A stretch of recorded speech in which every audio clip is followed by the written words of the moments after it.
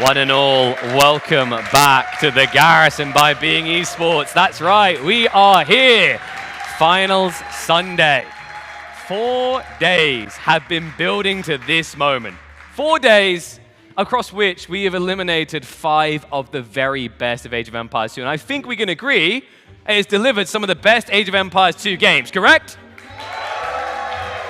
Let's talk about those boys remaining. First, we've got Mr. Yo, the beast from the east. Leary, always the bridesmaid, never the bride. Could this be his one? Or perhaps Hera will remain irrefutable and unstoppable. We are live here from the Experion Arena in Hamburg, and I think we can agree it has been a fantastic venue.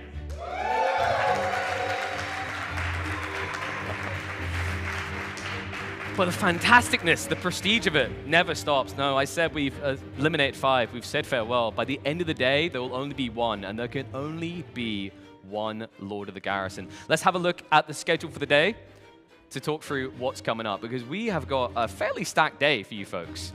I think we can agree that this set is going to be epic. Yo versus Leary. Leary usually looking like a comfortable pick for the Grand Final showdowns, but Yo has shown such formidability, such scarce rarity to peak the way he has. I think we can all agree that epic game between him and Hera yesterday with the King Snipe was mind-blowing, right? And then, of course, we are going to feature some people from the community. That's right, here live on the stage, we're going to have the 2v2 amateur event. Who likes 2v2s? I love that. We're usually so purist, we want our 1v1s, right? But 2v2s, always a nice mix up there. And of course, we have got the man weighing in the finals. Hera, who has looked unstoppable. But you guys heard him, right? He said, actually, like, some of these games were insanely close. Even when we've seen 3-0 sets, 3-1 sets, it feels like anyone could take it. Do you guys think Hera's going to take it today? Woo. All right, vibe check. Who thinks Yo's going to take it today? Oh, fantastic. Okay. What about Leary? Wow. Okay, you guys have been going crazy for Yo. Like, what is it about Yo that you guys love so much? Yell it. He's Q. He does have the most epic keyboard, right? You guys have seen his keyboard? That thing is astounding itself. By the way, don't worry, I'm going to be giving you guys some keyboards. We've got plenty of giveaways coming courtesy of SteelSeries, so we'll be lobbing them at your heads. Did you guys like the almost concussion experience yesterday? Mixed feelings there. I don't blame you. But, folks, I think we have just got to prep the players. So what we'll look to do is we're going to have to quickly go to a tech break for 1 minute because we just need to get the players ready to bring them on stage. So quickly hopping into a break for about a minute, and then we should be back to kick off the first series. Sorry about that, guys. The players weren't quite ready yet. We'll get them ready.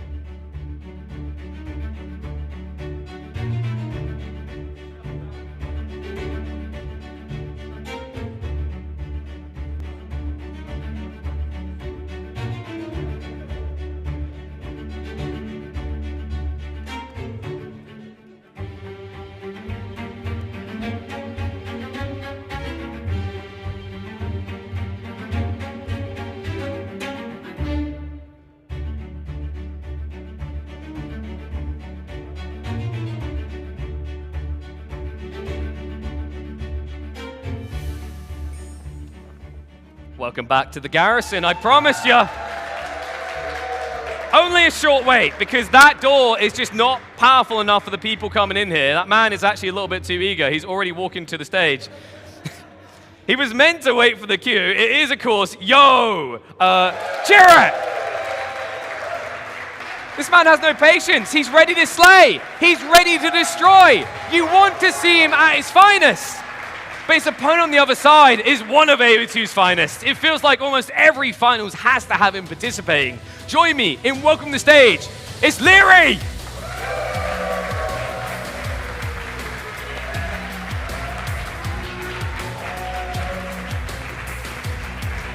Yes, it only seemed fair that we gave Leary the proper walk-in because you guys have been a little bit too excited about Yo. Phenomenal player so far through this tournament. These two, I think we're going to be seeing fireworks here. What do you think, guys? Are we getting the full length? Because, reminder, like, we're done with BO5s. This is BO7, right? How many games do you guys want? 7. There we go. Math check proves to be true. But vibe check one more time. If you think it's going to be Yo, on the count of 3. No, whoa. On the count of 3, make some noise for Yo. 1, 2, 3. Make some noise! All right. That's pretty good. All right, on the count of 3, if you're feeling what Leary is cooking with, get ready to get it hype. 1, 2, 3, make some noise!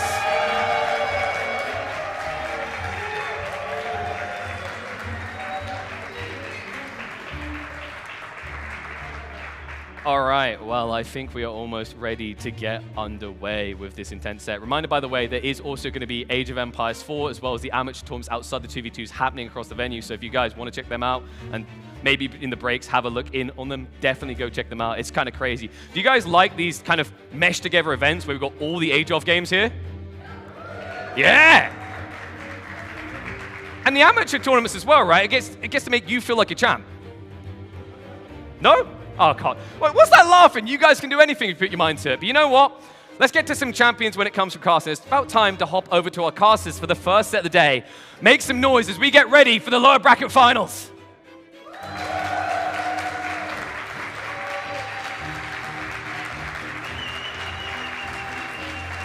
You're going to have to keep making some noise.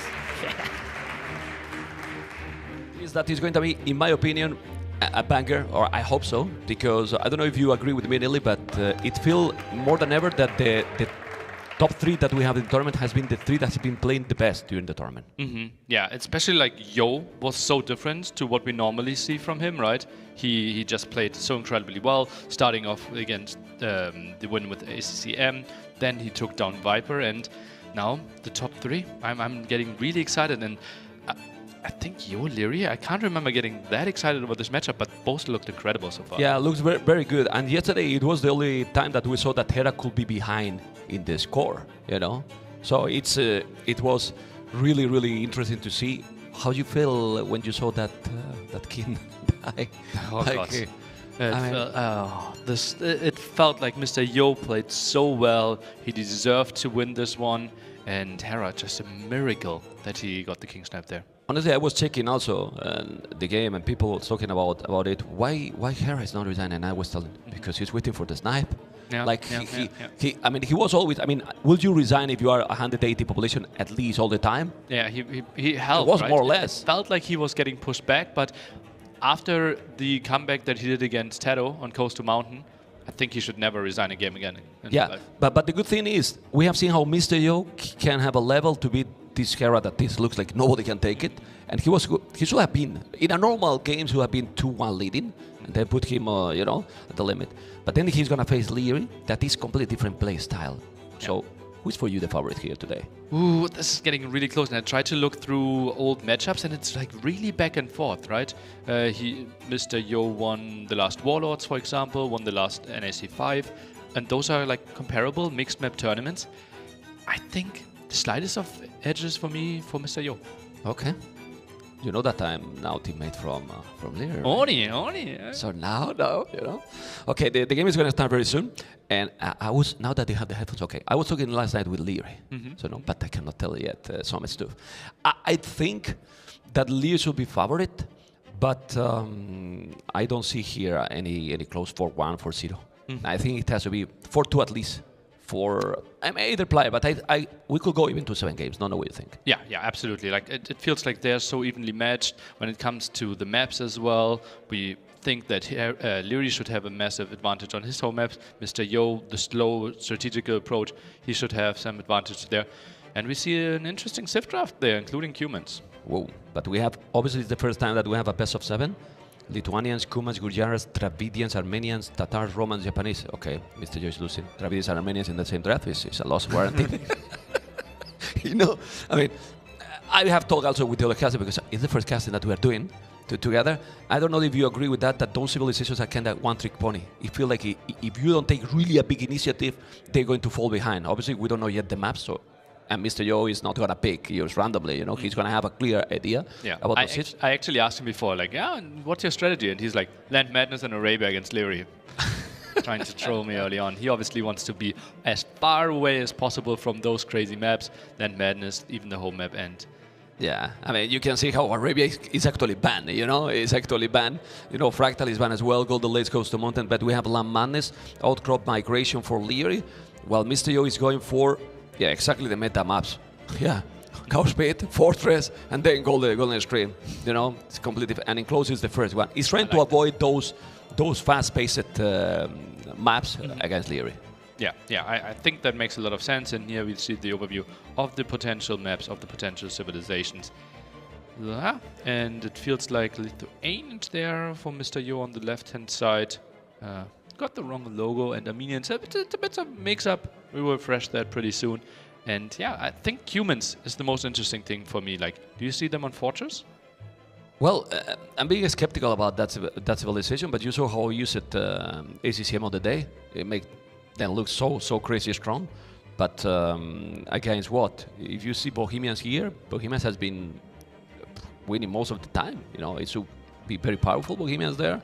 Portuguese can be on Enclose. I don't know what you think about that. What is Lee gonna pick on Enclose? Because it's the first map, so we need to focus already there. Portuguese feel very reasonable. Do we want to play it on something else? Not really. Don't think so. Not really. I feel that has to be more or less a guaranteed pick here. And for Mr. Yo in Enclose, I wouldn't mind maybe Romance? Or you see more in LAN Madness that they have great economy, but Gurjaras might be... Do you have enough mobility there? Let's think about it. Like, Lithuanians are likely going to be coastal. Gurjaras outcrop, because there is also a lot of herdables that you can take it. We are trying to see what options they can be. In Fortress, I mean, with all the ships they have, it has to be humans. For Fortress, feels like it, yeah. But you're likely running into Bohemians then, and late game is not going to be pretty for you. Yeah. Yeah, because on the day he won Kuman's ACCM against Lee, but Lee was Khmer, if I'm not mistaken. It's completely different. It's completely different. Yeah. Kuman's there can do definitely the job, but I don't know. I don't know what is going to be. Who has better civilization drop overall for you? Because it's so tough to say. I would think both are playing towards their strength, right? Mr. Yo, a bit of the wacky civilizations that he feels really comfortable, and Leary with what we always see from him, like fast civilizations, like lots of eco bonuses there, and puts out the pressure. I think both picked civilizations they will feel comfortable with. Okay. Do you think Leary should play his playstyle against Mr. Yo, should adapt, should just go his own arms? Because in my opinion, and I don't know if you agree, I think Lee has... He was in the interview yesterday telling he was to adapt. I don't think he has been adapting, especially against Hera.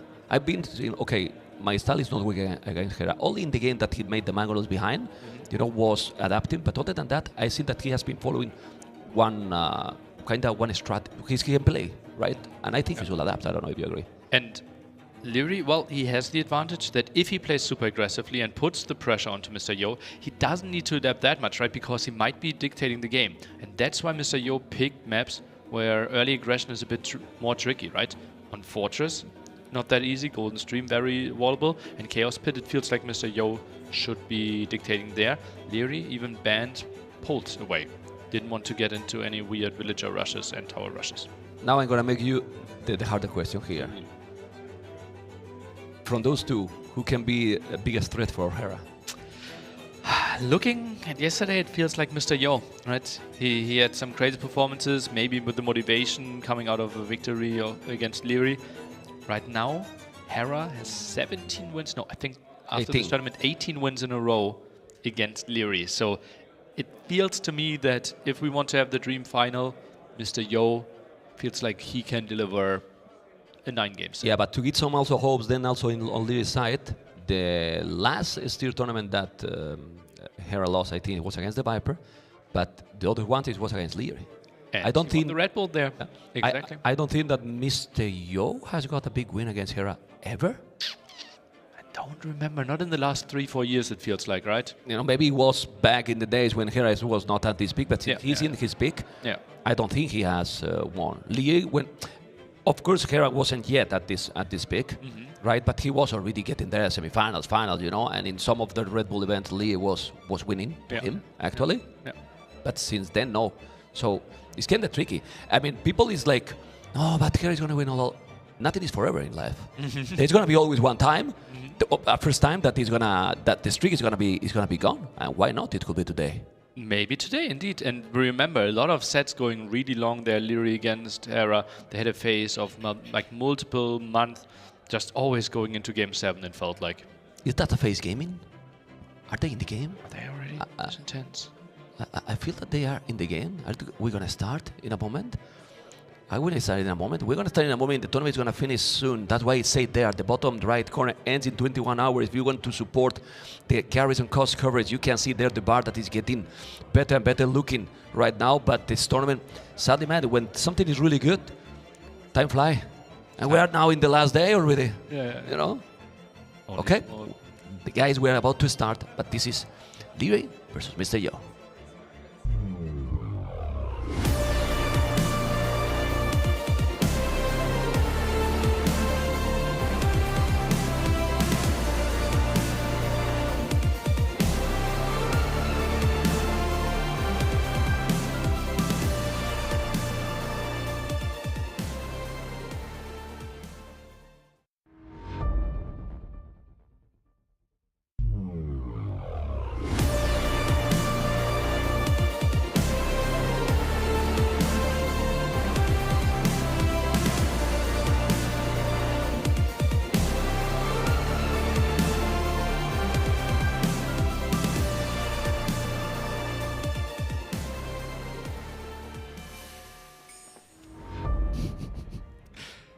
Okay, I know that you wanted to see the game, but now you're gonna see Nearly and me again. There was. Crowd is not happy.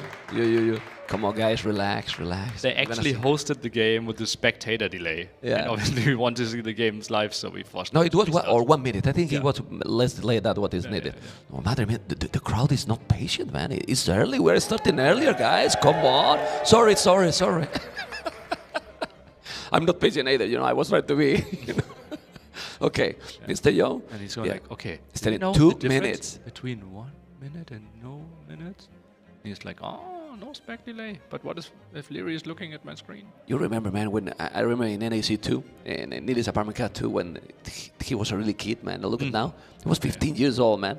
Yeah. And then you tell me, man, you're going to have you know, your roommate is going to be Leary. Yeah. You are the daddy here, you're going to be with the kid, okay? Yeah. Okay, you know, you have to understand the conversation we're having. And he was like, man, I have daddy at home and I have another daddy. And look at me here now. Now you speak with him, because last night when I was going home, I was walking, this is Lee. He was alone there. I was going home because I was really tired. If not today, I wouldn't be here. If I was with the party, I don't want to know what time you went to sleep. Don't tell me. You don't tell me.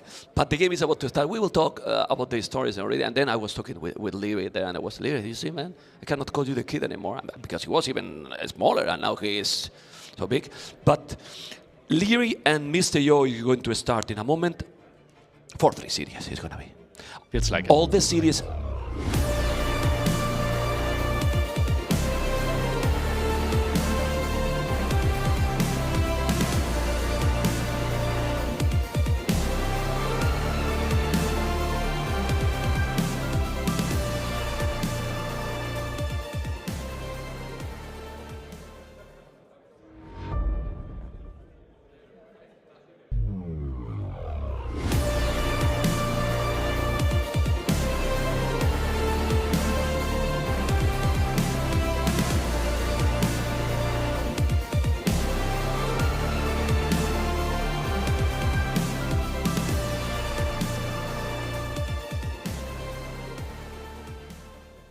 There you go, guys. Now you can go hype, guys. People in the stream, people in the crowd. Gurjaras versus Hindustanis. Gurjaras is not going to happen then in Old Crop. It's going to be here.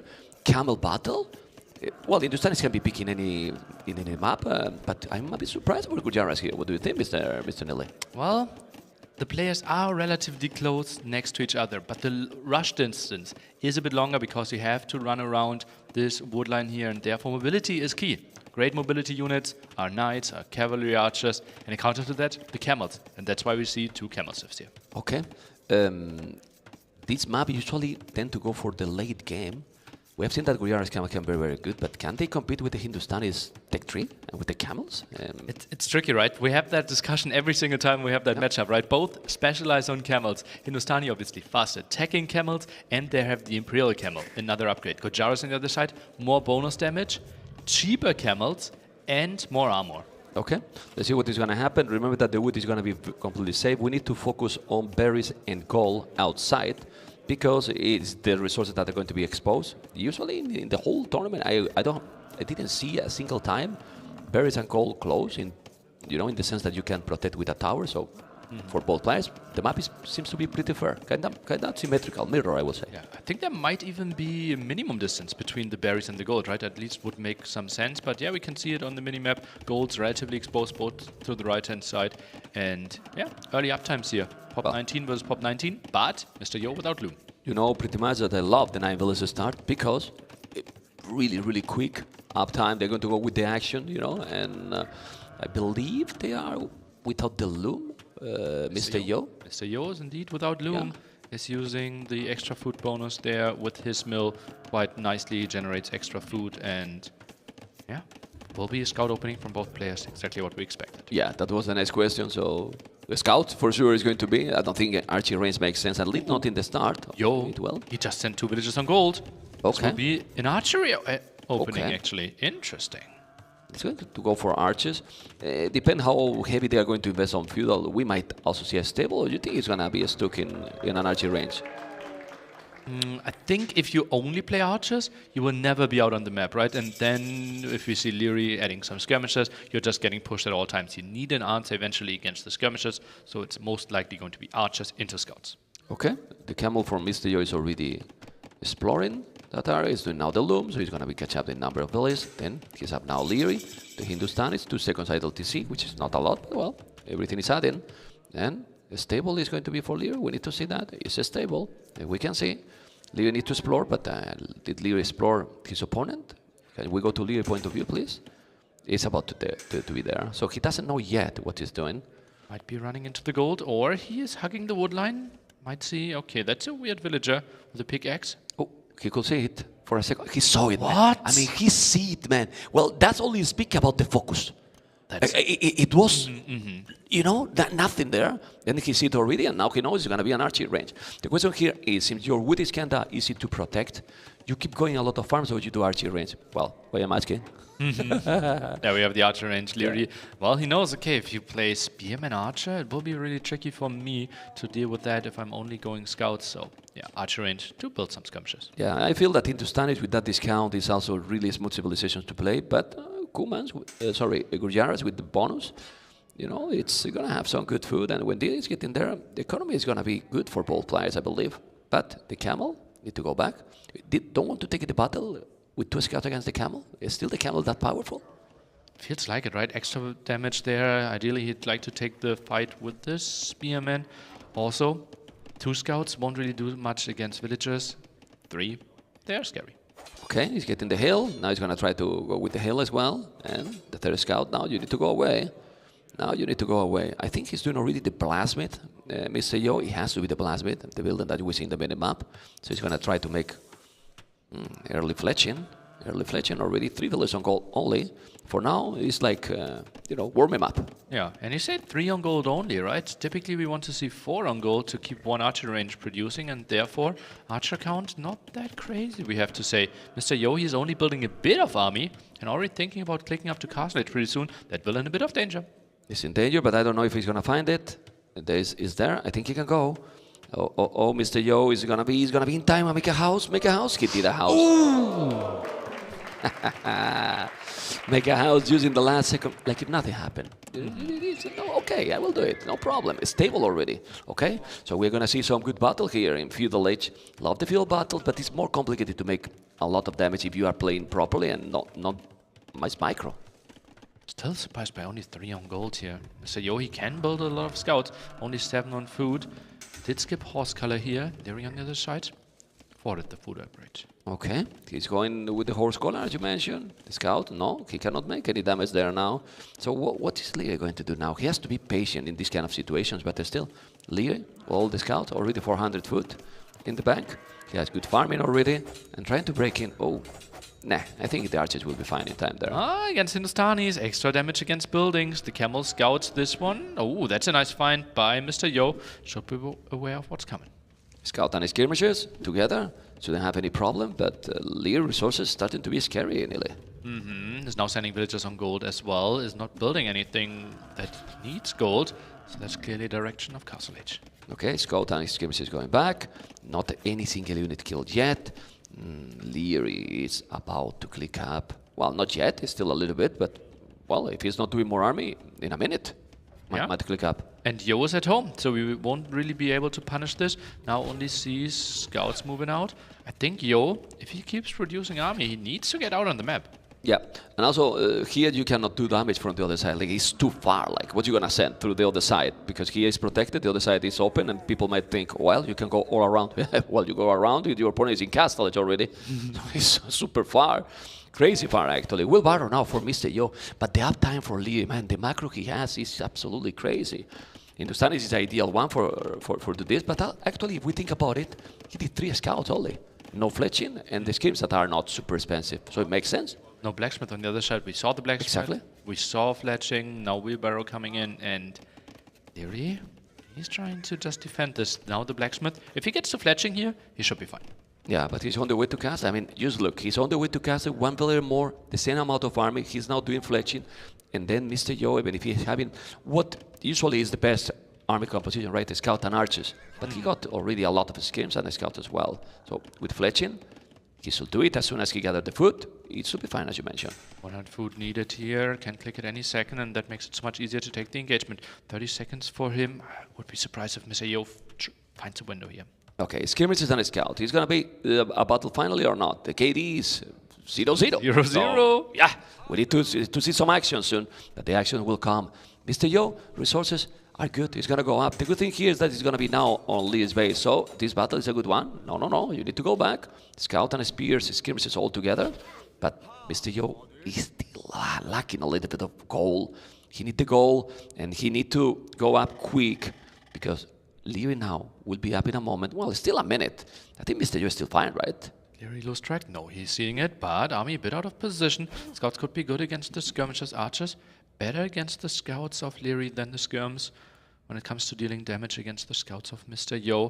But this looks scary for Yo. Will be tricky to save all his army. Yeah, it's going to be a problem. I think it has been a bit off with the macro because when you see that you have over 1,000 food like he had and he still is trying to get gold, it means that he should have put gold miners earlier, which he didn't. Now he's doing horse collar. He's going to chase those. What you do now? You chase this army all the time, or you send something else also to Mr. Yo base? Well, your gold is too exposed, right? You have to give this at least some deserved respect. And he needs to clear this up. Yeah, let's see what upgrade he's going to do, because right now he's doing the economy upgrades, not doing yet any elite skirmishes, no botkin armor because he has no gold, no food, sorry. He has no food and no to make botkin, so it's still feudal army versus feudal army, nearly. Yeah. Yeah, well, camel coming, but that's it. Trade-off against the scouts here is what it feels like. Wow, what a clean man. Nice play, Valery. Look at the army numbers, he's doing a TC, and all this nearly without spending a lot. He's doing the eco upgrade, but also he's doing the TC, and he's just doing a couple of camels. No botkin, no elite skirmishes, and he cleaned everything. And he adds town centers now, still very defensive play. He's playing this one 3 TCs, protecting 2 gold spots. That's really nice for him. Mr. Yo, he's just praying that Leary will take his sweet time, trying to attack. 1 camel goes to the other side. Feels like Leary should be far ahead in economy, and Mr. Yo feels like he's forced into a defensive tower. Well, but that's really bad then, because right now he's doing double stable. But what you do here, camels? You're gonna go camels? Well, Leary can go camels, and their camels are better. So can't good Jara build camels in feudal age, man? Yeah. Did you forget? Yeah. He should be sitting at like 5 camels here. Then he's gonna go Sivanza Riders. Or what is he doing? used camels. I think he just forgot. He's forgot completely. He could have the numbers already. He will have the numbers, but now he's not going to have the numbers, and the problem is that it's going to be 3 TCs versus 1. If this was a closer map, I would say, okay, Mr. Yo can do some crazy strategy, but what crazy strategy you can do when you are that far away? Yeah, will be really tricky to do the damage in return. And Leary, yeah, I wouldn't be surprised with soon 15 villager lead, like something like 65 against 50. Yeah, it's going to be like this for sure. There's one problem for Leary is that Mr. Yo has bloodlines, +1/+1, and now he's doing husbandry. But if Mr. Yo is going to be reading the game properly, he should go forward, see your shop. If he's trying to catch up now with the boom, it's not going to happen. Yeah, but he sees the amount of Look at the camels, army, man. He Wow. can't really get any real foothold on the map.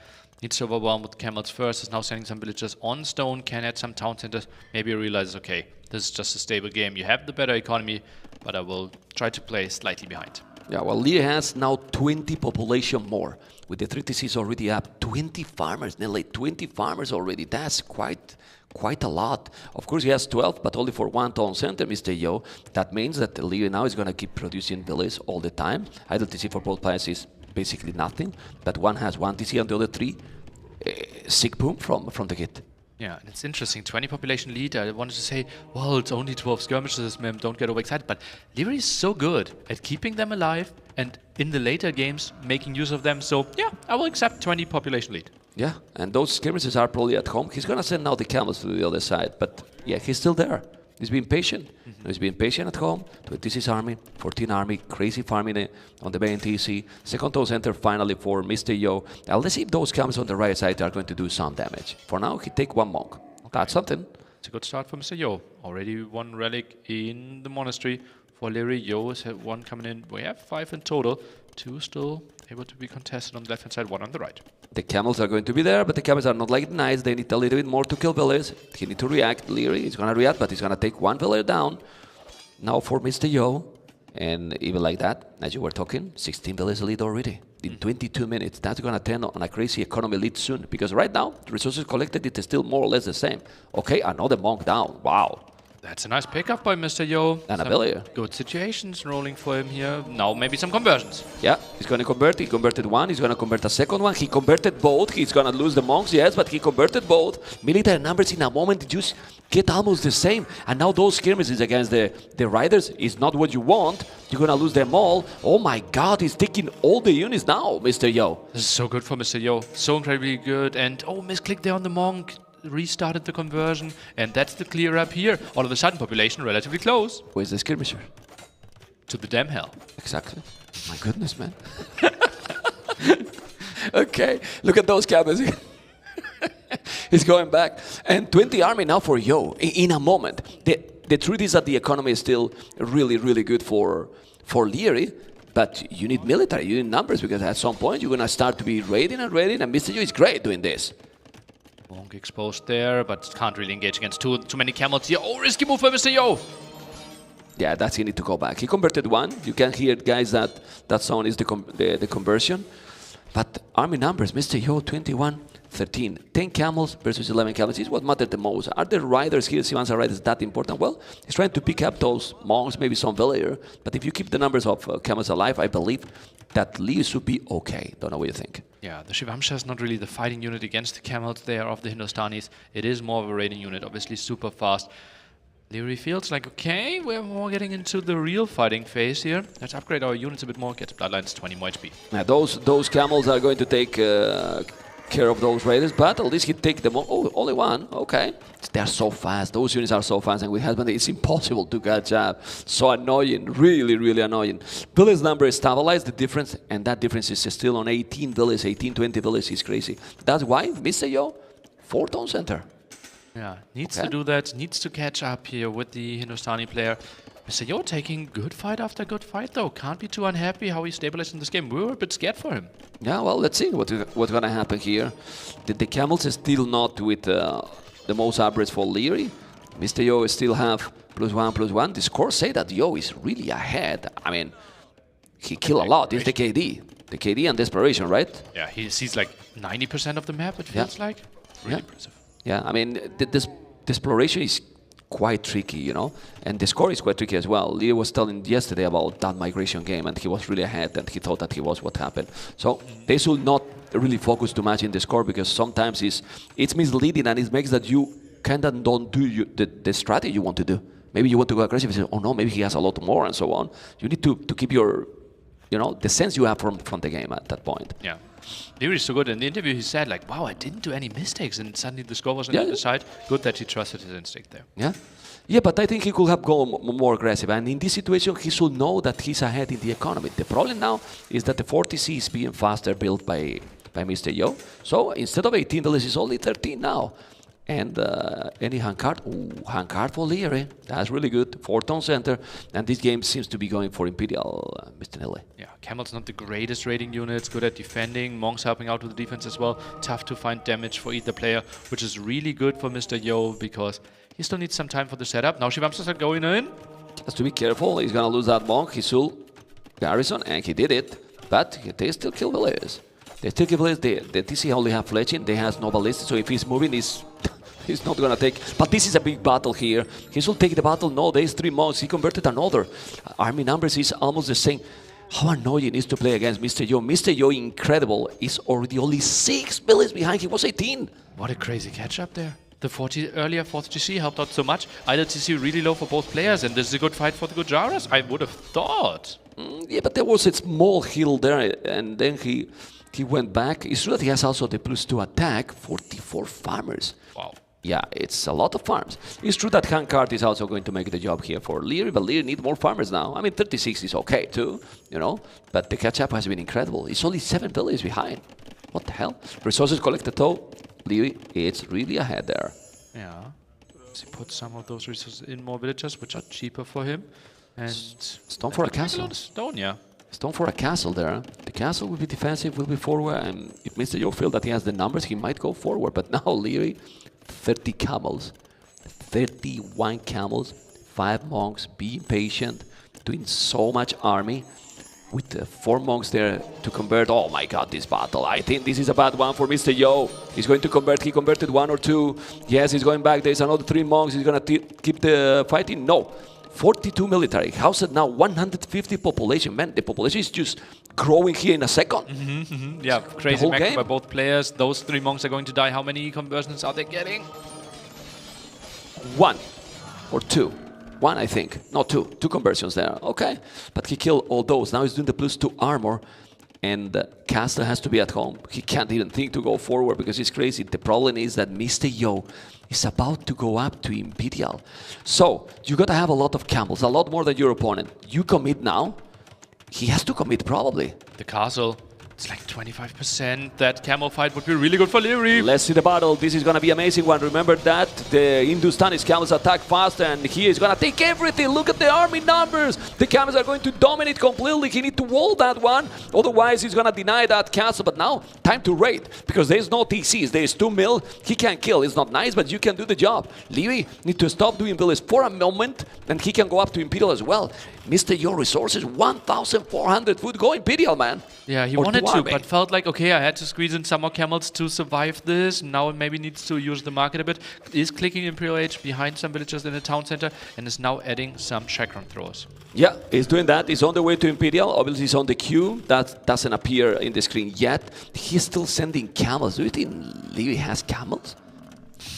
What do you want on the field? 41 camels. The tower is going to go down almost immediately. Remember, they have bonus against buildings. He's going to go up to build whenever he wants. 1,300 food. Relics, 3 relics for Yo, 2 for Leary. This is what you want. Close game in that regard. But the population for Leary, if he's doing houses, is 200 basically. Okay, Chakram's now here, but that's a unit that really needs big numbers. You never want to fight with like 4. Gets way prettier if you get to like 10, 20 or even more. He's spamming.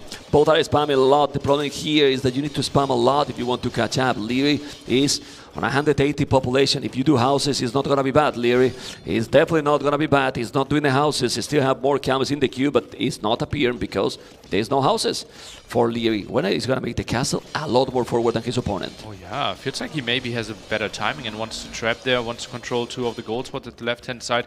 Right-hand side will be interesting as well, who is expanding, but most aggression here will be through the left. Is this minute advantage enough for Mr. Yo to to make some big difference for that minute. I mean, if we had the same numbers of military, okay, but 50 camels, man. Yeah, I don't really see it. He needs to get to the numbers. Leary would even win the fight with castle tunes against imps because his numbers are just so superior. Yeah, he's ready now. He's 200 population. Mr. Yo has a good population as well, 161. He's going to go back. He's going now around to get more. Yeah, he's trying to expand. Just at the same time, look at the mini-map. This is spamming the red color to the left, the right, going all over. He's doing now finally the average 3 just to make 25% cheaper. The Gujarat's camel, well, all the units from Gujarat in terms of food. Now it's going to make a stable there. It's really nice, right? Because we are both massing a lot of food units and could be nice for Mr. Yo in the long run. Oh, save some villagers here. Yeah, he saved it, but the camels are there. He's still 40 seconds away. Now he's doing +4 and heavy camel, but the numbers is just not even normal. I mean, it's triple, basically, almost. 24, 63, how he has so many camels. I'm not sure if Leary can force the issue, though. And heavy camel is a long upgrade, Imperial camel is a long upgrade as well, so he won't really have a timing with that either. Okay, let's see what's going to happen. He's fully walled there, almost fully walled. That's not usually what Leary does. There's a lot of autobus. Man, he has seen all the map. Ha! That's good. They can see all the map. That's brutal. The camels at home. We need to see what Mr. Yo can do, but as you mentioned, he is still in Imperial, yeah, some time ago, and it's still not heavy camel. It's so slow, that upgrade. +4 is going to be there. That's going to be good. Oh no, oh no.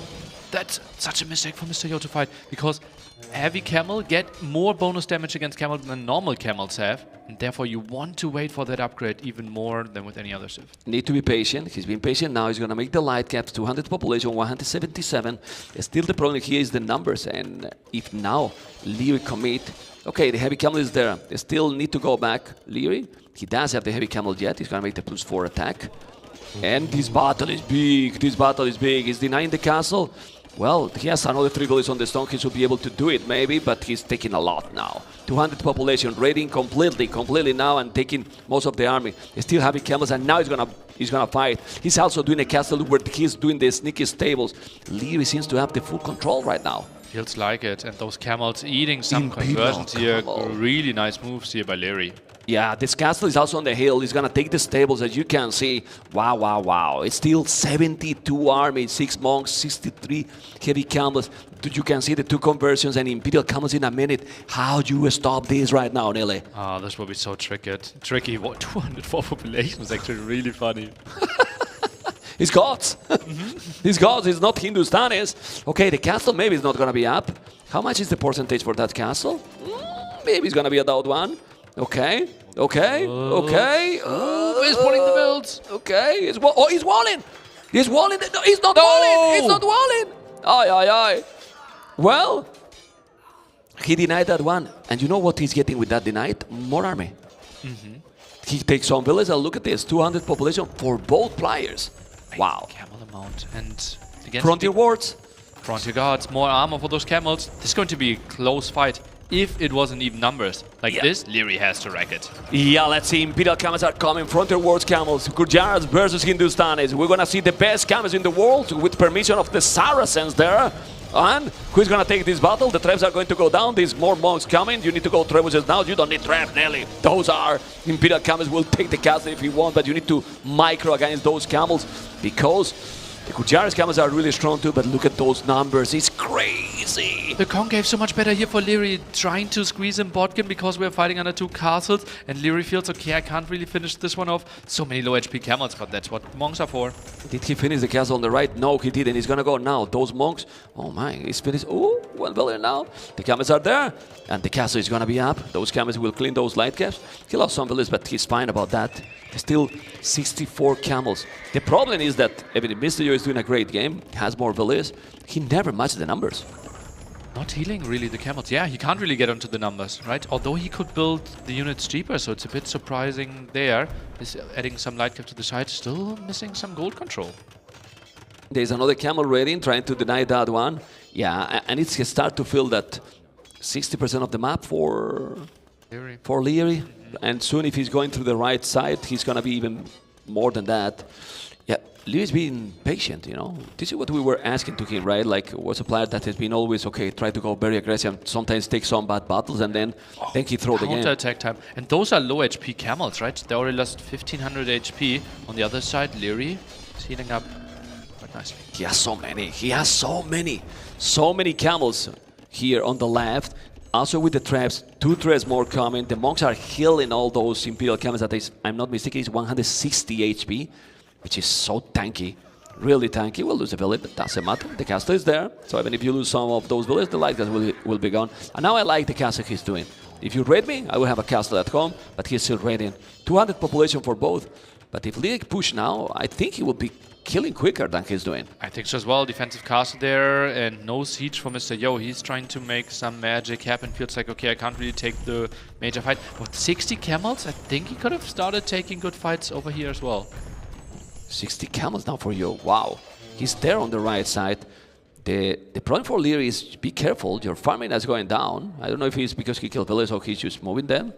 I don't know, 53 farmers, but he's coming again. He's going to take the mill with the herdables. Look at this, man. It's, I mean, so many, man. It's crazy. And now he has to split the camels. It's a good idea. And well, if you kill, yes. But now, look at the army numbers. He's going to kill more and more and more. Go with the traps. The monks are coming. He's going to take so many villages. And as you can see, he's taking nearly absolutely everything. Look at the mini-map. It's blinking everywhere. Leary is splitting all his army so beautifully. And the camels, they take so long. And the other camels wearing a holidays on the right side. They are joining now the party to say, hey, wait to me, wait to me. But no, they don't wait to you. Now is so many camels that were from Mr. Yo. 64, 65, 72. Not that many more. Let's see the battle here, because those don't have also a lot of HP.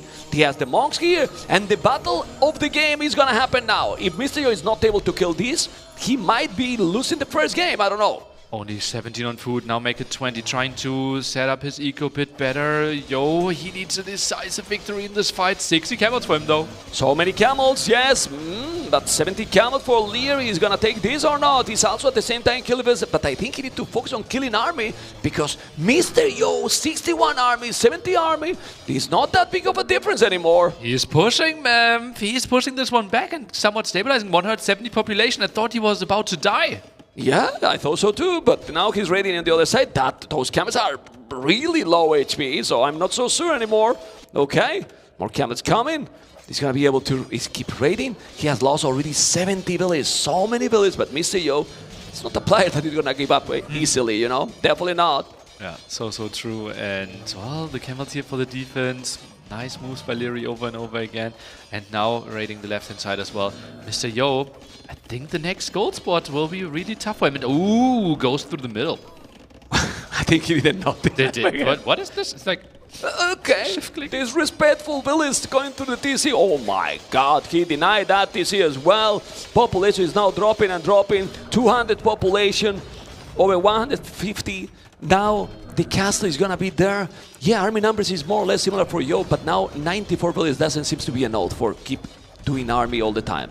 Yeah, that's just tricky. He has some more camels in the queue. Just so many losses there from the raid earlier when the camels were out of position, and he's still suffering from that.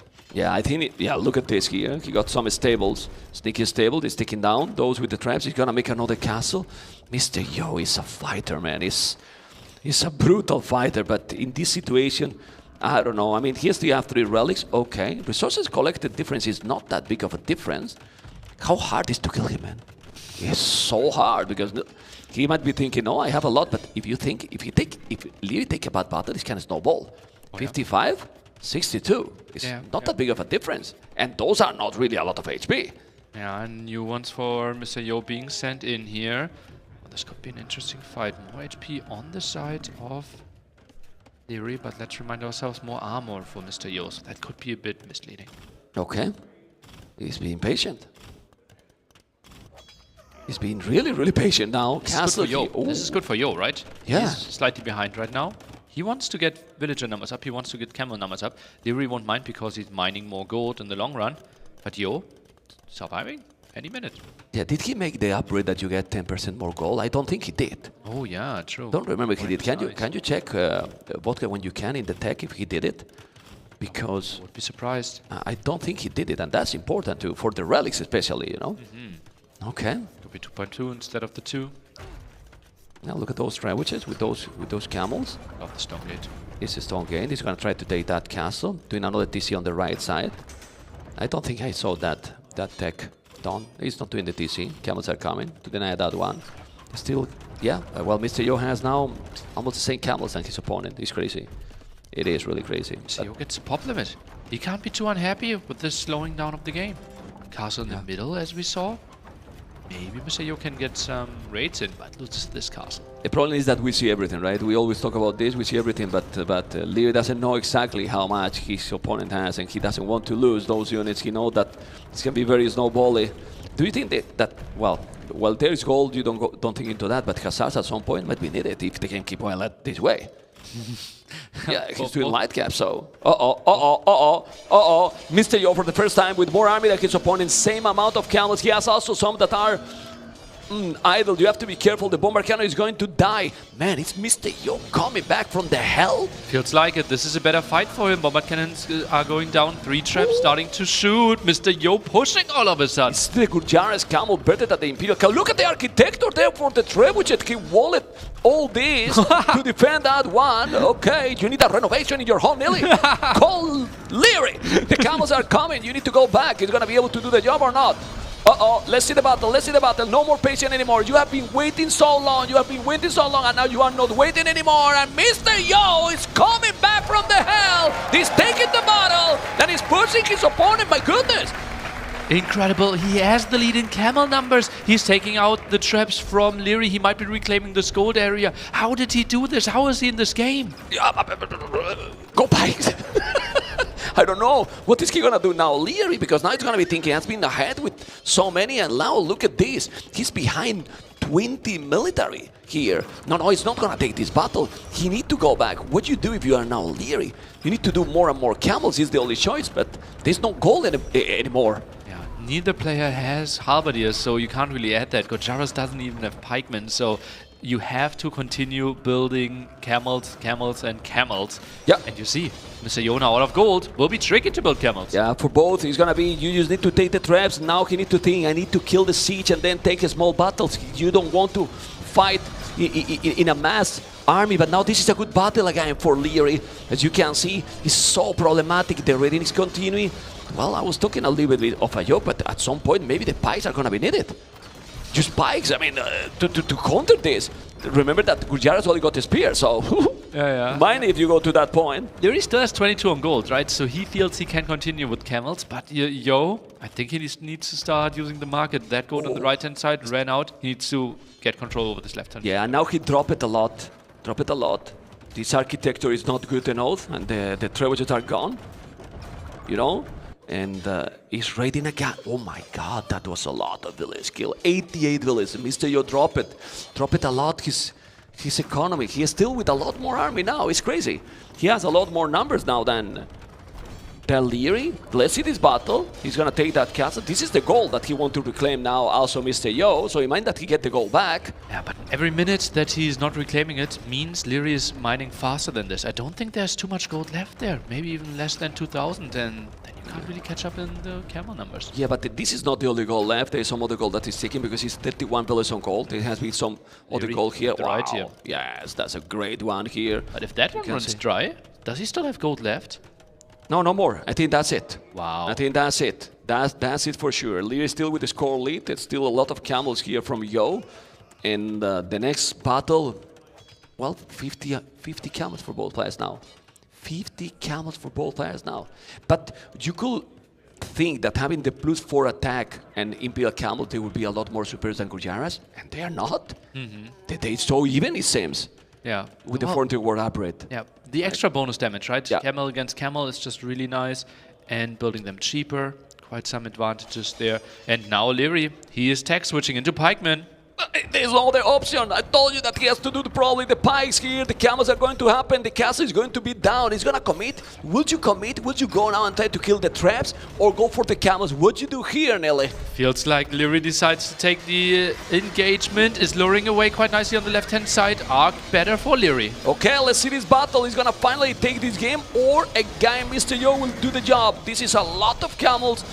fight, and the numbers is seen that is kinda equal. No, now Leary is taking a big battle, killing so many, gonna take the trap, and even if the castle is down, Mr. Yo dropped completely his army, and I really believe that Leary is finally taking the first game.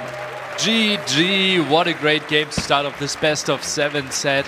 Mr. Yo, he can't be too unhappy with what he did here at the opening. It felt like Leary had a small advantage at the 12-minute mark there, defended the fuel age pressure really nicely, and from there on just so much more map control and had the gold control to the end of the game. For the first game, not too unhappy. Not too unhappy. It's a good start of the day, and hopefully this is going to be only, well, a small preview of what we're going to have today in Age of Empires. First game, amazing battle, guys, with these Gurjaras and Hindustanis. But how hard it is to finish those games, man? How hard it is to finish those games?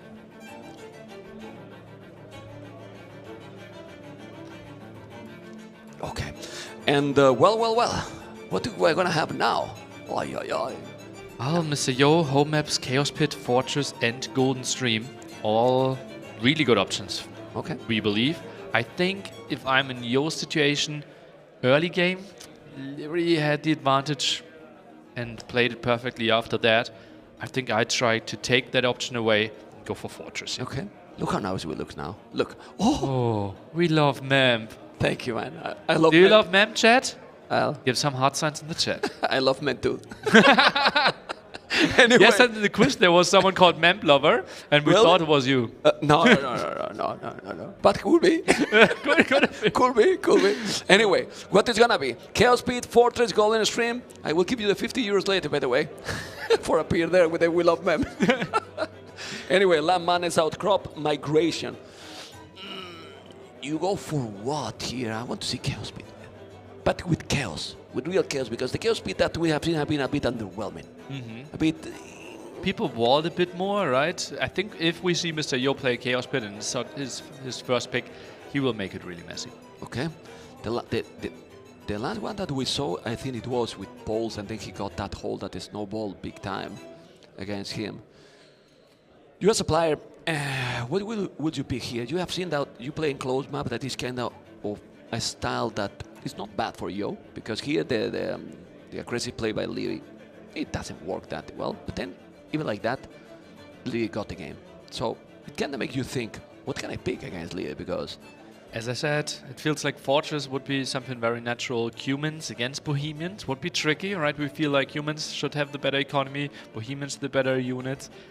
And Yo would need to find a timing there because the super late game will be really tricky for him. But Leary didn't keep his word. He was telling he was going to pick Fortress against Mr. Yo yesterday in the interview. Was joking, obviously, you know. So Mr. Yo took it, and he doesn't feel too good with those maps because he's not patient, man. He's not patient enough. But I think we are in game number 2 already, and it's Fortress, Kumans versus Bohemian, a matchup that we have seen. That What's that, girl? what was that? That was the matchup that we have seen some time. Okay. What was that? Kumans versus Bohemians. I really prefer Bohemians, you know, but you have to secure that the Kumans is not going to make the game messy, or because I believe that the pass into TC shouldn't work. Well, or can work. It can work a bit here because on this Fortress generation, the castle always spawns to the front. So now this is the moment where we have to take a look at Leary, probably not losing his map. It's just he's really going. Fog of War, please. Fog of War. There's the castle. Okay, he moves around. Yes. Yeah. If he goes on top of this, it's been tricky. But okay. But yesterday, Hera almost lose the king in the start. Then he killed it at the end. Yeah. I mean, what is this? That's the beauty of Regicide. Lose the king, lose the game. Yeah. Mr. Yo is getting the second boar in here already, and obviously the Cuban play will be to add the second town center in feudal age very early on. It's not the first time that Mr. Yo lose a king in a big tournament, in a LAN event. Yeah. You know, so in EDC5 was against Jordan. Yeah, in the and Jordan was. Should I take the win? Should I take the win? Yeah. Of course. Yeah, he should. And it feels like PTSD a bit from Mr. Yo, right? Because yesterday, after we had the king situation early game, he stopped scouting. He didn't see the relics, he didn't see the extra golds. And I think it's still a unit that you can use. You just have to make sure to not lose it. Well, when you get that scared, you know, you stop to doing, right? And let's see, it's up super quick. 14 villages, you know, and he's going to make the TC. Let's see where he's going to make the TC. On the outside, I think. No, he's going to make it there, right? Next to the golden wood there? There's Nah, a it will gold, be yeah. inside. Yeah, Exactly. it has to be inside. At the start, you just mainly want to have some farm space, get a bit more wood efficiency, gets both eco upgrades, charge it to the tower with the king. Yeah, I mean, if you could have a civilization that you can wall them, maybe, but not with this one. The second TC is going to be really I think quick. it could have been an option for Mr. Yo to be out on the map with his scout, right? Because you're faster than the king, I believe? No, you're not. Oh, you are faster than the king. Oh, yeah, it is. It is. Especially with humans. And it de-aggroes. but I would he's- have liked to see that. That was actually NSC 3 final approach, right? Yeah, but he's recovering the HP because he was luring with the boar. Yep, but the king can't fight back. Yeah, that's true. Yeah, but he's afraid that the other scout might be around and maybe But you are take it. feudal age and humans, right? So That's you always okay, run that's faster. true, So that's true. like could have been a nice option here. You're not thinking about that one. He's It going just now. feels like okay. It's most likely scenario that your king is safe anyways. Okay, he's going around now, and let's see if Mr. Yu is going to be able to explore all the relics. How is exploration now? He's not going to find that one. And I always say that Bohemians is a very underrated civilization in terms of economy, I believe. When you do also fervor, then you have the gold and the stone up, mining upgrades, you know, so it's a great one. I mean, and it's a civilization that you know more or less what units your opponent is going to do, right? But you still cannot stop those Hufniche, the halves. It's so hard. Yeah, they're so good. And you see the approach from Leary. Most civilizations just trying to collect some gold and then go up to Castle Age. Here we clearly see he wants to use that gold bonus and is going to buy some food. Okay, let's see. For now, obviously no idle TC, even less with this. 9 villages start is really, really fast. I know that people don't like to see that, but I want to see Rams, man. Rams? Rams From at humans? night. Yes, In come Castle on, Age man. push? Castle Age push. Get inside, make some damage. even more, I don't know. Since people doesn't expect and the castle is forward, you don't even need to explore. Oh, Why yeah. don't you take the castle? Okay, With the yeah, cap could be an Rams. option. Yeah, and it's unlikely that Leary will have too much scouting there.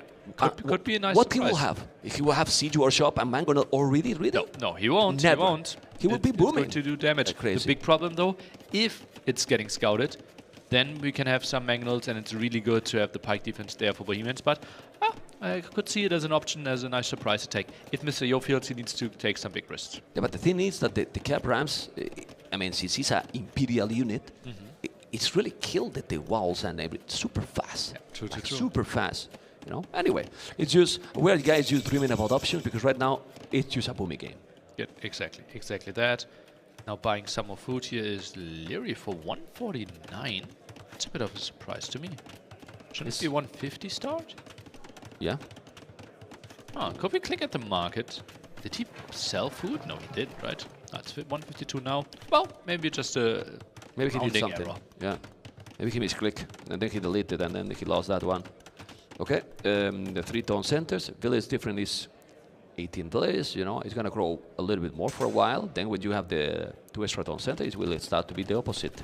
Then it will get closer for the Austrian player that he's gonna try to be in another grand final in an S tier tournament. And You 2 know? TC all in.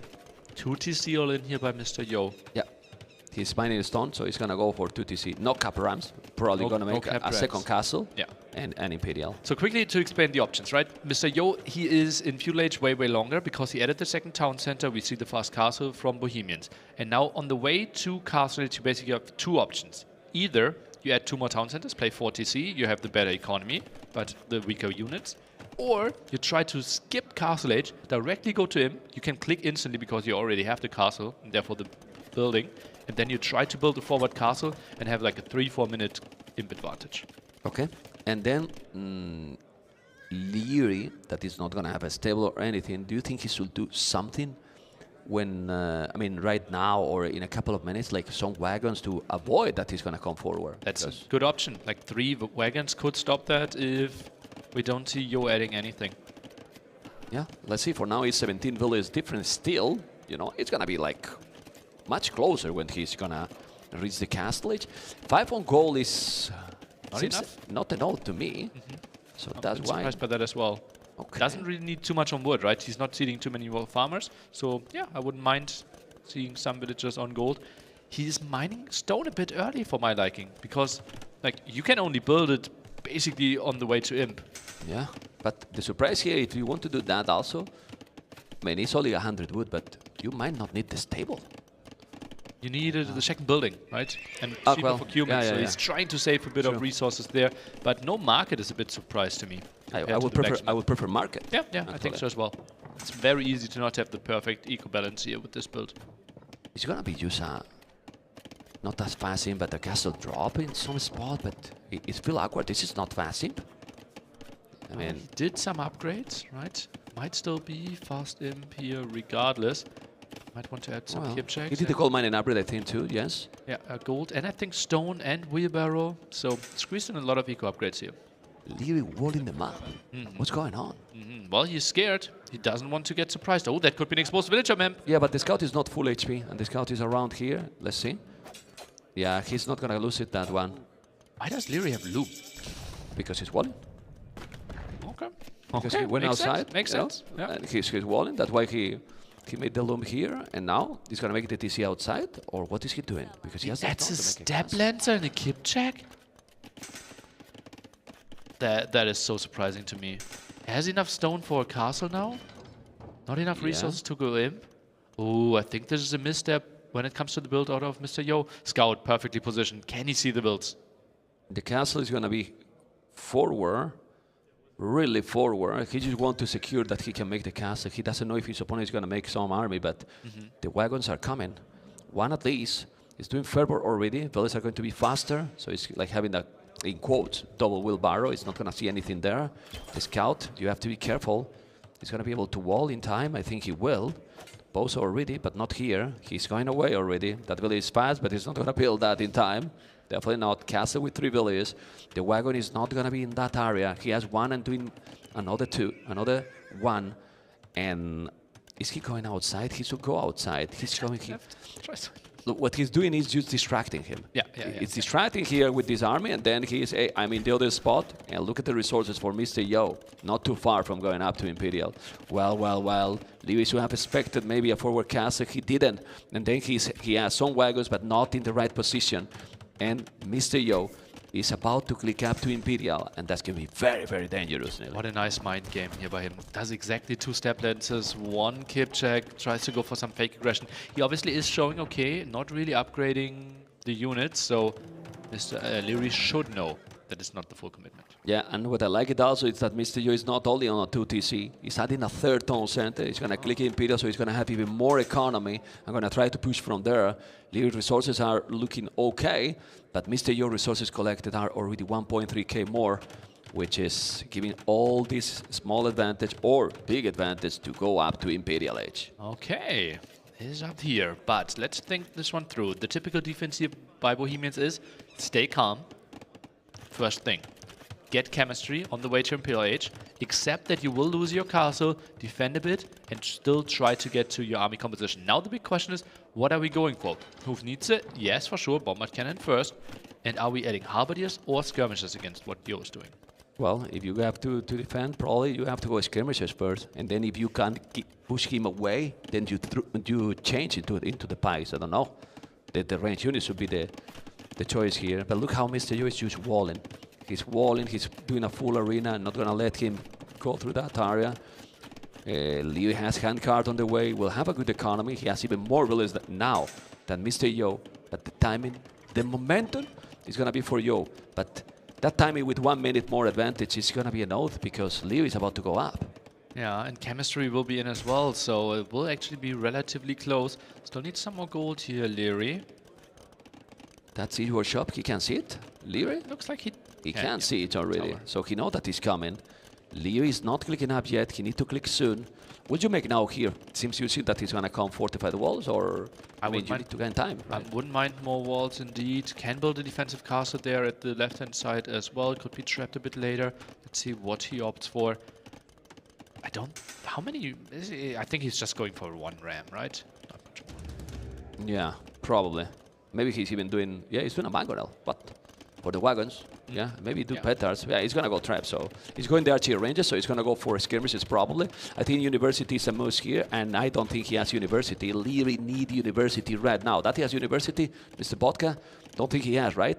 I'm really, really surprised. Yeah, university for Mr. Yo He's doing now now. by Leary, but Oh, well, this is time, chemistry probably. Slow upgrade. Yeah. Should still be fine. And now trap production is the most important thing for Mr. Yo here. Yeah, let's see what is going to happen. We have seen these kind of situations before. The Monk is down. One rally for Leary. He's not going to take another. He's not walling on the right, but Lee is doing all he needs to do. Avoid that to get raided. And if he wall here now, and he's going to wall, but oh my God, maybe no, he's not walling. Okay, he's not walling. He's inside now with the keep check. Just in time, man. He's incredible, man. And he gets Botkin, right? That could be quite an ugly raid. Something that we're missing. Oh, walls behind. He closes the door. This is amazing. Now he trapped those keep check. Now he trapped those keep check there. He did on purpose. Oh, that's so clever. That's so smart by Leary. We'll lose another villager, but that's still absolutely fine for him. Yeah, I like that because those keeps are now what? Well, they need to kill that, but he's going to have the skirmishes there coming and might be able to kill those. He's going to repair that castle. He needs to make another castle at the back, completely at the back, and chemistry is going to be just in time when he reaches Imperial. Yeah, really, really nice timing there for Leary. And Yo, well, he's collecting more and more resources still. 3 TCs is adding the 4th one, so economy will be fine. And Mr. Yo, I think he's actually not playing that all in compared to what we expected. No. This is, I mean, he's a quick imp more than a fast imp, right? So now he's with chemistry. He's going to make bomber cannons, and with the bomber cannons, he maybe is even going to save the castle. He can probably take those trebuchets down. Yeah, not impossible there. The castle only with 10 range there. Bomber cannon with 12 might be a good angle for him. And repair with more villas maybe? Or give out that castle and make another at the back? I think in the back makes a lot of sense. He's building it now. Yeah. So, yeah. Still without bloodlines. Such an important upgrade for Kipchaks. He only have 40 HP. You're adding 50% more HP for the cost of 250 resources. Castle goes down. Yeah, the castle is down, but he's doing another. He's going to have the pikes. He has already skirmishes with the +3, so he needs to make a stables. This is going to go for hussars into pikes, but you need the houses. He's not having yet the castle there. The bomber cannon, the Mog is inside, the scout is inside, but he didn't take it. Okay, and now look at those wagons. Now he's splitting those. He's migrating against the mangonel. Now you need to be careful with the bomber cannon. You need to focus. This is the most important unit that now Leary need to focus, right? Yeah. The bomber cannon is the key here. You need to stop that one, and then you're gonna be able to push him back. You have halves, you have skirmishes, you have all the units you need. Down to 0. Bombard Cannons now is trying to reball halves, and Bombard Cannon obviously really nice against what Mr. Yo can build when it comes to pound for pound fighting. But Mr. Yo should get both extra gold spots, should have the relic advantage, should have the map advantage. Yeah, well, he has 2 relics, so it's gonna be like 3-2. Like it's not gonna be that huge, you know. Anyway, bomber cannon, halberdiers, and now so wall here. I think it's a wall. You don't want to have hussars inside, but they are not hussars yet. He's light caps. He has 46 farmers. Yes, Leary need to do a lot more farms, and soon, because with 19 farmers, you are not going to be able to keep the production. Don't know what you think.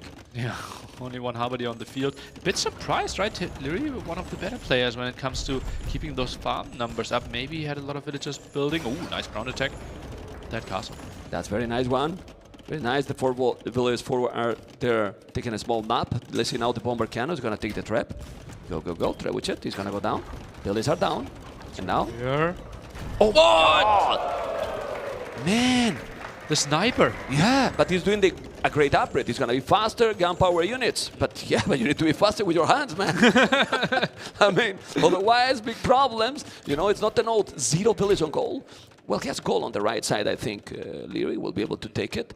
I will have that one. There you go. That's the goal I was mentioning. They still have another. Can we see Fog of War? Because there's a goal and a stone on the right side. Yeah, he has explored everything, Leary. But still, these units, if he's able to stabilize and kill those, he needs definitely more halves. Bohemians is still favorite. The problem is, check the economy right now for both. So much better. Look at that, 3,000 extra collected resources here for Mr. Yo. He's building up his dream army, but full Hussar won't be cutting it. He needs to add Kipchaks with that, and is now queuing some of them. The lights are coming. He's now doing some walls. The halves are there. He might take the bomber cannons. Oh no. Nah. Those. Look how he's blocking it. He's blocking it so good here. He need to make a gate there. The bomber cannon is going to be there. Still, remember, guys, he doesn't have yet siege engineer. No Hufniche Ada. Imagine when he's doing those upgrades.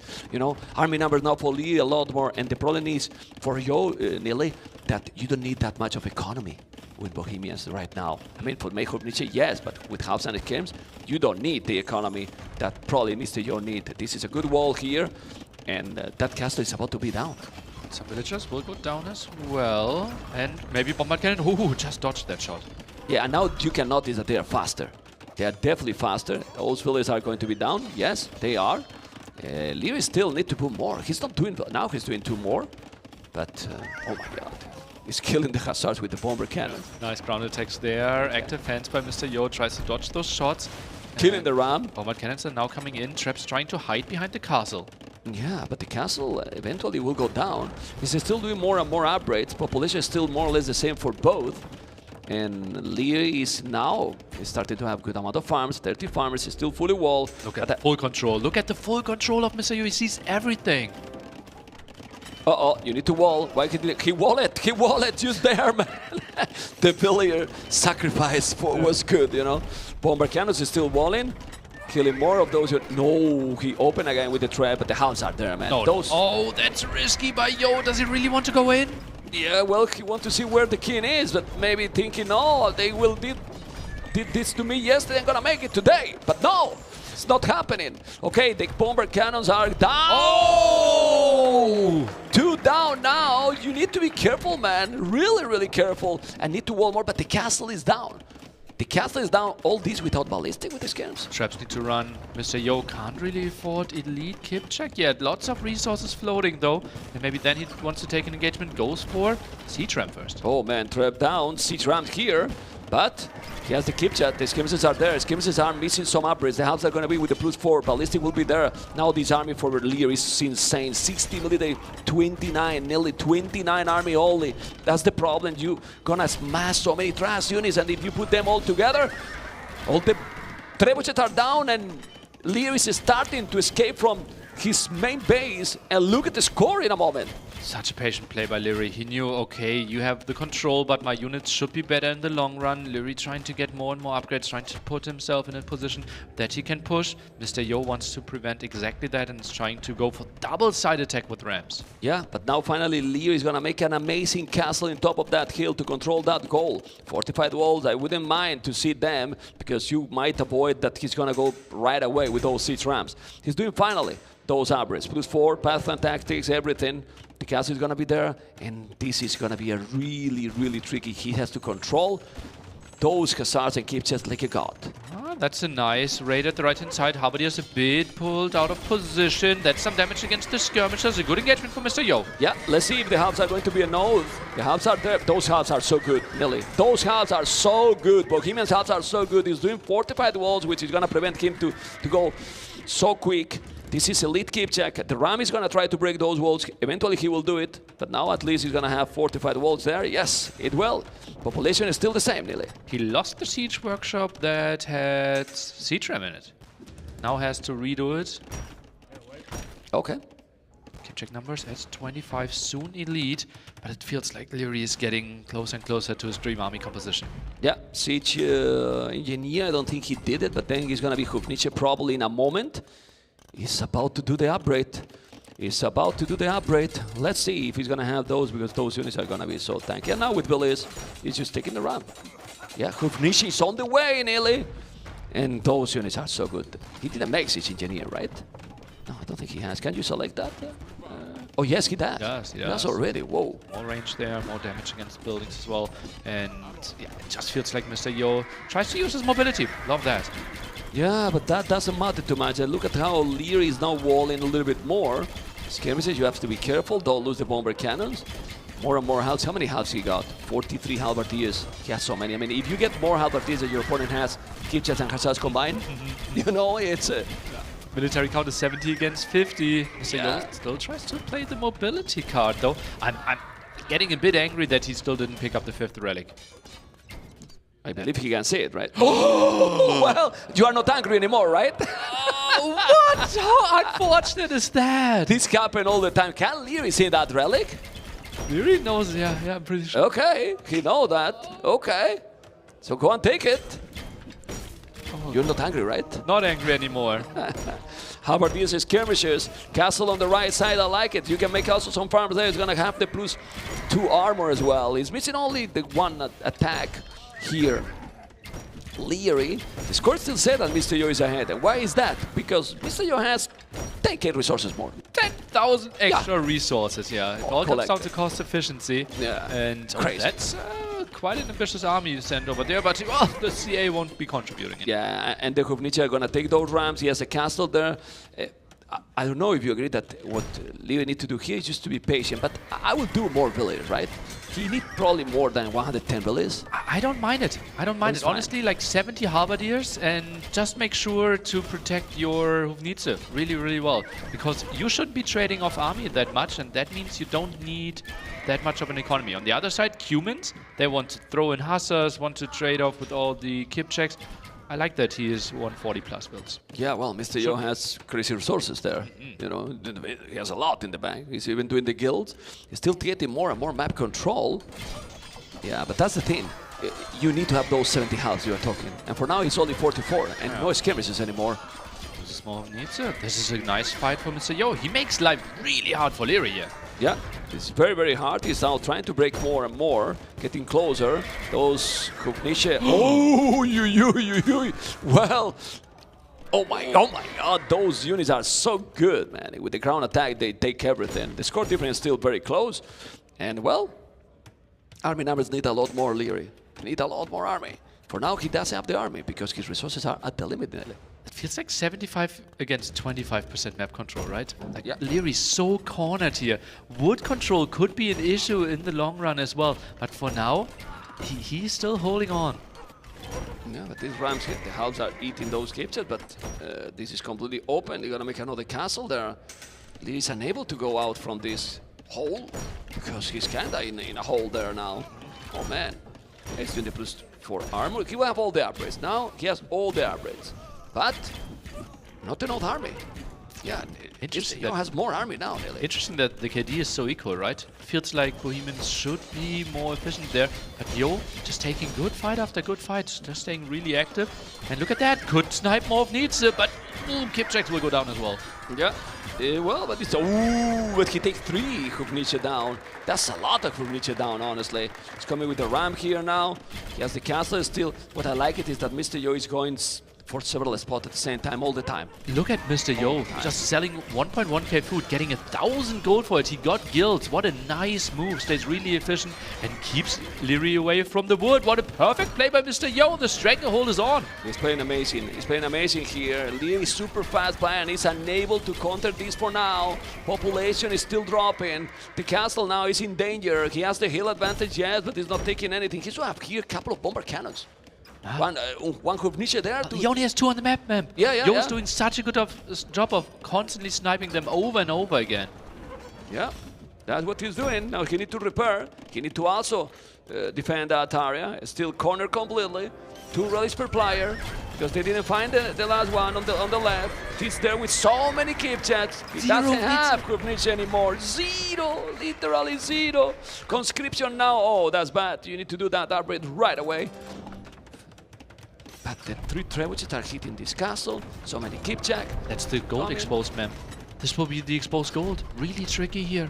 It's the only goal now left for Mr. Yo. For Leary, sorry, if I'm not mistaken. Hussars being produced. Skirmish is a bit too far to the front. Only some halberdiers are protecting them. I think that's a good fight for Mr. Yo. Really good fight. I think this is the fight of the game. I think this is the fight of the game, and I believe Leary, when he loses this castle, is gonna give up this game. I'm not sure, but I have the feeling. I have such a feeling. Look at the army numbers going down, and now the castle is going to be down. The goal is exposed. He has nothing, and here, Mr. Yo is probably taking this game nearly. I don't know how Lear now can counter this. Amazing play by Yo. Took the initiative from the start and never throw that one. And threw his Kipchaks into it again. 2 more Hufnitze down, 2 more on the field here, but there's no more protection. There's no protection at all. The traps are coming. Hussars, Kipchaks non-stop. So many units. Whoa. Traps are pushing in. There's no way that Mr. Yo can lose his king here. Not a single unit on the other side. Some raids at the left-hand side. The best that Leary can offer right now. Yeah, it's just so much danger in his face. Yeah. Yeah, it's impossible. It's 200 population, 170. Okay, it's still decent population, but it's 80 army. He deleted villas, for sure. He lost some on the wood on the left, but he deleted because he only lost 10. And now those halves and schemes is a no. The castle is about to be down. He doesn't have good finish. He has only one. Only one. So underwhelming. Well, he doesn't have any gold income, right? Only the 2 relics. The only thing that's really working for him right now. Mr. Yo plays a beautiful game. Yeah.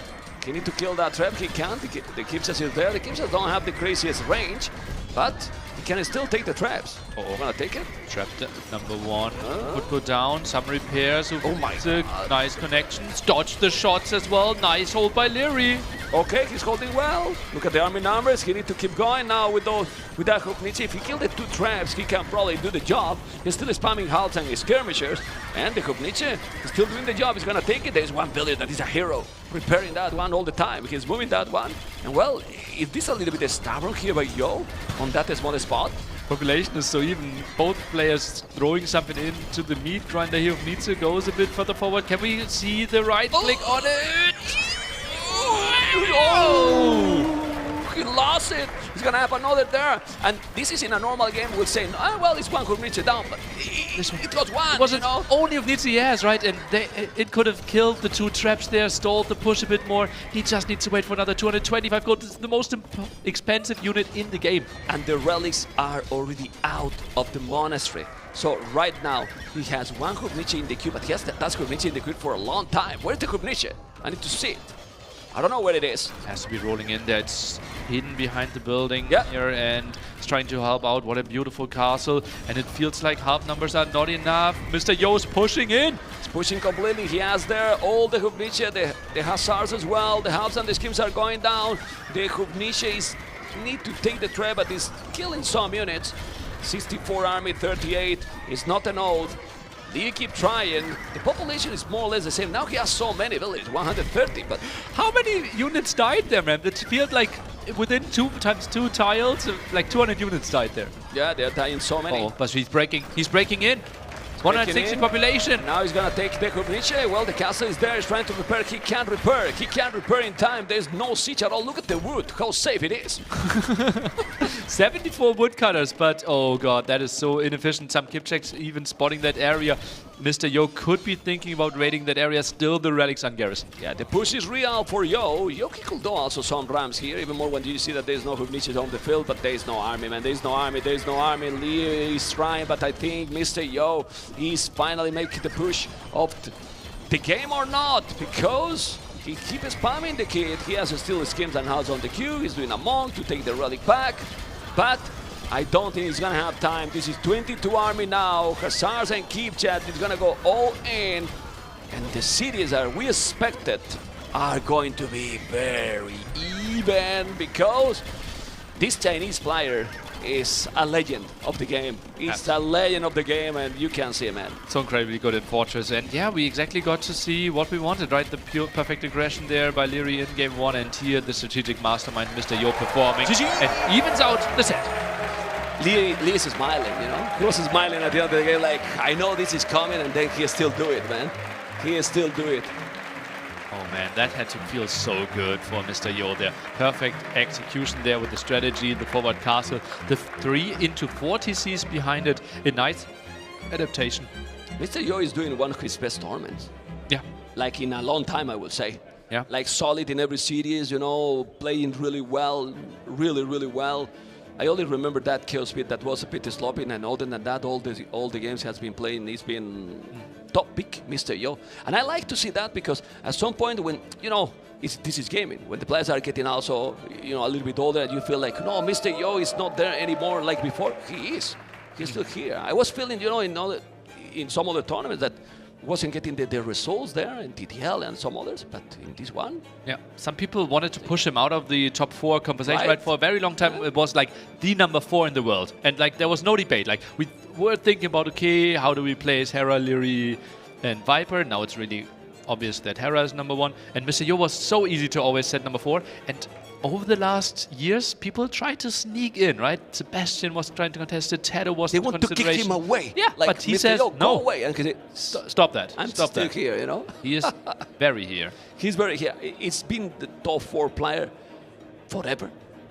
Like since I remember those public times, like more he than was 10 there, years. like Yeah. has been always there. We could say obviously the same for the Viper because well, Pat Viper was, let's say, number 1 before, but he has been there, Mr. Yo, always forever.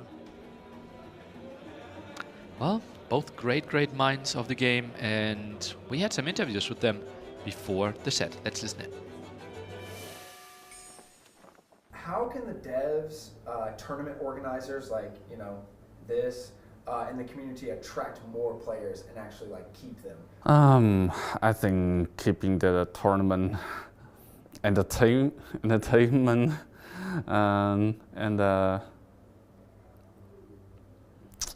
I'm not sure if I know the answer to it, to be honest. How many civs can you play on your highest level, do you think? I would say most. Basically, every one of them, because I'm playing a lot. I'm a professional gamer. It is kind of part of the job that you have to get familiar with every civ. But I would say there are 1 or 2, 3 maximum civs that I don't get. I'm not a fan of them, let's say. If we flip that question, what is your favorite civs? I think Mongo and Cout. I like these 2. Why? Because they are fast-paced civ, and you always get some early advantage with these civs. So I like it. Does that fit your playstyle? Not really, but I like it. Yeah, I'm a defensive player, but I like the aggressive civs. Do you have like a favorite unit, like unique or otherwise? Yeah, Mangudai from Mongo. And why is that? They move fast, they shoot fast, they are aggressive, like I said. I like aggressive unit and civs. Who is your ultimate 2v2 partner? I would say Lex, because we have been working together for a long time and we know each other really well. Our style is fit and our communication is fast and efficient. And yeah, he's just an old partner. But what do you think about this place? He's amazing. I wouldn't say it's better than the rest, but sure it is the most professional one of the most professional one, I would say. Let's talk a little bit more about this tournament in terms of the differences it has of like a LAN tournament versus an online tournament. Well, the good part is the lag is low, like you don't feel the. And the bad part, I think, I have to fly here like for 18 hours, so the jet lag, and I have to get used to the device, the hardware, the monitor,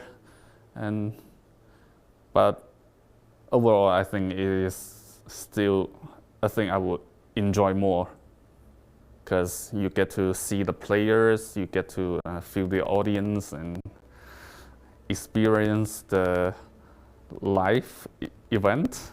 So yeah. You arrived on Monday. Does this give you an advantage over the other players? Yeah, maybe, but I wouldn't say that big. No. So what is your placement goal for the Garrison? Top 4. That's my minimum goal. And if I get top 4, I will be more greedy, as always. What do you think about the seeding? And then how do you prepare for double elimination? Well, let's say I'm fine with the seedings. For the double elimination, the sad part is I have to play ACCM round 1, right? He's always my best practice partner. So, well, it's a good thing it's a double elimination. I mean, after round 1, I can dive into practice more. So, well, compared to single elimination, I think you have less pressure while playing, because you always know you have second chance. Like, what is the difference for a player for LAN tournaments versus online? Walk us through that. You know, online it's very comfortable. You sit at home, you have your chair, you have your routine, you have your food maybe, you have your setup. It's everything chill, you know what to expect, you know what you're getting into. You're not that nervous, you're not that shaking, you know. Here we have different setup, different settings, different environment. The temperature is, even the temperature, you know, some people say it's cold, you have to put a jacket on. Everything is different, so it's a new challenge. Then you have the people, the crowd. That's a different factor as well, and obviously ping issue as well. Here you're playing with no ping, so you can actually play the game perfectly. So all those things play a role, and you know, every single one of those details play into the game, and it affects each one of us differently. For this tournament, there was a little bit difference of seeding. What are your thoughts on that? I think it was, well, let me remember the seeding. I think 1 to 4 were the invited players who got through by qualifying or winning through tournaments. And I think those players got seeded by the order of how they won their events. So first who got qualified, or first seed is Hera, because he won the first tournament, which you could qualify. Second one was ACCM, I believe? I think at least. I think it was ACCM, then third Viper and fourth me. I mean, it doesn't really matter that much, but I don't necessarily agree with the order. I think it should more be like, okay, those 4 players have to be seed 1 to 4 because they performed the best the last couple of months. And then you have to seed those players accordingly to their performances in the last 4 months as well, rather than just the order of the tournaments they qualified through. How do you prepare for double elimination versus single elimination? I think the same way as for single. I think this is the first time we have double elimination. I love it, honestly. Because, you know, for all that you know, you could have 1 day off or something is off, a small detail, you're out.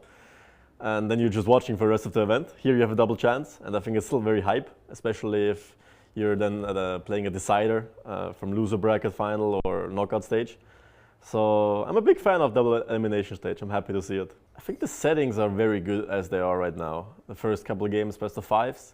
Then I think once we have knockout games, and I think winner bracket final and semi-final, if I'm not mistaken. We have best of 7s and final best of 9. I always think final should be something special. Should always be set apart from the other games. So it should always be higher from the best offs.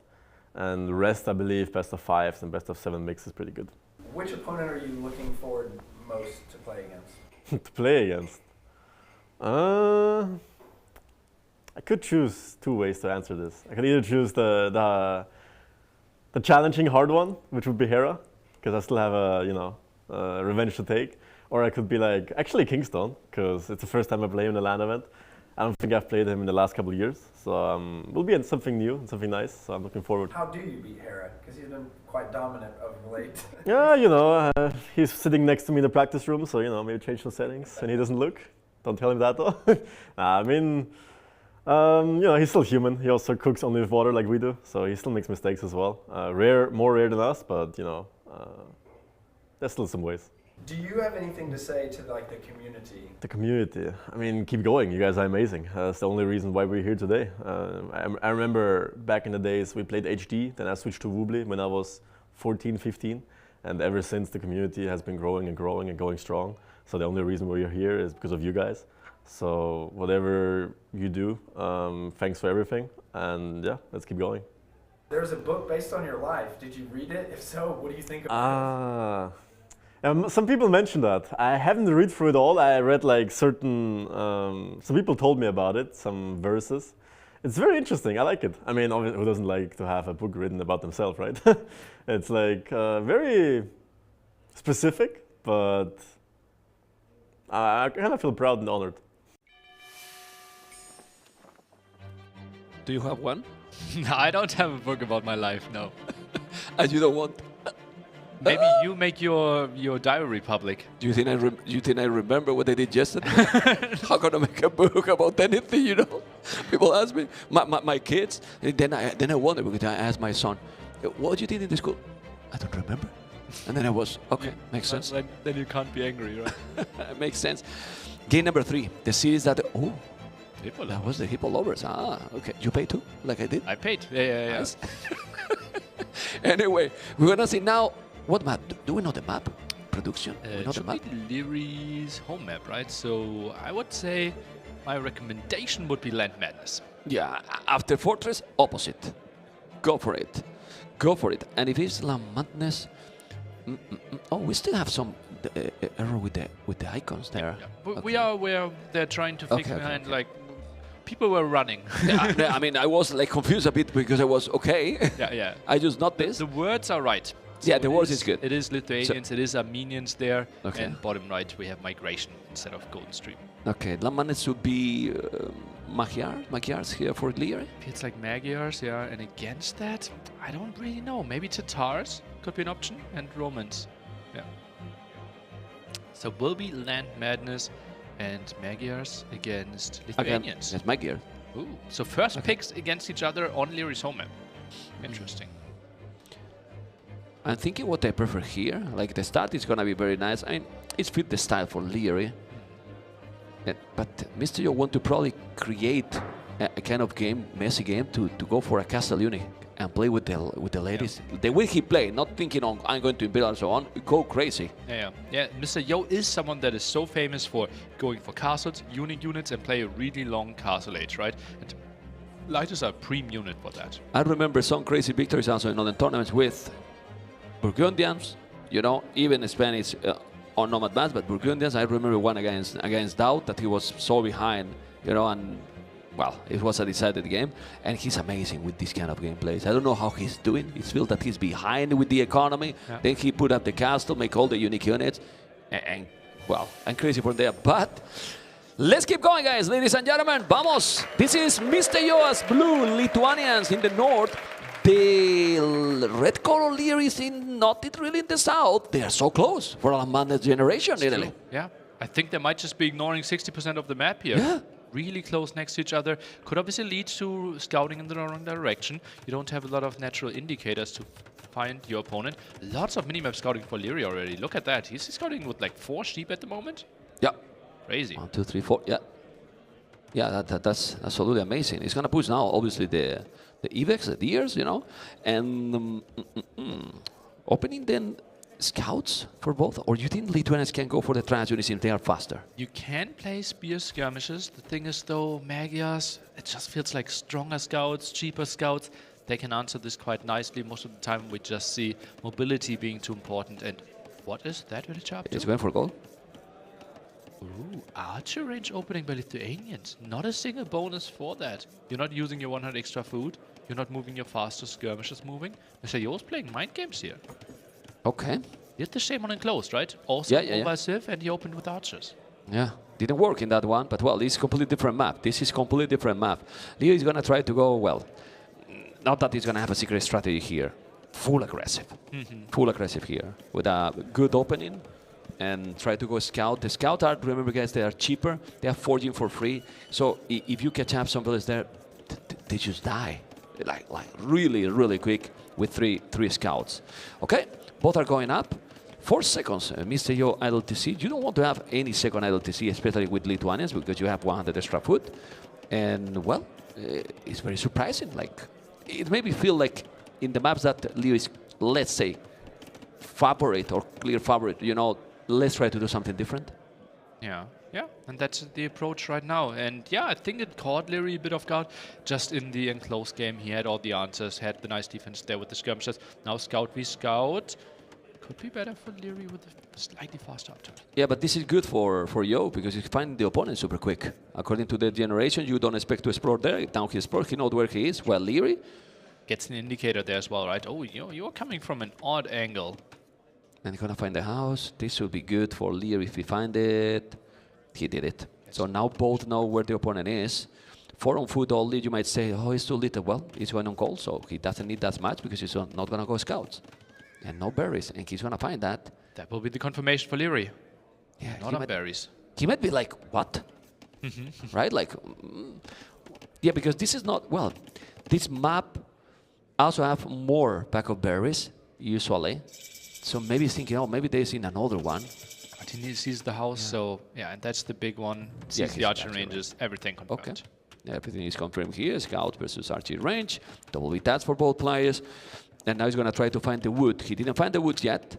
And he's going to go for it. Do we see what Mr. Yo has confirmed from from Leary. Let's see if he has this part stable. No, but he will if he's moving. No spearman in production. Another villager being sent on to gold there. Could be a bit exposed. Wants to wall that one in. So yo, okay, not getting chased down. Yeah, like if you see that he's doing the archery range, you wouldn't even make a single spear, you know? Like, I don't know. You're only building against one single unit, right? Oh, this could be interesting. Okay, but this guy. Scout around. Yeah, well, he's saving as much as he can. You don't make a spear, though. You are investing everything on the scouts. For now. Take a look, maybe block option here. Mr. Yo's trying to squeeze through. Leary doing a good job. Gets Yeah, but extra hit in. I wouldn't mind a spear from Machiarty. I mean, they have the forging, they have the +1 attack. I don't think they will be terrible to have one, at least. You know that your opponent is going to come with more, and he's going to come with second spear, second archer already, the archer range already there. But this is the kind of gameplay Leary love it. Yeah. Yes, his Short build distance. orders, short distance, already with the archer range in minute 8. It feels a bit like a repeat of game 1, right? Yeah. Mr. Yo and But closer. yeah, closer, yeah. And the stable a bit later there for Mr. Yo. So scout count won't be that high. Okay, he's coming and trying to take this one. He's walling now the goal, but he has only 3 villages on goal. This is exposed, the berries, but since there is no fletching, 1 archer and 1 spear shouldn't be a big threat. Let's see Lear reaction. This is like, I want like an in-between interview here, right? Because it's such a repeat of a game that you already lost. Like, did he think, okay, there's only one single thing that he needs to change and adjust to give himself a better chance here? Yeah, well, maybe, right? But I don't know. I'm not confident about that. But now, no. Given on the top. Ooh. Also doing some damage here. We saw some attack notification. Nice body block with the archer against the skirm. Yeah, that was really good. And this happened because he was trying to multitask in the other spot, and he didn't do well here, Leary. So he lost 1 unit. And also, most importantly, is that the other units are really low HP now. So he has to be careful. 1 valley behind. Why? Because he got, well, it's not 1 valley. It's a few seconds. He's getting idle TC. Not good for Leary. There. He is getting 1 valley behind now. Yeah. And he has the food. His house. He's fully housed. Okay. I think he might be rushing a house next to his town center. Yeah, indeed. Only with 1 villager, though. Okay. That's an ambitious build. That's 6 scouts, though. Yeah, many scouts there for Leary, but he's still coming with quite some archers. Those archers with fletching, this is exposed, and that scout is still doing the damage. The skirmish is not gonna really defend at all. The scouts are coming now. It's doing now the stable, but the scouts are coming. This is with 40. This is gonna be painful for Mr. Yo. It's gonna take 1. It's gonna take 2. It's gonna take 3. It's gonna take everything. Absolutely massive raid here. How many villages can he find? Feels like 4. 3. Ooh, 3, almost 4. The 4th survive, but now the same thing. Same thing here. The archers are with fletching. He's coming with more. He's gonna lose 1. He's gonna lose 2. He's gonna lose both. 1 is down. There you go. And another 1 down. What a bloodbath. Yeah, we Mobility clearly on the side for the Magia player. That villager cannot be saved. He's gonna save it. He's gonna save it in the last second. 1 HP, and now he's gonna leave obviously in the farm close to the town center. The scout is still around of Mr. Yo base. He needs to go around, and now there's a okay. There's 1 spear. Would you commit with those scouts against that spear? Why not, right? You have more attack, high HP ones at the front. Yeah. Doesn't want to take the fight. Okay. He's gonna take it. He's gonna Just take needs the to be fight. pulled. Oh man, how many he's gonna lose now here? He's gonna take the spear now. Time to attack the village. He's taking 1 more, he's taking 2 more, he's taking so many. No, it's only take 1 and lost a lot of HP in the others. Not the best trade there for Leary. That spearman came in clutch for sure. 7 archers are on the field for Mr. Yo. Leary tries to jump for another bill. No, it's not an oath. He's still wall there. And this game's now defending at home. Population is starting to shine for Leary. Trying to Really? intercept this one here. Oh man, he's gonna clean everything here. The spirit's gonna go down, the skirmishes are there, and those skirmishes also without fletching. He's doing an amazing job now. Cleaning these units, gonna take the scout. And well, Militar numbers is still ahead for Leary. Great farming now. 19 farmers now. It's just crazy that we just said, like, Mr. Yo, like, for 10 years, number 4 in the world. And it just feels like on those maps, Leary is a level above him, right? It's just so clean, the early army execution together with the build orders. Well, I believe there is where the APM that so many people, there's so controversy about this, that is how important it is. For this maps, probably it is. Yeah. Right? Yeah, okay, let's see another big battle here. Many scouts, the skins are still without fletching, but also scout with 40 are something else. They are something else. He's gonna kill the spear or not? He has to kill it.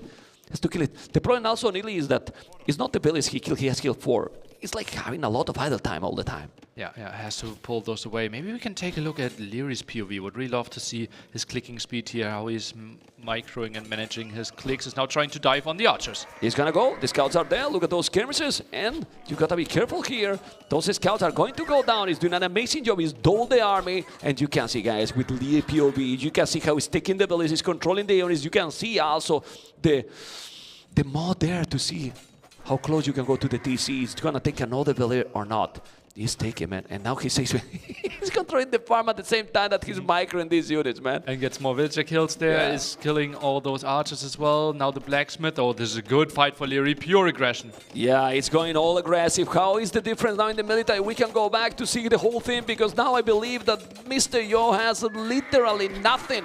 Yes, no army at all. Bloodlines is going all aggressive, 20 farmers, 6 on goal. How do you stop this? He's spamming all the time. Look at the mini-map. Just units are swarming in, archers are really struggling, and this is before the upgrades are all coming in. Bloodlines now the next step here. I wouldn't be surprised if Leary even thinks about a third production facility. Okay. You think fletching is even worth it here? Well, he has only one scare now, but... Well, I think he's just continuing to produce in feudal age, right? Yeah. So Yo, exposed wood pretty soon, still pressuring the berries. I don't mind all the aggression in the world here. Yeah, it's really nice. The population now get a little bit closer, but... no, it's 4 archers only, and he cannot attack. There's another building that he's doing, and he's doing fletching. Might be a second archer range. Oh, with 6 on gold could be an option, especially with short distance, but also he has a lot of upgrades for the scouts. Second stable. Whoa. That means he will be floating quite some gold, though. Maybe a market could be an option, or just switching into archers. Yeah, let's see if he's gonna do it. He has now fletching. He should do some farmers there close to the TC. Now good farming for Mr. Yo, but that's the problem here. Like now, Lithuanians don't have really any bonus now to counter this, and then he has a scout fully upgraded. He has 1 scout only Yo, while Liu is now producing 2. He's going to have 7. The skirmishes are with fletching, and if you micro against those spears, those scouts might dominate. Yeah, look at the upgrades. 3 upgrades on those scouts, not a single one for Mr. Yo. Fights will be so much in his favor, and the skirms are contributing as well. Yeah, he's killing the spear. He's going to go with the scouts. He's going to try to clean all. Let's see the numbers. He's almost doubled the army again, and he's coming with more scouts. This is so complicated. Look at the population. The score is now exploding here. GG Cole Leary with a clean domination here. Absolute beastly performance. And this has to hurt twice for Mr. Yo, because this was also his first pick. He picks Lithuanians first to then die in 19 minutes against Leary. That can't be good. He didn't die in 19. He died 5 minutes before. He was still trying, you know. But still, yeah. But you know, I don't know. I'm so confused by the approach. Maybe it's just the repeat of game 1, and the early game already went bad for you. Like, what is the approach here? What was the switch? Yeah, you mean that he should have gone, since he's Lithuanians, try to get the initiative and go up quicker and go scout faster than your opponent, or at least at the same time? Or just don't prioritize Lithuanians that high on Leary's home map. Make sure to win your home maps first, could be an option, and then you try to squeeze something in with a counter pick, like Byzantines or something. But first pick and then this opening? Yeah, I wouldn't mind Lithuanians, you know, the kind of approach like oat crop, you know, like if you want to make the unique units with the ladies there, because you can wall more, it's a lot closer map, you know, and in this one, I mean, it's like Magia seems to be better, and then Leary is also better than you in that map. You have to do something different. Even a Meso Civ, I don't know. If you want to go archers, go Mayans. Yeah. To that opening, go Mayans instead of Lithuanians. It was awkward. Like you guys saw Neil's reaction when you saw the mining camp. Okay, like we wait, you know, we don't want to go too hard into that, but it wasn't the greatest. And now we're gonna see what, because the problem here is 2-1 is close, but even if, you know, you are playing good, it feels like, man, he won't be too easy. It can affect you as a player, these kind of situations there, like to thinking what I'm gonna pick now. It's gonna make you, what I do now, because... Well, or you just remind yourself of the great Fortress game that you played, right? Yeah. And you felt like, focus okay, on the good thing, right? Yeah, my execution was great, my strategy was great, my map control was great. Let's try to put myself in the situation as close as possible to that, and Golden Stream would be a good choice for that. Okay. Golden Stream is definitely a lot easier to wall, and if they go for that map, Way longer distance than Land Madness, right? Way easier to wall, a bit strategic with the gold control. But what's Seek middle and for water. Golden Stream? Golden Stream, we have Migration as well. That's Dravidians. Golden Stream might just be Japanese. We have Dravidians for Chaos. No, wait. What is gonna pick now? Portuguese now, Leary, for I know, example. Armenians. Armenians are Golden Stream. Yeah. Armenians are Golden Stream. It's Golden Stream. Dravidians, but then he still has Japanese left over. It's kind of weird, you know, and I don't know anymore what he's gonna pick in some of the other. Yeah. Are they taking a break? No, they're not, right? No. They're there. Okay. Oh, we're going now. Oh, there you go, Migration. Game number 4, guys. Game number 4. We're getting kind of in the middle of the series already. Remember that we are on a best of 7. And Hera might be watching this. Hello, Hera. Hera is watching very closely. Bengalis and Dravidians, my 2 favorite civilizations. Leary in the south. Why you loud? They are my favorite, man. I'm telling you. Okay. But what's the good about them, man? In this map, in this map, what you prefer? Dravidians. I'm a Dravidians fan. Oh God. Why'd you bring me this Coca? Man was getting sad here. But honestly, I prefer them too. well, because if you think about that, it's not like they are civilizations with great mobility, right? But if you also go for the water, that both are kind of good. I think in the middle, having bombard cannons can be also a big thing in the long run. True. But monks, yeah, that's a big story, right? Where Bengalis absolutely shine and Dravidians not that great. Yeah, but you want to go as army here is skirms. I mean, I don't see any other units from both of them.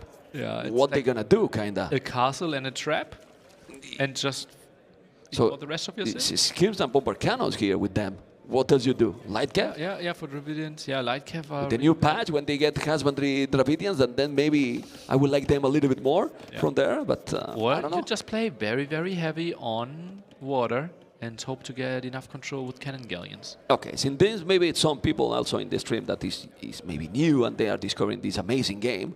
This is the start of this map is different, you know. You don't have the same resources that usually in the others. There's usually only one board, so you need to also push the deers quite fast. Otherwise, you won't have the time to be up as fast as you want. But that's the question. Are they going to go for super quick up? Because Leary is twin the loom now, and it seems that he's going to go 24 population up. And galleys or fast castle here? Well, if he does loom, it has to be the transporter, I would think, right? Otherwise, you wouldn't really do that unless he was housed, but he was not housed. And let's take a look. 125 wood for... This is lumber camp. This is really odd. Okay, it is the lumber camp. If he goes through the middle, that's late. Why did he loom, ma'am? No, if he made loom, he's going to make the transport, I believe. Yeah, but the transport is really late. He's queuing up another fishing ship. Yeah. This is a misstep by Leary, I believe. I don't know. Maybe he didn't have the food, and then he didn't want to... But then you idle. Like, having the 50 extra gold is way better. Okay, Leary. Atypical from him to see him struggling a bit there. We'll add even another fishing ship, double dock, and this will be passive play. No shenanigans when it comes to landing to the other sides. Yeah, but it's very weird doing the loom. I believe that Mr. Yo doesn't have the loom, right? Can we check? Mr. Yo does not have the loom. 100 gold in the bank still for him. Goes for the second dock there. But be a quick third one. But the weird thing here is, okay, he's doing now the second dock, Leary. At the bottom. Okay. Just very defensive play. 6 fishing ships against 5. Both will defend quite a bit. No aggression there, and no scouting by Leary either. Yeah, as you can see, guys, definitely Yo has more gold than his opponent because he did the loom. He's gonna go galleys, no fire galleys. Okay, gonna go for the galleys. He has the second dock. Yeah, long distance. You typically have the time to mass them up. So galleys, your typical approach. Obviously, fire galleys, as we say, easier to play. And Yo, maybe this is just 2 fire galleys and then trying to get to castle age really quickly. I wouldn't be surprised if he rushes the market now. Bap. There you go. Yeah, it was that or the third dock. Yeah, I believe. Correct. And he's going for the 2 dock approach. And tries to get to fast fires or fire ships first. And now we have the other option on Leary. He's doing the third dock, as I can see in the minimap. Third dock is gonna go heavily on water. Eventually might take it, but then Mr. Yo might be up to castle is much quicker than him. since the distance is so long, I don't think Leary can punish this approach by Mr. Yo. The only option is that, okay, Leary has a 6th fishing ship, but Dravidian's fishing is so much better. So pretty even approaches, timing advantage for Mr. Yo. Problem here is that since they are so far, it's kind of mind games here in the sense that, okay, I'm doing third dog because Dravidian is doing the third dog with extra bonus wood. There's no other way why he's doing the third dog. Usually don't do that. And then this is now a tricky situation for Leary because, well, he will have more galleys, yes, but look at the resources for Yo. And as you mentioned, they're so far. Transporter. Oh, this is a new approach, man. Okay. This is a new approach. This will be a Castle Age delayed landing. And he will have 2 fires to defend at home, now 4 in total. And then he will try to re-land, delay this, and Castle Age fires are really good against fishing ships. Okay. Oh, this is new mind games. Yeah, might do a forward dock, I believe. Yeah, exactly that. Space. And this will be really good because fires, as we said, like they are struggling with closing the distance. They are slower. They don't compare that well in bigger numbers. But if you are in his face, you can keep the numbers small. Yeah, and in Castle Age, you know, Yeah. with the upgrade. So, well, let's see. He's taking 1 galley here now. He's already in the middle of the map. Not really. It's just buffaloes. Yeah, as you can see. But now he's going to land. And let's see if he's going to go for the forward one. Fire from the left-hand side, 1 galley being sent there. Obviously, Bengalis ships heal. So taking some damage wouldn't be the worst thing. Could still commit if he finds the kill. Yeah, it's only 2 galleys. You need to hit. Yeah, hit him back. Hit him back. It's coming with more. Obviously, if Leo is able to kill the fish, that's going to be a problem because then not a lot of food for Mr. Yo. You have to be careful. That's a good micro. He's going to have fletching. Resources are not bad for Leary. Actually, he has more resources collected. Remember that he get also 2 extra abilities when you reach feudal age, and he's going to take the galleys here. The problem is, if he kill the fish, if he kill the galleys, sorry, and then he find the forward dock for Yo, then it's a disaster. Yeah, let's see about that. But Oh, the fish. how will Fog of War. I don't think so. I don't think he sees it. They have echo cancellation. No, let's do. They don't listen. You need to whisper. The crowd also don't listen. Oh yeah, he saw it. He saw it. He actually patrolled saw it. it, man. The dock saw is it. spotted. That's the dock really good. goes up though. Yeah, but still, he has now so many galleys. 11 galleys, 3 fire galleys only. Is that enough? Well, 11 are Because we- split, right? Yeah, and if true. it's 6 over here, 5 at the bottom, if you have 2 Castle Age fires, that will be good for you. Why he's going away? Wow, because he feels he can't clear it up anyways. Okay. He can't take the engagement. I think he might be switching into fires himself now. Indeed, that's what he is doing. Okay, the galleys are going to go down now. 1 is down, need to go away. He's going to take another one down. Is taking it or not? Got it. He's doing a great micro, man. Look at the army numbers. Wow, it's 56 of 38. 56, 38. Gonna take now the fish, or his focus is still on the galleys? So the galleys first, right? Could commit and kill everything. Goes for the villager first. Maybe some body blocks here by Mr. Yo. Can he get that? Nah, he's playing amazing. He's playing amazing. He has so many units. He's in castle, but if you hit him back, you will still kill them all. Just look at this. He's doing a town center in the middle, yes, but Leo is on the way to castle Jordina. He's bringing more. He has the fire galleys. He's playing sick. Leary found an incredible amount of damage there with the fuel of galleys. And now, yeah, more galleys joining the party. Yeah, well, and then the fire ship is going to disappear. He has so many. 17 over 7 is 41 villages, 35, and then he's going to get 2 extra villages more. He's going to come now with more galleys. You can kill the fish. The transport, kill the transport. Kill everything. Kill everything. Nice advice, man. Yeah, well, like this you don't fail, you know? Well, true. If only he listened to you.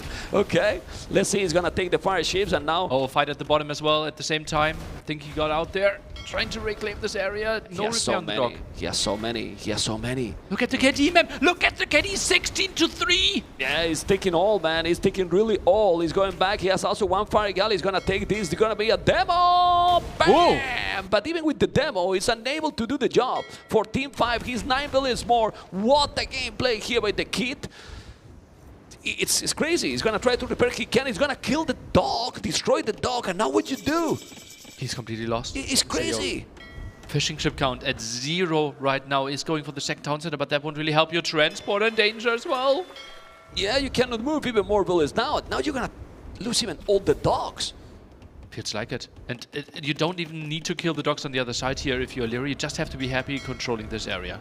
Yeah, look at the score difference. It's crazy. 21-8-7-0 in Deco KD. 22 now because he killed the dog, the transport ship.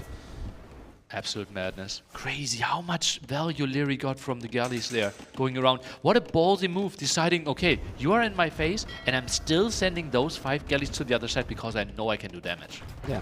So now when you are going to land, if you are in Leary's case, Leary's scenario, what you do here? Extra TC, siege, you go for a stable and try to see what your opponent is doing, because his opponent has a TC and a monastery. Will be tricky. Maybe landing your scout is the first thing, and he feels like, okay, I feel comfortable building a town center here, and he won't get punished. Yeah, he's good. He has the scout there. He's gonna find it. We need to see what Leary find it with the scout. Well, he's attacking the dock with the scout. Makes sense. Yeah, probably just patrolling in there. Yeah. And forgot about it completely. And now he's gonna find the monastery. I think he did already. Yes, he's finding everything. The TC as well. Siege workshop will happen soon here when he has the resources. Oh, now he's gonna get 4 buffaloes away from there. That's a lot of food, man. 603 food? Yeah. Has to be pretty nice for him. Mr. Yo still trying to find some kills against the fish there, but look at that. 22 military against 4. And all those ships should be full HP pretty soon. Yeah, he's doing another dock in the north, maybe some more extra fish. The siege workshop, as I mentioned before, it's already there. And the problem here with Dravidians is that if he got good monks, okay, but his monks are bad. They cannot deal with the siege. So he might need siege himself, really. Yeah, that's at least good for Dravidians, but I think Redemption monks there with Sanctity, he will have such an easy time defending, and he has 10 on gold, so he can afford them. Yeah, let's see what's gonna happen here now. This siege workshop, monastery is taking at least 2 relics, that's good. Okay. And he's 1,100 score ahead, Leary. All division, killed so many things, KD is absolutely crazy. Okay. Scout fight goes into Yo's favor, not that important with when it comes to the scout, but obviously map vision. Yeah, and 3rd relic. He's gonna take the 3rd relic already. Okay. Could end up at 4 or 5 relics here. Yeah, the other 2 are at the back, so he will have all the relics. But right now, the relics are not going to be a big problem. For now, if they can go for a longer game, yes, it's a different thing. The fog of work, he can see only 1 of those relics, while the opponent, not so sure. Resources collected, 2k more. 2k more in minute 20. Well, those extra fishing ships, right? Had them working for a very long time, more efficient there for... just kept them running for Bengalis. Really nice, and now the pressure on the main TC. Yeah. He has Bodkin, he's doing Tone Watch now. I don't know, he has the monks as well coming, Leary. Look at how housed Yo is. 55 out of 45? I'm bad at math, like how does that work? It's super housed, man. It's super housed. He's getting attack also about the starting islands completely. Now he's gonna convert, maybe try to convert the village, but there's the mangonel. Ooh, he didn't kill it. These 2 mangonels. And now you have to be careful with killing the monk. It's gonna convert, it's gonna convert, it's gonna convert, it's going to convert. No! No repair there in time. Gets a ground attack in. At least Yo gets away with 1 villager, but still, the TC under threat here. Leary with a nice defense. Yeah, he did a good job. Definitely. Now he's doing the barrack. He has 24 on foot, 10 on goal. And he's mining his stone. Not a lot, but he's taking the TC from the... Looks like from the water. That's terrible. He's gonna force to make another TC at the bottom, but he has the 4 relics, and I feel that those 4 relics are gonna be gone soon. Like it, right? It's getting pushed. Mangonel production for Mr. Yo. Let's see how he wants to approach this. Tries to go for some conversions there. Now maybe a good moment to pop out at the left-hand side if you want to micro this. He has to be careful. Oh, one shot. Ooh, Leary. No, he didn't take it. Get a second one. And that's ballsy against Bengalis monks. No, gets so punished. Tanky. They are so tanky. He was doing even a palisade, you know, to protect, you know. Yeah, that was ballsy as well. Okay, 2 mangonels is going to take the siege workshop. And now with the 2 mangonels, the galleys are going to be able to take that TC. The monks are defending. Sanity is going to be helpful here. And he's going to come with another mango. The siege workshop is already done. The scout is coming. Let's see the micro here. Check leader population. It's absolutely insane different right now. He's flirting with them there, right? Yeah. 400 stone as well. He will even push this area when we felt like, okay, Mr. Yo has to be the one pushing. And Mr. Yo is about to click up. But then what? In Pinter to G? I don't know. I mean, the score is scary, like really, really scary. Soon Leo will have a castle. And where to do the castle? Maybe just there, or... You can build it really defensively, right? You don't need to control that much. Just if Leary looks at the score, he knows how incredibly far ahead. Go with the scout. He's going with the scout, trying to kill a monk. He's going to have another. You need to go to that one. No, no, no. He's taking 2 relics. The Mangonels are going. The monks are not so fast. They are not really so fast, but the Mangonel... Ooh! He's going to take another. He got it. 2-0. Now, 2-1. Yeah, amazing, even with the hill advantage. 2 monks going back, but Imperial Age for both players at the same time, with a difference. One player has 82 villages, combined villages and fish. The other 59.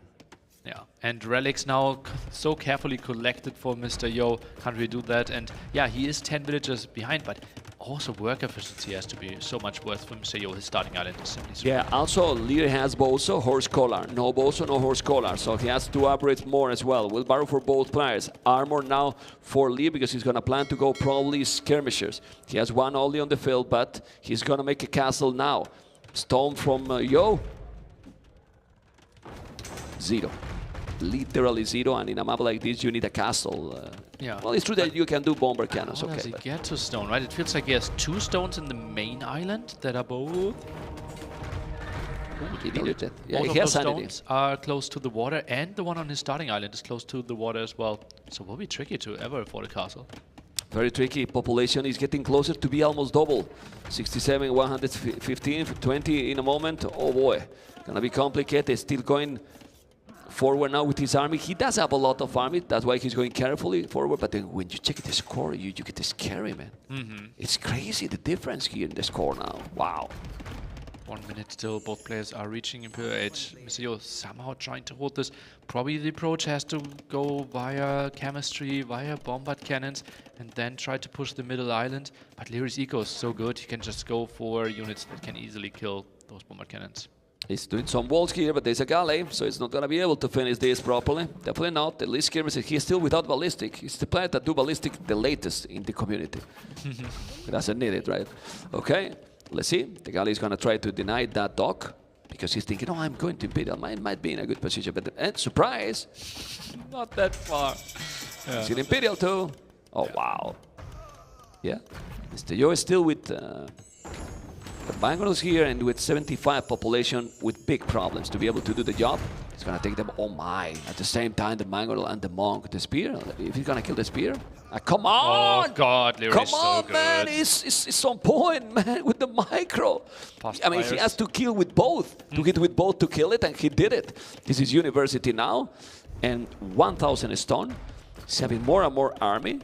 Oh It's god, the landing! He landed the main area. This is, well, it's impossible. How are you collecting gold now? Everything will be raided. There will be so many idle villagers. He's just surrounding it because he knows there's no answer for...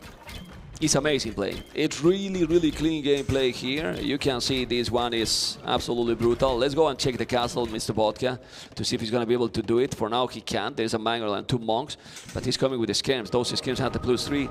Still no ballistic, but it's +3 compared to Monk, to skirmishes, sorry. Leary wants to end the game here, right? There's no necessity to build this castle that far forward, right? There are some risks to run into Mangonels, into some skirmishes, into some defense. Yeah, you're so far ahead, it's likely going to go up, but just a safe castle and win the game via having water control will be fine as well. He's not going to build the castle. He's going to try to kill the Mangonels.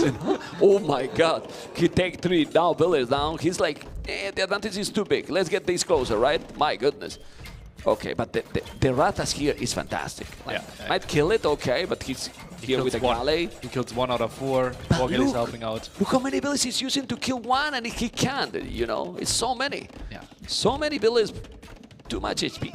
He's Leary double the population. population. Yeah, and look at that, trying to fight this one off, even water help. Oh god, that's so many villagers dying. 69 population for Mr. Yo. I don't think we get much higher than that. Yeah, it's more than double the population. The score difference is insane. And ladies and gentlemen, Leary, it's 1 game away to get into the grand finals with an impressive gameplay in this one. This one is Seriously. really, really clean. I think Jordan yesterday said something like, you don't pick Migration against Leary, he just looks too good there. And yeah, that was just extremely clean. Yo with an interesting approach, but unfortunate that he got scouted there. If that dock gets unscouted and Leary plays a bit more defensively, that can be sneaky with the killed fishing ships. Yeah, but he was having a lot of navy, and then he was really brilliant with the micro. He was he was so fast, like hit back so fast. Didn't lose anything. At some point it was 21-3 or 21. Yeah, something in that ballpark. It was like you check and you were like, what? Yeah, I couldn't believe it either. Like he killed all the fish, got a villager kill, and played so well against the fires. And Yo wanted to protect his fish, therefore had to engage on the way while trying to research war galleys, which you never want to do. He lost the fires and his fish, so worst scenario outcome there, basically the minute after he reached Castle Age. Well, we wanted a close series. For now, not that close. It was looking with the 1-1 that could be, but this last two games has been... And the first one also. Although the first one delivered a really, really good game. It was good. It just felt like Leary played really clean. But was to post-Imperial, it was, at some point, it was looking at Mr. Yo could push back. Then the second was a clear one for Yo. Yeah. But the third and the fourth is like, what happened here? It's like, okay, I don't want a fortress anymore. So let's go and see. Well, now we have, by the way, that migration was Leary home map. So now, well, now you need to win all the games. So now you can pick whatever. Exactly. We still have Maybe, Outcrop, Golden Stream, and Chaos Pit left. So 2 home maps of Mr. Yo left out of the 3 maps, which should be good for him. Chaos Pit, his first pick even, right? Could be some wild strategies. Civilization poles were instantly banned there for away from Leary. Still think that Chaos Pit could be a really good home map for Mr. Yo, in addition to Golden Stream. Let's be reminded. Let's just read what's there. Let's not look at the pictures too closely. Armenians, they are still the option for Golden Stream for Mr. Yo and the early Lithuanians. Even if you have to win all the games, I think he should try, if he has something prepared, secure now something to create some pressure into Leary. Like, oh, he's getting now a 3-2, because if you go for a map that Leary has picked himself, probably Mr. Yo has prepared something for all the maps, even if not the whole map.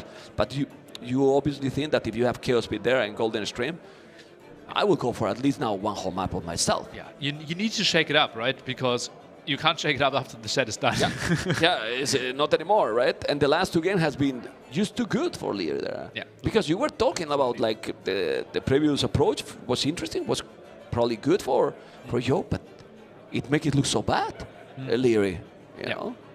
So Outcrop still an option there as well, which I think should be a reasonable map for Mr. Yo as well. Thinking about like walling, we could see something like Roman play there, I could think. Yeah. Maybe it's Tars. Tars, typical. Maybe still some PTSD playing against the Tars on Outcrop for Leary. Okay, let's see what is gonna happen. But if Leary win this and he qualified, Leary has been the player with most second positions in the community. Potentially. I think he has been the one with the most finals lost in the S-tier tournament. That's for sure. LAN finals, Leary is 0-7, I believe. Like he was in the finals 7 times and lost every single time. And I don't think it was because he was nervous. No. Not at all. A lot of them went to the last game, right? Yeah, like crazy, man. Crazy. Guys, this can be the last game, but we hope that it's not going to be. And now we have finally Golden Stream, game number 5. Mr. Yo, Armenians, Leary, Portuguese. Michael? Is he alive? Whoa! What's going on? Just moonwalking villagers. Okay. New and improved pathfinding, by the way. What do you think about this? Pathfinding? Yeah. No, about this civilization matchup. Okay. Armenians, obviously really, really good if we get to the late game when it comes to water. We have the unique tech there, which makes all our ships just so much better. Will be really tough for Leary to contest, even with caravels, I would think. Therefore, Leary doesn't want to go into the very stable, boomy game. Wants to go for some aggression. Early dock for him, sends 2 villagers out. I think Leary, some aggression and early imp timings could be really nice for him. Yeah, let's see if he can explore the dock. Mr. Yo did it already, but I don't think Leary did. He's exploring the other side. Oh, misread. Yeah. Misread. Leary not exploring this will area. Think that Yo does not have a dog. Well, he needs to explore, definitely, because he did it in the center, let's say. You know. Need to explore a lot more. Because if he's not exploring, I think he might lose the fish. Yeah, Like, fishing right for away. bait. Yeah, and like that could absolutely be a thing.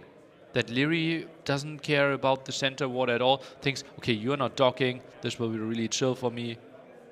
And first fire galley could then kill a lot of fish.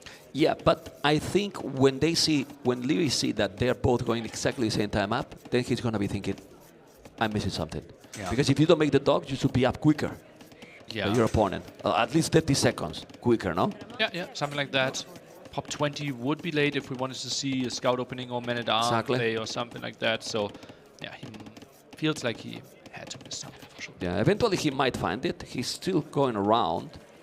Yeah, I think he's gonna go Mr. now. Yo chasing the scout. It feels like he's sending his scout back after he got the hit off. Tries to prevent the scouting. Chills a bit. Mr. Yo, take the fight. Yeah, he has more HP. It's good for him. He has to be lost uptime. careful. And he's not going to that area. It's crazy how these things happen, you know, all the time. You know, he's just there in the small area that he didn't explore. And you see- now he's walling because he thinks he's going to go rush Exactly. on the land. Leary is scared. He doesn't know what's happening. He couldn't scout it. He will lose scouting potential here, losing his scout cavalry. And this could be a really misled game for him. No, he's Two I mean, on gold. yeah, he's doing the barrack now, while Mr. Yo is doing the second dog probably. Is the second dog? Oh yeah. Yo will get water control. Completely. That's good for him. Map control, and then he can dictate the game. And that's exactly the dream scenario that he wanted to get into. Yeah, but he will need to wall at home because Lee is going to go scouts now. Or maybe archers. Does he have a barracks? Yeah, yes, he's doing there. One villager there. Scout feels very likely. Although Larry sends 3 on gold. Oh, he's going to see. He's going to go to the left. To the left.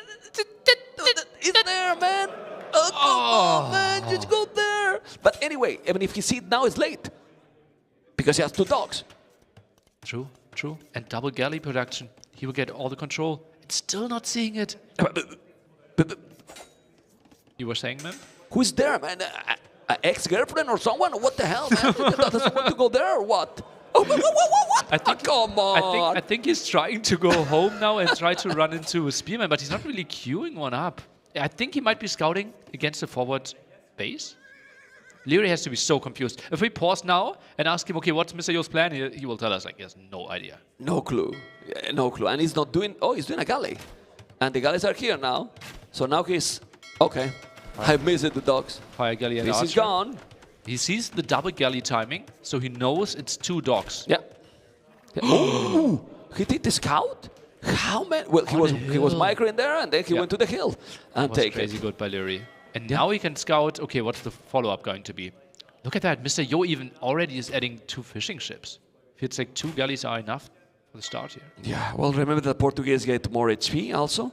So that's going to be nice for Yo, for Leary. What I'm surprised is that Mr. Yo is not wall yet. Yeah, he because walled. if the archer is going now, Yeah, he walled a bit with the houses, but yeah, no military at all. You have to go through the middle though, so I think Leary will need to take a detour. Yeah, or scholar. no real answers. Yeah, 4 fishy ships, that's going to help for sure. You can see how resources for Armenian is it's still a little bit ahead, but he's going to go more. He's going to grow up faster. Leary has wall complete, so he's kind of arena base, but how many galleys he has? Only 1. I like that because maybe you are thinking to your opponent, oh, I'm going to create more, like he's creating more galleys, but he has only 1, and now he's going to come with the archers. That he has a blacksmith? He queues up 2 more fires instead of building a barracks. Yeah, that's So why. you play so risky on land. And now the archers are coming in. Everything will be open on the left-hand side, ma'am. Yeah, but he needs fletching. Fletching, it's really important right now because you eat the village with fletching. Without, you can go back, you know, then you make some quick walls and you might be more or less okay. Well, He's this still is fully 50%. open. Is this enough though? On blacksmith, more buildings needed. Yeah, and now he's gonna see that he has double dog, he's doing the blacksmith, he's gonna know he doesn't have the barrack, doesn't have anything, you know? Didn't kill it. The archers are coming, it's still far, you can see how they are, well, a long way to go, you know? 6 archer, but blacksmith is being only now built by Leary. Scores still say that he's ahead, but well, I'm not so sure. Still, Portuguese economy has double with that, scores scholar, he's having probably good farming. Can we see the farming for Leary? We need to make sure that He has a good farming and a lot of it is on berries. He's going to be wall, is not going to be wall. fine. It's not going to be wall. It's about to be wall. Look at the Yo's archers, face. Look at Yo's face. the archers are there. The archers are there. He's inside. He's gonna have with fletching. Oh man, using time. And now he need to make a couple of houses, but with fletching he take Cavalier. This is now chaotic moment for Mr. Yo. Stone walls even in the other side of the map. Stone walls because he know that those archers are deadly here. But that's surprising. Why he didn't do anything? He did a wall. Yeah. Okay. He doesn't want to spend the wood on buildings, right? Because then he can't click up. He wants to build the market. He has no building to make the market. Yeah. You can feel the tension in the crowd. Yeah. Ah, you notice? Oh, now going to stone. That's still the market is missing. Yeah, he's missing building to go up, and that's really not good. He's doing now the market quick.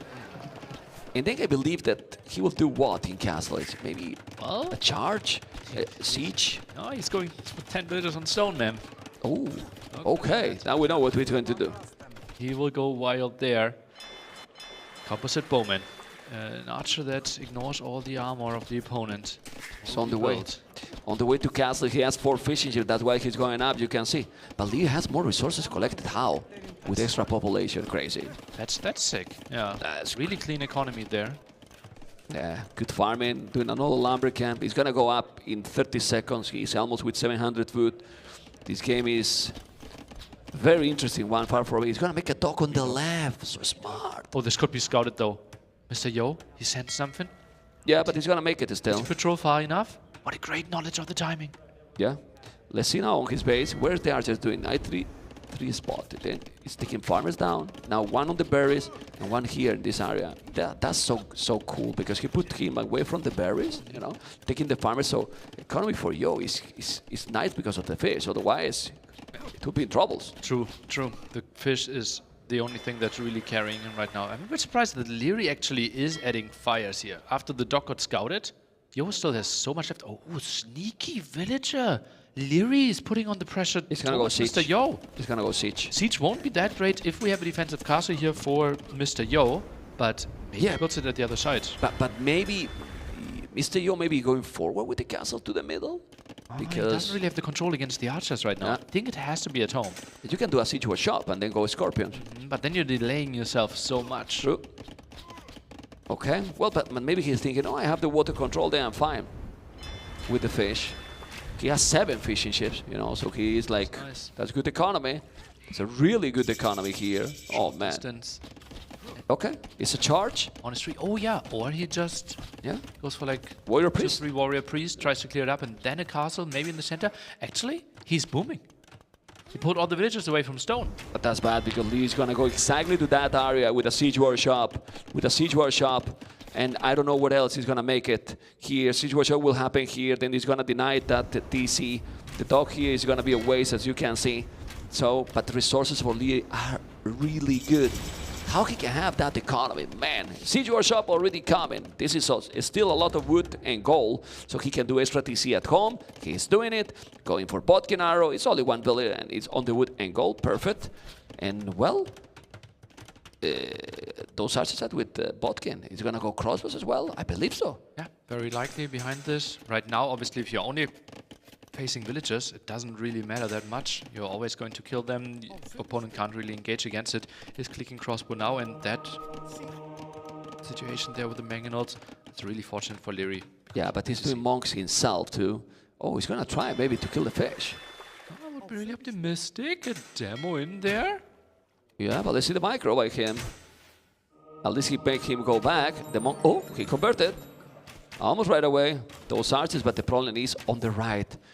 Yeah, it's gonna be a monk down. The archer is still alive there. This is gonna be up. He see the warrior priest and he's coming. He doesn't see anything that yet there, I believe. Can we see the fog of war from Leary? And he's doing a siege workshop. He's smelling. He's smelling something coming. He saw like crossbows plus Botkin, right? So he knows, okay, you didn't just upgrade that for the 3 crossbows at the front. There has to be more. we didn't pay attention to something after all this. He has 7 fishing ships, yes. Idle TC, almost 2 minutes, yo. Leary, 25 seconds. That's why Leary has that economy advantage. Yeah. He's quite some villages behind. He's 3-4 villages behind. Oh, he deleted that one. And then Leary's going to be so happy. He's going to try to get this. Look at the mango nail, He got it. No, but the archers are there. He is taking that one now. And the warrior priest is down. This is so the bad. door's open. Yeah. Horrible scenario. Now has to build a mangonel, but there are 2 major hills that Leary can use. Yeah, and in these kind of situations, I hear that Leary can be a good player, you know? So let's see the mangonels on top of that hill, the crossbows. It's 3 mangonels now. Imagine now that Leary do redemption, that he can do it as well. With the mangonels, with the crops and redemption is insane. But at least Mr. Yo has the middle. He's gonna take now a few villages, but the mangonel is going to be behind. He's gonna try to take it. No, because he's moving really, really fast. This moment is so important. Let's see the micro here by Mr. Yo. Nearly, what he can do is too much army from Leary. Mangonel micro could decide the series here. If Yo loses those mangonels and can't really hold this, this could be the game. Good start. Good start for Mr. Yo. Yeah, good start. He's gonna have a second mangonel here. What about one stable now from Leary? Did you make a scouts here? You have 14 on food with 3 town centers. You can't really afford anything right now. Mangonel dance is the most important thing that you want to focus on. It's already 2-0. It's gonna be a 3rd-0. Oh my god, you have to be careful, Leary. Okay, he's gonna take that one. No, they didn't kill it. 3-0 and he's repairing now the building, but this is a 3-1 now. Need to take that one. The hill advantage helps a lot. You gotta be careful. Oh, perfect. Gets the trade though. He took the trade, and now look at the stone. He's gonna make the castle juice there in that area. What do you think? Oh, you don't have a lot of control then. The crossbows will be really annoying. I'm not sure if you can really afford this. Mangonel needs to be out. Only now start another one. A Scorpion is joining the party. After all this crazy madness, population, Mr. Yo is still ahead. How? Wow. No clue. Really no clue. What is the building at the back? It's gonna be university or market for Leary. But he's doing the castle there. He's doing the castle there. He's gonna be at out castle. He's gonna come with the mango. Look, he has the scorpion. Scorpion is a really good one, but he's gonna try to kill it. If he kill that one, he's coming with the mango. Now look at the micro there. The charge is also defending. The scorpion is down. He has 2 mangonels. He's gonna be able to take it. No, he's not taking it. Good ground attack, but now more the shots villagers are going against down. the villagers. This is so bad now for Mr. Yo. He's gonna bring now more villages, taking another population going down. 7 villages kill for Leary, but he's taking the TC. And how many villages are idle? 16, 17 are idle. Incredible amount, yeah. Oh no! Ooh, he take it. He's gonna make the castle. Now he's gonna make the castle. Leary should pay attention there. He's gonna kill another village. No! And that man gonna is in the hell. In the damn hell. Yo is holding this one. I was so sure Leary could finish the game. He had 3 mangonels on the hill. What an incredible hold by Mr. Yo. Now tries to clear this one off. Yeah. And he gets the mangonel kill. What a hold. Still taking all them. And now remember that he has the water, he has the middle, and he's pushing him away. Hey, go away. I don't want to hear. You know? And mangonel. Oh my god, they're losing everything, both. Leary may be learning a lesson. Don't try to Mr. Yo, Mr. Yo. Yeah, and now he's forward. What's he doing forward? Well, let's see a little bit here. Wait a bit to see if he's taking this mango, but he's going siege workshop forward. Yo, that's a siege workshop, I'm sure. There you go. It's going crazy, man. Oh, that's a really ballsy move, and that could deny ideal castle positions for Leary. He might be a bit scared. Obviously, doesn't want to build too far at the front if like 2 mangonels are already knocking at his door. Yeah, but can you explain me after all this? Scouted. After all this, Leary is ahead.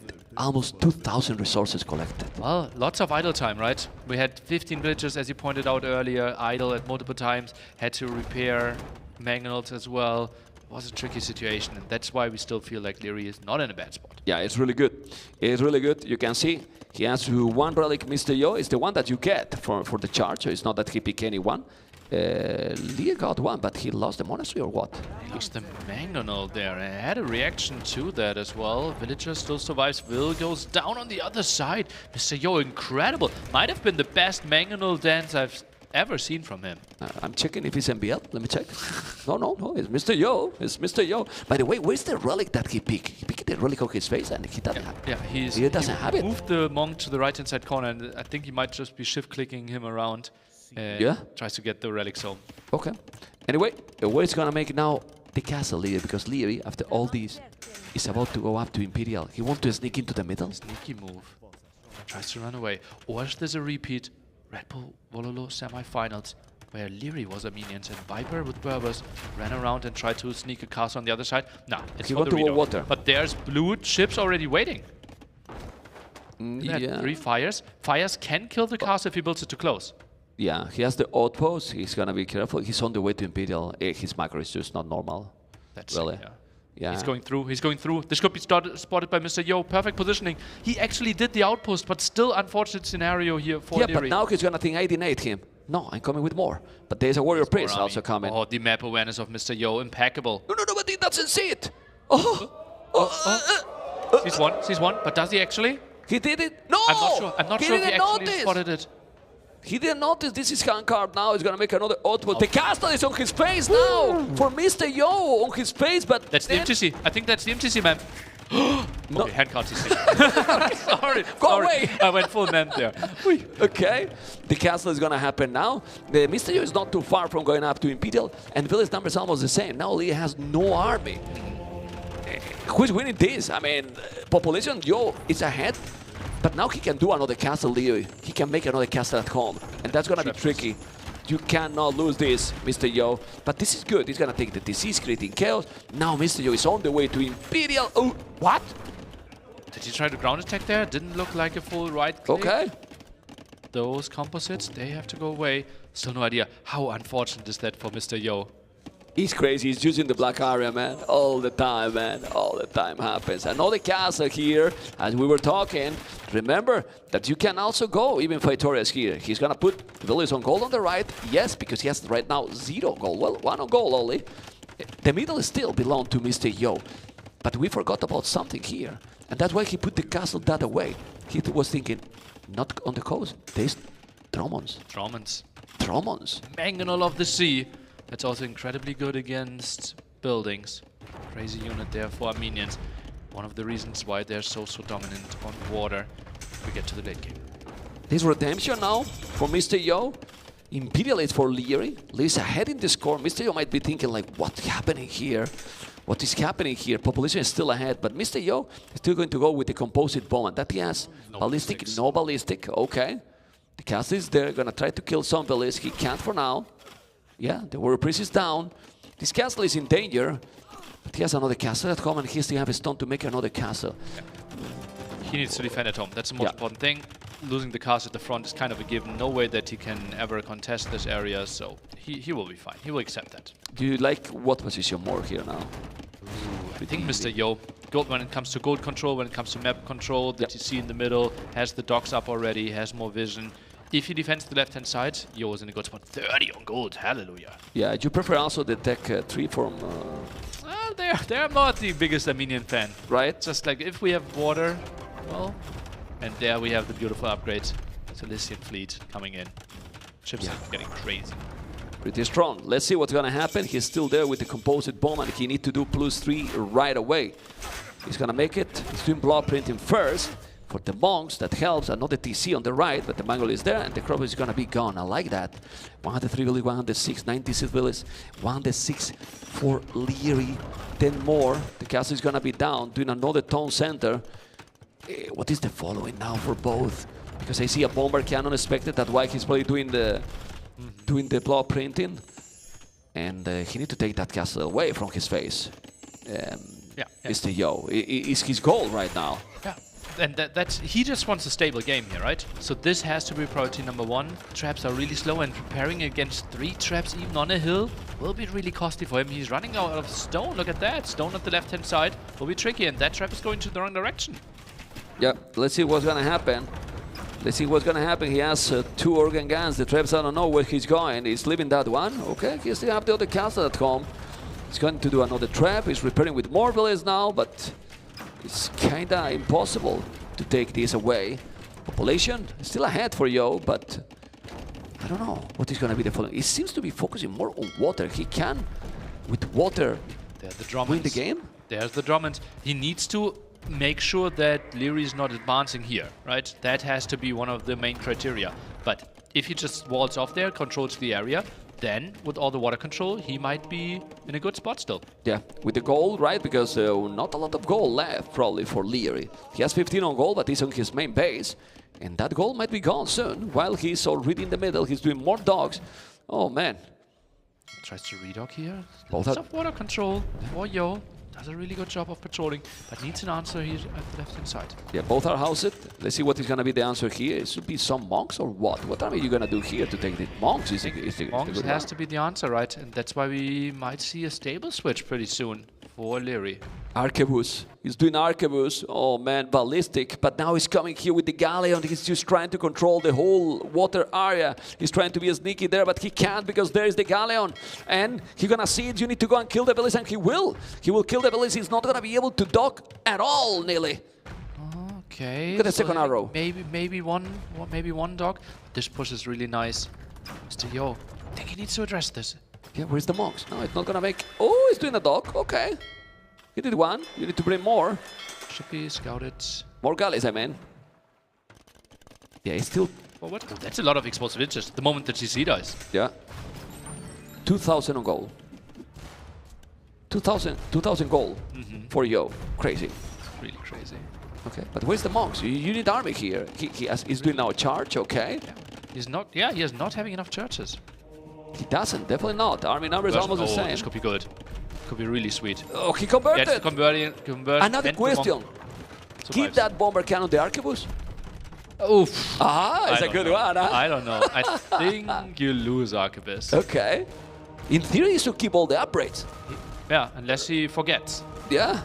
Okay. Traitor. Ooh. Gets a conversion here. Won't get the second one though. Oh, No, he the converted another. Organ numbers are getting scary where you can't easily answer that with monks anymore. Yeah, the bomber cannon. That bomber cannon is. Arquebus or no Arquebus? Look with arquebus, right? Go, gets another conversion. Oh, no, Don't kill it, don't kill it. Don't kill No! kill it, What? man! You kill your own bomber cannon, man! Okay! Executed the traitor. 3 bomber cannons here now, going for the traps. You're gonna take them down really, really quick. The monks are coming. You need to convert this, or Lear is gonna clean you from Stone. here. No more stone. No more stone. The castle is gonna be down, but there's so many monks. He's gonna kill the monk. He converted 2 bombers. He's gonna take the other or not. Now the arquebus. Shoot, man. The bomber cannons are going down. Converted and no, it's not going down. And Lear, there's too much going on. Even Lear is not noticing the trap is going to be down, but look at the arquebus there doing the job, man. 160 population for both players, but it just feels like Mr. Yo is in a better and better spot holding this one off here. Leary at 40 farmers though, and he's taking into light cap. This could be really good against the small amount of monks that we have on the field. Yeah, amazing food economy for Mr. Yo. 8 farmers. What? What? 59 on wood, 43 on gold, 3.3k gold. And that's not 8 3.3K farmers. That is gold. 1 farmer, 7 fishing ships. 7 fishing ships. Okay, even better. Yes, 1 single farmer. 41 minutes into the game. Yeah, and then we have Lear with a completely opposite economy. He has all his base, okay, but 25 on gold. I would like to know where his... Well, those are 3 villages on gold for Lear, and where is the others? Because he shouldn't have a lot of gold. What do you think about a Vitoria? Yeah, eventually, he will have to do it. Well, you rather want to do it earlier than later, right? Because he's not pop limit anyways. He's now over booming when it comes to villagers. He doesn't have gold control, gives you extra stone. I think it could be a good spot for Leary. Lear is doing plate warden armor. He's gonna do light caps, but then what you gonna try to kill? Because he's in the middle of the map, and here with the castle and so on, this is gonna be crazy. The problem is that Yo will need some army to do damage. He's doing finally some farmers. He has horse collar, heavy plow, guilds. Yeah, he's going to buy food, man. Yeah. Probably. He has to go for composite. More composites. Oh god, 165 out of 160. Leary now moving forward. You can see lots of light caps there in the queue. Tries to get more villagers. Tries to get more control. Should be a kill. Oh, he's going down. He has to be careful here. Oh man, it's so fast, so fast. The legs are coming. The monks are going to be there. You need something. The pikes, a composite bomb, whatever. Now the light guys are there. He has to be careful. He's gonna lose probably everything. But there's a traitor there, bomber cannon, that is trying to do the job. The castle is about to be down. If he kills this, he's gonna be deadly. Nearly, it's gonna be really, really deadly. Leary 200 population, Mr. Yo 166, but he has nothing on the land. Basically nothing, all on water. All of the sudden, 50 on food for Mr. Yo. So you build a lot of farms. 5,000 gold in the bank. And he doesn't have any army. Yeah, he doesn't have anything. He could buy a castle right now. Buy a castle. You need orc, he's gonna clean you. Is he over playing the water? Yeah, I mean, I think he's over focusing on the water. he's doing now a skill bard in armor from Armenians. They have bloodlines, but they don't have the +4 armor. Okay. He's doing another TC at the back. He has the water and the middle, but in the rest of the map, what he has? And here he's pushing at the side. Look at that beauty of a thing. And Yo just built all those 40 farms. He's getting pushed here. Traps are coming in. Bombard cannons are coming in. That's so much force. Are you really gonna lose the game with 6k gold? It might be it. It might be it. Look at that. All the villagers are dying. Below incredible. 100 villagers. TCs are falling. Yeah. Leary is pushing in. He wants to get his spot in the grand finals. And he's buying the spot in the grand final with an excellent gameplay and very smart. He's thinking, hey, I don't have the middle, okay. Screw the middle. I'm going all over the map and kill absolutely everything. And that's what he's doing. He's on the north completely and he's on the south. Who cares the center? I'm ignoring the center and you can see here. So many galleys. Well, he's gonna make a full base, Mr. Yo in the middle. Seems so. Down to 4 on woods, down to 15 on food, more docks. What are we even trying to build there? And now it's a full Cavalier switch. He's adding 10 more fishing ships. I think he's going for Cavalier. fish boom. Yeah, he's doing Cavaliers here now. Bomber cannons are still on the trebuchet. Look at the population in a moment. What Lear did here, beast. Look at the starting base. Look at the starting base of What Mr. base? Yo. What base? There's no base anymore, right? Oh man, he got clean completely. He got completely clean. He's gonna make there. And yeah, well, 7,000 gold is good. You know? And he has 2,000 stone, Leo. He could do whatever. He's doing now a castle in the other area. He's doing one in at the right both and left. flanks. Oh boy. Okay. Double approach, but still lots of water control. So left castle should not go up. No, it's not gonna happen. On the right, maybe yes. And Mr. Yo is still with 50 villages behind. Look at his buying resources. He bought it 1,000 food with 1.3k gold. Crazy. You never want to do that. Oh no. Yeah, you never want to do that, but still, it's doing the job. His Omega house as well. Like Yeah. 115 out of 120, and he's trying to produce out of like. Well, where are you gonna make the houses? You cannot make the houses. Look at those bomber cannons with ballistic. Nice dodge. It's 60 population more and It's more Drummond's. Like it is tough to kill Mr. Yo here, right? He has so much gold. okay, Mr. Yo has now Cavaliers. He got 15 and 10 more in the queue. That's a lot of Cavaliers actually. Mind if he's killing now all the bomber cannons. But he can't produce more. 124 out of 100. Oh, where's the houses, man? Is he gonna make them? Well, the traps and the bomber cannons are going to disappear. I mean, the bomber cannons are going to go down. He's going to the left, he's going to the right, he's going to the center, he's going everywhere. Yeah, he's gonna kill the organ guns. Okay. What is this game? It's a nice clear up. Now 125 out of 95. Like, does Yo not know that he needs more houses? I think he's doing here, close to the coastline. That makes a lot of sense, yeah. And now at the bottom, there you go. Nice. Here, here. But that's one villager. Yeah. 16 Cavalier in the queue, 5 more villagers he can't produce. Still over 5k gold, while Lear has 300 gold. You know? Yeah. Did he make any Victoria? No, right? No, he's I not don't getting think any so. stone. No, Yeah, no. yeah. You And should see in the stone right away. Yeah. 3 relics for Leary. It's nice for him for the long game. And obviously still could collect some more resources in the initial base of Yo. Yeah, but I'm checking. Here they have 8 bomber cannons. I don't know where they are. Well, we saw some of them there. Look at the Dromos. He's going to be able to do the job. Look. Want to move. Mr. Yo! Ooh. Big! The Dromos going down. And look at now the bomber cannons. Now the galleons are going to go down. Bam! It's down. You got to be careful. But what a weird game here by Mr. Yo, who is going to get raided now by the light cap. 6,000 gold in the bank still. And unable to have more than 107 population. First time raiding the middle, and I think it's only one single town center left for Mr. Yo. So it will be tricky to protect those villagers. Shouldn't he buy a castle here? Yeah, it's so cheap. Yeah, 1,000 gold invested, right? It's defense, you can build some more traps, you can be annoying. It feels like, yeah, prices aren't great. Yeah, and man. it feels so wrong, but I still think he has to use the market more. Yeah, he need to use it. He's doing the second TC. He has been with one TC all the whole time now. Oh, the bomber cannons. Okay. Yeah, but now Leo is coming with galleons himself. And galleons with more HP as well. So Portuguese can definitely compete here against the Armenians. But the Cavaliers are coming. Maybe. Well, army numbers is more for Mr. Yo right now. He has to be careful here. He's gonna lose the... Oh my god, he's gonna lose all the bomber cannons. Could be. Well... Passes around. Those Cavaliers are coming in, eating some shots. Galleon's trying to protect. Wow, this is so expensive. The bomber cannons are going down, and now Mr. Yo somehow is pushing him back. He's not gonna be able to push more air. Yeah, all the bomber cannons going down, and this Navy is superior for sure. And with some Drommels behind, he can take all this. And remember that if he's not doing victorious, no goal for Leary. This is a really good game by Mr. Yo now. He has all the control. He's adding town centers. He's getting more wood control. This is really good for him as well. He's starting to raid this. Mr. Yo, he's making this a game again. Yeah, I mean, he has the infinitive gold, so he can buy resources for now, forever. You know, there's a lot of gold in the middle. But the galleys, he got what? 18 galleons, more galleons. Oh, it's more galleons now from Leary, you know. But still, he's raiding. He's raiding also in the north. He still has a castle there, more cavaliers and doing damage. But still, population for Leary is still 200, man. And the queue is the big difference now, right? I would assume that Leary can continue affording building all those galleons, while for Mr. Yo it will be tricky. Yeah, so they somehow, but is that he didn't notice. Population is below 100. The problem here for Leary is that it's so difficult to finish and kill this in the middle, and he's gonna keep trying forever. So he's gonna think, well, maybe we won't have resources. But if that happens, he can build a Victoria. Well, while he has a stone, he doesn't have the Drummond's here, I believe. Oh, will get up on the way.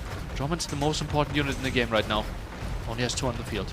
Yeah, he has only 2, and now he's losing more and more galleys. Look at now, Leary is gonna come with more galleons. He's pushing him back completely. The population is a big difference. It's crazy. 4,600 gold still, but it's feel that Mr. Yo is unable to hold. 51 army, 16 army only. Population is dropping and dropping. Are we gonna see Leary already in the grand finals? Is Leary doing this in a 4-1 with a crazy domination? Feels like it. Now the raid with Halberdiers, because there was only cavalry to deal with this Mr. Yo endless amount of gold, but slipped up a bit when it came to the production there. Numbers are getting lower and lower. Leary's pushing in for the kill. He tried in 3-4 different ways. Is this one the way that finishes the game? Yeah, he's finally finding the castle. You know, with the 1,200 gold, he buys 700 stone, made the castle in the middle of the map. This is the only mini base he still have.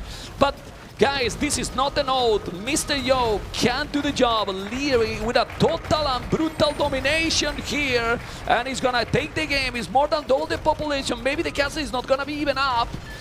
I think he will, but still, with 1 trap here now. Look at this, surrounded by Leary, 6,000 score difference. 6 cannon galleons to deal with that castle in the middle, to deal with those docks in the middle as well. Still pop limit for Leary. Yo is struggling to keep himself above 70 population. Tries to expand a bit further down. 6 villages on food, 1 on gold. It's not looking pretty for Yo. He's losing the middle control. You are so nice with this not looking pretty for Yo, you know? 0 villages on gold for Leary, yes, but okay. There's no goal for Leary. Mr. Yo keeps trying. 67 population. 67 population. It's impossible, I believe, and doesn't have 5k goal anymore. 2 farmers, man. 2 farmers with 50 villages, and his opponent with 0 on goal. Okay. Is 0 on goal a problem? Well, if you take this castle down, it's not a problem. Apparently not. Cannon galleon 6 now on the 4 really so. Yeah. Heavy demos. Oh, that could be really good for Yo. He could bomb that away. He has the demos in the queue. Okay, but how many demos you need? Well, it's 2, 3 getting in there. If they can connect, they're clearing this quite nicely. Now trying to hold the castle, but he's burning through the gold bank quite quickly here with all this. Do we see the demo connection? The castle falls! The fall, yeah, the castle is down. The demo didn't do anything. Demo. He's gonna come now. Ooh, okay. Nah, it's not an oath. It's really not an oath. Population drop it a lot, and Leary, it's spamming all over. Mr. Yo is a warrior, but ladies and gentlemen, Leary will be in the grand finals versus Hera, and really, he dominated. That Clearly dominated today. A really crazy performance here. And now he will get 2.5 hours of rest, and then a best of 9 against Hera. Mr. Yo, he had some really nice moments, right? Nice strategic decisions. It just felt like the push in the left-hand side corner was not properly dealt with. Well, it's crazy. Like direction, it felt like. Yeah, he never did anything on LAN. Well, he tried to push himself, but then he had so much on water that he didn't really have the answers for the left-hand side. Let's see the players, guys. This is Leary that is going to Congratulate Mr. Yo Yo plays. on a great set. What an entertaining set. So diverse when it came to strategies, when it came to all the approaches here at the Garrison. Yo, yeah, it can't feel great. It can't feel great in this moment. Yeah, but well, he just lost with Leary and Hera in this tournament. Yeah, third Not place. shame. With this lineup, he has to be happy with his performance overall, but it stinks, obviously, a bit after those games, right? Especially in a game where you had water, where minions popped 200, lots of gold control. Losing that game can't feel pretty. Yeah, this is confirming kind of clear now that the top 2 is Hera Leary. It feels like it. Feels like it, right? The Viper was the one trying to get in there, but Leary just keeps performing game after game. And yeah, the claps are coming in there. People just really happy with the great set that we got provided. Yeah, we're gonna see then the Hera Leary later, and we have seen that match in the tournament. We saw also in TTL recently. Is Leary gonna be able to do something different this time? He's gonna step back his game, but this is weird to say. He's gonna step back his game after what he just did. He dominated completely to Mr. Yo, and then he need to step up his game even more. But also, Leary had strength where Hera doesn't have the weakness compared to Mr. Yo, right? If we think about those like 4 archers and 2 scouts against 2 archers, 4 scout scenarios, this is where Leary doesn't have the biggest advantage over Hera. So yeah, Leary played absolutely world class. Will it be enough for Hera? That's the big question mark. Yeah, so let's see. Leary is coming, as you can see behind here. So then he will have to mix something. Maybe some strategies. You know? Mix it in, right? Maybe talk to Mr. Yo. You know? Were there any strategies that I could have stolen? Maybe something you prepared against me. Yeah, give me. What do you got left there in those Chaos Speed and so on map, right? Let's see. I think Leary is joining very soon to KP for the interview. Nelly, one more time casting. How many has been? Snail. What that meant that? Talking about? I was missing Nelly jokes. I was like, what are you talking about? Sorry, man. Okay. Well, guys, hopefully you have enjoyed with Nelly, with me, and you have enjoyed the tournament. You're gonna still enjoy because there's still the grand final. But now we're gonna see what Leary has to say because he's gonna be again facing the Canadian. Thank you, boys. Fantastic commentary as always. I am joined by the magnanimous Leary. Congratulations, first of all, on an incredible performance. Got to feel good with the way that series progressed. I mean, fairly dominant from you, I'd say.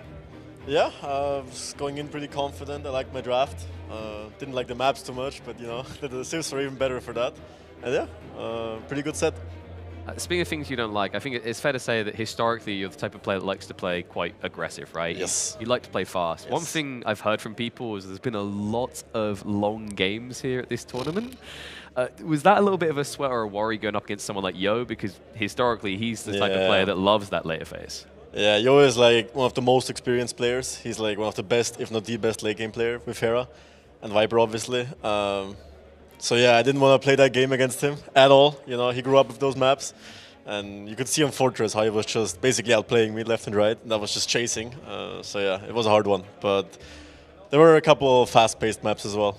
Oh yes, and you know, how did you specifically prepare for Yo, right? Because like, you know, keep in mind that type of player. Was there anything specific you'd done different last night compared to the previous days? I prioritized his civs. I picked Portuguese, Bohemians. It didn't work out, but you know, it's still one of his civs. Honestly, it was more like him picking or me picking his civs away rather than him letting have everything he wants. So that, and the rest, just good gameplay. Now you're going to help me talk about one of our sponsors here, because what probably made it easy to find all of his games, his replays, and get all the info on him is the fact that I don't believe that man uses a VPN. I'm not sure, yeah. Definitely helpful though. Yeah, maybe you should have checked out SurfShark. It's a great way to hide your online activities, whether it's a case of you just don't want someone to see your browser history or you want to get access to shows in different areas. I'm sure you can appreciate, like, I've been there. I do the Netflix in the UK. It's trash. Oh, really? Yeah. I didn't know. American Netflix is like 20 times better. Ooh. Yeah. I had no idea it's so different from country to country. I thought it was the same everywhere. It is like, Viper here, he's like a big Manchester United fan. I heard those yeah. games, like he's going to need BBCI players. He needs to get SurfShark as well. So guys, there's plenty of uses. Makes sense. If you want to check it out, !SurfShark in the chat. Go have a look. They've got a 30-day money-back guarantee and 4 months extra on us, courtesy of the Garrison. But I have got one final question for you. It's an interesting one here because, especially after that last game, I had to feel like you were pulling the rabbit out of the hat a little bit. We've seen the other player who does that quite frequently here is Hera. Does this kind of layer the confidence going to that grand finals? Because it feels like to get one over on Hera, you need to be capable of these miracles. Yeah, against Hera it's always a bit different. He has had quite a run. Yeah. So yeah, it's gonna be interesting. Another final, another matchup. So yeah, I'm excited. We're all excited for it. But you know what? I'm excited to get into Jordan's segment because we're about to have you dissect all those games.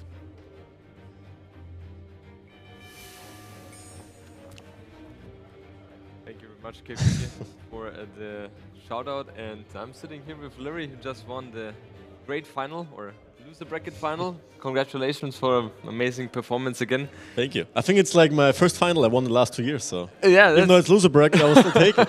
that doesn't matter. You said you were a big fan of the double elimination, right? So Yes. now we know why. Yeah. First final one. So Awesome, awesome. where's my trophy actually? I'm sure they have one as well. So Larry, let's jump into game number 1 enclosed. This time you were Hindustanis and your opponent we had as Gujaras. Last time I asked you, it was like you think Hindustanis are better, and this time you have proven this as well, right? Last time you won with Gujaras, this time with Hindustanis. Is there a clear favorite there in terms of the Civ, or does it really depend on the player's skill I there? think the key moment was here when he lost his archers. So his whole feudal age push was kind of useless. I was up like a minute or 2 earlier, so I could add TCs right away, got some relics. Yeah. He did raid me quite nicely with the SurfShark Riders, got some momentum there. But I think going into Imp I had way more army and arguably better eco. So yeah, just took that momentum and it was just a camel fest in the end. It was also interesting because we saw you go for skirms instead of archers. Was that a reaction to his archer opening? Yeah. I was planning to go archers, but when I saw he's going archers first, I was like, okay, not this time. Okay, yeah, and it worked out perfectly for you. Were you scared of chakram thrower transition anytime, or were you confident in those camels? I don't think he had the time. Okay. I have way more army going into Imp. He was Imp earlier, but I could imagine his eco was a bit rough, since those upgrades he needs for Gujaras camels to be able to compete do take quite a lot of resources. So it's a hard transition to make. Yeah. I mean, that was a long game as well, but as you said, your economy was just in Castage a little bit better, and therefore you were able to close out the game as well. Game number 2, we had Regicide Fortress, and was there anything from yesterday's game which you have taken away in order to improve your gameplay for today? No. Absolutely nothing. As we could see, I still lost. Like, I felt like you were a little bit faster in closing the walls on the side. Was that an element, for example? Yeah, it didn't help. It didn't help. Yeah. They just do rams and break in anyway. It's like, what am I walling for? And then I can never move out. It's a hard game. But yeah, he played it well. It's also interesting because we have seen Bohemians lose a couple of times now due to mobility issues. And is that something the players have to adjust a little bit better, or is it more the Civ which is not as good as the faster ones like humans? I heard like Bohemians are supposed to win this or have a good chance. I don't know how. I misplayed a couple of missteps with my bomber cannons, but apart from that, I felt like hard matchup, honestly. Like, super hard. He played really well, but I never felt like very confident to move out, to be honest. I've been in that position a couple of times already, and I know exactly what you're talking about, where you feel like you're always pinned down and you always have to react. Yeah. It's just super tough if you don't have the mobility there. Yeah. But yeah, Mr. Yo definitely showed up there and managed to equalize the series here 1-1. Jumping into game number 3, we had Land Madness, Lithuanians against Magyars. And he was opening with archers again. Was that archers apparently? Yeah, was that something that was surprising to you? Like, did it catch you off guard? It makes sense because he's up against Magyars, so you don't want to just mirror him going scouts. I have better scouts and cheaper, so it makes sense. But I felt like he was up a bit slow. I think I was faster than him against Lithuanians. It felt a bit weird. I think he had to be up faster. And also something which surprised me was the fact that Lithuanians was his first pick, and he used that on La Madness. No, I think his first pick was Cumans. Was it not Lithuanians was pretty early though as well. Yeah. Okay, but that's also surprising for me because Lithuanians doesn't strike to me as a very, very good civ on La Madness. It's a good start, but then you don't really have too many bonuses. Later when you add the TCs, but didn't get to that point, so. Yeah. You killed him too fast there. Yeah. Do you think, what would you say is the most important thing if you open scouts and your opponent goes for the archer range opening? What do you focus on? Is it more the counterattacks? Is it catching the reinforcements? It's a mix. It depends how far away you are. Depends how fast he sends his first double archers to you. I made a range right away so I could defend. He still was pretty annoying at my base, but I have the mobility, right? So I can always choose when to fight. And I'm never supposed to take any bad trades with scouts against infantry units, unless he forces it, which he couldn't in that game. Yeah. We have the nice logo here. Game number 4, we had migration. And have you lost the migration game in this tournament? I don't think so, have you? Not yet. It's crazy. Spoil. Yeah, it's crazy. Like I've been saying that I don't understand why people are playing that map against you, because it felt like you're always too dominant there. And yeah. Mr. Yo was a little bit faster into Castle Age, but it didn't really have any value, right? You managed to, with your micro, able to snipe everything, and you completely evaporated him from water. The forward dog by him in Castle Age, was that something you scouted for intentionally, or was it just heat of the moment? Heat of the moment. I just sent my galleys by and was like, oh, there's a dog, so let's take that down. But I know Yo is known for that. Yeah. Historically has done that quite a lot, so I had it in my mind. Okay. And Larry, what is it that you always win, except last game, win those mangonel fights? Is that something that's just based on micro, or are you just faster with the Siege Workshop? It's hard to say. Usually it's a bit of a gamble as well, right? Like you predict where the opponent will move, he predicts where you move. Yeah. So there's a little bit of luck involved as well, but there are some tricks where you can get a little bit of an edge. Ah, okay. You can tell me after interview. After don't spoil here. Yeah. Gotta keep the secret here. And then we are moving to the last game. That was a banger as well. Took a lot of time. And yeah, we saw just a lot of back and forth. Yeah, it was hilarious because we saw your point of view all the time, and you were missing it like 3 or 4 times. He was hiding there. Like, were you confused at all? A bit, because I didn't see any military building on land, and then suddenly he shows up with 2 galleys. Did he go 2 dogs? He went for 2 dogs, yes. Yeah, and he also, so. You scouted his berries, that there was no mill. Yeah, so I knew like, okay, something, he needs to have a dog at least, or maybe he's like forwarding me, I'm not sure. Yeah, that was very tricky in those kind of situations, right? And now, the mangonel fight here, that was the first time I saw you losing the mangonel fight. Did that tree bother you at all, Larry? Somehow he always has a hill there, it's crazy. I was always fighting downhill, I don't know how. It was very... I thought I had a good hill, but then he just had a bigger one. It feels like his is a little bit bigger, isn't it? Yeah, I realized after as well, when my mangonels got 1 shot and his didn't.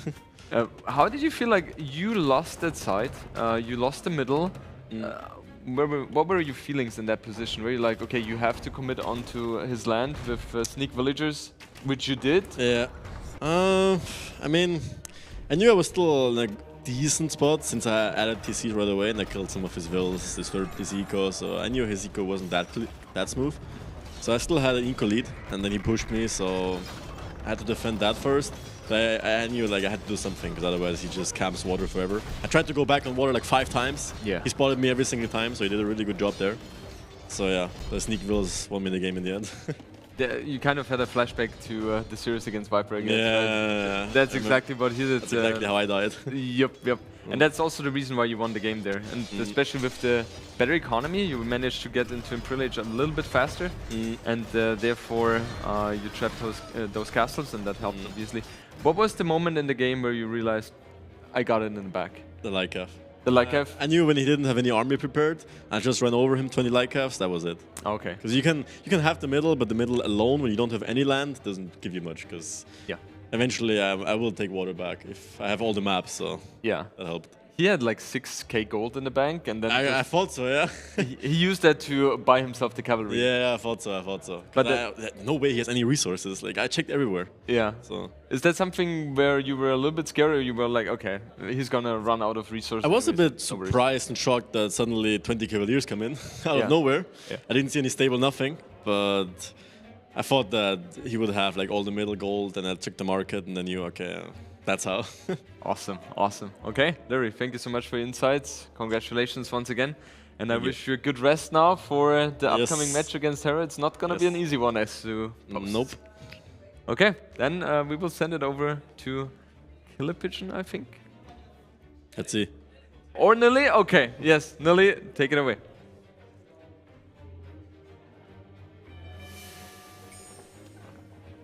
Taking it away. Festival update time. Obviously, you are watching the Age of Empires 2 Pro event. And this is the bracket that we're having right now. Hera versus Leary. I think roughly starting in 2 hours, maybe a bit less, depending on how much rest Leary wants. Obviously, he just played a best of 7, best of 9 coming up. Could be a really long day for him. Yesterday, he played 2 sets and won both of them, which was really nice.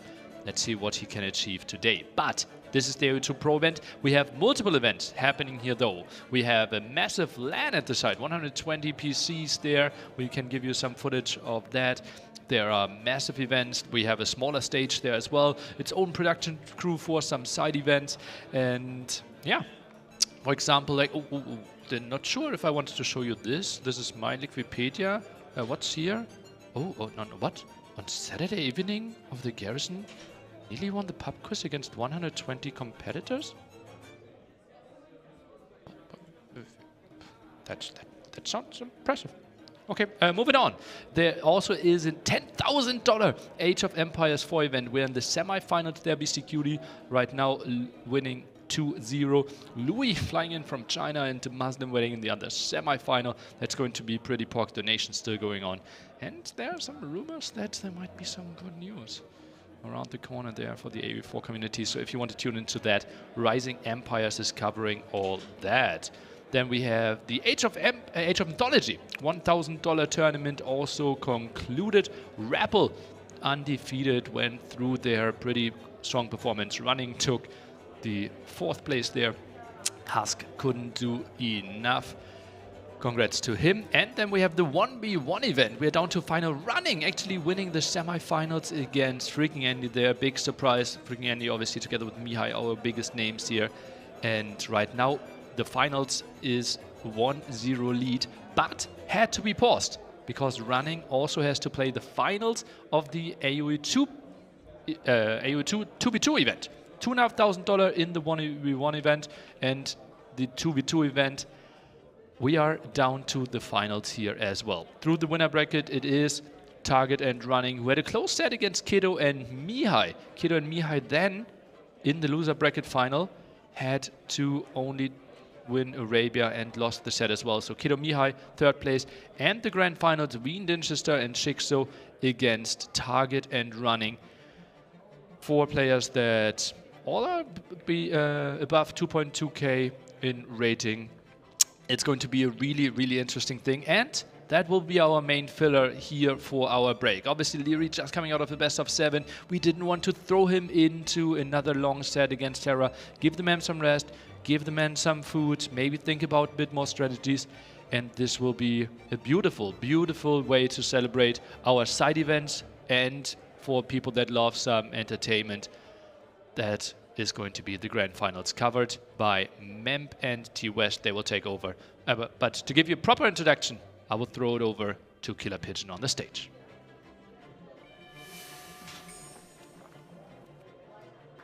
Thank you, thank you. Okay, so big shout out to Quizmaster Nilly. He had to get that in there, didn't he, guys? Like, in fairness to you guys, I'm pretty sure Nilly wasn't drinking as much as you guys were last night, so feel no shame in it. That man is just too smart for his own damn good. You know what? It's almost time to get on with the show. We've got a 2v2 finals coming up. Who likes 2v2s? That's not bad. There's also AoE4 1v1s going on right now. As you heard from Nilly, there's still the 1v1 for AoE2 also happening right at this moment. But I thought this would be a perfect time, guys, to show that, you guys should be proud. That's already $3,000 raised to help cover the cost of these type of events. If you guys are thinking about donating, remember, it's still going to be open all the way through to the end of the day. Also, on top of that, the top donator will get their hands on a one-of-a-kind, very unique, custom-made Age of Empires chessboard. So that's phenomenal. But guys, like before we get through to things, once again, really big shout out to all you guys. I've been talking to Being Esports Outback. We'll have Gideon on stage a little bit later to talk with me about it. But they've been blown away by the support. With you guys tuning in person here, selling out the arena, by the way, which big round of applause for that. You guys are legends. But then on top of that, all the people watching at home. This has been a phenomenal event, and I love the fact that you've all made this welcoming for everyone from every Age of Empires game. But you know what? It's time to welcome a little bit of variability, a little bit of versatility to the day, because we love to sweat it out on 1v1s, right?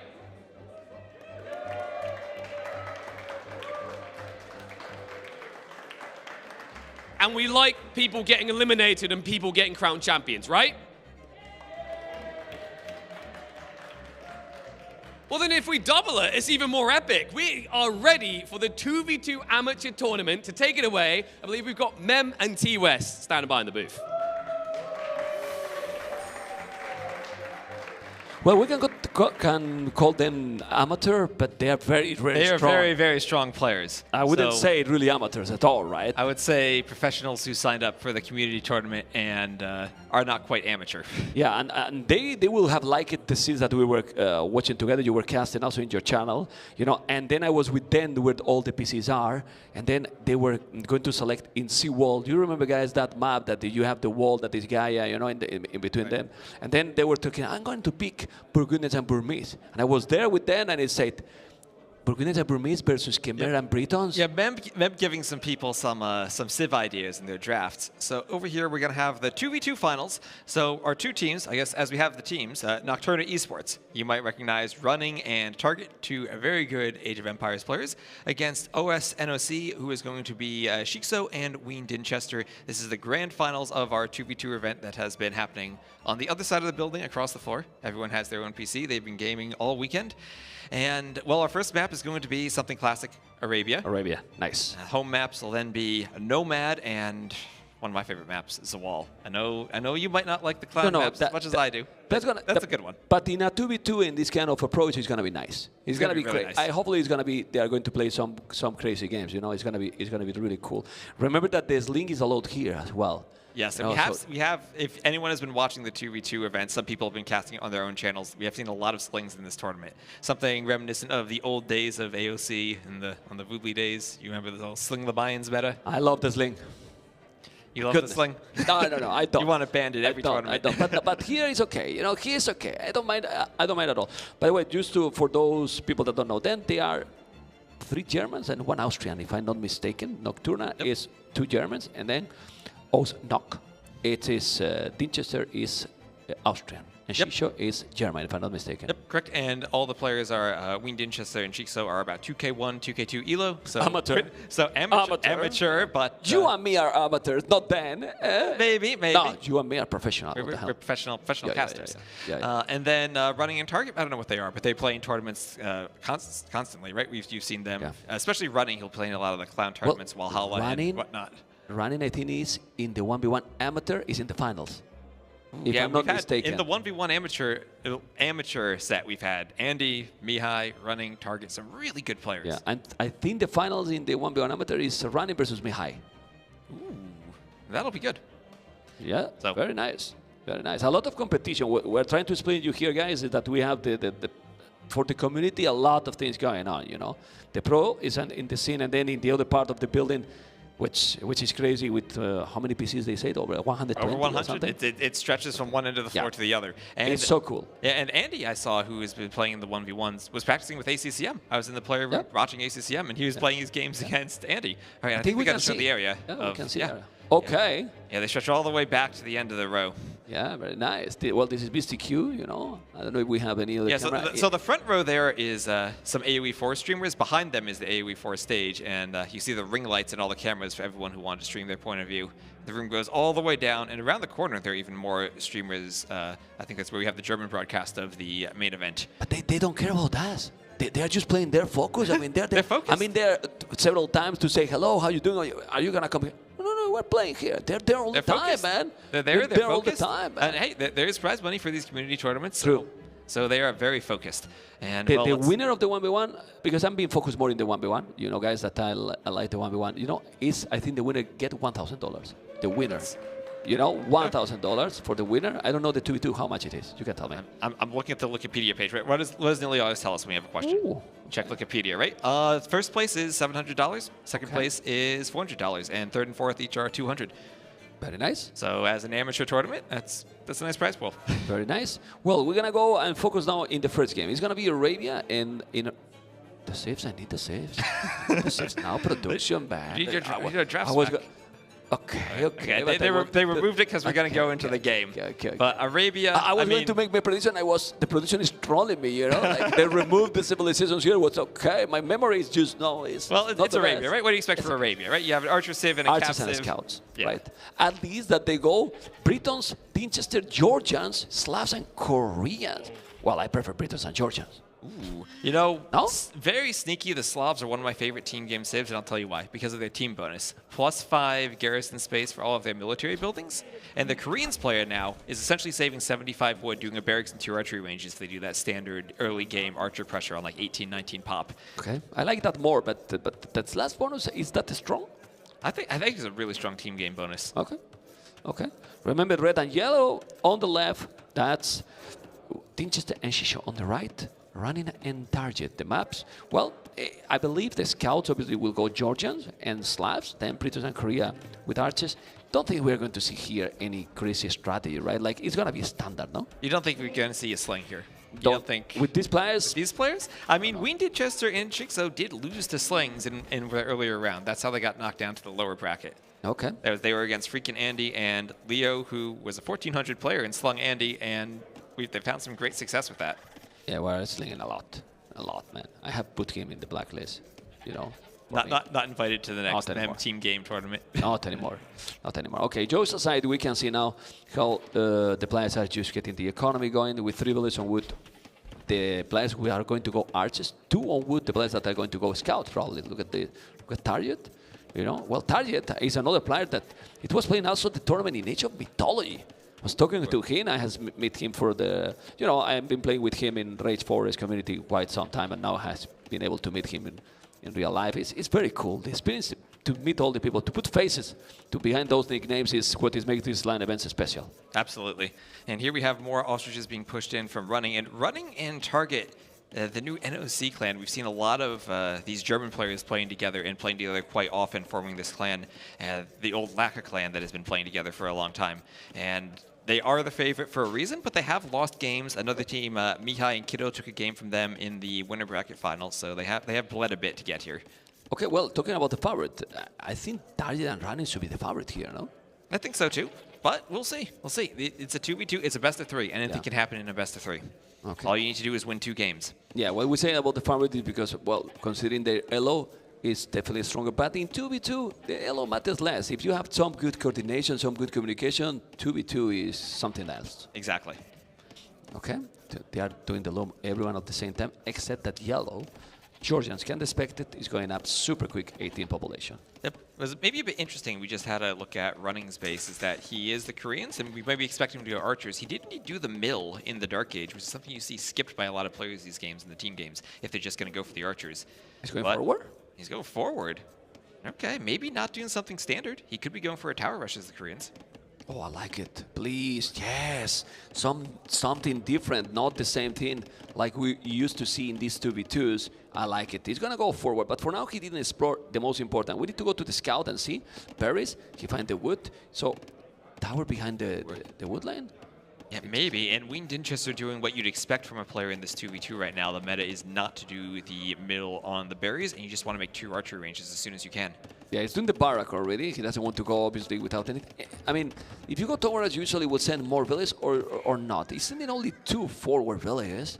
If you send 2, you want the tower to be hidden, and you don't want them to see it. Yeah. So let's see what's going to happen. Obviously, he will do first, then the archery range, and then when you have the archery range, you make a potential tower. You can do it that way. He is making the barracks on the way forward. Okay. So Shikso will be our first player up there. He skipped the loom to go up. Let's see We'll what be he's winning the doing. scout fight there. And as the Georgians, you're happy to take this fight. You don't care about losing the HP because your scout's going to heal. You are recovering, that's good. And now, just make a tower there. Well, archery range first, and after the archery range, the tower probably in that area, where the most is there now. Yeah, probably a forward range. A bit into the forward, tower. right? Yeah. Yep, and that is pressuring the gold too. That gold's pretty far forward. Then when these kind of things happen, I believe that target should come with a scout to red area, to double him. Right. Mostly, and usually in the 2v2, that's a bit tricky because usually it's the scout player you want to pressure because they don't have that archer defense behind walls that can hold off the attack, and the archer player to come over to help is farther away and slower. So it's interesting if you're then going to double team the archer player, and what a perfect tower right behind the wood line in the black area. He's not going to see that. Yeah, but they need to do some damage. Why? Because now you're going to have one player going double archer range and try to go archers, and then green is going skirms. And skirms in team games, they are not the best. Not the best option, you know, except in the kind of situation. Now he see the forward tower. It's going to see the forward buildings or the forward archer range, and now the tower. There you go. Well, he loses the scout. He sees it just in time, and he has to run all those villagers. And this is where things get tricky if you're going for that very tight build order, two archery ranges in the barracks right away. Now you have to add in another lumber camp. That's expensive. And another thing, I don't think that that Dinchester has yet a mill. We will check it out soon when we see this. What happened here with the scout? He's going to around. No, there's no. But he still have a lot of ships, and he's Briton. So for now, it's fine. Yeah, for now it's fine, but he needs to find a way to get that mill up and eventually get a blacksmith too, because he's going to need fletching for his archers. And it's just a skirm's opening from running. So good old skirm spearman forward with a tower. Yeah, it's very important to see what blue and yellow are going to do. For now, they seems to be playing 1 versus 1. Yellow is going for, or better say, blue is going for yellow, keeping them green quiet, because if he get double also, oh boy, target is doing a defensive tower. He doesn't really see where red's army is, if red has an army at all. So he's being very, very safe and not letting anything sneaky come to his base. Yeah, it's true he's doing the blacksmith. At the end, running didn't do too much damage. I like that tower in the sense that, okay, if he's raiding, he's protecting the farmers, the berries, and kinda the wood. But yellow is still at home. He's not going to attack at all. And green is going around now with his army. Where is he going to make another tower? Yeah, he's walling a lot. He's mining a stone. And now running will do what? He has the stone and the berries in his forward right now, and he's just going to try to run around with the skirmishers and do whatever damage he can. But look at red. Out completely of food. He has no food anymore. Is he doing villages even?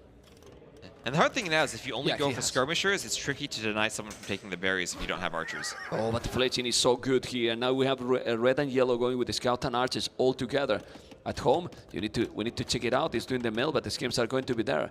That he has red the stone? Yes, he has. So if he's coming with another tower, and he will, because he's mining a stone, he will have to counter that tower. You don't want to move anymore because red doesn't have any other wood. Yeah, right? No? Yeah, and we'll see what those skirms can do, is because, as you said, no other wood for red. All three of his wood lines were forward, and the skirmisher is going to try to hit vills from the corner over those walls on the lumber camp. But this is where it's only skirms. It's not a bunch of archers that actually have the threat to kill villagers. As long as you pull the vills back, they just get a bunch of idle time. That's going to be a great second tower. Yeah, he has to be careful. Red and yellow, okay. Because in that area, it's coming now. The tower is there. The scouts, remember, those are not the Georgians ones, so yellow is going to be able to do the job against blue, that is with the slabs, but this second tower is absolutely amazing. What is that tower by Dinchester? It tower secures of the berries, but doesn't secure a wood line. What? And that's tricky as he's going to lose his next wood. Does he see that tower going up right now? If you can check the line, it's No. like he doesn't. He doesn't Yeah, in see this it. situation you do tone watch, but still, I mean, why that tower on the berries? I mean, I don't understand. Can we go there again? Yeah, it's crazy. Now he will need another lumberjack. He has not even the wood to make it. Yeah, but he didn't explore that area, right? Yeah, the next woods are super far away. He didn't even It's a explore very open that map of area. Arabia. So his next wood line is the one on the right. But if Running's able to get a third target there, that's going to make it a really tricky situation for Wayne Dinchester going forward. Yeah, blue is having, okay, so many scouts. Let's see how many are those. 6 scouts.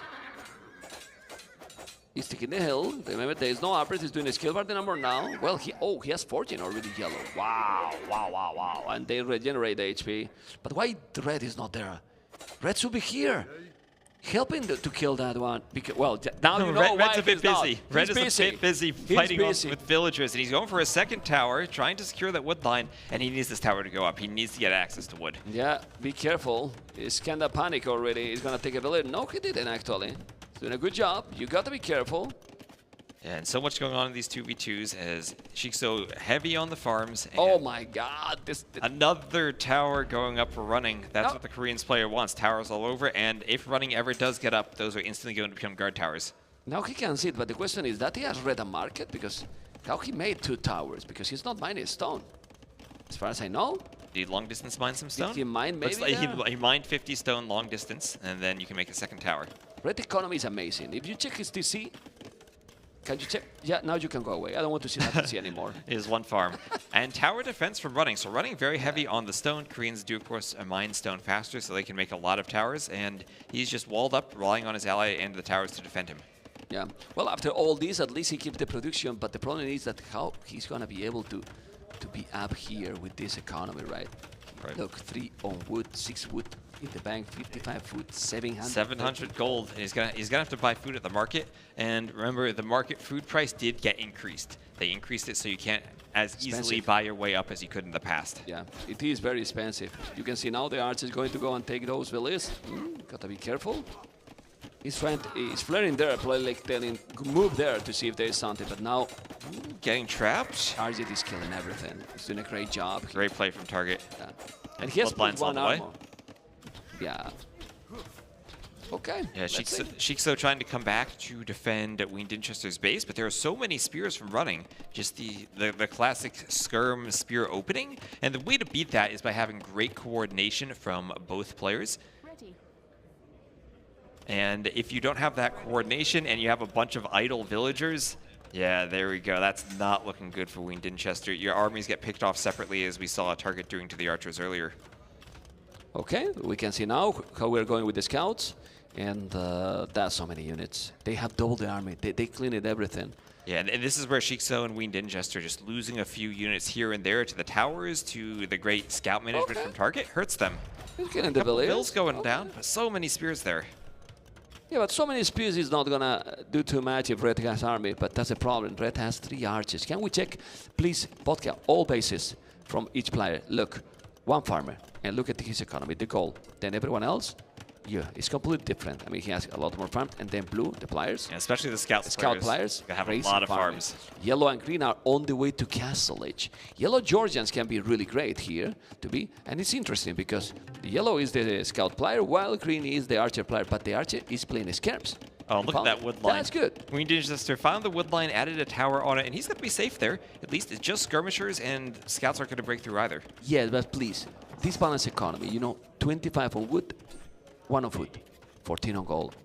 We need to see some farm. Well, he's going to make archers, right? He just needs wood and gold. Yeah, well, but you need to go up at some point and look at the market. He's using the market like crazy. Like really, really crazy. Okay. Gotta be careful. There's a tower. Oh, that tower, that shouldn't go up, right? That build should go down. It's going down. That was greedy, right? That was very, very greedy. But now you're in the problem where now Shikso needs to defend 2v1. That's a lot of scouts. Target really hasn't taken any bad fights so far. He hasn't lost any scouts, and he has a bunch of skirms and spearmen backing him up. There's enough spears that the skirms can't be jumped by Shikso's scouts, and Target himself has a large enough army that Shikso doesn't want to engage with it just yet. Yeah, he's on the way to Castles, and look what green is going to do. He's coming forward with the castle. Crazy. The question is, are you going to make the castle in front of red? I will go and make the castle in front of yellow. Is he going to go there, I think the craziest location for a castle would be if he were to find that wood line to the top of the map. I don't know if he's scouted that. No. See, no, he hasn't seen it. But yeah, if he goes all the way to yellow, that might be a nasty castle. Because yellow still, you know, yellow and Target are still somewhat even, and you might think, hey, Georgians in a 1v1 might still be favored. Oof. You can get a forward castle there. I mean, wherever you place the castle, he's just going to go war wagons anyway. But check yellow. It's going to be Georgians scouts, light cats with +2 armor. But this is so many spears. Can he clean all those spears with the upgrades? Can he clean all those spears with the upgrades? Make a tower, Red. Make a tower. You need to make a tower there. The light cats are there. Now blue is there with the scouts. He's not denying this, and this might be the first game. This might be the first game or not. Are those light guys good enough to kill everything? They're good, but I don't think they're good enough here with both armies. He's trying to play 1v2, And there are still a couple spears mixed in there, dealing damage to the scouts. Yeah, and he didn't make any tower there or anything. He has no army red. And now he's going to kill those archer ranges. Yeah, but remember that even if the game looks very, very nice for one player, they are really good friends of HCCM. They won't resign. They don't have any... I love you, HCCM, you know. Anyway, look at those. Triple archer range here. You got to be careful.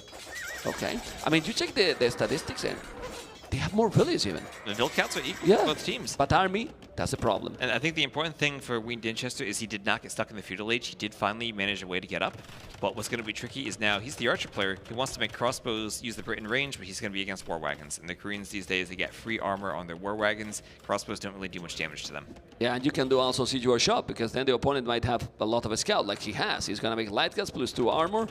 Yeah, let's see. The TC is going to be up, and what you do, it's a very, very awkward position for red player. Yeah, and he's trying to do another TC, and the only thing that really is in his favor right now is that he has the back wood line. He has access to wood. Yeah, the problem now is that also you see towers there by the Korean player. Koreans playing use completely unorthodox, but it's working, man. Yeah, and Chixo, as the Georgians, has a score lead over target. Sometimes you go for this aggressive tower rush, and as much as you're doing damage, you also put yourself a bit behind, and you can kind of turn it into more of a 1v1 on the other side of the map. Well, I mean, Chixo has Georgians. They have a good echo, and he's doing a good job. He has 11 knights. Whoa, 11 knights. If he's playing properly with the knights, he can do damage. Like, Blue has only 4 knights. He's going to do more now, but he could help even with the knights there. Yeah, I can see the wood now, but still not enough. He's coming with another tower. If Yellow sends some knights here, he clean everything. Yeah, he does. That's what makes these 2v2 so tricky. You were talking about running, maybe putting that castle on Yellow. Right now, Yellow has a good score lead over target and has more knights out, and is the Georgians. Yeah, he's going to send the knights or not. He has the knights there, and he's coming. So let's see if he's going to be able to clean green. If he clean green, Britons could be tricky. He's still the village number, but now you cannot let him make that tower. The knights are coming. He's plus 2 knights. Let's see if he's going to be able to do it. Can we go to green point of view? Fog of War, please. Yes, there you go. But now he's coming with village. The knights are going to be there and just kill the villages. Well, or maybe the wagons. The wagons are so tanky. Now there are really skirmishers tanky. mixed in. There are skirmishers mixed in, but one of the few units that actually can kill the war wagons with all the HP they have. And, well, great play by Chixo and Wien Dinchester, and they're taking the score lead down in this game. Well, green has lost everything, as you can see. Look at now Blue trying to attack some to Yellow, but now green lost so many villages. He's behind the village with everyone, and there's no army for him. What the hell? He's crazy. Yeah. You made the castle and it's not working. Look at Chixo. He's with... Yeah, he's exploding now, but only 1 TC should do more. Well, Blue has 1 TC as well. Yeah, here's where he just needs to make sure he has enough knights that he can defend from target and not get raided, because he's not walled yet. He's not fully walled like target is at the other side of the map. You need to make houses there. You need to make houses there. Need to make houses. Make houses there. You cannot make houses. You cannot get attacked here. He has enough here. knights, maybe. And the wagons are coming too. He's gonna send more knights. They recover the HP, but they need to recover the HP really fast here. Yeah, and there are those houses you wanted just to keep the knights out. And this is tricky. It's still 2 armies against 1 for the moment. But she's just doing a good job so far.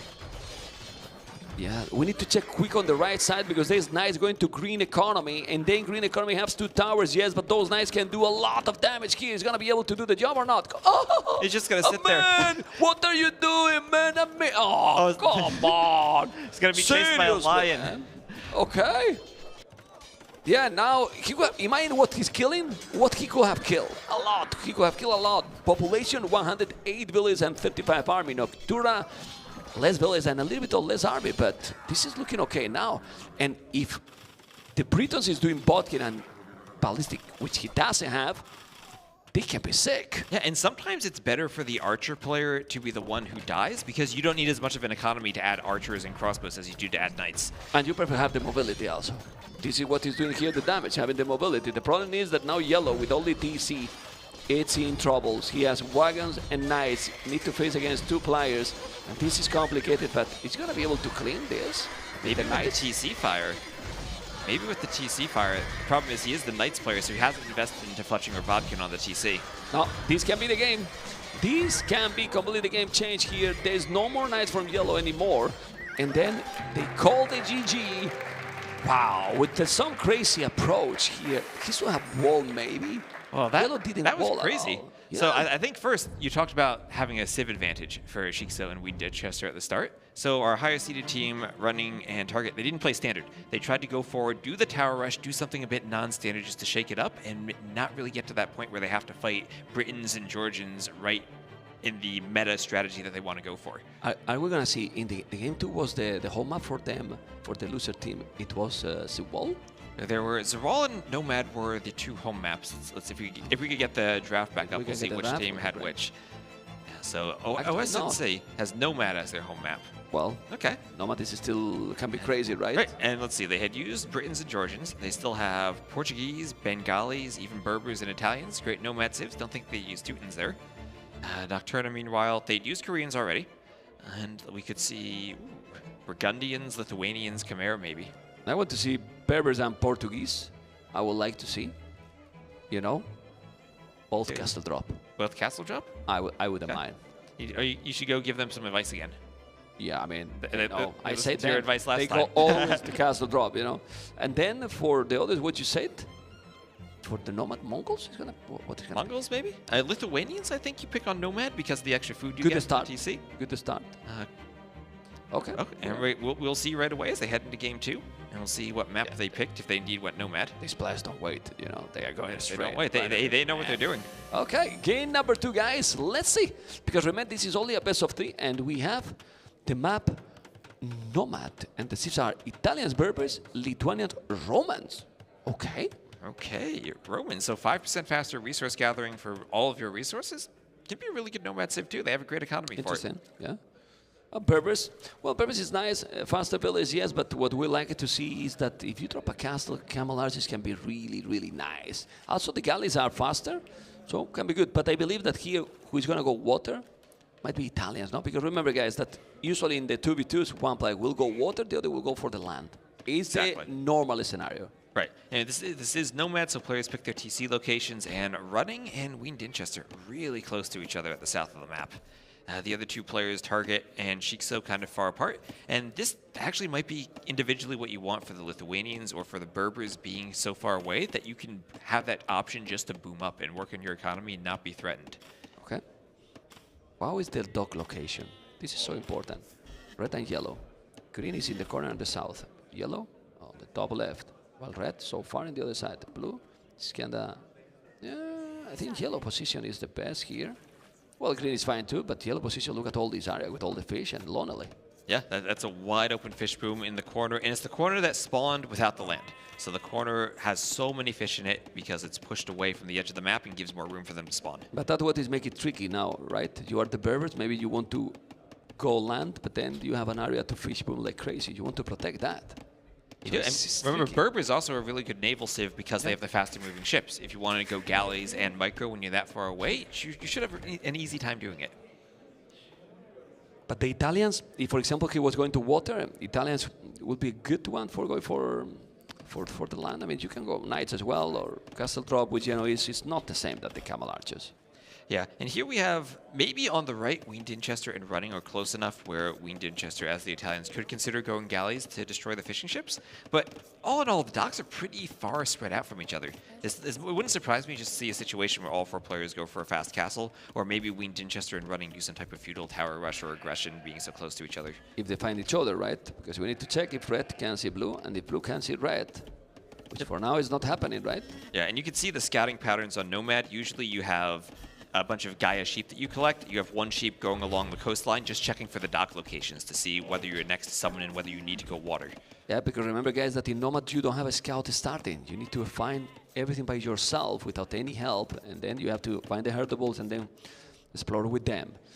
Loom already for blue. It means that he's going to go up? I don't think so. It's super early, so I think it just means he's having maybe a bit of trouble with his Nomad build and just adds in Loom so he doesn't have an idle TC. Yeah.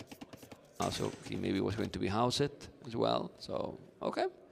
Would you prefer as a combination, Italians, Berbers, or Lithuanians, Romans? I mean, I think they're both great combinations here. I could imagine them going either way. Okay. Thinking about what they prefer, and it depends a lot if you are able to, for example, with Lithuanians, if you go landing, what kind of landing you're going to do? I mean, you drop a castle and then you go unique units and then get the relics. well, it's very sick civilization in that regard. Now, we do see the Lithuanians often want to go for their latest unique unit, but I think the Genoese crossbows from the Italians can be a good counter to them. Can be good. In the 1v1s, you might see latest plus skirmisher, but it's a bit trickier to get skirmishers working in the team games. But this is the thing. Who is going to go water on target running team? The question is, do you actually need to go water if your docks are so far apart? Yeah, but how you know if the docks are so far? Can we see the target exploration?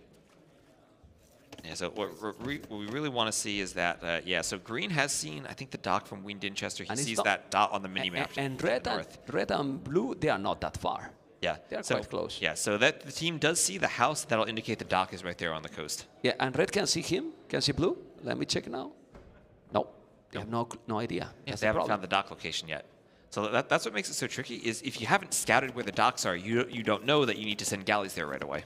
Okay, let's see, because we have now the first player going up. He's actually quite fast, and he's going up with 17 villages for fishing ships. Clearly, the Italians, as we expected, is going to go water. The question is where he's going to make the second dock. I think he should do it. If he's doing a dock between green and blue, it would be amazing. Oh, we'll see, because he has the dock villager out there, and sometimes you're forced to do a dock just because you have the villager there, and your TC is kind of far away, so you don't have another option. Yeah, but he's doing the dock kind of together, so he wants to be together with his first dock. What is that dot red? It's a sheep at the bottom? Yeah, it's a sheep scouting the coastline. So if the sheep ever gets taken, he'll know there's a dock there because the villager took it. Yeah, I need to find it. It's important to find it. Even more, he's going to make 2 docks. It's still going to be cool because he has the blue dock very close west. So I think he's going to do some damage. He's going 2 galleys already. Okay, and we have another dock from Target being added in as the Lithuanians. Again, a civ that usually goes up pretty quickly because of the extra food they have. But really easy for the Italians here to go water because, 1, it's cheaper for them to go feudal, and 2, they really do like just investing into the water to begin with because of their cheaper fishing ships. Nice, nice. Skills for the amateur to take the rhino, right? Yeah, I'm sure he has some Black Forest skills, luring all those boars and rhinos in groups of 3 from far away, too. Well, those are not exclusively now or the Black Forest, right? Like everyone that's is doing Nomad's skill now, too. Yeah, these kind of things. He's doing, all the time. Sick.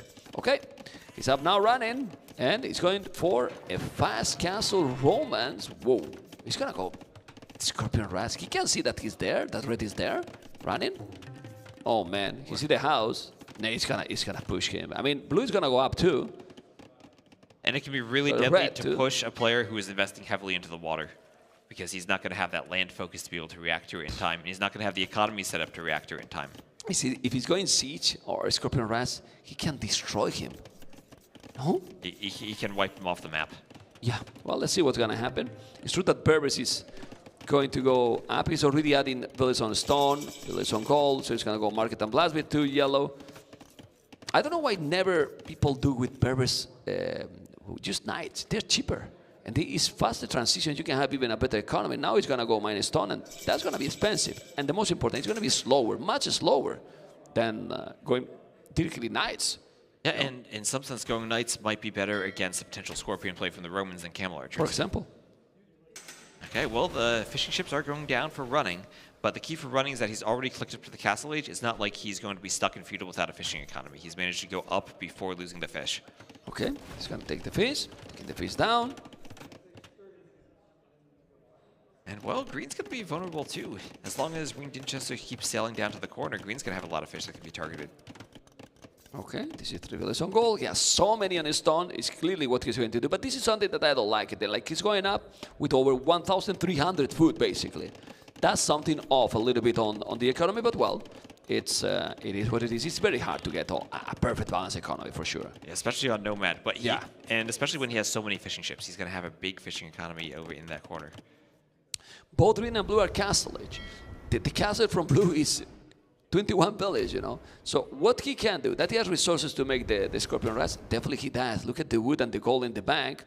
Let's focus there. He has no food income, but maybe he doesn't need it if he's just going to plop down 2 workshops and do Scorpions. And there go the vills forward. Please, go this strategy. It's so much fun and deadly. And the only thing Winchester can do now is run. In the feudal age, you can't fight this. Oh my god, this double siege Double workshop. workshops. Double siege workshop is gonna go with Roman Scorpions. The stone is there. No, it's okay. I'm gonna make a mining camp here. Yeah, he's and now an now, outpost. He's gonna see it with the outpost, and that's gonna be one valuable outpost villager. So he at Yes, least sees so that what? those workshops are there. So He- what? He knows that right now he can research wheelbarrow and he can run faster. That's about it. well, he's going to go up to Castle Edge. You know, he's not even doing the outpost. He canceled the mining camp, and now yellow. This is the problem. Imagine if he was having double stable. Right. He cleaned all that, but now what is he gonna do? Yellow. Maybe he's gonna come with a forward castle to blue. Come on, man, make a forward castle. 20 Winchester's seconds. just gonna run. He's gonna hope that he can get up What? to the castle age, and he's gonna run away and reboom. Then He's here comes running the first already. Scorpions. He's gonna stone wall up just to buy some time. Guess it doesn't really help too much against Scorpions, but he's gonna look for another home as soon as he gets up to castle. He's running already red. I don't know why he's running that quick. Is the right way to go? Oh my god, well, look at the castle he's doing. And he's just going to look for camel archers. But I think the problem with going camel archers right now is you're not going to fight scorpions with them. And if you want to raid target, he's on the complete opposite side of the map. Your castle isn't anywhere close to where you can reduce and hit him. Please focus on the TC because he's going with rams. I think he's going to take the ram and then he's going to take the TC. He's on the way to castle. If he take the TC down, then he's dead. Then he's completely dead because he's not going to be able to go up. Oh my god, he's gonna take the town center. That's why now he moved all the villages and he can't kill the rams. He moved all the villages so fast. And now the TC is going to be down. I mean, even if he had villagers, how many scorpions is that? I don't know if he could actually protect the vills if they wanted to attack the rams. Well, okay, you got a point there, but now what? He has wood to make the TC. Yes, he can make another town center, but man, he's kinda out of the game already. Winchester, he lost all the face. He was the one on the water. Yeah, if we check his KD, it might be a disaster for sure. Oh man. But at least he killed a lot of fish. Right? He killed a lot of fish, and he's trying to buy time for Shixo to do something. I just don't think, as you've been mentioning, maybe it's better if he goes Knights. 413 KD. 413. He lost a lot. He really lost a lot. He's now up to Castle, but imagine how much behind he is. He got how many camel archers? And that's the problem. He did the castle already, and now he has one camel archer and one mangonel. And that's not going to be useful against that Scorpion composition. And we see an X over there on target's TC on the minimap from Winchester saying maybe where to send the camel archers, but he's on stone already. He'll have a defensive castle by the time they get there. Okay, let's see. The Scorpions are coming. Camel archer is going to be there. The TC. Shisho is doing the list. Only one. He has only one town center also, and green is now booming. That's the problem. Target is now booming. He has, let's say, killed red, and now he's booming. Yeah, Green. now he's booming. It work. And Shixo can send camel archers to kill running, but target won't care. Target will just boom up. Okay, we have to be careful. Let's see. Now those are the fire ships. Gonna be able to take them. He's gonna kill the fish. Yeah, green is doing a brutal damage into Shisho now. They have the game completely now. Look at the village number. It's looking really difficult for Winchester, who Yeah. still is stuck in the feudal age just now, 30 seconds from the castle age. The Scorpion's still going to try to find more villagers. Oh, poor red. Yellow is trying to push here to blue, which I like it. He has Bodkin arrow. The problem is that now Shisho resources are at the limit. Oh my god. More Scorpions. Yeah, well, that's a disaster. Winchester just can't get away. He's gonna take it. Kill. What are you doing? What, he's not attacking? I don't know. I think he's looking for the next TC. Yeah, there he is. Oh, man. And he has the hill this time. Yeah. Red is doing a siege workshop here now, but look at the wood he has. He has 0 wood in the bank. So, I mean, if he has some stone, you know, is that a siege workshop or yeah. But you cannot defend. The Scorpions might be able to kill the ram. Eventually they will. Oh, repair bills. Some teamwork here, repairing your teammates, Mangonel. That's always nice to see. Yeah, but soon Red will not have even gold. He doesn't have the resources to repair. Yeah, probably. Yeah, you can see the score difference. It's crazy, man. Well, this is the final, but it looks like Target and Running is just in another level, right? They are. Okay. And they made their way through the upper bracket with ease for a reason. They are two very good players. They're really, really strong. Okay, you gotta be careful. There's another Tone Center. It's the third TC. And, well, I don't see how they can come back. This was a lot faster than I expected. Yeah, and I mean, we're still waiting for Wayne Dinchester really to recover from that early Scorpion Rush. But I mean, this Roman Scorpion Rush, we've seen this in Nomad, we've seen this just in Arabia 1v1s. Now, maybe we haven't seen it at the highest level yet, but it's a really powerful strategy. It's hard to kill Scorpions once they get amassed. If you don't also have a large army, and with the discount the Romans have, it's really easy to get double Workshop Scorpion production going. No, that early is impossible to stop.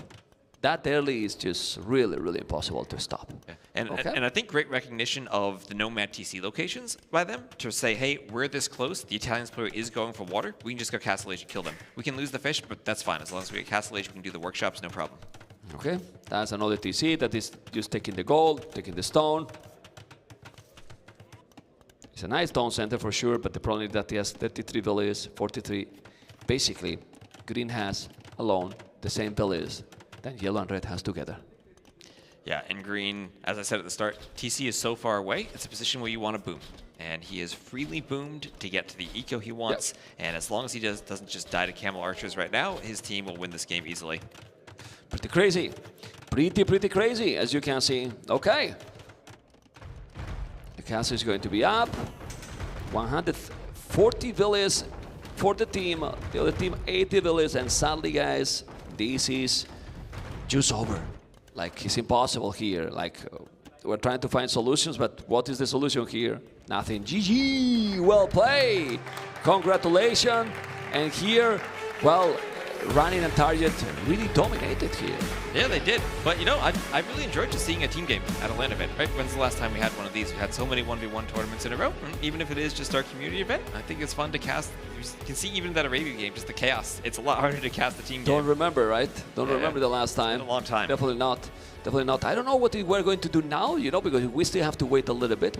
So we're gonna wait a little bit, some instructions here from the from the production, you know. Yeah, because you know, Leary, he is human. He does need a break. We can't make him play 2 sets back to back. I mean, we could, but probably shouldn't.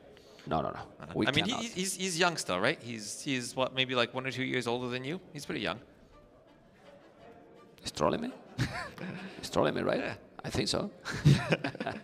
Anyway, well, Leary, how did you feel with the domination Leary did to Mr. Yo? Were you watching, I believe, right? I was watching, and I thought it was a really strong set from Leary. I mean, I think Yo had his moments where he played very well, but you could just see mechanically there are things where he pulls himself away. Did you expect that domination? I'm not surprised by it. I don't know if I expected it so much as, you know, I'm not surprised to see Leary playing that well, even against Yo. I know Yo's had a great tournament, but Leary had maybe struggled a bit against ACCM, but it's really, you know, one very close game on Fortress, that one game with the pathfinding on Fractal, that was kind of strange. Otherwise, Leary has looked really strong against everyone other than Hera. What we can expect then against Hera? Well, how you see this? It's tricky. Because how many games in a row has Leary won against Hera now? He's had a sweep in the TTL finals. You mean the Hera against Leary? I mean Hera against Leary. We had a sweep in the TTL finals and then a sweep in the earlier in this tournament. We don't have to remind that to the viewers. I think we can. We don't have to remind that. No, we don't have to remind that to Leary. We have I mean, to Leary say, might be watching now during his break. We have to. No, he might be resting. I'm sure that he's not. He doesn't want to listen to you and to me. Anyway, I think Hera is definitely favorite, but you know, I was talking last night with Leary. You know. Okay. Was he confident? I think he's not worried. Like he knows where is his strength and why he's probably having the problems, you know. And I think he can step up his game and surprise more than one people that they think that it's gonna be a clear series for Hera. Okay. So be careful about that. Be careful about the kid. I mean, Leary always a player who I feel like sometimes he plays against Hera better in their practice games than the results on stage in the tournaments might show. Well, I don't know, because I don't see them when they are practicing, but maybe he has to stop practicing with him, right? Maybe. Well, who else is he going to practice with? Who else is at that level? Well, you don't need, because also you are kind of doing your opponent even stronger. That's true. That's true. Well, who else that? is Hera going to practice with? Because if they are the top 2 players, you know, and let's say that Hera is now on one step ahead, right? Yeah. Yes. You don't want to make him be even better, right? let him practice with all this because you are now clearly his competitor. You need to practice with someone else. Right, it's tricky, right? Because if you're Leary, you still want to have the best practice you can to make sure at least you're finishing second, right? Whatever he's done has been successful and doing very well in tournaments. Yeah, but not for now, gotten to that top stage. But for now, I had the feeling that Leary is also clearly the top 2. I think pretty clearly too. Yeah, I mean, You know, we've had so- some competition from Viper, from Yo. So you don't recently, need but you don't need to get the gap with the third bigger. You need to get the gap with the first closer. right. So, and at the end, the mechanics are on point. So what you need now is some variety in the strategies. Because the Variety in mechanics, strategies? we have seen, Lear doesn't have the mechanics. He has the mechanics. He has right? the mechanics. So he's missing maybe doing something different. That's always tricky because we've seen a lot of players try to do stuff different against Hera. We've seen maybe Tato plays differently, Yo plays differently. yeah. Even Viper can try to throw in a surprise here and there, and it never works. Hera's always able to figure it out. And not only doing against Hera, it's like when you have that muscle memory that when you are playing and you're used to do some stuff, maybe if you try to do something different, it's not working as clean as you will do your main strategy, you know. So then at the end you kind of screw yourself because you try something different. So how many times you will have to practice that and before? we did see Leary maybe trying a few things that were different in that first set. I remember that game with that Mangonel play on Arabia where he did so much damage to Hera, but still Hera doesn't panic. I have my just opinions. moves. Yeah, but I have my opinion about that game. you Okay. know. And I think he should have go right away to attack there. You don't wait because the time you wait, it gave time to his opponent to go to Leo's base and then disturb him. And when you are on this kind of strategy, the main goal, in my opinion, is that you have to be able to focus in your own attack. If you have to focus in that all-in attack, but defending also at home, you're gonna fail eventually. Right, and that's It's where so every hard. so often you get one Mangonel shot here, one Mangonel shot here, and all of a sudden you're trading Mangonels and you're not doing the damage you need in time. When You your cannot opponent trade. has that extra In those movement. strategies, you cannot trade. You have to kill. You have to you kill, don't kill, it's gonna be so complicated. Right. Really complicated, you know. But you know, I don't know. What is people thinking on the streams? What is people thinking? I don't know what they people thinking because I don't have any chat here. So. So what I'm hoping is for Leary is that, you know, remember the NAC finals? He played Hera really well. Maybe a couple things go differently in a couple of games, and he could win. Looked very different than the Leary, who's just been swept by Hera the past few games. Mm-hmm. Maybe being in this LAN environment with the stage. I know the last set did have the stage, but wasn't quite the same pressure as being in the grand finals. He still had that lower bracket to fall back on. Now he's gonna have a lot of support from the audience. I think the audience wants an underdog to win. Well, that's always happened, right? I mean, that the crowd listening us, who the crowd wanted to win. I don't want to put them in that situation, but I think we don't have to even ask to them. They're gonna say it. I think they'll themselves. say it. I think Yes. we know. I think we know. Yes, we kind of know as well. And who you want to win? They don't listen to us. They don't yeah. listen? No. I'd like to see an upset. I'd like to see an upset. What Well- about you? What about you? I'm Onimaru, so. Oh, that's true. You have a teammate. Yeah, You're biased. it's a my teammate. You- you're a I'm biased telling you, caster we here. were last night talking, man. You're saying he needs a new practice partner. I think he has one right here, his teammate. There's many ways to practice. There's many, and now I'm serious. There's many ways to practice. You can practice obviously mechanically, but when someone is as good as he is, you need to analyze the games, in my opinion. That's what I think, you know, because he already know everything what to do. I mean, are you gonna teach him how to go fast, what hotkeys you need? He knows all about that, right? So it's about more. Okay, let's check the draft. Draft for these maps is very important, right?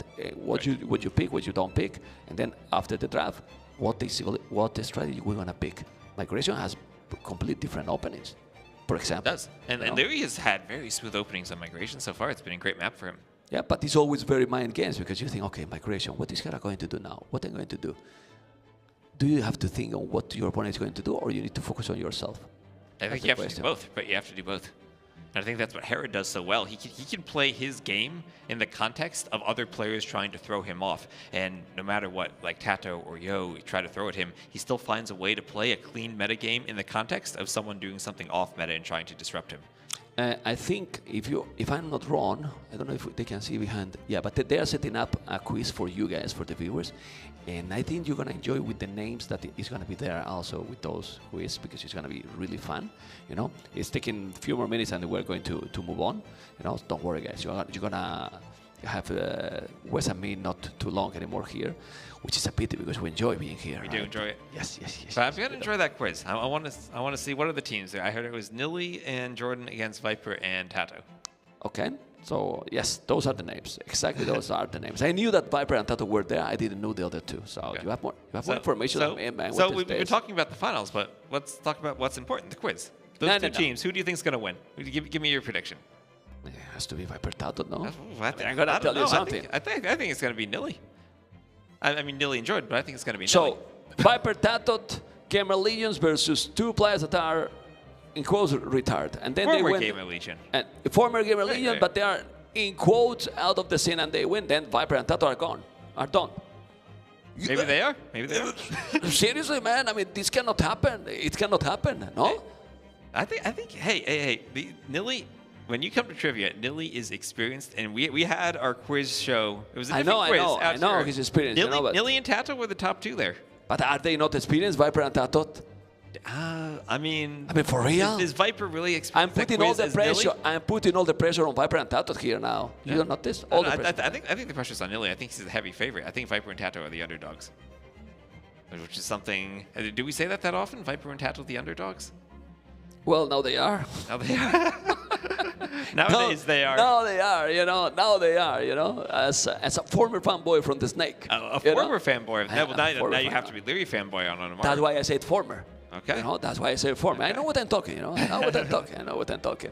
Anyway, back into the finals. Prediction for the finals.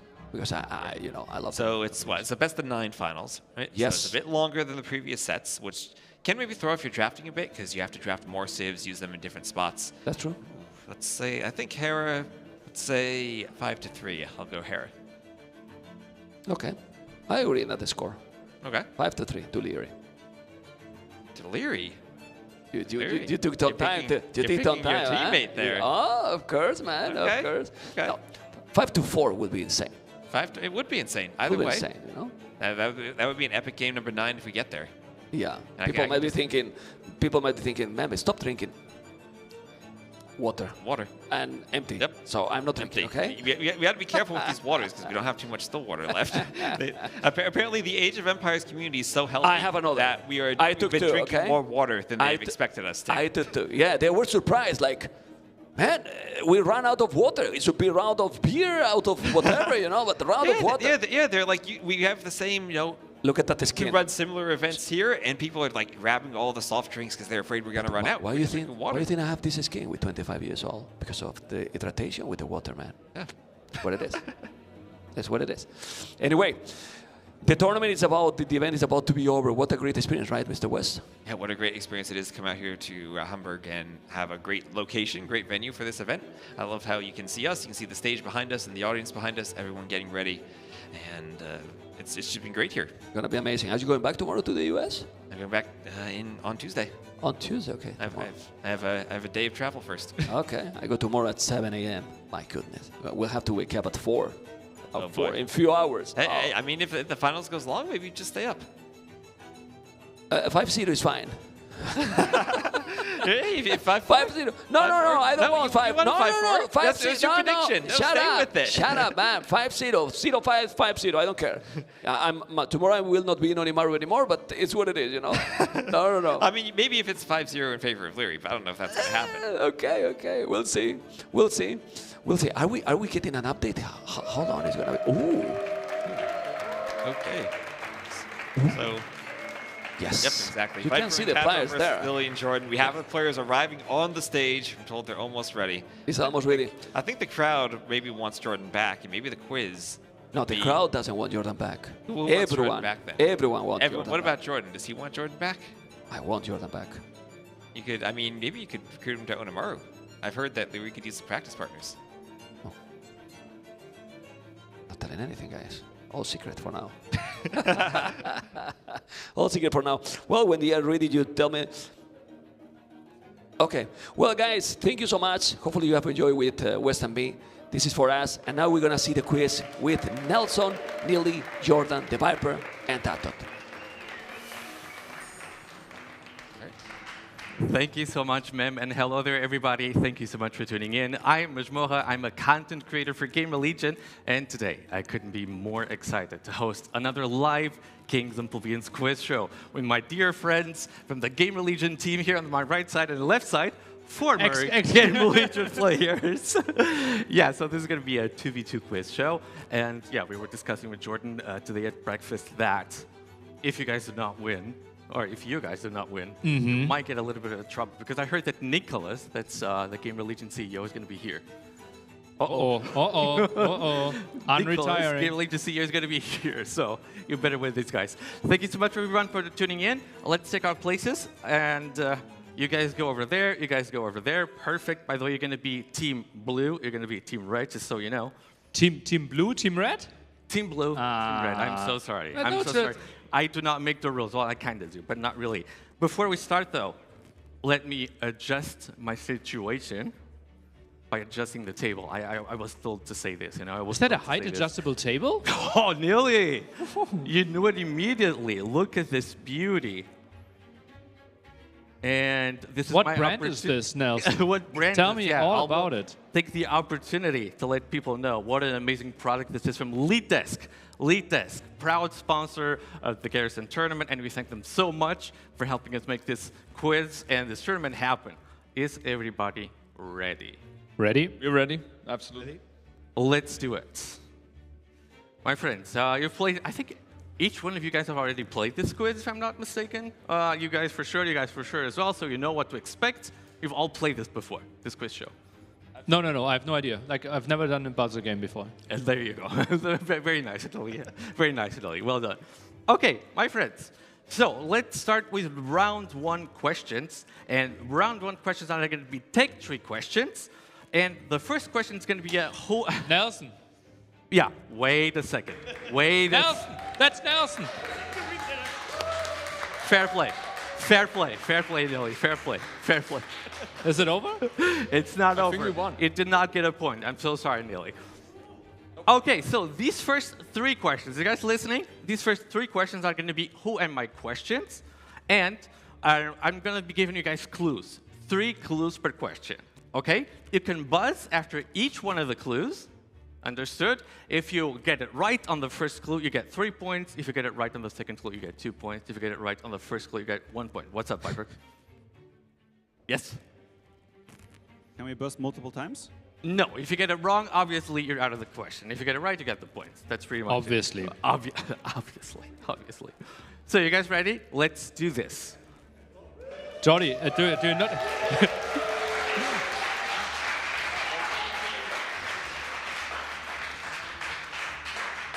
I love the engagement. I absolutely love the engagement. Let's do this. First clue. Who am I? When fully upgraded, I'm the only land unit with exactly 165 HP. You can read the questions over there if you're not sure. I'm gonna give you guys a couple of seconds. If I see no movement, we're gonna move on. Okay, I think nobody... what is that? I think nobody's got it. Mega Hassa was the suggestion here. Okay. I'm not allowed to say anything about it. Second clue, since nobody seems to know this, I have an attack bonus versus archers. Ooh. Okay, Team Blue. Could it be the Savar? That's correct. Well done.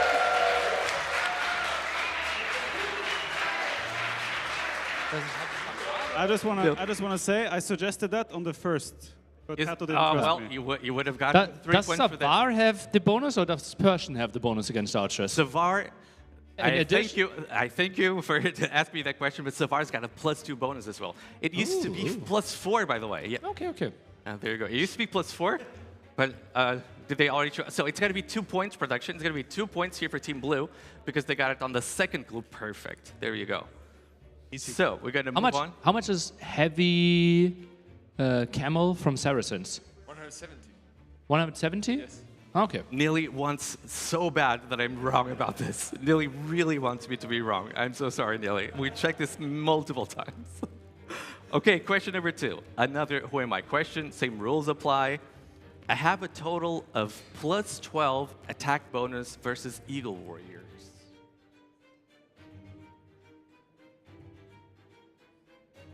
I don't see a lot of communication here over Team Red. Okay, I don't think anybody's ready to buzz just yet, so we're going to move on. Second clue, I can only be trained from a barracks. I can only be trained from a barracks. I love the engagement. Okay. Okay. Team Blue. Legionaries. Legionaries, well done.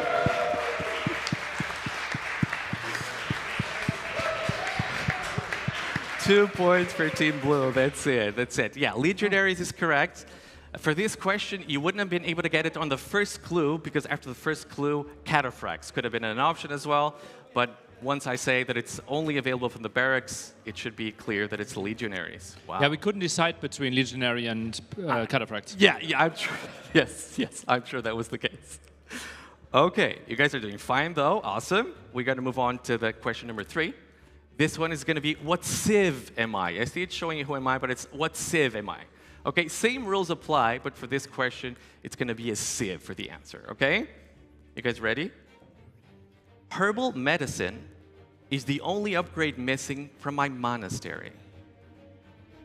Jordan, you want to solve? Give you guys a couple of seconds if necessary. Don't look at me. I'm not going to give it another hint. Not just yet, at least.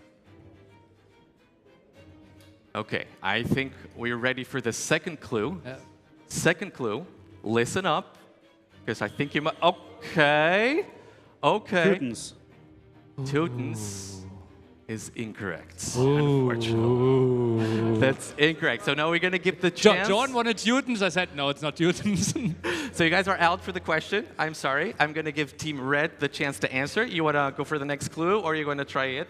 I think we'll take another clue. Yes. Okay, so second clue, blast but furnace. They can't answer after the clue, They cannot answer anymore. They're out for the question. I'm sorry. They were a little bit too greedy. Where did I hear this before? Viper being greedy. Second clue, blast furnace is the only upgrade missing from my blacksmith. Ooh. And that's why you guys should have waited if you're not entirely sure. Lithuanians sounds good. They don't have blast furnace? Herbal medicine, like they have a lot in the monastery. I'd be 70% that it's Lithuanians.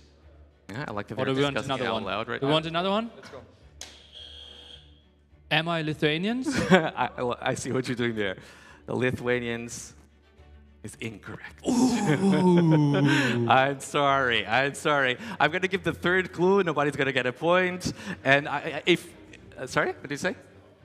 Oh, that's actually a very good question. Does anybody know in the audience what civ you're looking for? I don't see a lot of movement in the audience. Okay, I'm going to give the third clue. Maybe then you're going to get it. I have access to arbalesters, hand cannoneers, heavy cavalry archers, champions, halberdiers, paladins, hussar, heavy camels, and siege rams. Well, yeah, you can say it. You don't need to whisper. Yeah, it would have been the Byzantines for this question. It would have been the Byzantines. And actually, I didn't say it, but after the first clue, you could have gotten it because the Byzantines are the only civ missing only herbal medicine from the monastery. Wow. So you could actually have gotten it there. Close enough, though. Close enough. Okay, we're stuck at 4 points for Team Blue, 0 points for Team Red. I need you guys to catch up a little bit here, guys. And we got to move on for question number 4. This is going to be who wins question.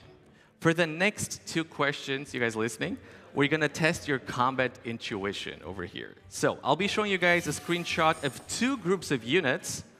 And in a post-Imperial Age scenario, if you simply patrol both groups into each other with no micro whatsoever, who wins the battle? And by the way, this scenario has been... Let me finish the question. Let me finish. The scenario has been repeated multiple times, so we know for sure that the result is always the same, okay? You won't need your buzzers for this one. I'm going to give Team Red the opportunity to decide who wants to guess first. Okay, so we have here this... Yes, go ahead. How do we know the civs? I'm going to tell you all of that. You're very impatient today, Viper. We have scheduled grand final soon. I heard we actually need to fill more content. So here we have Elite Mangudai and Magyar Paladins in blue on the left side. And they will be fighting against Savar and Saracen Heavy Cavalry Archers in the red. The groups are roughly balanced for equal resources. who wins this battle. Okay, Jordan, now we have the option to decide. Either we are giving the answer or they are giving the No, answer. no, both are going to be giving an answer. You just decide if you go first or not. Ah, okay, Yes. okay. So I'm going to need to hear an answer soon. I see the audience discussing and trying to guess along. I love it. That's exactly what we want. Okay, we want them to answer first. Okay. But we won't change our answer anyways. Okay, Tower and Viper, let's hear an answer. We think red will win the fight. You think red will win the fight? What about? Red will win the challenge, but here blue is winning. Okay, I love that we have different answers. And so let's check who's going to be the winner of the simulation in a video made by the great YouTuber Mike Empires. Go blue, okay, go we've blue, already blue. Yeah, you want to cast Nilly? You want to cast Nilly? The pathing is messing Yeah, with the red here. pathing. Blame it on pathing. Some good old DE pathing. But we made sure. Easy. We made sure that the result is always the same. Uh-oh. Jordan? Didn't I say the Navarro was strong? Ay. And by this time, I think it's pretty clear who the winner is going to be. And that's going to be the Savar and the heavy cavalry archers from the Saracens. And that means 1 point, another point for Team Blue. Can we start playing? By the way, these kinds of challenges is so fun. If you add one paladin to the whole thing, it completely switches around, and then suddenly the paladins win. And if you get discounted them. If you have Frank paladins as well, they also win. These things are always very sensitive. Okay, we're gonna move on to the next one. It's another who wins question. Let's show the screenshot again, and this one is pretty self-explanatory. So we have on the left side as blue, we have Teutonic Knights and Janissaries. And they are going to be fighting against boyars and conquistadors. This is obviously post-imperial age, so that was the case for the last battle as well. And this time, it's going to be Team Red giving me the first answer. Teutonic Knights and Janissaries in blue against boyars and conquistadors in red. Fully upgraded. What did you say? See everybody guessing along. I love it. I love it. All units are elite? Post-imperial age scenario. All units are elite. All the upgrades. Jordan is calculating the damage output. I need 10 more seconds. 10 more seconds. Do you have an inclination? Okay. 10 seconds are gone. They are answering first. You guys are such cowards. We think blue will win the fight. You think blue is going to win the fight. What about you? Okay, Jordan, we are saying? We're saying blue as well. Okay, just playing it safe. I like it. Okay, so let's show the video to the audience. You can cast again Lily if you want to. Okay, we start in the middle of the whole thing. Not sure why. Yeah, the pathing, some good old DE pathing as always. But, as you can see, this one's actually pretty clear. And it's going to be red winning. And that means that nobody gets a point in this question. Yeah, some good old DE pathing for this one. Granted, some good old DE pathing for this one, but that's what we have.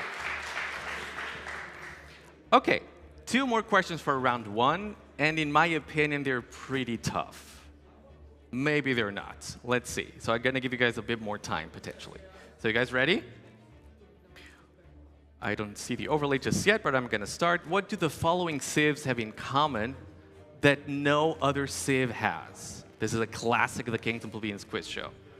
Turks, Byzantines, Chinese, Portuguese. You're going to use the buzzers for this one. If anybody's got an idea, they can buzz. The opponents will have the chance to steal. Turks, Byzantines, Chinese, and Portuguese. What do we think? Heavy thinking intensifies.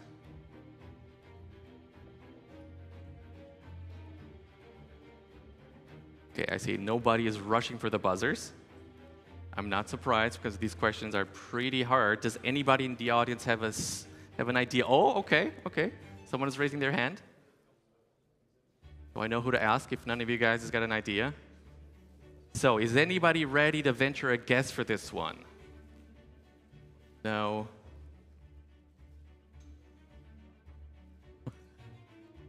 Okay, I think we're gonna... Do I need to give you guys a clue? You guys want a clue? Okay, the common attribute, are you guys listening? You guys listening? The thing that unites all of these civs has got to do with a unique technology, with their unique technologies. It's something that combines them together and allows them to be grouped up for this question. That doesn't help either.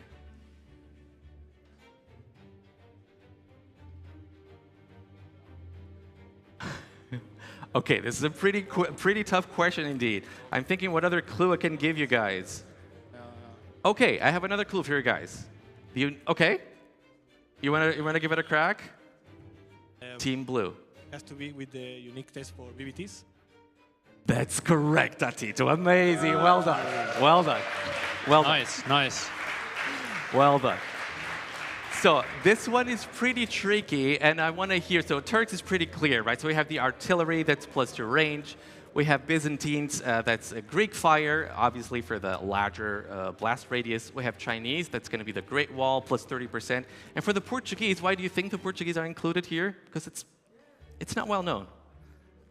Arquebus does not affect Bombard Tower, so you got lucky. That's why we didn't. He suggested that first, and then I said, but the other one is caravels, no? Yeah, so this is a pretty tricky one. It's actually got to do with arquebus, but the thing is that the projectile speed is affected by arquebus, not the ballistics. Okay. Because bombard towers get ballistics anyway, obviously. So arquebus only changes the speed of the projectile, and it's like 0.2%. It's very, very little.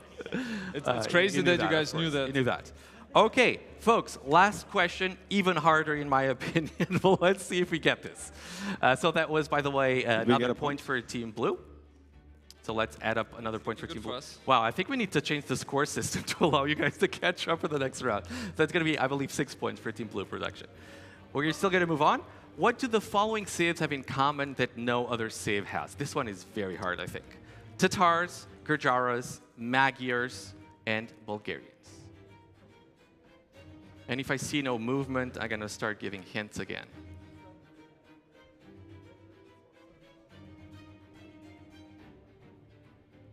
Okay, I see no movement, right? So this has got to do with a monastery technology. Jordan. Why is Jordan supposed to know it? Jordan, you want to solve? Does anyone in the audience know this? I really would love to. I think this one is almost impossible. Okay. I'm gonna give the solution for this one because it's really hard. These are the only civs missing faith. So this is a pretty tough question. Pretty tough question, granted. All right, but not too bad. Okay, 6 points for Team Blue. Let's give them a round of applause. There you go. There you go. Team Red is not yet on the board, but they will be pretty soon. I'm sure you guys are going to be able to do it. We still have a lot of quiz ahead of us. And we're going to move on to round number 2. And this is the round where we usually like to play the fun games over here, the Kings and Plebeians quiz show. And for this first question, I'm going to need the assistance of Rachel. Rachel, where are you? There is. Round of applause for Rachel. Thank you so much, Rachel. Thank you so much. You can come over here. So this is going to be a charades round. And what Rachel's going to be doing is she's going to be acting out Age of Empires 2 terms, and they could be literally anything.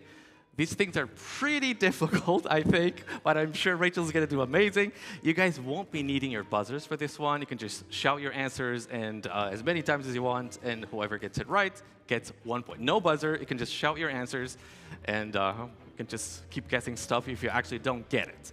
Okay, is everybody ready to go? Is Rachel ready to go? I think you're going to be doing it over here, but you want to take a look what the word is, or you still remember it? You still remember it. Perfect. Let's go for the first charade. Hand card. Field borrow. I love Caravans. it. I love it. Is it? Deer? Deer is actually such a good idea, but that's not correct. So keep guessing, guys. Trade card, trade card. Trade card is pretty close, but that's not it. Camel trade card. Trade Unique trade card. Trade card is not it either. Caravanserai. Caravanserai, that's 1 point here for Team Red. Well done, Lily. Awesome, well done, awesome. That was pretty good, that was pretty good. That was really good. Okay, we're going to move on for the next one. Quick question. Yes. Do you know the building, Jordan? Is it a building?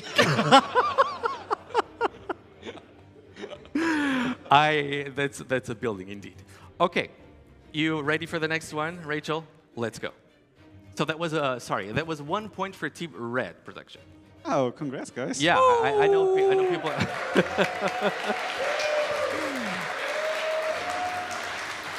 I know people get really mad when we don't take the score seriously, so we're going to do that. We're going to take the score seriously. Rachel, the stage is yours. Relic.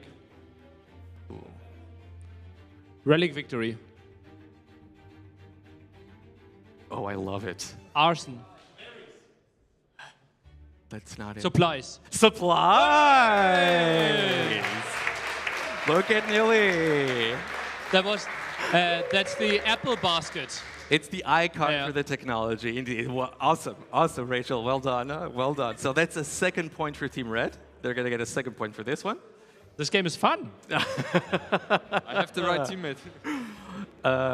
Yeah, let's give a second point over here for Team Red. It's supplies, yes, there it is. It was indeed supplies. And we're going to RIP move supplies, 2025. Whoa, yeah. Hey, Dilly, it's because of you, right? Aren't you deciding these things? Don't point fingers. It was a hand, to be honest, but I'll take it. Point taken. Okay, Rachel, are you ready for the next one? The stage is yours.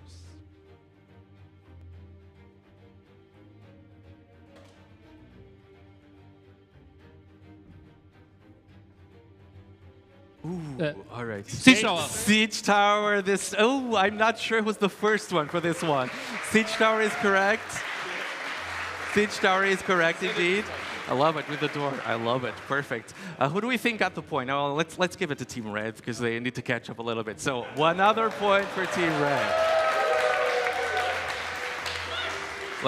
Let's try to be fair. Let's try to be fair, Tato. I think I heard it from Nilly first. Yeah, I think I heard it from Nilly first. She showed it in your direction as well at the start. We had a delay. Oh, yeah. So, yeah, they had a disadvantage. That's true. Okay, last charade.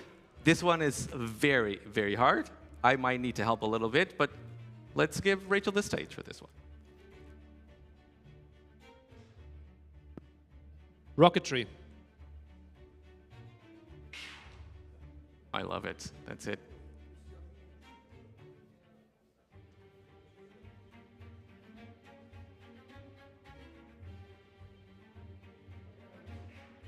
That's incorrect. Nope. You can keep guessing. You guys are too quiet. You can keep guessing for this one. Siege Engineers. Siege Engineers is not it. Gunpowder. Okay, I'm gonna give a tip. It's a unique technology. Artillery. Nope, it's not artillery. Greek fire, that's not it either. It's the one from Ethiopians. Torsion engine. Torsion engine! Got it! Yes! Awesome, Rachel. Well done. I'm awesome. retired. A round of applause for Rachel, please. She did amazing. Thank you so much, Rachel. Thank you.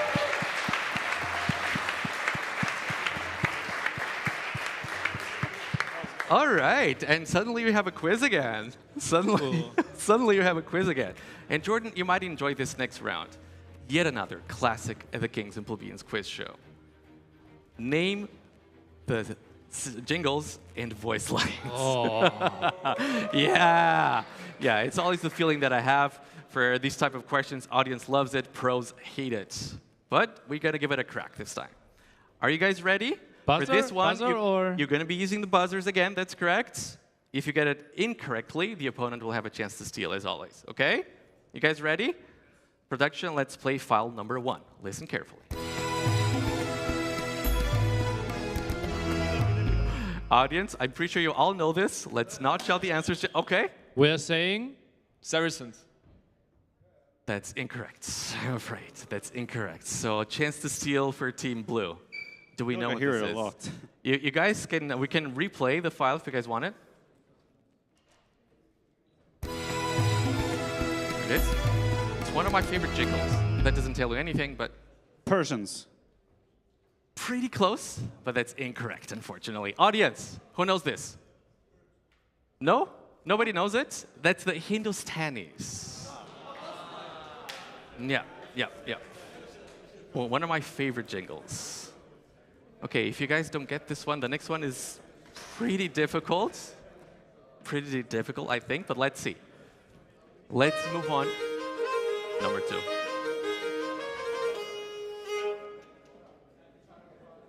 Okay, okay, Team Red. I'm saying Celts. Celt is incorrect, unfortunately. Chance to steal. Chance to steal over here for Team Blue. I won't give you guys too much time, so let's hurry up a little bit.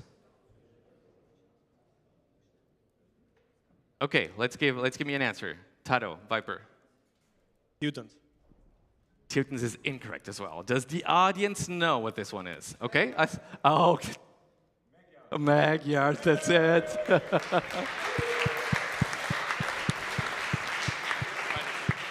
That was Timon, by the way, our boss over at Gamer Legion. So well done, Timon. Okay, so we have now 2 voice lines. Listen carefully. Let's play file number 3. Hey, yeah?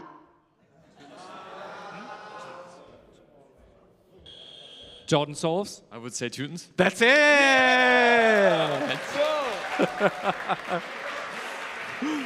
That's it. So that's 1 point for Team Red over here. Wait, do you guys have 7 points? It should be 6-5. Yeah, it should be 6. Yeah. So it's 6 points for Team Blue. That's 5 for Team Red. You guys are catching up. Let's go.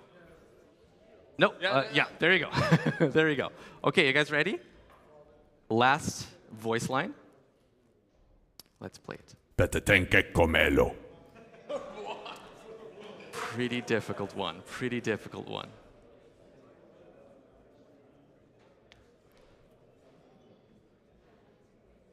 Nobody's going to venture a guess?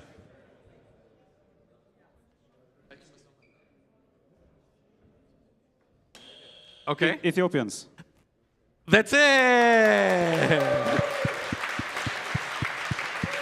Ethiopian military unit. I wanted to say that's it, but then I wasn't sure if it actually was. Shoulders, right? Look again. Yeah. It's a military unit. That's it. Nice. That's correct. Okay, and that concludes round number 2. And we're still pretty much in striking distance between both teams. And we're going to go for the last question of the quiz show, but this one is a pretty complicated one. I want you guys to take this whiteboard with you guys because you're going to need to write down some stuff. Take it away. How good is your handwriting, John? And take it, yeah, we have it. Everyone was always complaining, so I guess it makes sense. I'll take it as a no, I guess. I'll take it as a no. I will continue complaining. Okay, that's fine. Jordan, I said yesterday or the other day I could read it, actually. I was complimenting you, your handwriting. Yeah, you're the only person who has given a compliment to my I'm your writing. friend. So.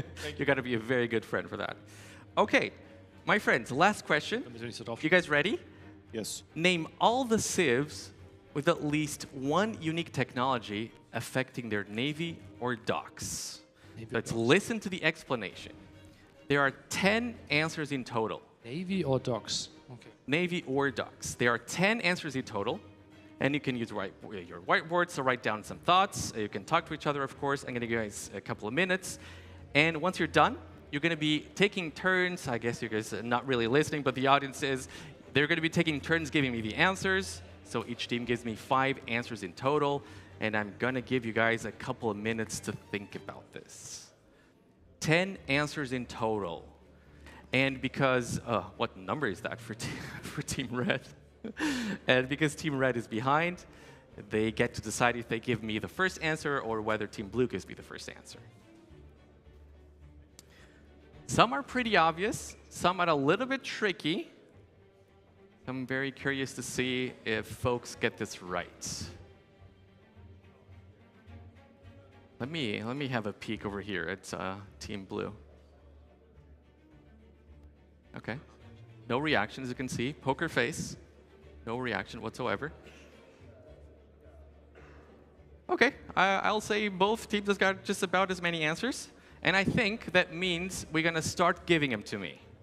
Okay, and then you'll still How have much time time to do we think. have? You'll still have time to think between the answers. So, Nilly, Jordan, listen up. You guys are behind.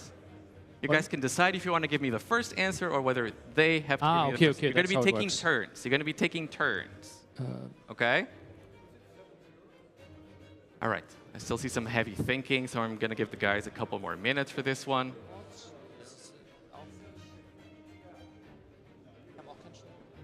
Okay, I see almost 10 civs for Tato. What about here? I'm not going to give a tip, but I am still interested in seeing. Okay. There hasn't been much movement for Team Red over here, but they're still going to have... Okay, guys, let's do this. I see the countdown in front of me. Nilly and Jordan. Hello? Nilly and Jordan. Hello. Okay, you guys decide. Do you want... So concentrated. I love it. Nilly, Jordan, I want you guys to tell me, do you want to answer first? And it's only one answer. You're going to be taking turns giving me answers. You want to answer first, or you want them to answer first? You guys are behind. What do you guys want to do? So much thinking. Okay, we will. We aren't sure. Is it better to start or not? I'm not sure either. That's why I'm giving you the option, because I'm not sure. Okay. Well, how many points do we have? Yeah, that's what. Yeah, you have 5 actually. You actually have 5. So it's going to be 1 point per correct answer, by the way. So you need to have at least 2 more than the other team. Okay, it's 1 point per correct answer. That's correct. And if you name something they already named, we are out. No, you're gonna be giving me turns, so you won't be able to repeat the answers. Okay. Obviously. If you say something wrong, what happens then? Nothing. You only get 5 chances to give me an answer. So if you say it wrong, that's it, and then you'll just say the next one. Okay. You guys start. We are saying Armenians. Armenians. That's correct. 1 point for Team Red, and now we hear 1 answer over here from Team Blue. So it should be 6 points from Team Red, if I'm not mistaken. Malay. Malay is correct as well, and that's not all that easy, so that's a point for Team Blue. And by the way, I'm going to be letting folks know, obviously, so for the Armenians, it's the Cilician Fleet technology that gives more range and blast radius. So let's hear another answer from Team... Well, you're already thinking about the second answer. It's not a good sign. We are saying Portuguese. Portuguese, that's correct as well. Another point over here for Team Red. Both unique technologies actually affect Navy. And let's hear another answer over here from Team Blue. I think, don't you guys have 7 points right now? I think it's 7 points for Team Red. Yes.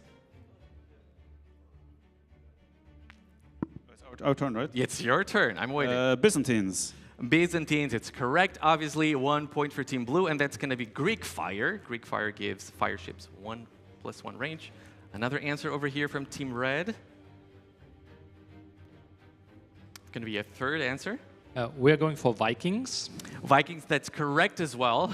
Bog's Vagar, or as Dave likes to say, Bob's Vinegar, gives longboats +1 attack. So that's going to be 1 more point. Perfect. Team Blue. Turks. Turks, obviously also correct. The artillery technology gives cannon galleons more range, and now things get a little bit more difficult. Fourth answer for Team Red. Do we have an answer? We have an answer. Okay. Hindustani. Hindustani is correct. Well done. Well done. Hindustani is actually correct. Do you know why? I know why. Well, because with the unique tech, you generate 10% more gold for all gold incomes. And since the trade cock comes out of the dock, that affects the dock. Okay, so we're in striking distance. Italians. And Italians is also correct here for Team Blue. And that means that Team Blue wins the quiz show. Let's give them a round of applause. I'm gonna be solving it. I'm gonna be solving, but they don't have the chance to catch up anymore, obviously, right? Okay, so well done, everybody. Very, very well done for this very difficult question. At least some of them were very difficult. And I think we pretty much named them all. Which one is missing? Yeah, does anyone know? Taro, you know which one is missing? We had Romans. Romans would have been the last one, which I believe, right? Bohemians. Bohemians? Bohemian, that's true, the Bohemians. Oh, well, does that mean... Cannon Galleon. Yeah, you wouldn't, you wouldn't have been able to catch up. I was just guessing if I announced could have had a draw. Way too soon. You couldn't have... Well, we could have drawn, no? No, you only like had one you more would have answer. guessed Bohemians. You only had one more answer, Okay, right? okay. Yeah. So I think that's it. Okay, yeah, but let's clear that up. So for the Bohemians, we have Wagenburg Tactics, which give the speed to cannon galleons, of course, and for the Romans, ballistas give galleys +2 attack. And that was it from us. Thank you so very much for everybody who tuned in, and thank you so much to our audience. You guys were amazing. Thank you very, very much. That was great. Obviously, thank you very much, you guys, for taking the time to do this. You didn't have to. Thank you so very much. And that means your job is safe, guys. Your job at Gamer Legion is safe. You guys won. All right, well done, guys. Was Italians cheaper trade cocks? Trade cocks. That's exactly it. That's exactly it. Okay, and before we send it all over to Gideon, we're still gonna thank our sponsor, Lead Desk, for helping us put on this tournament. I do have a Lead Desk table at home. I love it. I think you have a Lead Desk table at home. You also love it. And if you guys are looking for one, as you can see, you can just adjust the height. It's awesome. It's sturdy. It's very well built. Thank you so much, Nelly. And once more, thank you very much, Lead Desk, and all the generous sponsors who helped us make this happen. And I'm going to send it over to Gideon, who is going to be over there at the couch, and is going to prepare the pre-show for the final. Thank you so much, everybody.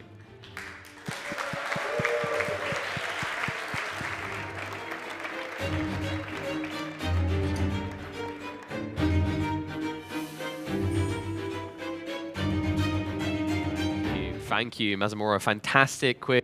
Think, people in the audience, do you enjoy the quiz? That's not too bad. That's not too bad. We're not far away from the grand finals. I just need to do a vibe check quickly. Who thinks that Hera's going to win? That's not much belief. Who thinks that Leary's going to win? Wow. Okay, so I think we have some slight audio issues. We're fixing that now. Thank you to our stage manager.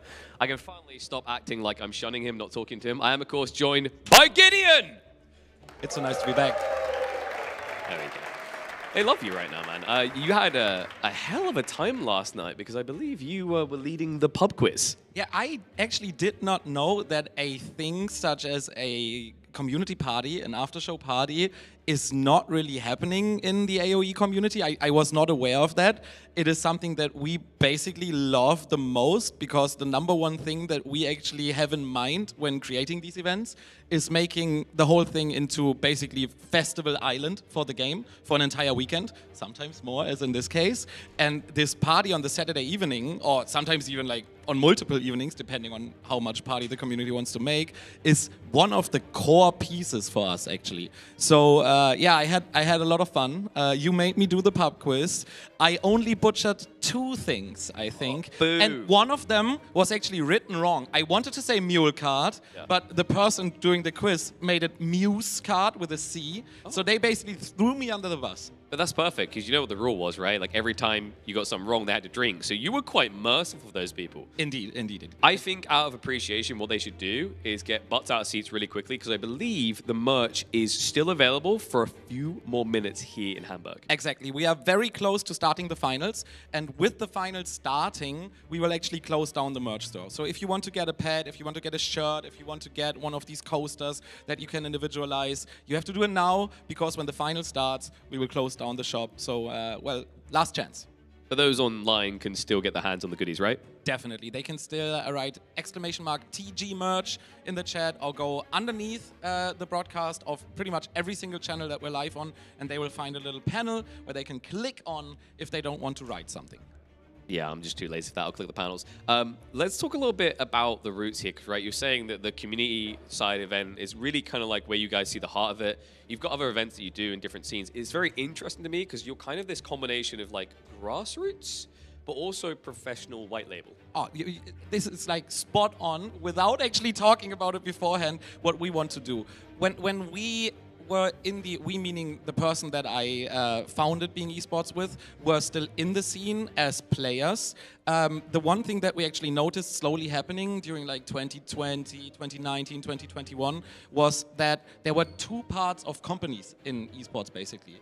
One, companies that have an insane amount of passion and basically grew with the challenges, but are lacking a little bit the professionalism here and there, and basically like these people who simply work the entire day and then still do something in the evening to make happen these projects. And then companies that were super professional, but didn't really feel like, I don't want to shoot shots at people here, but didn't really have the heart anymore. Basically what made esports so amazing when it started happening 25, 30, 40 years ago. And we wanted to be the perfect centerpiece with focusing 100% on the community every single time, but also trying to at least give a professional experience. I love the way you described it, because I think that the thing you're trying to hit on the head is that esports is insanely challenging, right? There's a lot that people don't see on the back end that has to go to work. I always say that, you have to have something wrong with you to work in esports, because you're going to work 3 times the hours of someone doing the job in a different area, and you're probably going to get paid less. 100%. I have never. I went from like a standard office job basically into this, and it took 5 years to get close to I'm still not close to what I had before, but it's not about that. I'm really honestly, and this is gonna sound so PR, I have never been happier than the past 5 years. I've never worked more, but they're happy to hear that. That is so cute. I mean, I told you they love you. You guys love Gideon? There you go. It's a slight delay. That would have been an awkward silence, by the way. I think we would have ended the segment there. But I think they'd love you more if you say that you're exploring more future events in Age of Empires. Oh, well, if you ask me, it's always the same, by the way. And please don't hate me for saying the first part of the sentence. On Thursday, you are sometimes thinking, oh my God, I can't wait for Sunday. I can't wait for my bed. I can't wait for like breakfast, because that's not happening any days of these events.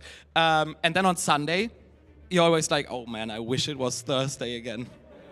Yeah, it's one of those things where I always find it's like the honeymoon of it. And yeah, they're loving it, right? They're feeling it as well, because it's just, when you start these events, there's all the files you have to put out. I think, honestly, you guys got it together really, really quickly. The last 2 days, in particular, I think have been ultra smooth. We've had barely anything that people would notice going wrong. I think also, like, what people don't realize is there may be things going wrong. It's just you guys are doing such a good job bodyguarding that from the public eyes.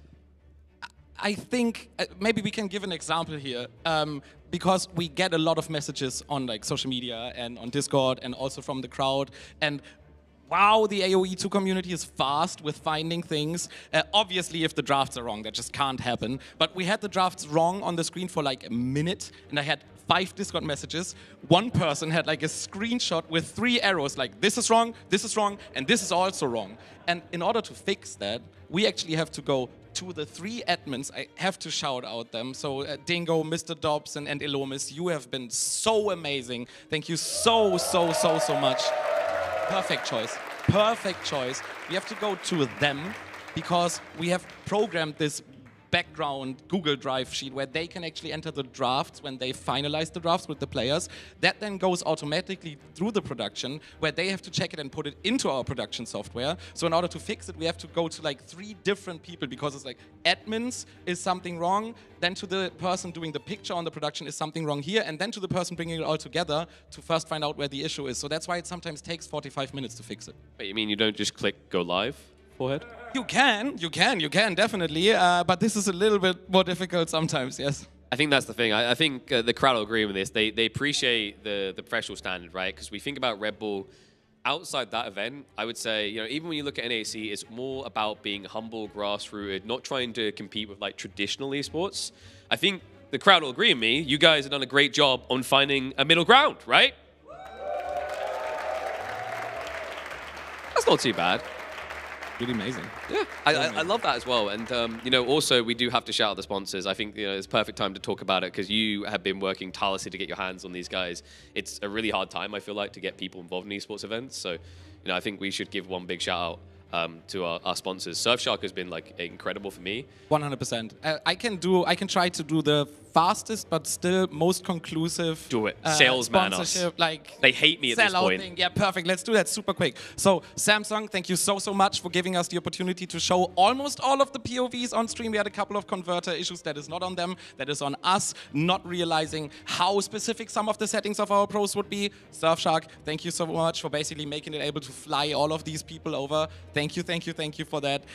Then we have Lead Desk. You've just heard about them so much, so I'm just going to send a lot of love their way. And then we actually have a partner from the German scene who are mostly involved with the German broadcast. It is actually Die Techniker, the health partner of our event. And lastly, I just want to say thank you so much to this amazing venue, the Experion, for hosting us. Thank you. And World's Edge, obviously, for providing us with the prize money to do this entire thing. Was that fast enough? That was pretty fast. They're impressed. They're sick of me at this point. But I've got to add one on. That's why I'm going to sales mode this. How about Being Esports, folks? You love them? I said Being Esports, come on! Oh, absolutely fantastic. They need to be charged up a little bit. It's hard when we've got glass between us, but you know, it's been crazy to think we're almost at the end. You're meant to be unbiased. Do you have a take on the finals? I always do. What you have to understand, and I will not talk about specific other games, but we have done RTS events with Being Esports, and we have been extremely unlucky with finals. We have had one person dominating 2 events, and then we wanted to fly in the only person from China who was ever able to beat him quite consistently, and that year that other person couldn't come due to visa issues, and then this person that we got for it was really difficult to get them, dominated everything. So they lost 0 maps, both of them, basically the entire time. So the finals were always kind of super one-sided. Leary, I'm counting on you so much. Please make this freaking interesting. I just want to really reiterate what you said there. So you just had a bunch of tournaments where a guy completely dominated. Yeah. And then you decided, let's go to an Age of Empires 2 event when Hera is on an unbeatable streak. Maybe we are lucky. I mean, I spoke to all of them a lot, and obviously the theme is Hera really gonna fumble? Is he really gonna be able to The pressure, lose? right? The pressure, but I think we had a couple of games that were super duper close. He still finds a way to do it, but He's the man of miracles. It's just, yeah, true, he is. But you know what? I want to make a miracle for someone in the chat. I believe we have got extra giveaways happening in here, but also at home. We've got plenty of these Steel Series to give away. These are unreleased, right? These are, they came out on the 11th, but I think only as in the product was introduced on the 11th. But we have them already. And we don't only have them, we have them signed by all of the amazing people on the broadcast, or at least almost all of them. We went signature hunting a lot, and we actually already gave one of this away to user Nano yesterday, and we would like to give one more away. So if you want to get this one, it is already signed. We've closed it again, of course, to keep it safe. But if you want this wonderful Steel Series QCK mousepad, then head on over to twitch.tv/Being Esports, the main channel. You can then turn right away back to watch this wherever you want to watch it, but you can head over there and put Steel Series in the chat. That's the brand name. One word together, not 2 words, 1 word, and you will have a chance in a couple of minutes when I'm back on my laptop to win this. That's fantastic. Also, on top of that, shout out to the people who have been generously donating to this. We do have something on offer for the top donator. It is that custom-made chessboard, Age of Empires 2 themed, I might add. Exactly. Another shout out to Chupta Burger with chuptaworks.com, who graciously sponsored a handcrafted, super beautiful chessboard to the biggest contributor of our crowdfunding. And thank you so much to everyone who actually contributed. Some on site. I had one guy coming towards me at the elevator, and he was like, Gideon, how do I find the crowdfunding? I want to say this once again. Please, please, please, please listen, and please believe me, the crowdfunding that you can see right here, we don't have to make it go there. It is really not something that is necessary. We only aim for transparency. We only aim to show you that doing these events is not super duper easy, and we thank everyone who helps in doing so, who helps with covering the cost, but please don't feel pressured at all. This is just, we're super thankful for what happened already. You are way too humble in this. I'm going to say it straight, guys. There's so many of you watching out there. If you want to see more of these type of events, every single dollar goes towards helping that make it'd be a possibility in the future. I know he's going to try to get back here, even if that bar doesn't fill out, but I know if it does, he'll probably be on the stage in tears at the end of the show. He'll be crying more than either Hera or Leary when they win this. That might happen. I will do it backstage maybe, but no, it's really all good. And this bar not filling up will also not mean that we will not try our best to do another event, because I said this on several podcasts, and I'm gonna own it, I think is what you say. Yeah. We see this as an investment, and so far, everyone, they have their backs towards me, but I'm looking at them. This has been amazing. This has been, oh yeah, the waving, I love it. This has been so amazing, and this has been the perfect investment. This has been exactly what we wanted. On day one, I wasn't sure, not only from my side, not from the side of the community, but starting from day two, this has just been perfect. A dream come true, but folks, it's almost time to make someone's dream come true here on this stage. A short break, and then when we return, we've got Hera versus Leary. A tight matchup, one that, with the way they've both played, you could imagine either player taking this. I feel like Hera versus Leary has been the ongoing story for so long. Leary just denied at the post so many times on LAN, maybe now in Hamburg, so close to home, it could actually finally be the time where he turns it around. But we've heard a lot from Leary. We decided to talk to Hera, and we were going to get his thoughts on the event before the Grand Finals.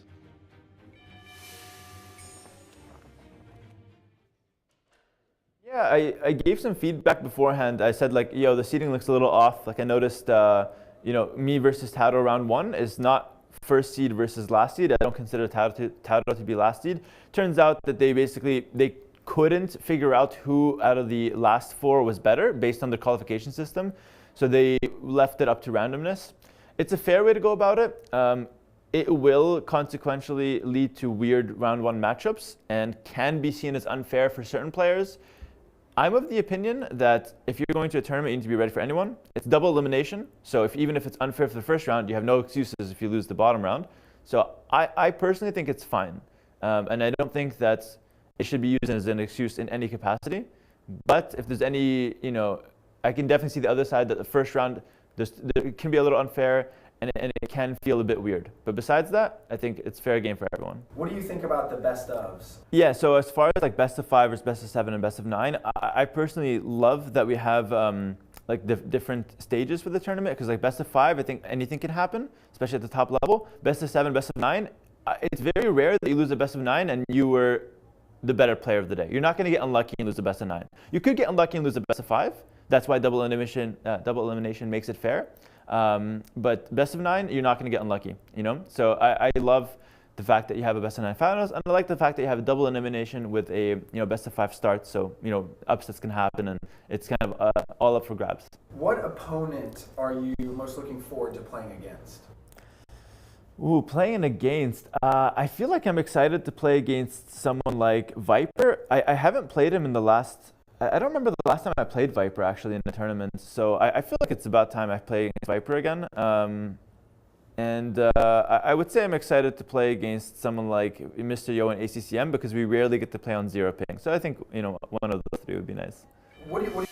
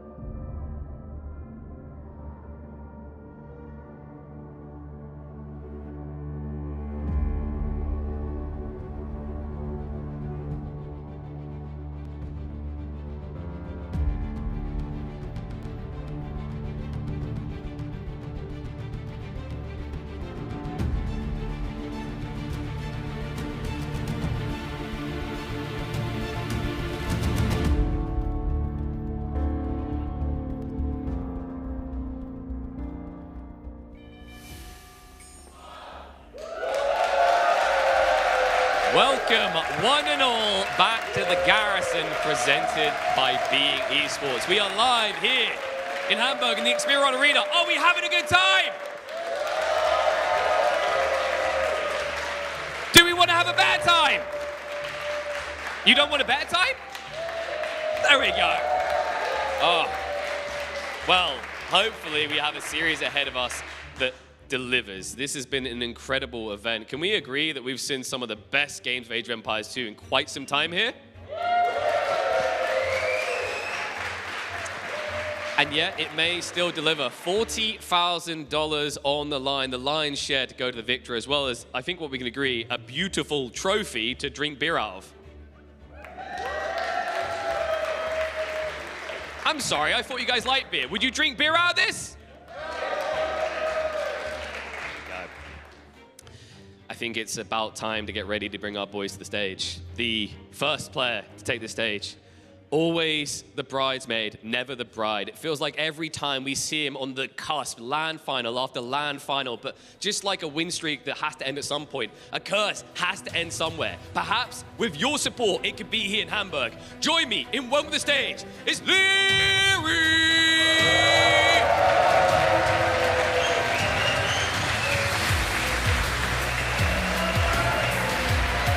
Confidence surging after a victory over Yo that many people felt was quite dominant. Yo, a player on form at this event. Some might argue the crowd favorite right now. But in fairness, it's not for any hate on the other side. It's just you want someone else to win every once in a while, right, crowd? Okay, apparently not. You just want an unbeatable streak. Well, then join me in welcome to the stage, the unslayable beast, the unkillable king. It is the all-time reigning champion of the world. It's Hera!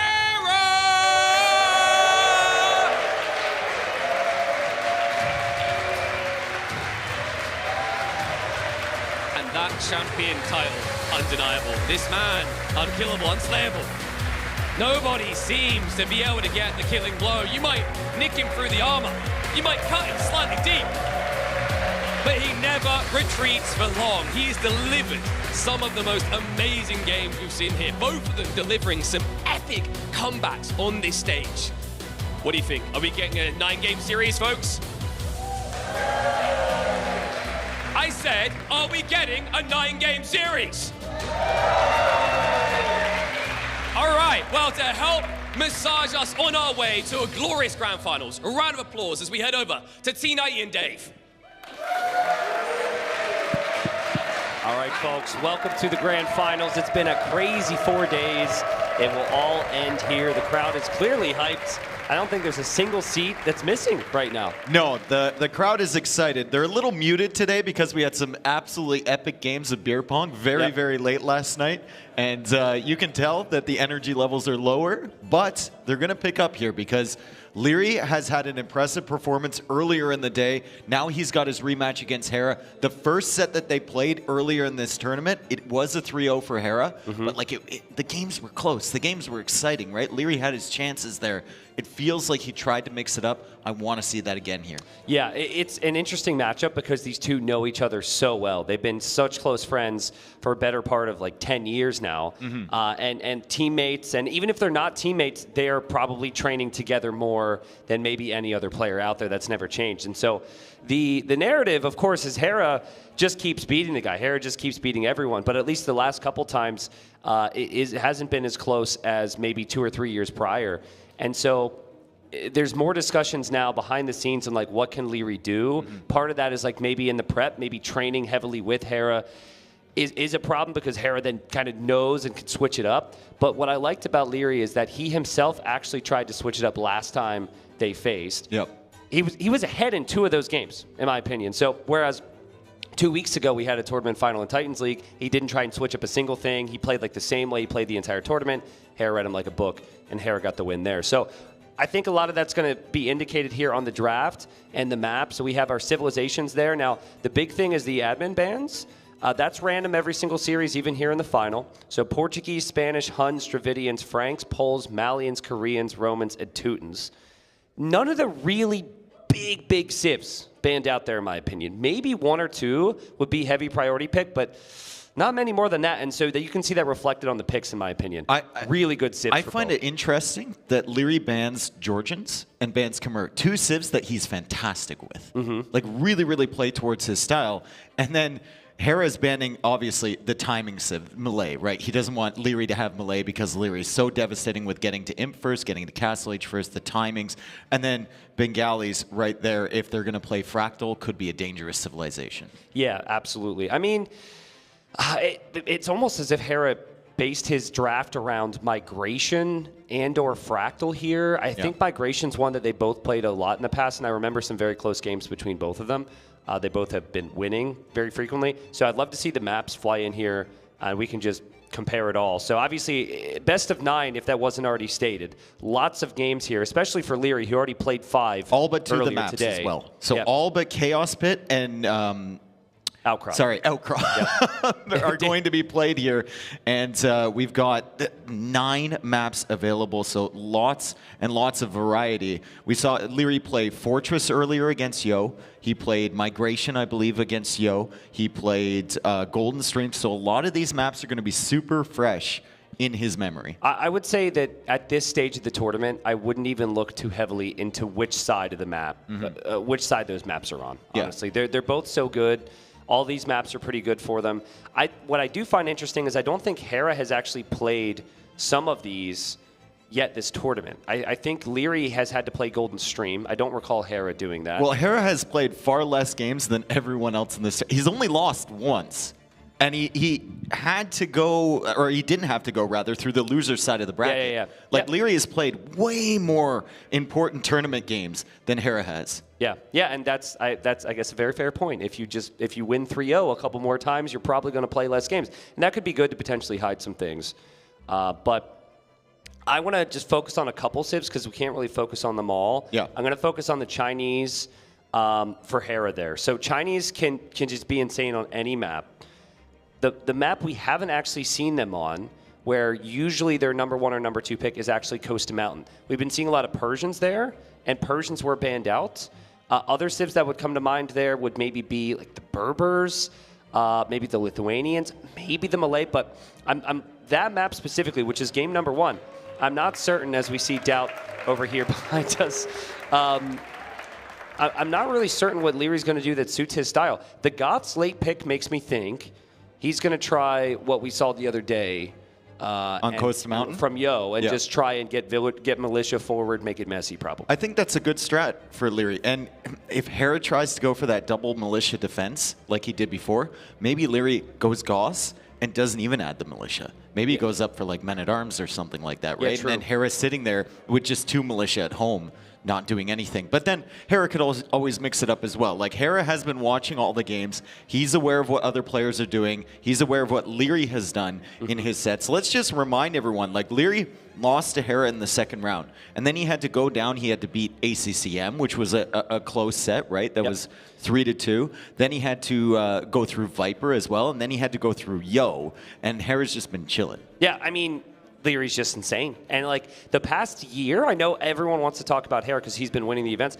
Leary's getting second a lot. And unfortunately, Almost that's like every been time. his whole, that's kind of been the story of his whole career. If you look it up, it's almost unbelievable. During Viper's reign, he was pretty much seen as number 2. Now during Hera's reign, he's seen as number 2. He might be the greatest 2nd place finisher of all time. Absolutely. In esports history, potentially. And I mean, he knows the narrative too. I mean, how could he not? He said jokingly in his losers bracket win to get here, he said it was nice to win a final for once because it was the losers bracket final, which I thought was so funny. Like to be able to make that joke clearly tells you that he's pretty confident with where he is regardless. So one thing before we get into this, because like Coast to Mountains, it's going to happen right away. The militia play is really good against every other civ of Chinese because Chinese are going to get Loom right away. So the militia will mainly affect killing off the zebras.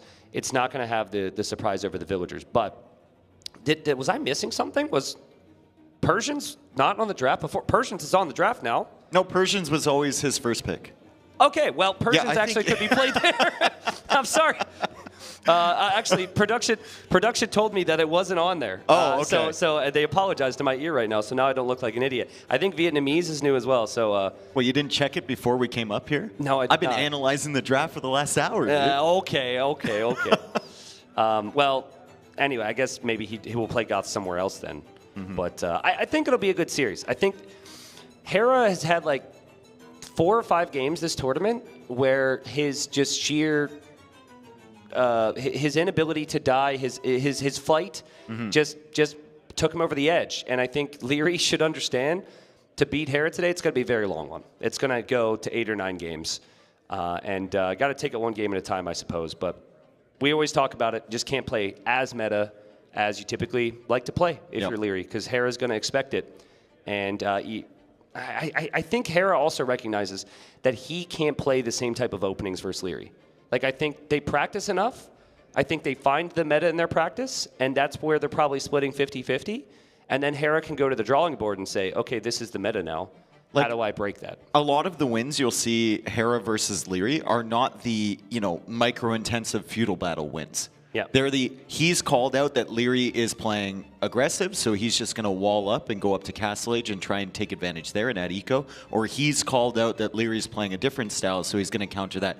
Hera's just really, really good at knowing exactly what Leary is going to go for, and he just seems to be able to predict everything that Leary's going to do, and then he can get greedy on his side. It's part of a wider conversation, but again, that's because they train together nonstop. So yeah, he but knows. I think Hera trains with other people more often than Leary trains with other people. Yeah, maybe that's part of it as well. I think like Hart, Hera, Leary, those 3 usually pretty tight and have been for a really long time. It's a similar conversation when Tato and Viper played. I mean, they were saying in the back room, we had things that we pre-decided not to show for the person who won. They literally said, we will hold our tricks.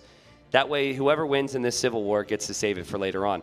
And that just happens. When you're at this level, there's not many people you can really gain a lot of value from, except your competitors in that top 10. So we should be starting here shortly, folks. But, okay, normally I'd ask predictions. I think we both probably are going to lean towards the Hera prediction because he's won so much. But think Leary's got a shot today? I think Leary's got a shot today. I think he might be breaking the curse, but we have game number 1 coming right up, our grand finals, Hera versus Leary.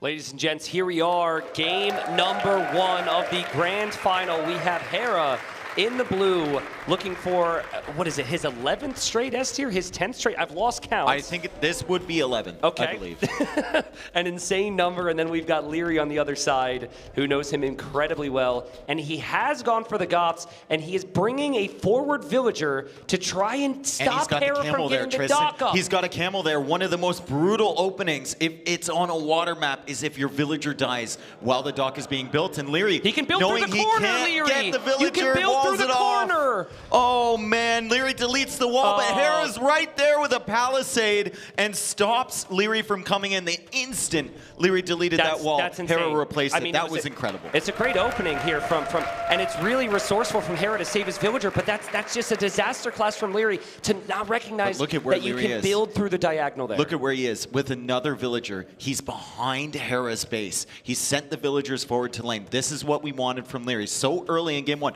We're not even 3 minutes in here, 2 villagers forward from Leary. We wanted something different.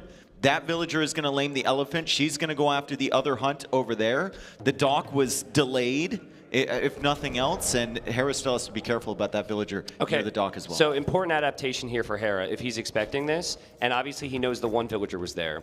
But it's also just the fact that it's Goths, and we've seen this before. He's not even moving out for the lumber camp. Now I need to see his fog of war because that elephant's kind of in the back. You normally scout front. Did he notice the elephant even died? No. Okay, so he doesn't necessarily know there's a laming just yet.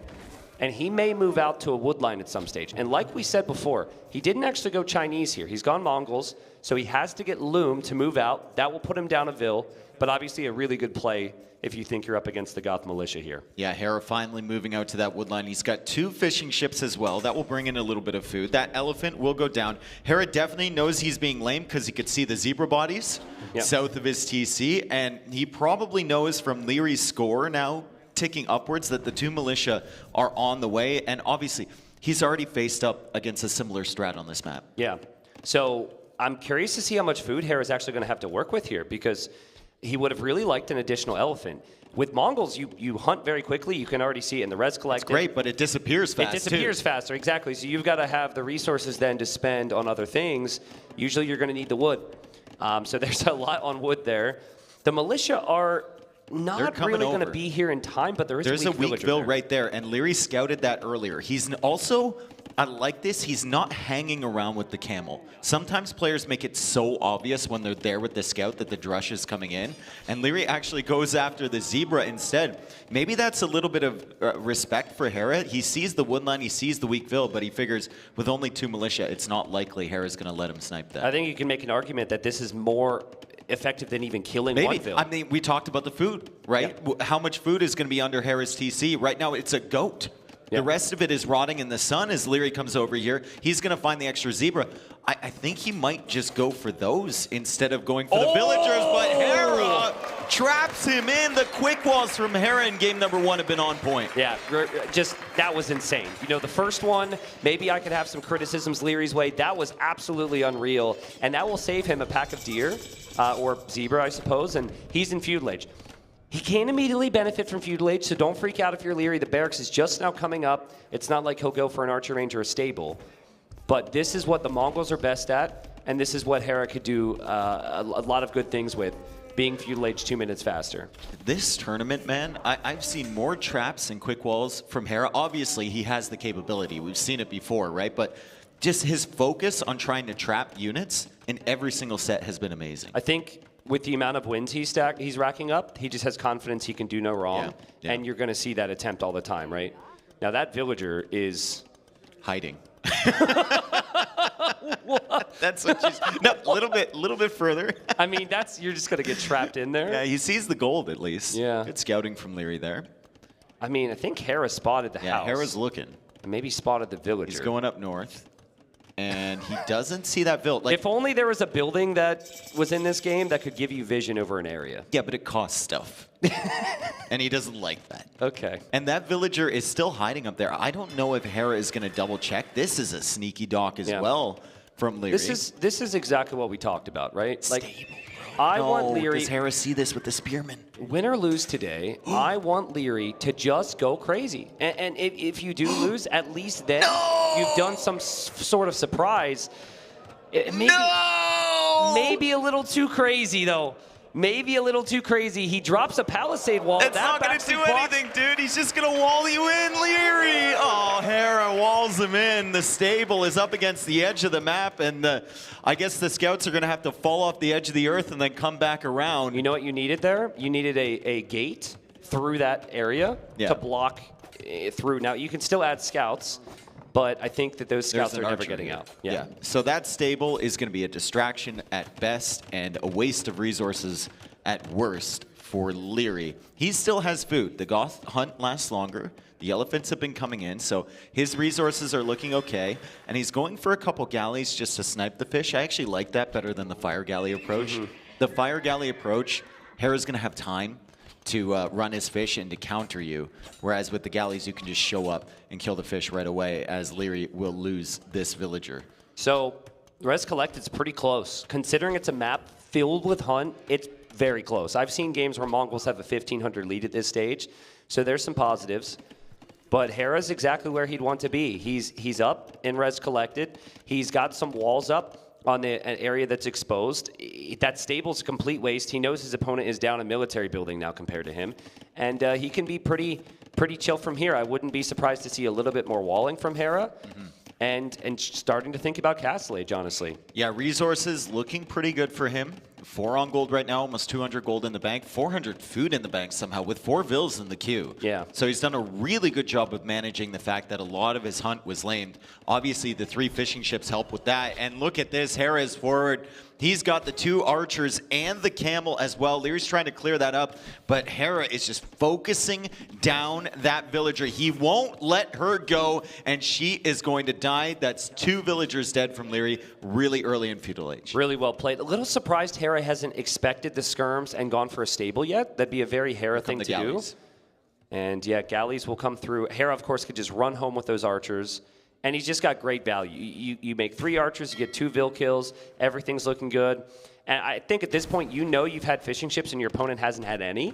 So you're kind of okay with that situation as well, honestly. Yeah, at some point, like the fish are very far away, right? Like, what's the maximum amount of fish that makes sense on this map? 6, 7? If you not have much. 6 or 7 on 2 docks even, it's pretty spread out. It's like, it's not even that big of a deal to lose water. It's just the initial bonus of having it that helps you. And it helped Hera get to the Castle Ages. He's on the way up, and now he's adding in some scouts. Yeah, really interesting stuff here. Hera, yeah, just playing it perfectly from here. And sometimes it can take a game or 2 for players to feel warmed up. I would say that the 2 players that are the exception there are these 2 players. Yeah. These guys are almost always at 100% right at the start. But in Hera's case, he's looking super smooth here. Again, he knows exactly the situation. That stable's not going to harm him. That was a massive loss there for Leary. And 1 scout is all you need to push those skirmishers away. And then we could see Lancers. There's so much that Hera could do with this situation, either offensively or defensively with town centers. What do the Goths do against Mongols in the Castle Age? Survive. Survive. Yep, survive. Boom. Usually you're not seeing a lot of offensive presence whatsoever with the Goths. They just want that eco, and they want to get to Huskarls. Huskarls, Halbs, if they get there, it's really tough for the Mongols. The Mongols do have Champion, but Champion isn't what the Mongols excel at. That's not what they really want to be going for at all. So, oh man, don't tell me, Leary with the nice quick wall there. Things could have got really nasty for a second. Yeah, Leary has actually managed to get the majority of his base walled off. Hera's playing very open around that starting TC, so if Leary ever has some units, could be threatened, but Hera goes for the second town center up on the hill. He's also going for his first monastery, and there are quite a few relics out in the middle that Hera can gather, but look at this. Leary just diving in, taking out the archers, trying to save his villager, which I think he will, and that turns out to be a pretty good engagement for him. Without the range units there, the walls are actually going to be a lot more effective for Leary. Leary needs to wall in front of that TC. Yes. None of this wall to the TC nonsense. Your opponent has a stable. Town centers really just struggle to hit things. So I think Leary definitely has to do that. Hera will be pretty happy with that because those 3 archers were not part of his plans at all, and he did kill a Vil.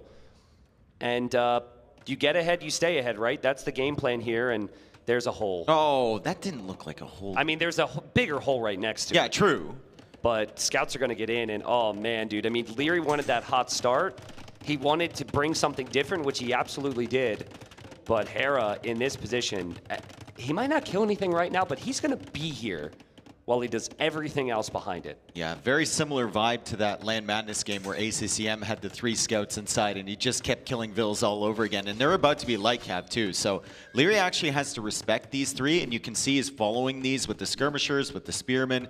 Hera's going to run around, and Hera's going to get a bunch of information about Leary's economic state as well if he goes deeper into the mountain area up there. You can see the second town center. Still doesn't know about the third. As Leary tries to wall him off. Just a level of distraction from 3 units. Yep. To keep Leary completely preoccupied. Thing I'll say, Leary's on 3 TCs. He's got good eco upgrades coming in, and he's transitioning into a boom. And what's the one rule of Age of Empires? Don't let Goths free boom. Don't let Goths free boom. And it's not a free boom, I would say. No. So it's not that uncomfortable situation. I mean, Mongols can do ridiculous things in Imp, so you also don't want to let the Mongols free boom. Yeah. It's just normally the narrative with them is their early game. I just love how Hera knows right now this is going late, and I need to get value from this and do what I need to have an advantage late. And the way he spread out his TCs is fantastic. And he's got monks moving around the map bringing in relics. I think he might end up getting 3 or 4 relics here. Yeah, and Leary only added 2 fish from that dock as well, so he didn't really take advantage of the water control. Hera's also got a fire on there, so Leary's got to be careful.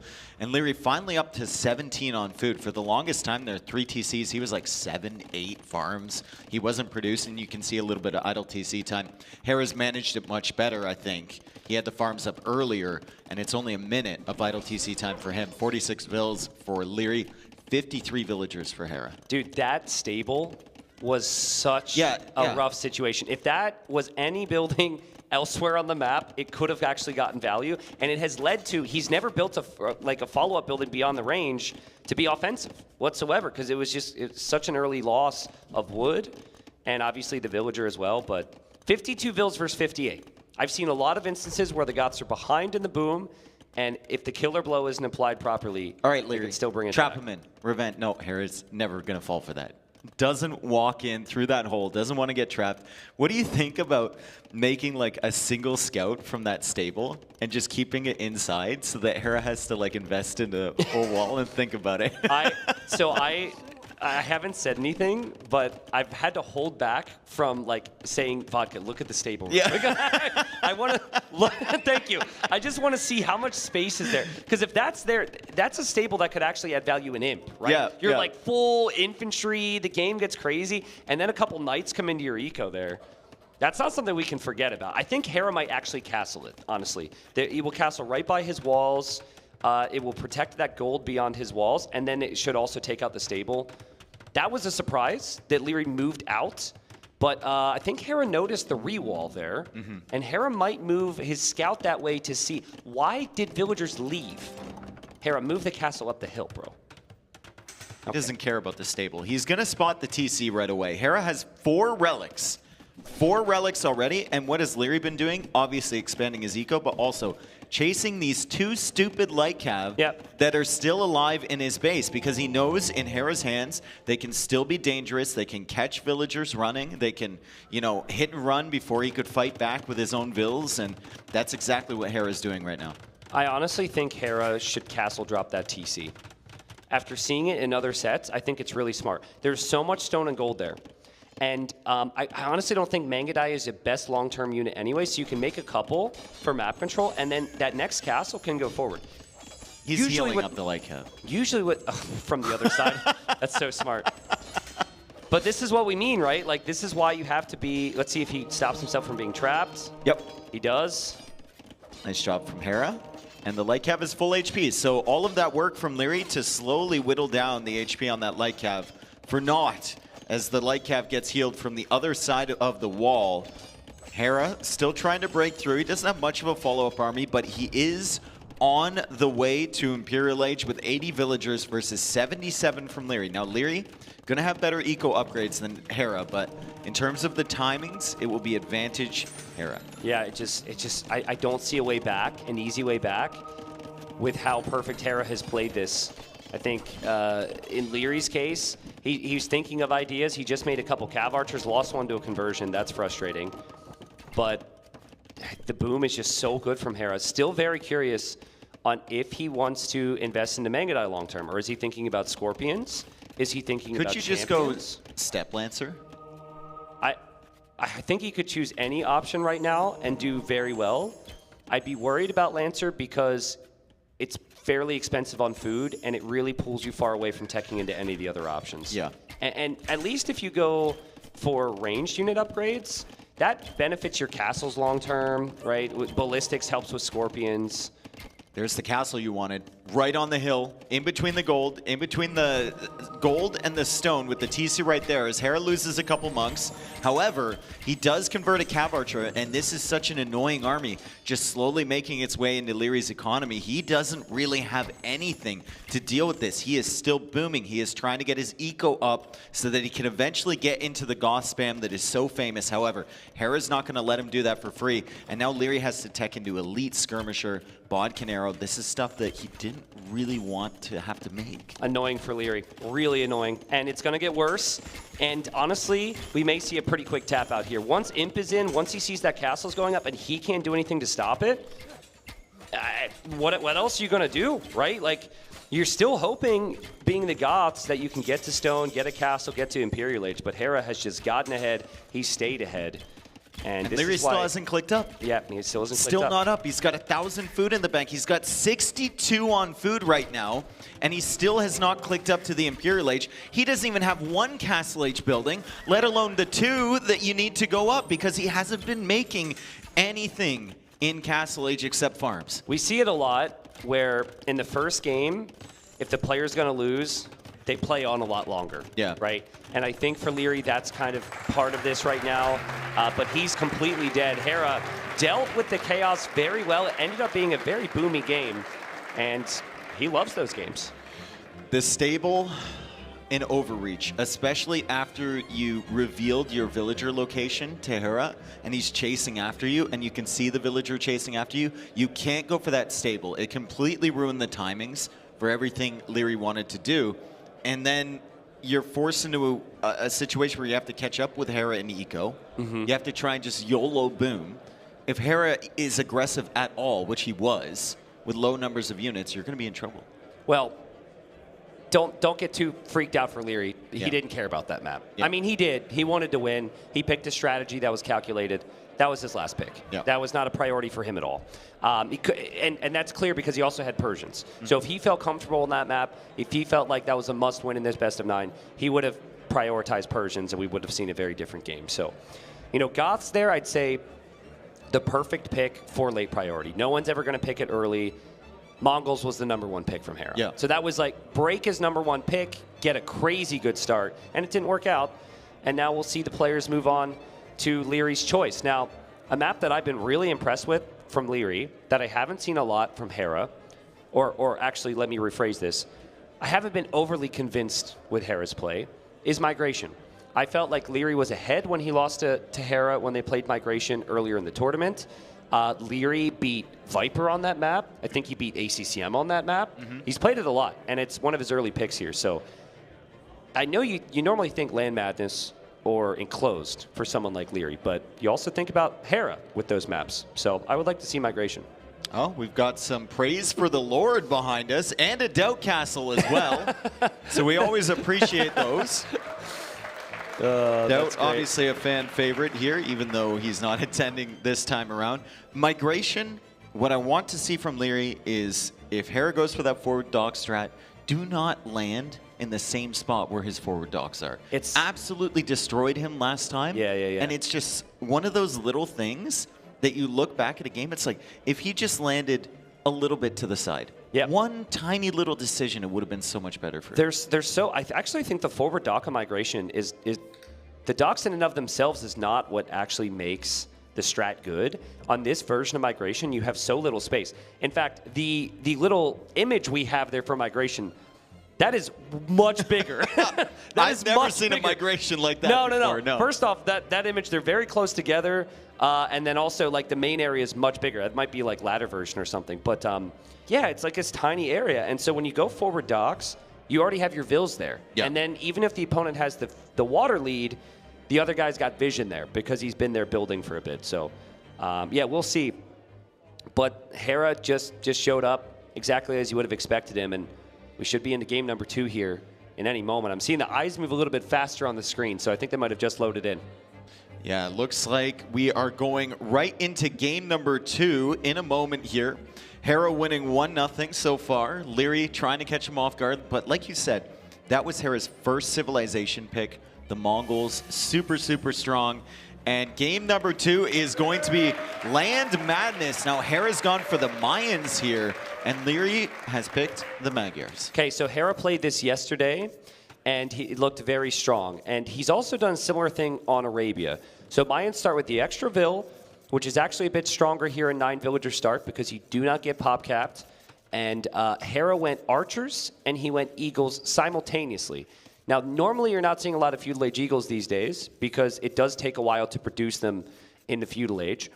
But if you just make archers, the opponents go skirms. So it's a slow build up here for Hera.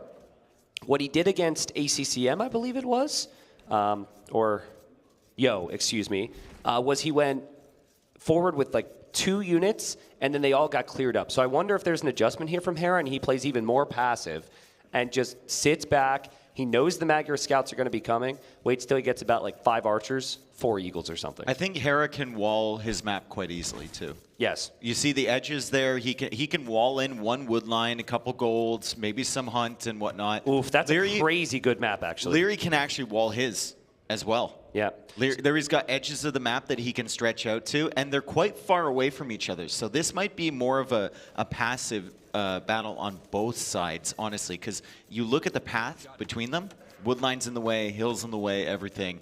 They're going to meet somewhere in the middle, and I don't really see an all-out feudal age battle happening. Yeah, I think, I mean, Mayans don't usually want that against Magyars. No, if anything, the Magyar player is going to want that. But I think because so much is assumed about the matchup, and neither civilization really has big bonuses at play, plus neither of these players do any Dark Age shenanigans, they might just push in as much deer as possible and then head out. And that means if Hera heads out, they're pretty far away. He might get sniped by a scout at some point.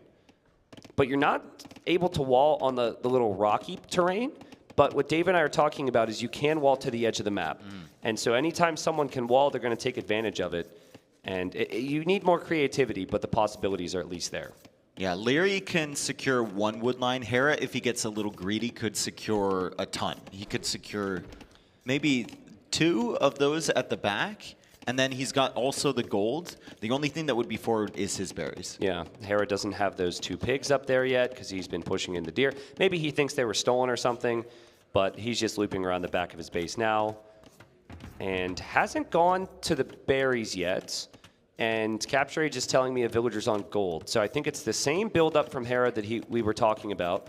Though, if he were to go Archer Eagle, he would need more than 1 on gold. So he lacked Spearman moving forward last time. He only made Spearman after losing some of his Eagles. So he might open with Spears Archers at the start. Yeah, and that mining camp there was his second building. So he's gone up with no mill. The barracks is just now coming up for Hera, a little bit late there, but should be an archer range follow-up. Yep, and we'll see if it's going to be archers or indeed eagles. Hera's already got an eagle in the queue and still has 4 on gold now. What's Leary going to do? Leary is, well, stable with Magyars. It absolutely you're expecting it, but if you're expecting a range, there's an argument to maybe go for skirmishers. So I was curious. And Leary confirms it's going to be the range. Now, he won't really know how the production's going to look like in the barracks. I'm also curious. Okay, Hera's shifted to 5 on gold now, so it is going to be eagles and archers, but I think with the timing, he'll have to produce a spearman or 2. Yeah, Magyar is so powerful on this map. They're a very, very popular pick. Their scouts automatically get foraging. They're cheaper as well, and scouts are the best unit in extended feudal age battles, which this map oftentimes go to, as Hera tries to hide that pig from Leary's scout that's forward, and he will reveal the fact that he's got a couple eagles. They're on the way over. Archer moving across, guarded by a spearman, and a fast archery range from Leary. As soon as he sees this army coming, he's going to need some skirms to deal with the archer and the spearman from Hera. This is the adjustment. From the opening yesterday against Yo, I know he won the game, but this is the adjustment. He thought about it and said, I needed 1 spearman, and if I had that spearman, I wouldn't lose my army as quickly. Now, it was 5 scouts for Yo that he used against 4 units. That number could still work here, but interesting to see, for those that watched that game yesterday, Hera's adjustment there. Yeah, Hera getting the blacksmith, so fletching is definitely a priority. Very low food count here for Hera. Now, he only really needs food to produce villagers, but still 3 on food currently. Very, very low. He might have some idle TC if he doesn't get it worked out. I think you won't be able to produce eagles, which could be problematic against skirms. That is not a good transition economically, only 2 on berries. And this is obviously dangerous times for Leary, but not really. Like, this is not a fun workplace, I guess, Yeah. but you're going to clear this up eventually. 1 archer, no fletching, no foraging, nothing, right? And you have Magyar scouts. Like, eventually you could just jump on this. Once you take out the spearman, there's literally no threat from this army. The spearman is the only thing doing significant damage as Leary jumps. He takes out the eagle, he takes out the spearman, he takes out another eagle, and then the archer, and Hera's not going to care too much. That's already bought him enough time to build up his farm count behind and start massing archers. But you let the Magyars have full map control at this stage of the game, it's always dangerous. This is going to be tough for This is Hera. going to hurt. This is going to be tough. Now, he's not going to immediately lose Vils because most likely he'll have walls down, but he still doesn't have eco production, and he's going to have to be creative. Now, the archers are moving out. That's something that Leary won't notice. That's a bold play. It is a bold play, but I mean... Hera? I mean, that's going to be at least 2 dead Vils. This is Leary we're talking about. I know you're confident against him. I can't believe Leary didn't dive on that fill. I don't know what was going on over there, but he still takes Hera off of the berries as those archers are AWOL. Leary knows that archers are somewhere. Yeah, I'm going to show you something so sick. You look at the left side. So he's house walling. You see the skirms coming back. He knows he's vulnerable on the side. Yeah. Hera couldn't have come through the middle or the right side because he likely would have spotted him. So he's thinking, where am I vulnerable? Where are those archers most likely going to arrive? And Hera, in desperation mode, if you have to be pushed off of this many resources, your eco is not going to be what you want it to be with the Mayans. Leary has no fletching, no armor on the skirms. That's a big problem. Yeah, and Hera's got a big group of archers, so... 4 of those skirmishers are forward. It looks like he's got 7 in total. So that would mean 3 of them are back here. We can see them right now. And if Hera sees those don't have armor, he is just going to dive in and start sniping those. He's also got the range advantage with fletching. As you can see, the skirmishers, it's more Leary, or less though. just distracting. Leary takes out an archer. That's okay. And the scouts are still working away on villagers around the TC. I can't believe Leary didn't finish off that other Vill. Yeah, I mean, well, I kind of can because he's still microing so well here, and he has the lead right now. Hera lost a villager on a farm. He wasn't even able to pay attention. If Leary clears this, being down in upgrades, he will be completely fine here. This is such a sick hold from Leary. Yeah, so good. How many times have we seen Hera have an upgrade advantage and a numbers advantage like that and just snowball it and win the game? Yeah. It could have been so disastrous for Leary. I think against Yo in the same situation. It was the same thing. Yep. He had the same amount of skirms as Leary, basically like the same upgrades, and Hera just cleared them up like nothing, right? So Leary is holding impressively here at home. Hera is still microing around those skirmishers. He can't quite take them out, and he's going to lose all the archers. And so much for the counterattack. Not even a single villager goes down. Leary is going to clear that for a second time. Leary's resources looking really, really nice here, as they often do at this stage of the game. He's maybe thinking about the Castle Age, and Hera still under pressure at the berries. Leary's able to do this so frequently. He can be late on upgrades, and he can be completely fine because he's just so good just with his win unit the fights, micro. bro. Yeah, just micro, bro. Like, and the same rules for you and I do not apply to these two because they're just that good, and that's an example of it. Now, Hera, up against it, I've not seen things quite this awkward for him playing with Mayans all tournament. He only has 2 on gold. That's not what you would want. He's dropping a market to clearly balance out his eco. But he still has a ridiculous civ. We've been talking about it for 10 years. Yeah. The Mayans can shrug off a rough start, no problem. Dude, this is just like the most un-Mayan feudal eco I've ever seen. Look how many farms he has. Yeah, yeah. Like, usually you're wood gold, right? And the eagles don't cost much food either. But Hera's got a lot of farms. You would expect that level of farming from Leary, who's been making scouts, as Hera now uses the market a little bit. He's going to be slightly behind Leary. Look at Leary pacing back and forth. He's like, I see you. Yeah. I see all the army you have. I see every decision you're going to make. If you're going to build another barracks or an archer range, I will see that. And he's just keeping track. This is so good. Now, Hera loves to do this. He'll just sit in the TC. So he never has to garrison Bills.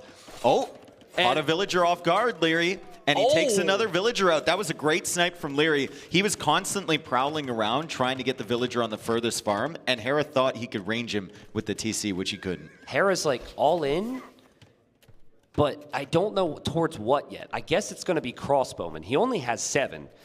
I mean, Leary should have, with the army situation right now, and the Castle Age advantage, this should be a win for Leary. Why are those skirms still back there? When he doesn't know where the archers are anyway. Yeah. Or anymore, but he had vision on the archers for so long. It's weird that he kept them at the wood line. Here's what's weird to me. Hera's continuing with crossbowmen when Leary has so many skirms, and Leary is logically thinking, that's a bad move. He's going to go eagles. So he's going double stable knights to play into eagles, which is probably the play Hera should do, but Hera's just still going archers anyways. Yeah. Hera does get the armor for that eagle too. So if Leary checks that, he's going to think, oh man, he's already got the armor. Yeah. You know, maybe a little bit of mind games here from Hera if Leary's looking for clues as to what Hera's going to make. But Leary's tracking this archer army. He's got the scouts in front, can engage with just those. He needs a combination of the scouts and the skirmishers, as Light Cav +2 armor comes in immediately from Leary. Hera will know exactly what Leary's doing if he checks the upgrades in a second here. He's not getting elite skirm. He's not expecting Hera to actually upgrade these units. So he's just using the feudal skirms. If he tracks them, then he'll see it when the upgrade comes in, and maybe he has time to run away. He doesn't have fletching at all though. So if like no fletching, no armor, his units will actually die pretty quickly. It's mainly about the Light Cav and the Knights. The Light Cav are weak. Hera's been able to make his way in towards a base that doesn't have a tower or anything. And so this is like, it feels like if Leary played Elite Skirm, he clears it up no problem, massive lead. This could get kind of dangerous. +2 armor is in, and crossbow is still 15 seconds away. Leary's going to dive here. He's got iron casting as well. I think most of these die before crossbow comes in. Wow, maybe 2 of them left alive clear. at the time of crossbow being completed. And Leary will see exactly what Hera is up to. And for the 3rd time this game, Hera gets an army cleared up in Leary's base without a single villager kill. This is so rare. We don't see this from Hera very often lately. Yeah, it's a very defensive position now for Hera. He's got 7 crossbows. He's producing 2 more. He's dropping the university for ballistics. You know the other big thing about that, Dave? There's still 9 skirms alive. You can pivot into elite skirm the second you see this. You see university, you go elite skirm, right? You know that Hera's committing heavily to the crossbow still. Well, also, you know that you have some time, right? Leary's not going to do it immediately. He's not going to rush it. He's going to add some more Light Cav. He's going to add some more monks. And if he needs to, because he's tracking all of the middle of the map and he'll see that army coming across, he can add elite skirm and upgrade that army that's just been chilling at home. It's crazy to me that Hera's just got Vils over on the right side, chilling on that gold. Yeah, no urgency in that whatsoever. Like, I think in Hera's mind, he's like, I should die. Yeah. And if I just play super ball, safe, maybe? I'm going to die, so I need to take some risks. But there's Vils on that gold on the right side. The second Leary spots that, all those Vils should be dead. I kind of think Hera wants Leary to go into that wood line. He can like trap him and then un-Garrison through the tower or whatever. And a similar trap happening here. Ugh. The Knights come into the gold. Is this trade worth it for Hera? I mean, he's going to lose a lot of villagers here. Sure, some Knights go down, but Leary's also killing some Vils on the left side of the TC as well. And, you know, that palisade might not even hold if this Knight comes over and attacks the villager too. Yeah, Hera will take out the Knights. He wants a snowball with army, so that's maybe the key for him. Again, I think elite skirm now for Leary. Yeah. Like the Knights and the Light Cav are good. You're being active. You're being aggressive. You have 9 skirms, playing around elite skirmisher, and you're probably in a good position into the wood line now with the Light Cav. Hera will try and trap again. Just fight that. Just fight it. Yeah, just fight take the trade. Just fight it. You're killing villagers, right? Like, he kills another one here. The Light Cav do go down, but look at the Eco KD. 13-0 Eco KD. Res collected still close, but it's not going to stay that way for long. If Leary can get elite skirm, why is he sending these support? Just keep them at home, get elite skirm, get the upgrades, and you can defend perfectly fine. I mean, you can eventually get to enough Knights potentially. Oh, he might find the gold here. But it could be dangerous. He sees the army. He might find the gold here, Tristan, if he keeps going in that direction. With Hera's the skirms are behind him. Hera as well. realizes, it feels like Hera realizes that he's not heading that way. Yeah. Yeah, he's going to toss away those skirms, Dave. Maybe we're wrong, right? Like, if you go for elite skirm, you still have to get tons of blacksmith upgrades. And Yeah, then maybe you, you just commit on to Knights. Yeah, I mean, he has wheelbarrow, he has decent farm eco. Maybe you already have +2. A siege workshop, though, maybe. Like, if the Knights aren't going to be enough, a siege workshop could be really nice. Or just win all of the fights. Will Hera get another army cleared up here? He's trying to micro this down. Remember, iron casting is in for all these cavalry. Very, very powerful as the Knights and the Light Cav chase after. Here come the skirmishers with no upgrades as well. Hera is losing units here. Leary is pushing this back. We have more Knights from 3 stables now from Leary. 4th big clear up of the game for Leary. And the skirms are still alive. The skirms are still getting value, and he just has not allowed Hera to mass his army. Every time Hera has moved out in this game, Leary has says, no, I'm going to just kill you right back to your base. Also, that was good micro. Knights can be really awkward to use at times against good micro. So he was grabbing half the group, clicking it beyond or around the crossbows there. I like the fact Leary's adding a second TC now. He's going to completely take advantage of the fact that Hera is on the back foot and Hera needs to keep producing military just to stay alive. So he will get a significant villager lead off of this, and he's also gone for Horse Color, so he's done the eco upgrade check. He's going to add more farms, and he's going to keep producing knights. He's honestly finding that goal on the right away from winning the game. It might not feel like that, but if he just notices that goal, oh, gets the back quick into the wall wood fails. They're in again. Hera's just so torn right now. He knows he's behind. He knows he needs a counterattack, but he has to defend this. Otherwise, he won't have any villagers on wood, and there's villagers underneath the TC as well. Leary has just been diving. He can go into the gold again. He goes into the gold. Hera gets the quick wall, but more are dying, and it's 50 population for Hera, who loses a monk as well. And it is 75 population for Leary. This is Leary on Land Madness. We kind of forgot. Yeah. Now we're remembering. So many games in the past, Leary doing exactly this. He's everywhere, right? And you're right, he's that gold away from finishing this game. I think a lot of players would have tapped out by now. Hera's got that belief. Hera goes for a TC there, which is definitely not a good idea because there's 4 knights and a light cap just waiting for those villagers to extend. 38 villagers now for Hera. Leary almost doubled the economy. And Leary he could just stay underneath the TC. Honestly. Just keep chasing. He's killed so many monks, so conversions can't really come in. Okay, maybe because of the pathing there, you back away. It's hard to get beyond the town center. 35 bills. 35 bills. This is going to be Leary's game. I think Hera's not going to want to accept that. Hera's going to want him to work for it. And Hera's also going to do what a lot of players do when they're starting to lose look at games. the wood line. They're going to fight on. Oh, there's no way. And he attacks the full HP one. No. He's not able to look, right? He's not able to look. Hera's monk needs to go. The monastery needs to send the monk to the wood line. Nowhere else. Dude, that wood line was weaker than my hairline. And he only got 1 kill. Come on. Man. Well, 2 TCs. Leary, I think, sending some weak knights back to heal up. And Leary's going to see this. I wonder No, he's not. I wonder if he reacts. Hey. Honestly, if this wasn't such a big moment, I think Leary's like, oh, yeah, that makes sense now. It makes sense now. Great quick wall, quick gate there from Hera. Leary loses a knight. That's going to help out a little bit for Hera, but he loses the monk. And the knights are still on the prowl. Just every time you look at the minimap, there's red dot here, red dot there, more red knights. Dot circling the TC. On the red gold. pig over there that's still in the corner. The Vodka, you've been showing us the skirmishes. Love that pig, man. He's selected like 4 times already. Well, listen, we normally control the screen, right, when we're at home, and it's a pain when there's random units. And then viewers are like, oh, look at that thing, and it ends up being a random sheep or a palisade. Big Cam, let's go. That's the grand finals energy we need. That's locked. exactly what I'm we so need. locked now.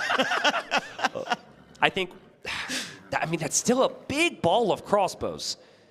But if all the knights can get here, I think Leary can take a fight good enough. It's still throwable, right? Mayans with 30-plus crossbows can micro down lots of Don't go knights. for that siege workshop. Make it Go at home. defensive. Yeah. Make it at home. Just keep collecting the relics. Keep having some knights picking away at the eco. Make sure you have enough to keep yourself alive. Leary's got almost enough stone for a castle as well. Defensively, that would be the smart play. There's no need to rush things because you're so far ahead. You're double the eco, and you have to know you're double the eco. It is worrying, though, because the siege workshop does not exactly defend you right now. And you don't necessarily have the knight. Well, he's going to fight it. Why not? When you have the eco, just take it. And a bunch of those crossbows were weak from before. Man, and Hera can't get Hera's trying to go through the knights in order to escape. I mean, he's got some good snipes now, but he took a lot of damage initially, and he's still taking damage, and Leary's still producing knights. Leary also has knights at the back of Hera's base that are coming in now that he knows Hera's distracted. To the wood line. It's going to be a feast. It's going to be a feast. Leary should know it as well. Wood line? He knows that wood line's still exposed and that Hera's full focused on the front. Wood line, there it is. There it is. The villagers are so weak there. The knights run in. Villagers will die. Hera's trying to leave, but more villagers going down, and it's 78 villagers for Leary. Oh, another quick gate from Hera, but the monk goes down. He does get a conversion. That was a really quick one, and Leary just keeps killing villagers. Hera, bro. I mean, he's still got the crossbow army, right? I mean, I can't be critical because he and some others who put up insane amounts of fight have brought games back from the dead, right? True. Unfortunately for Hera, there was no king in this game. Yeah. So there's no regicide win condition. If that was the case, I'm sure we'd be thinking there were higher chances. But this is also good. Like, Leary gets to feel sense of control over his opponent here for a long stretch of time. Yep. I think it's good for the mentals. Great splits there from Leary. He dodged all those shots initially. He's still trying to loop around these crossbows. A bunch of them were weak from before. Hera's got some great micro this game for sniping down the Knights, but Leary is just kind of brute forcing every single fight because he can. He has the eco to do it. He's constantly producing. 3 stables behind as another monk goes down. Hera still with the crossbow mass, 48 villagers against 87 bills from Leary. Hera's not going to resign if he has 30 crossbows, and he's Mayan, so he's always going to have 30 crossbows. Yep. This game may go on until tomorrow. Maybe Gideon could reach out to the venue. Everyone who's watching could cancel work. This is just going to be a never-ending cycle. It kind of feels like Leary should take a moment here and take like 4 or 5 Knights to go raid, or attempt to raid while Hera comes forward. I mean, he could queue up 10 militia, give them all separate names, and have a nice little powwow in the corner. He's still probably fine. Yeah. 4 relics now for Leary. That's the 5th right there. He's good. You could go ballistic scorpions. I wouldn't mind a few more scorpions, but with this eco and with how good the Knights are, he's going to have 20+ Knights here. Maybe we're going to get that final fight here in a moment. So a little bit of a lull in a game that's been pretty action-packed to this point, as both players just heal up their armies, and Vodka checks every single red dot on the map, which we appreciate as casters, because, you know, we get distracted easily. Does he memorize which dot is which, though? Sometimes I do. So he definitely knows where the pig is. Show the skirm. 100%. Oh, he hesitated. He Knights are in here. Knights are in, and Hera's crossbow army is on the wrong side of the wood line, so the Knights are going to be killing villagers. 57 villagers for Hera. It's a 40 villager lead for Leary, and that wood line was weak from before, so those guys or girls are going to go down up there. Hera doesn't have enough room for all of the villagers inside of his TC either, but he's got 40 crossbows. Like you said, he's not going to resign with 40 crossbows. Yeah, I mean, Hera's still got a big army, but the problem is he's not pushing with it. When you're behind in a game, you need to be applying pressure, and he's just been sitting back. Maybe the other times he moved out, he didn't feel like he had enough because he ended up getting pushed. So, yeah, up to 40 now. Imp is never going to happen for him, though. Dude, from Hera's perspective, it feels good that you get your crossbow mass up, but it also feels bad because you've given your opponent 5 minutes to produce from 5 stables. Yeah, when you have so know you're gonna lose it eventually. Yeah, I mean, he might have thought for a time. Oh, we see a big fight. He might have thought for a time that Leary didn't have eco, but Leary clearly has an eco. He's producing so many Knights here. And he could just keep taking these trades. Yep. Like, just keep whittling this down, right? He's going to regroup once more. Hera's still at 38 crossbows. He's got 8 in the queue. The Knights are still killing villagers. 56 villagers for him. It's a 50 villager lead for Leary, and he's just all in Castle Age, just keeps producing Knights. Yep, Hera just still fighting here. The crossbowmen are so strong. Mayans are absolutely ridiculous. There's a Scorpion now. Could be a problem, right? There's a bunch of weak crossbows from before. Good split there from Hera around the Scorpion. He can't push that middle area because there's a castle there. But he's actually angling towards a castle of his own, and Leary says, no more Knights for you. No more Knights for you. Still producing Knights, man. He just needs one. He needs to get beyond them with half the group here. You patrol some of them, and then you click the others around. Dude, he's been so good at this, but I saw a little shake of the head. I saw a little shake of the head there from Leary because he had such a good position, and it fell apart. But speaking of falling apart, this entire army of crossbows is going to go down from Hera. What a clear for Leary. The bodies are all blue there. And will Hera decide to continue this game? 15 crossbows left onto the field. We have 24 Knights being produced out of 6 stables from Leary. Yeah, and Hera's going to play on. And I think Hera, if you were to ask his chances, I think he would actually say 100%. But maybe he just wants to warm up the fingers a little bit more here. Clearly, he's warmed up. He gets the quick walls. It's crazy to me. It's a slaughter. It's crazy because he's just been losing units everywhere, but he's still alive somehow. Eventually, he's going to have no gold to take, right? You can see that gold is running out on that side. The Knights are in on the wood line. They're in on this wood line over here. What wood line aren't they in on? As they're also killing villagers under the TC, and Hera just can't keep up with this. Yeah, and I can't find new and creative ways to say that Hera is completely dead in this game. He's 62 population. We're 42 minutes in, and Leary's just played a perfect game. He's going to tie up our finals. TC?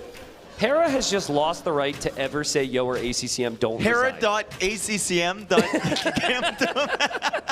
Like, oh my goodness, man, Hera. It's the finals. 39 villagers. Yeah.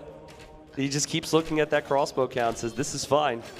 I mean, is there a part of this that's strategic in terms of stamina here? Because you didn't have, Hera didn't have to play a series earlier? I think if you were to ask him, he might say that as his reasoning, but I think he honestly believes, after some of the miraculous comebacks he's had, that he can make this work somehow. Yeah. I mean, it's just confidence. Yeah.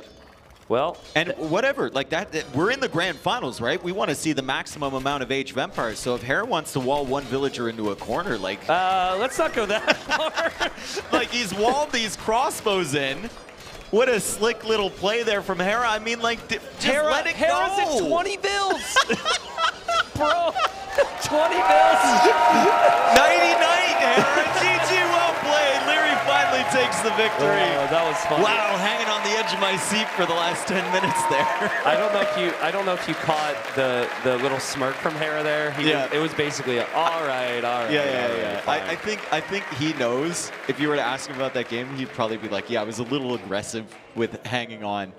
But it's a good win from Leary, 1-1. It's interesting because I've always felt like Hera's so insane with the 9 villager start Mayans. Yeah. And there, I don't know what it was. Again, maybe something to ask him, but he didn't have the production of the barracks and the range. Like you could see in early feudal, we look back at Zico, he has 2 farms. He'd already added a blacksmith. He had no food to upgrade anything or produce the eagles. The build was wrong. My assessment, I think he went too heavy on wood. I think he had 14 on the wood line at one point. Maybe it was like 11 with some. There was also that moment where like he was forward with the army, and the scouts come back, and it's really predictable the scouts are going to come back. Yeah. He decides to send the archers, but he doesn't abandon the berries. Yeah. And he doesn't like wall that up or anything. No tower, nothing. Like, True. It was just kind of strange, right? It's like he forgot that Leary could even attack him. Well, I think I've seen hesitancy from Leary in those positions where he'll clear up the army and he'll just sit at home and wait and like try and play defensive.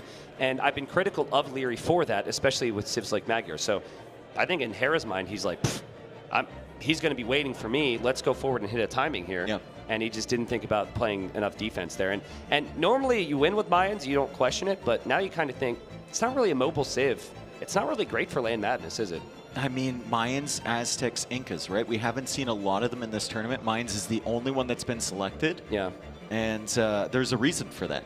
People are more inclined towards cavalry now, cav archers. Like, mobility is huge, especially on LAN Madness. On LAN Madness, yeah. And without the Eagles being a real factor against the Magyars, because Leary had cavalry there, there's no mobility for the Mayans whatsoever. Yeah, that's a fair point. Now, obviously, we would have a completely different way of explaining the Mayans if the Mayans would have won. Yeah. But that's casting for you, so that's just what we have to do. Next game, Hera's choice, and he's got a variety of options. I think maybe if he still feels confident on an open land map, he could just go for Arabia, but I wouldn't go Arabia against Leary after Leary just won a game. Leary loves Arabia. So I would go for something a little bit slower, maybe. Like maybe he'll go Golden Stream, maybe he'll go Golden Lakes. Is there any map selection here that's going to give you info? I know it's a best of 9, so there's a lot of maps, a lot of civs, right? But that's going to give you significant info for any other map. Like, if you go Migration, is that going to give you info for what civ they will pick on Fractal, for example? I think the question mark for me is Hera has Cumans and Burgundians for Fortress. Yeah. And they're wildly different. Yeah. The good news for Leary is he can still play Bohemians regardless. Cam, it's back. Did someone you just draw that in like? What? Is it mean of me to say that that's a blue marker and not a red marker, and it was a red pig? Yeah, but if we need someone wearing red to come close enough. To convert it. Originally, it was a blue pig. True. Yeah, that's a good pig call. 1.0 over there. That's a good call. Yeah. Okay.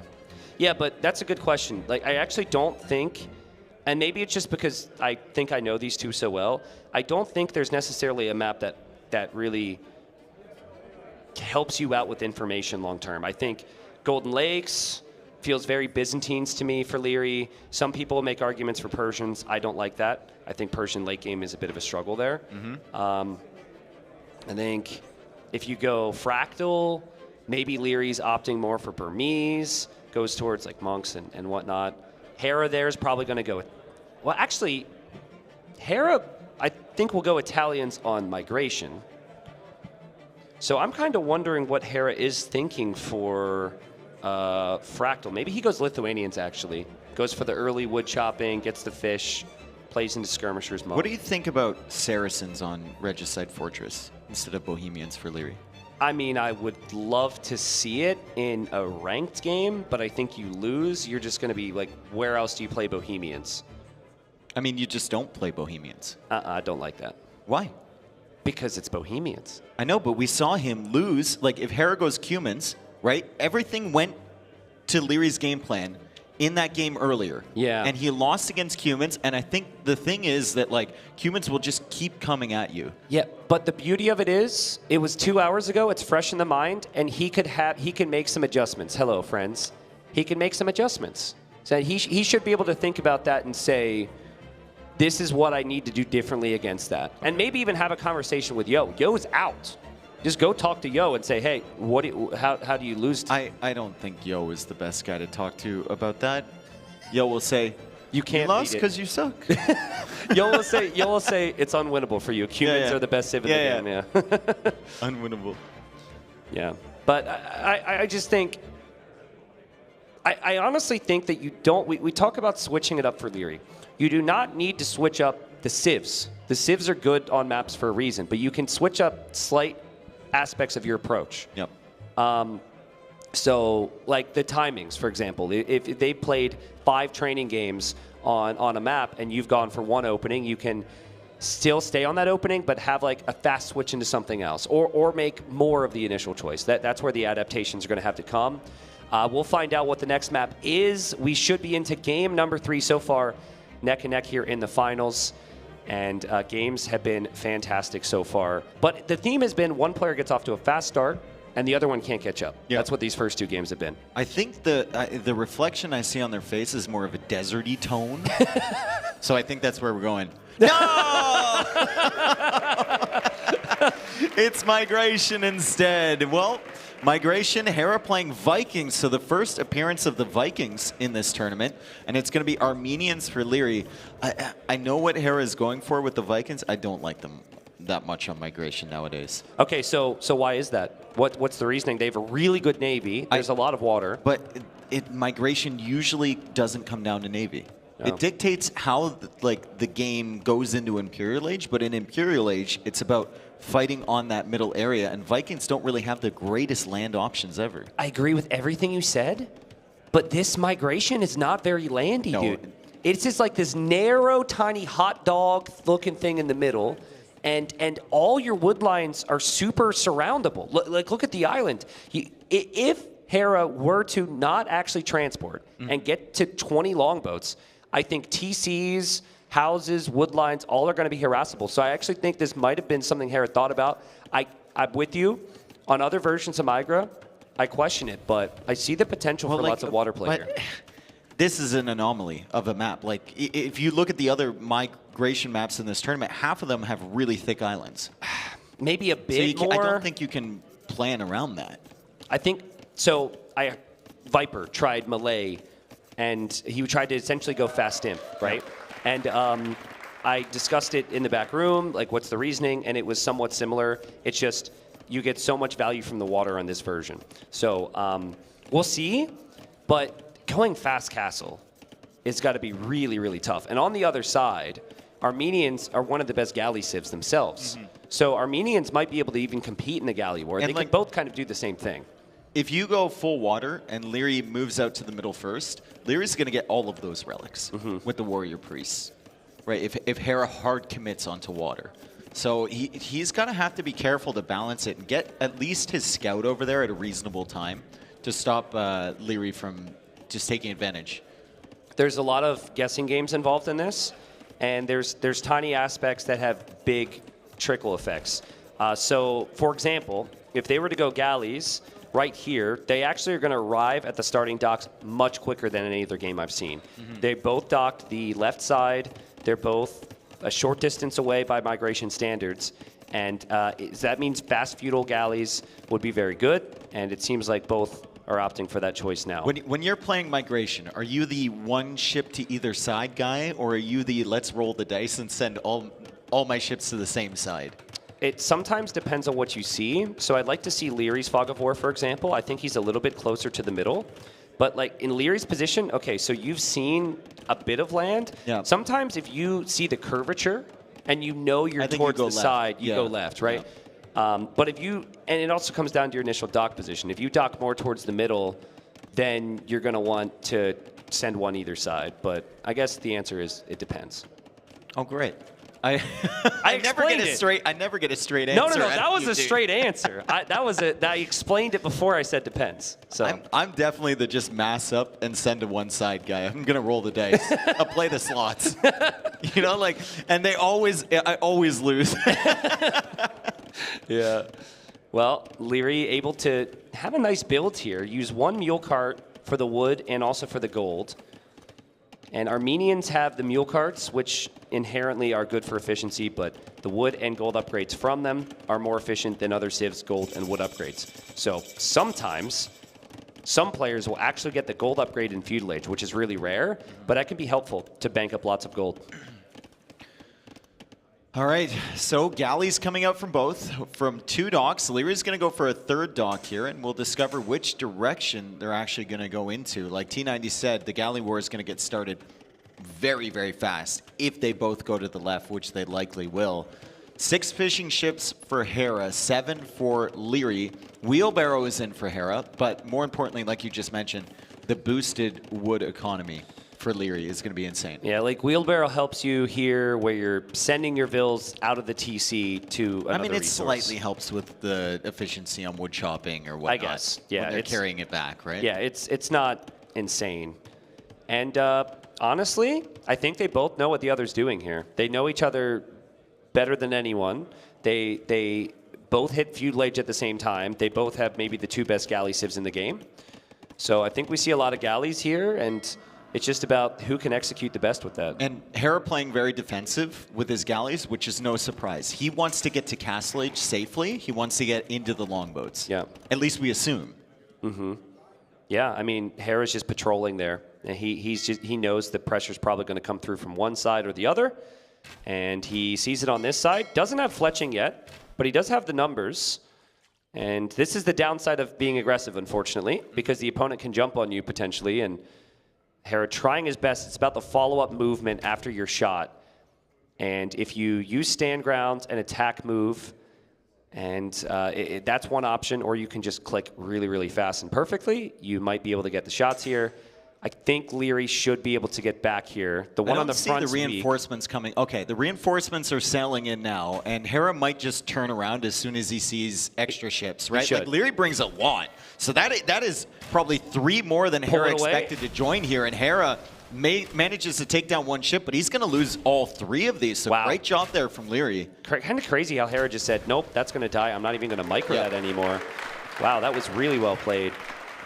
And Dude, so I think Leary did a great job there, waiting till he had 4 to bring them in, and kind of really caught Hera off guard. If Hera only saw 2 coming in, he just turns around and leaves, right? Yeah, yep, true. Yeah, I'm not really certain what happened there. I mean, there's not a lot of other things happening. Yeah. It is a tricky map to play, but I feel as though that's a misstep there from Hera. Like, you should expect he's going to bring more ships. It's migration after all. And he's up against Armenians, right? So the Viking ships are cheaper, but in terms of the battles in Feudal Age, Armenians are going to have that extra arrow on their ships, which is really, really nice. Transport timing is really critical here because you make a transport that is the time that your transport is being produced, which means, you don't have a galley coming out, and then obviously the resources as well. Ooh, Leary's mixing it up too. Let's see if Hera senses this, because the galleys aren't coming in anymore on the left side. Hera doesn't have as many galleys to split up in defense on both sides, and Leary might honestly send those over there. If the galleys are there in defense, then he sends this Navy in. He's going to be really, really tricky with his galley mass as Hera sees that. Leary's going to back away. Hera can count those ships and know that there's probably more somewhere else from Leary. Yep, they could be coming this way, so you have to respect that. I'd like to see Leary actually not patrol his galleys on the right side. Yep. Like, you don't want to kill the fishing ship from distance. You want to get right up next to it and then kill the fishing ship. That way, Hera reacts a little bit later. See, he got a bit closer. Now Hera will probably have a reaction, but that's going to be one fishing ship down, could be two fishing ships down, and Hera not able to keep up with Leary right now. Snipes the Vil, too. Gets the Vil as well. Great job from Leary. He snipes another fishing ship. He's going to probably get this galley as Hera sends the other galleys back home. He also knows that Hera is not on the middle because he saw the scout. Hera would 100% take that scout over if he already had a transport ship. So transport ship timing faster for Leary here. This is honestly a perfect game. It's one of those games, we've seen it before, where if Hera claws it back, we think about it after the finals ends, right? The villagers coming to the middle is such a big thing here with the Armenians. You could build the fortified church, you get a relic instantly, and then you can use warrior priests to patrol around and defend the middle. So he can pick up the relics, he can attack units in the middle. Hera's trying to recover massively on military, and he's actually outgunned right now, ever so slightly with the numbers. 13 ships versus 17. Hera is 30 seconds away from Castle Age. Castle Age comes in first for Leary. Bodcanero is going to be the big one, and then War Galley slightly behind that, as Leary still continues to push. At the same time, he comes in with the other Navy. He's doing so well, just distracting Hera on one side and then pushing in and trying to get whatever value he can with the other one. He's hoping to find the transport ship, I think, with that Navy on the right. I don't think he's going to find one. I don't think Hera has any interest. I think Hera knows that this is all about water here, especially since he's fallen behind in the numbers and Leary goes too far, and a way for Hera to come back now by killing this Navy. This is huge from Hera. He will lose his fishing ships potentially, and he has been taking fights with only feudal age upgrades. Now after this, there's a potential for Hera to go full longboat. I see him in queue now. He has no stone for TCs, Dave. This is all in. Yeah, that was a big misstep from Leary to go a little bit too deep with the galleys, especially before the War Galley upgrade. He probably should have just run with those, but he is on the middle. Now Hera goes for that transport ship as he's cleared most of the Navy from Leary, and Leary's going to have some serious problems on the water. Fighting up against longboat, even with Armenian War Galleys, is not easy at all. So I think Hera also knows that Leary sold stone because he did it after him and should have seen the difference in the prices. Now, I don't know if he's able to think specifically about it and know that it was only 100 because Leary did only do 100 now. I love the fact that the TC from Leary is not rangeable by longboats long term. I don't love the fact that most of your eco is still rangeable back at the starting island, so Navy is king. Yeah, I mean, he can move a lot of that with the mule carts, but the wood lines are within range of the water, like you were saying. I like the dock he's made on the shoreline of the main island, especially in choke points like that, because longboats are actually kind of susceptible to demos. So if you start like producing demos and then you have war galleys behind that, you can hold this, but Hera actually loops around the other direction as he's now in the middle going for a TC, and Hera notices that Leary's units are over there. He did not see the TC foundation. Yeah, but you know that it's probably a TC. There's not going to be many other things out there. And I think Hera might choose to go for a siege workshop. Warrior Priest, though. Warrior Priest could take that out as Hera, with ballistics, is trying to take out the Navy from Leary. Leary trying to dodge around ballistics, but war galleys are kind of clunky. Leary's making them look like they're dancers, though. He's dodging all those shots. Yeah, he's got to do it on both sides. This is so tricky, and it's so much easier for the ballistics player. Hera still trying to dodge. I don't think crowd expected fishing ship micro when they showed up today, but there will probably be more of that. Still advancing forward as Hera. Still no ballistics for Leary. Leary's got the home field production, though. Dude, Leary's done such a good job with these two different groups of Navy. Good, like, so good. So many players would have fallen apart here. Leary's defending at home. He just took out two ships there with a volley. He's still kind of pressuring on the front side here, and he's got the Warrior Priest coming out and grabbing those relics. How is he winning on both sides? It's crazy. His micro's insane. He doesn't have the unit type, arguably. He doesn't have the upgrades, and this is Hera we're talking about. And Dave, like we saying, like Leary has to do something different to be a champion. Maybe he doesn't. Maybe he could actually do what he's best at and just outplay Hera at the same game. He doesn't have ballistics. Yeah. And it didn't matter. Crazy. At all, right? He microed down those units at the front. He defended himself really well at home as the Warrior Priest now chases the Villager. He's not paying attention to this, so potentially somewhere else the Warrior Priest goes down, and so does the Villager. And Leary will see the TC from Hera, and Hera went for a Monastery first. That's your standard play to try and get relics, but Leary's already got a bunch of relics. Exactly, with the TC right there, with the Warrior Priest out, and playing as the Vikings, who don't have the greatest monk tech tree ever. I think I would have preferred like a Siege Workshop. I'm very glad my face isn't on camera right now as I try and just brainstorm on what on earth Hera can do here. Like, how can he get out of this? I think a bunch of Vills to stone, and you hope to get towers or castles between the TCs. But how are you supposed to do that if Leary already has a Mangonel? Like, Leary's already ahead in this regard. And he sees that. Yeah. So beautiful job there from Leary. Hera's masked up the longboats, and longboat micro is very, very easy, but Leary, we've seen him with these war galleys. I've never seen war galleys move like this. Look at this. It's insane. Like, he's dodging at the last second when the shots come in. And guys, he's actually timing it with the volleys. He doesn't just click and hope that certain volley. Oh, here we go, his point of view. And you can see him managing both of these. And now he's got the Mangonel there too, and he still has to micro the war galleys at the top. Then he goes to the ones on the right. Dude. It's disgusting. And he can surround Hera. It's not fair. He's making his way through. He leaves a galley there on the wood line. He knows he's got Hera surrounded. He knows he's got Hera hit and the TC. The only thing that can go wrong for Leary would be on land with the siege battle. And the flank coming in. But the flank's coming in. The flank coming in, and Hera just seems completely out of his depth here. Yeah, this is crazy. And this is so rare to see. Leary is just completely dominating this game right now. Hera's trying to mass up longboats, but he's being pressured in the middle. The Navy just keeps coming in. The longboats are still strong, though, and Hera did have reinforcements inside the docks, so he's going to clear up some of these ships. He might even clear up the entire Navy. The damage, though, has been done by Leary. 57 villagers for Hera, 66 for Leary. Hera also microing his Mangonel, so Hera's doing a great job, too. Warrior Priest. Oh, man. Oh, man. Leary's micro's insane. And he will keep his Mangonel alive. Leary's on stone.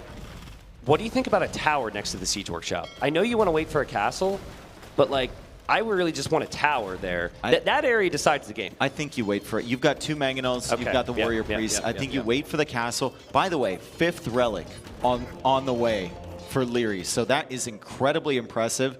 And we think about the Vikings. Well, like normal civilizations, you might think about redemption monks or something like that. Loom! It's fine. Hey, dude, if there's ever a way to throw a game, it'd be trying to build a castle next to a siege workshop with no loom. Yeah, that's actually amazing that he remembered. Yeah. He didn't have it. That's calculated by him. He's like, well, I haven't needed it yet. Okay, so do you put that castle, if the TC is going to go down anyway, do you put that castle there still? Yes. Okay. Yeah, it just protects your own TC. And then you can still play into water much easier. It protects your relics. He doesn't know there's a siege workshop behind, but I think Hera needs big fight on water to work.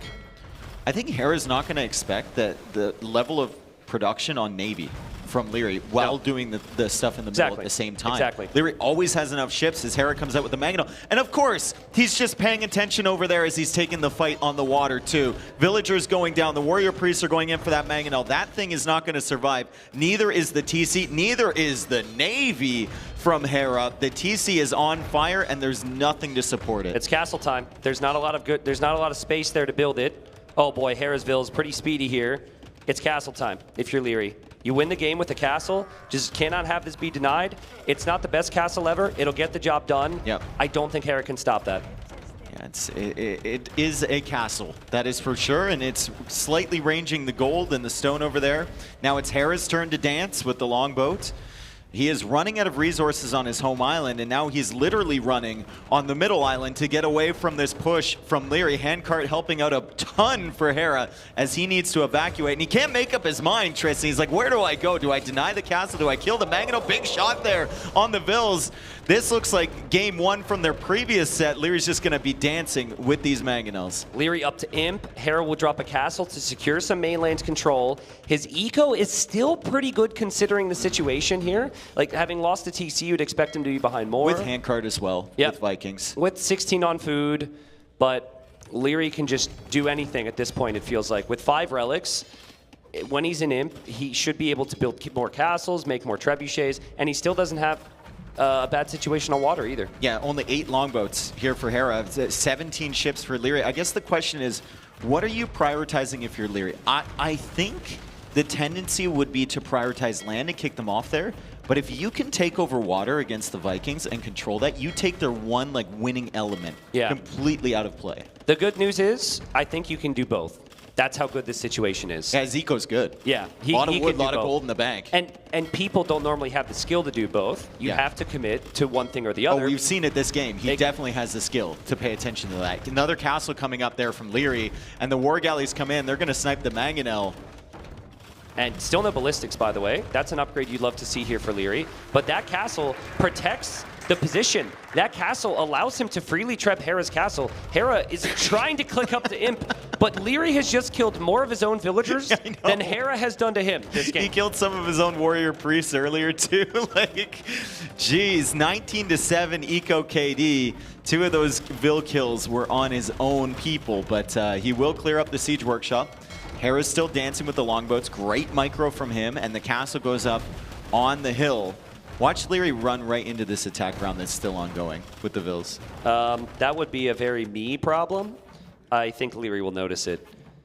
Okay, so Hera played on when he was down really, really bad in the previous game. Does he resign when he sees Imp here? He does. GG, Leary's up 2-1. Crazy. He's played so well, dude. He's played so well. And it was essentially a mirrored opening there, wasn't it? Yeah. It was the same builds, and Leary's micro and macro combo was so good. And when you talk about beating Leary, we always say you don't want to do the same thing as him. And that's exactly what that was strategically there. So proud, really pumped. It is very clear the Age of Empires 2 community would love for someone other than Hera to win a tournament. Can we get a cam on us, please? On us? Yeah. Okay. Is there someone behind us? There's something in the background that everyone needs to see. Oh, no, move your big head.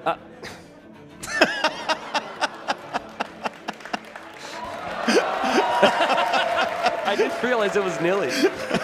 I was about to say Nilly's not going to be very... I would recognize that until the day I die. Why Nilly walking away from the casting section? So that was an incredible game, man. I'm glad we got the POV view of Leary. It's so tough to manage that. Like, we take it for granted because we watch Hera stream and we watch Viper stream and whatnot, and we just imagine that everyone can do that. But try doing that in a game and keeping your economy efficient and making the transport ship and focusing on a land battle, it's impossible. You can actually see in that clip. So if I were to describe the differences between how Leary, Hera, Viper all kind of control the game.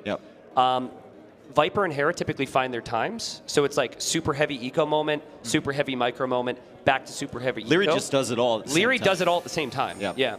And so you could look at the TCs, and you could see, like, there's farm here, next TC, farm here. Let's see if this maybe shows us. Obviously, this it's is got a Hera. micro this. This is actually Hera's POV. Oh, true. So you can see, like, it's just a level of attention to detail. They're tracking every single bolt, right? So Hera kind of misplayed a little bit by dodging with the longboats instead of the war galleys, but he's trying to manage so much. But you could actually see there, he had to micro so hard to beat Leary in that fight that he missed the other area.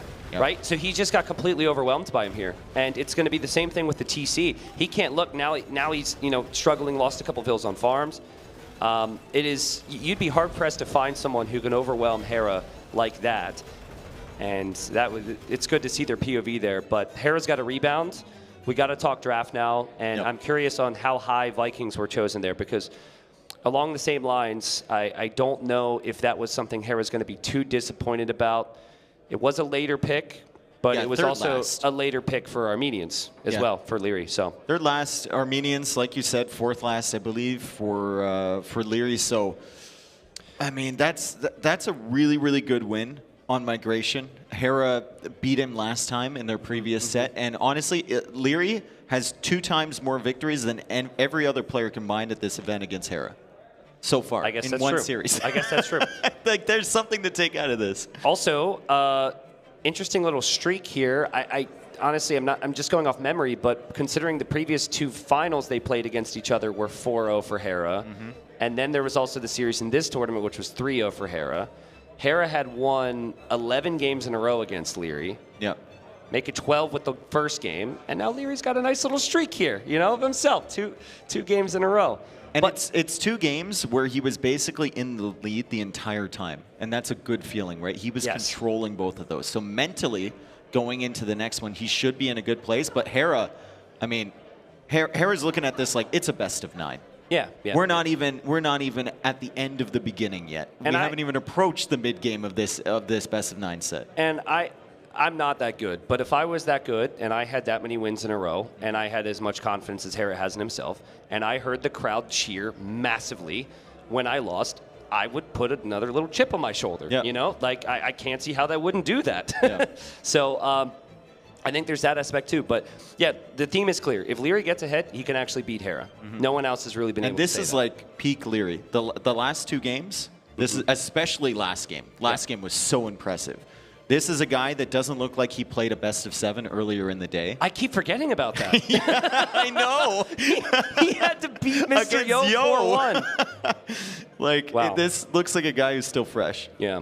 Well, I was wondering, you asked me earlier about process of elimination with civilizations, and I had assumed that Hera would go Italians on migration because that's your more typical pick. I think Hera was trying to surprise Leary with that one. Now, I think Italians is probably on Fractal because we've seen fish-heavy games there. But Hera was basically hoping to get like a double there. Could you also play Italians on Fortress if you think Bohemians is coming out from Leary? You could. And we're on the Fortress. It's not going to be Bohemians for Leary. It's going to be Vietnamese for Leary.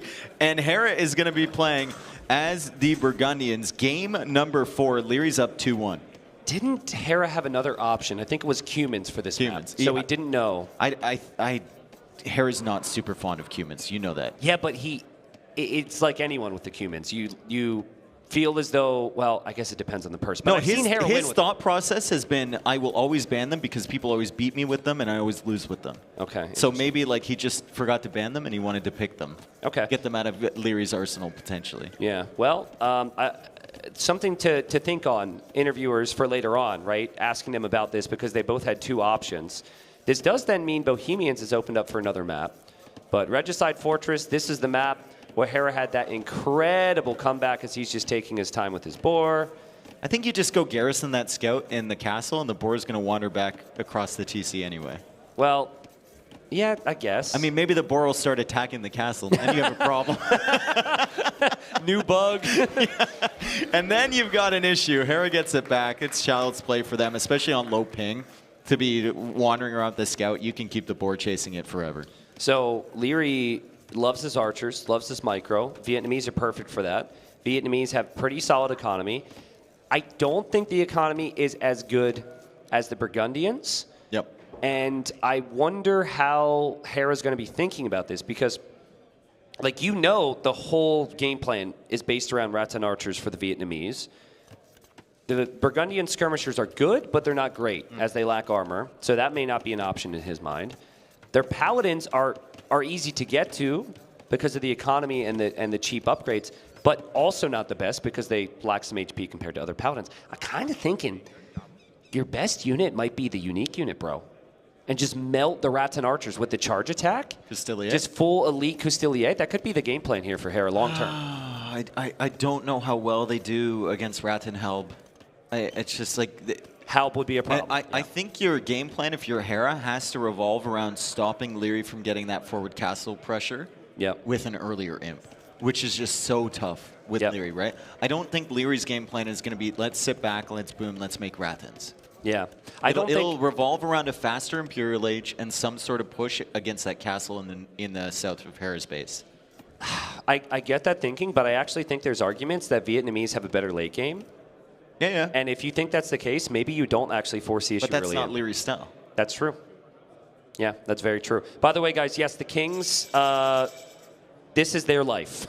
If the King dies, they will lose the game. Ooh, the Scout is coming out from usually Leary. Players are going to go back home. Scout is coming out from Leary. When the opponent's in feudal. To the King from Hera. intercepting the king. We had a king snipe yesterday by Hera on Mr. Yo. Leary's found it. Leary's found it. Leary's found it. He didn't see, or he doesn't want to chase. Leary was in feudal age, man, with a feudal age scout. Hera getting a little tempted to bait that scout into some engagements there. I'm going to tell you what Hera was thinking. He wanted the scout to come over. He wanted to then use his scout to attack, and then as Leary would try and run away with the scout, he would block with the king. Yeah. But just get your kings into the towers. Unless your name is Yo, maybe put it in a TC or something. Poor Yo. I mean, Yo's king would have been safer sitting in the middle of the map. Yeah. In that game. Yeah. Where's Hera going? They're just scouting, I guess. Just making sure. Maybe the wood line's a little interesting. Okay, Yeah. he's not interested in it Is that- anymore, and he's going back to the safety of the tower. Is that what a king sounds like to you? I noticed there was a bit of a voice there. Maybe that. No. I mean, it sounded slightly self-important. I imagine a king would be. But kings both garrisoned at the same time, actually, into their towers, which is kind of interesting. At 2 seconds apart. Yep. They're that good. Even their king garrison time's the same. Yeah. What's your king garrison time? Probably like 10 seconds. I almost pulled a Yo and an MBL on this map against Lix, and so I garrisoned much earlier than I did in the past. Oh, Hera brought his out again. Just to okay, scout the so corner. Hera needs to see the corner, and you shouldn't leave. You have so much time early. You shouldn't leave any like spaces where relics could be sitting, where there could be golds. Yo didn't notice the extra golds and stones for so long. Yeah. Right? There's still the corner over there, but he's got to scout for that stuff. It's too risky to go for the king. Leary can see 1, 2, 3, 4 relics already. Dave, like everyone who plays Regicide Fortress knows, you have 150 stone. And there was a game earlier in this tournament Where where Hera Hera had to forgot, buy the stone, and he yep. bought it. And I'm looking at this right now, and now the villagers are going to go out and get the stone there. So he's going to collect, but he's probably going to be, he just collects the stone, and then he's going to build the TC with those vills. That'll drop it off. And so then this they can build a TC somewhere else. crisis averted. Meanwhile, Leary's already in Castle Age and making 2 extra TCs. So really good timing from Leary. Hera had to invest a little bit more onto the eco upgrades. You can see Leary already with the second farm upgrade. He's got the second wood upgrade as well. They come in faster for Vietnamese, and he doesn't have to spend wood on them, which is amazing. You can put that into farms. Yep. And Leary's eco is going to look really strong. I think the Vietnamese have a comparable economy to the Burgundians throughout like the mid game.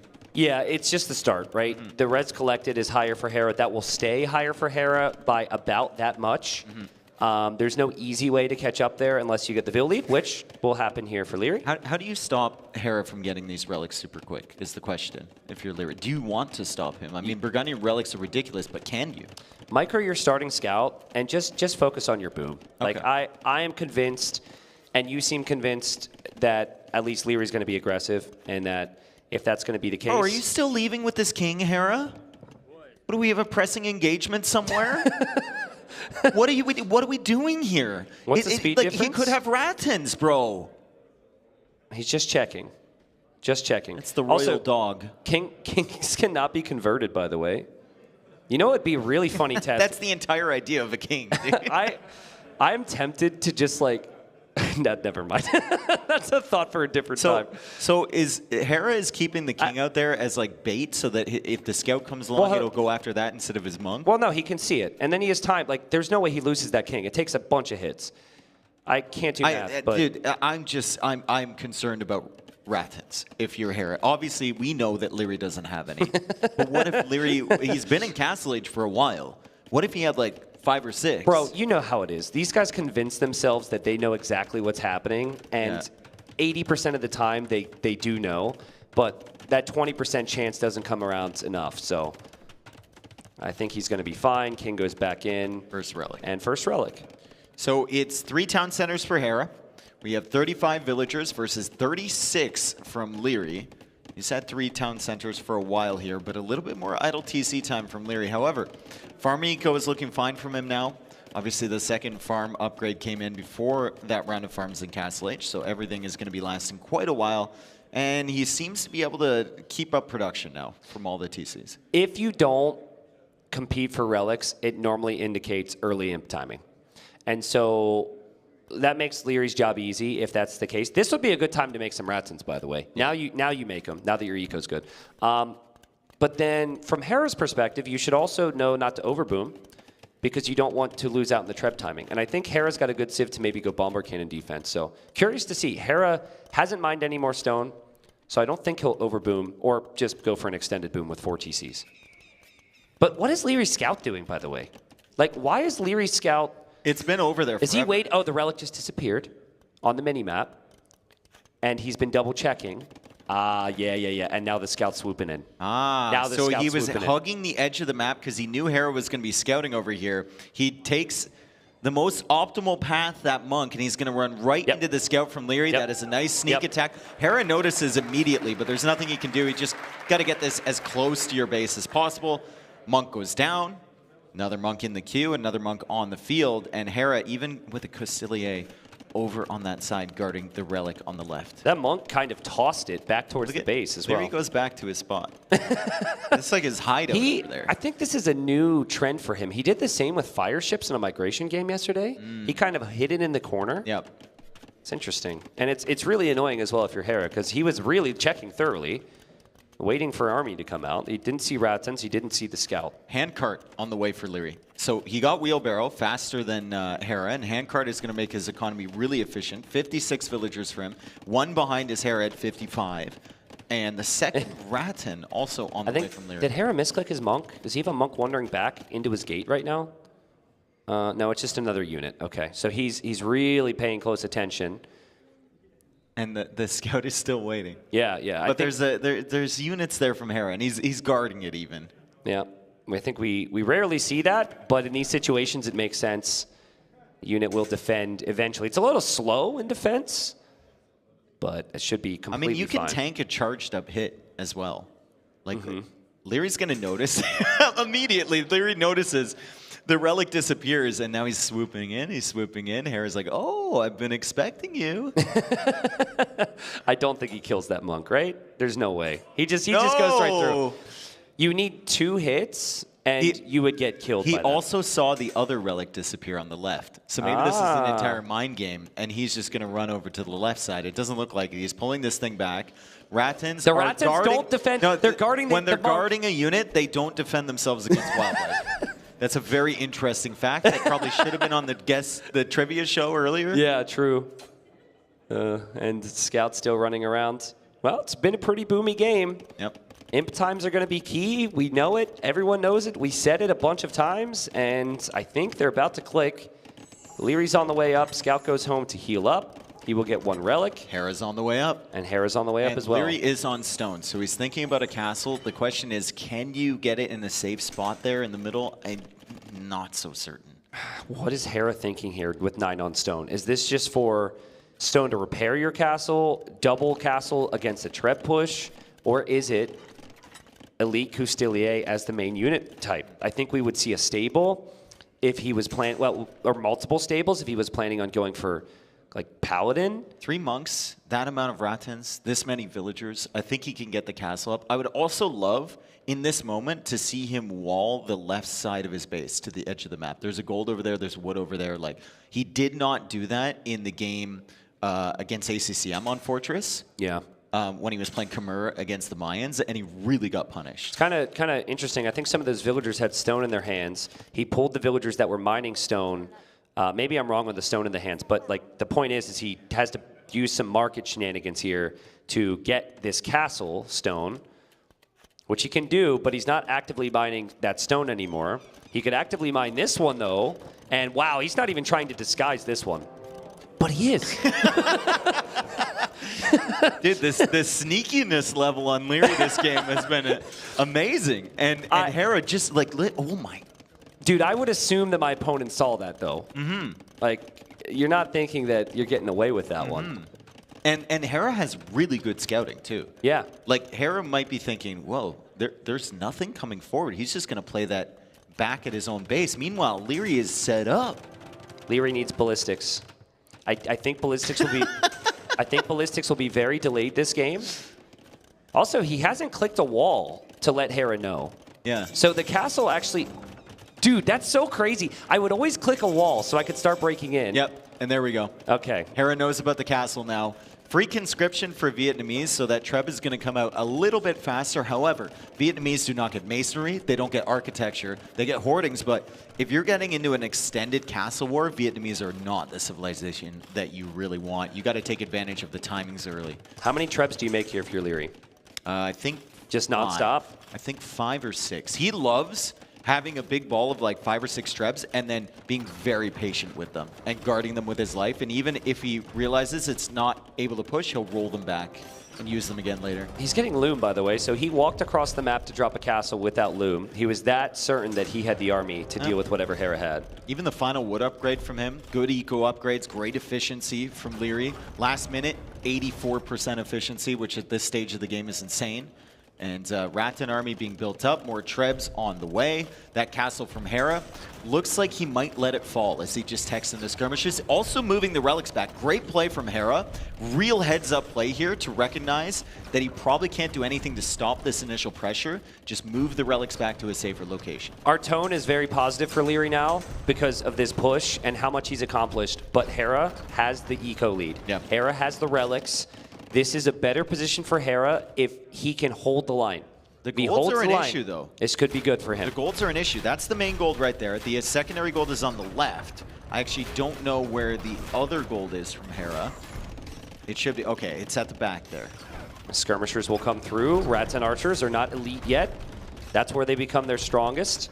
And the castle's very exposed there for Leary, so if he takes one castle down just to lose one, I think Hera's going to take that trade, considering Leary needs the castles to produce Rattans. This is the issue when you want to go Trebor and also Unique Unit at the same time. Yeah, and he's just making another castle that Hera can roll on over to and start targeting next. And Leary abandons that first castle. He's still got a decent amount of Trebs. Hera has to be careful here when these Trebs pack up. They don't get hit by those Trebuchet shots. It was so close. They don't go down, though.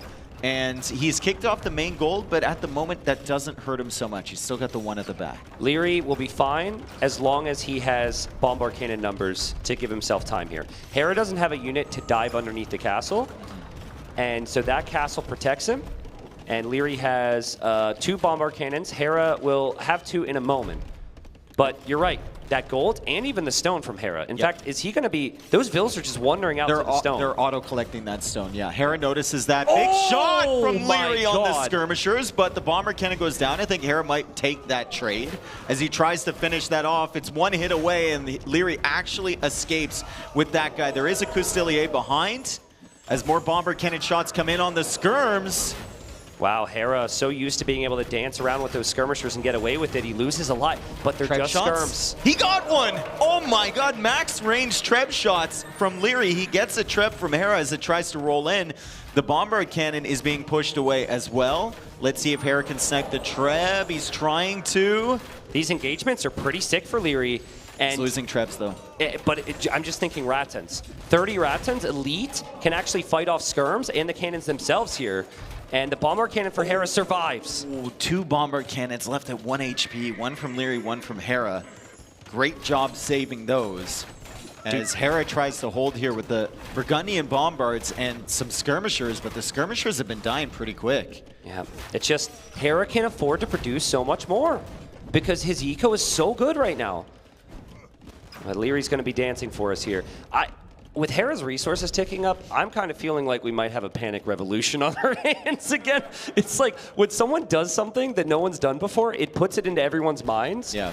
You know, Hera. Oh, nice split from Hera. That could have been disastrous. He also killed a cannon there. Yeah, he did. Paladin switch is on the way from Hera as Thumbring and the final armor upgrade come in from Leary, and he's adding a castle in that space. He previously had one. The bomber cannons are over there, and he deletes the foundation before Hera can target that. That was a heads-up play from Leary. Yeah, just build it further back. Yep. Build it further back.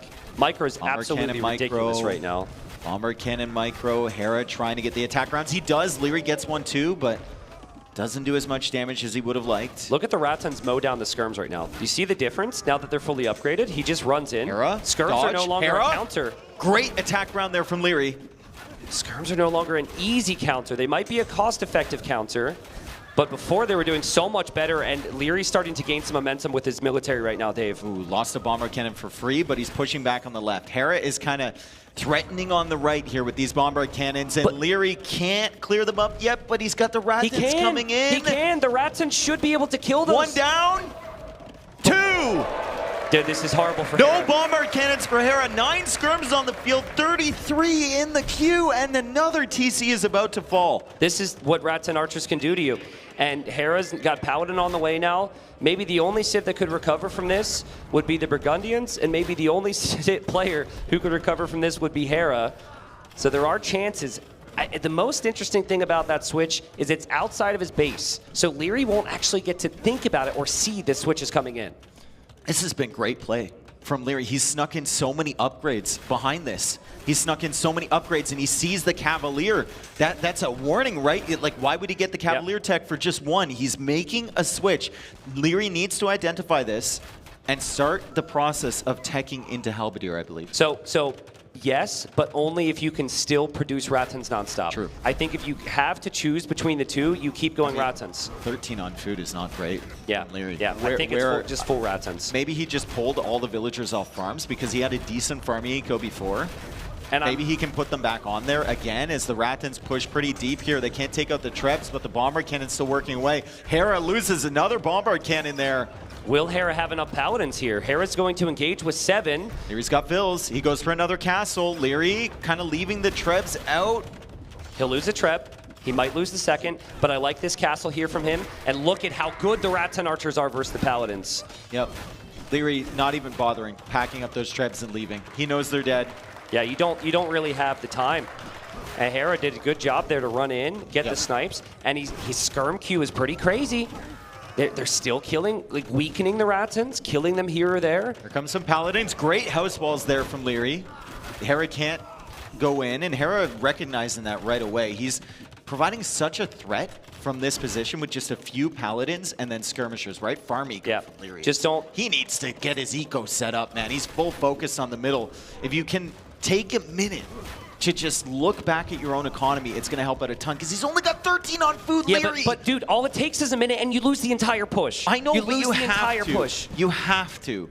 I remember a game, I think it was Nikov in a qualifier. He just went 80 Ratans, 5 bombard cannons, and just moved out across the map. I think that's maybe the type of thing that Leary has in his plans. Oh no, I see it. I kind of see the Hera comeback here. He's pushing in with the Paladin. He's trying to sneak through there to get the bomber cannons. The Ratans take priority somehow, and the Paladin are able to cut off the bomber cannons. All of them go down. Leary is on the run.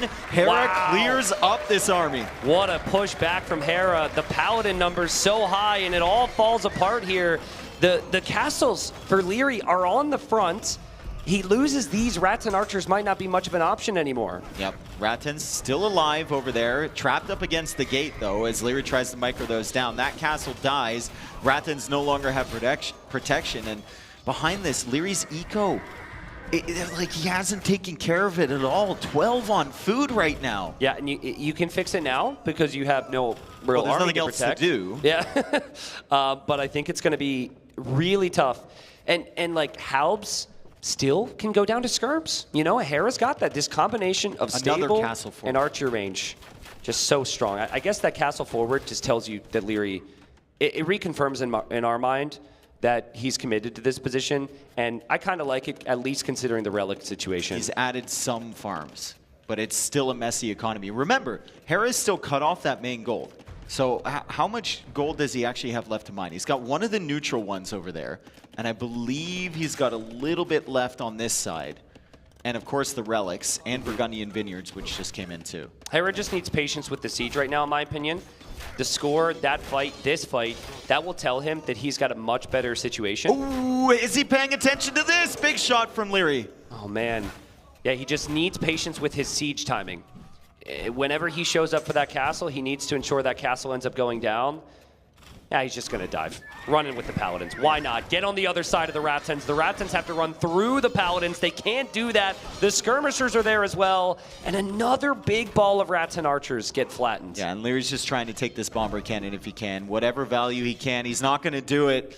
Leary needs to mass up Rattans once more. He still doesn't have Halberdier to deal with any of the Paladin. You look at the farming here from Hera. Absolutely insane. 69 farms right there. What a discrepancy from between his economy and Leary's. It's incredible. Leary only has 17 on food. How many Rattan archers does it take to kill a watchtower? That is a great question. I'm just saying. Elite Rattans, it doesn't have great armor. Not that much, unless Hera has and you can't hop out of the tower if the archers are there. Yeah. I think you go for the king here, right? He's got 3 of them. He can see the flag. Dude, come on, bro. He's not going to do it. Don't get excited, people. Calm down. But he's got to do it. I'd say let's get excited because the Rattans are coming in, but here comes the flank from Hera, the Paladins to snipe the bombard cannons. Leary goes deep in Hera's base. He's going for it. But Hera's king went into the castle. Ah, come on, Hera. No fun for you. And Leary, Leary is committing because he sees the flag. Yeah, let's Hera go. snuck a villager inside. He's not even going to weaken the tower to that point. And Hera deleted it and let him know there was a villager there. That's funny. Leary laughing now, and Hera's like, that's more likely. That's a good win for Hera. Yeah. 2-2. Really good win. I mean, back to what we were saying there about Leary's eco situation. It's really tough. It's like he got to that position and he had so much success because he didn't focus on his eco. Yeah. And then it's like, if you do focus on your eco more, that's 15 less Rattans, maybe 2 or 3 less bombard cannons to your push because you invest so much wood into that. So you might be damned if you do, damned if you don't. Well, I felt like the key was you can't lose any of your castles. Yeah. And that first castle, Hera just took it down so fast. So props to Hera. I said it, like you can't, even though you have a good eco civ, you can't be too deep in the boom because you'll be late to imp. We thought it could be a problematic castle position from Leary, and it really wasn't because his imp timing was so smooth. Yeah, I mean, I just 20 seconds. 20 seconds to add farms. Yeah. Would be amazing, right? That's the point the castle went up, and then, of course, the big shots with the bomber cannons and the trebs behind from Leary. It was such a good push, but you just had the feeling that Hera was delaying long enough to get the eco differential, and Leary just never looked at his own base at any point. Yeah, that was really smooth boom there from Hera. And folks, we have a series. We have an amazing final here. Again, the last 2 times these guys faced off in a final, it went 4-0 for Hera. So I think there was some worry around the scene. It was so interesting reading Twitch chat, just all the negative Nancy's, dude. Just all the people thinking, well, it's a shame that it's going to be Leary in the finals because he doesn't have a chance. He's got a chance here. He's got a chance. Yeah. And that last game was not terrible. Like, that was a really close game. If Hera had taken slightly worse fights, if Hera had been slightly slower to Paladin, I think Leary wins that. And I think Leary will recognize that, too. It's not like beating your head against the wall, right? There was opportunities. Yeah. And now I wonder, is he going to play Bohemians somewhere else that's really strong? Because Bohemians, Burgundians feels better to me than Vietnamese. Vietnamese may be more of a comfort pick, but we should probably speculate on the draft now. I think we've got, an interview with Leary before we move into the next game.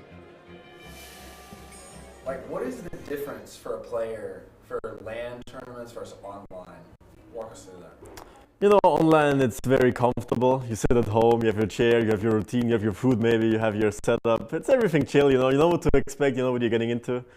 You're not that nervous, you're not that shaking, you know. Here we have different setup, different settings, different environment. The temperatures, even the temperature, you know. Some people say it's cold, you have to put a jacket on.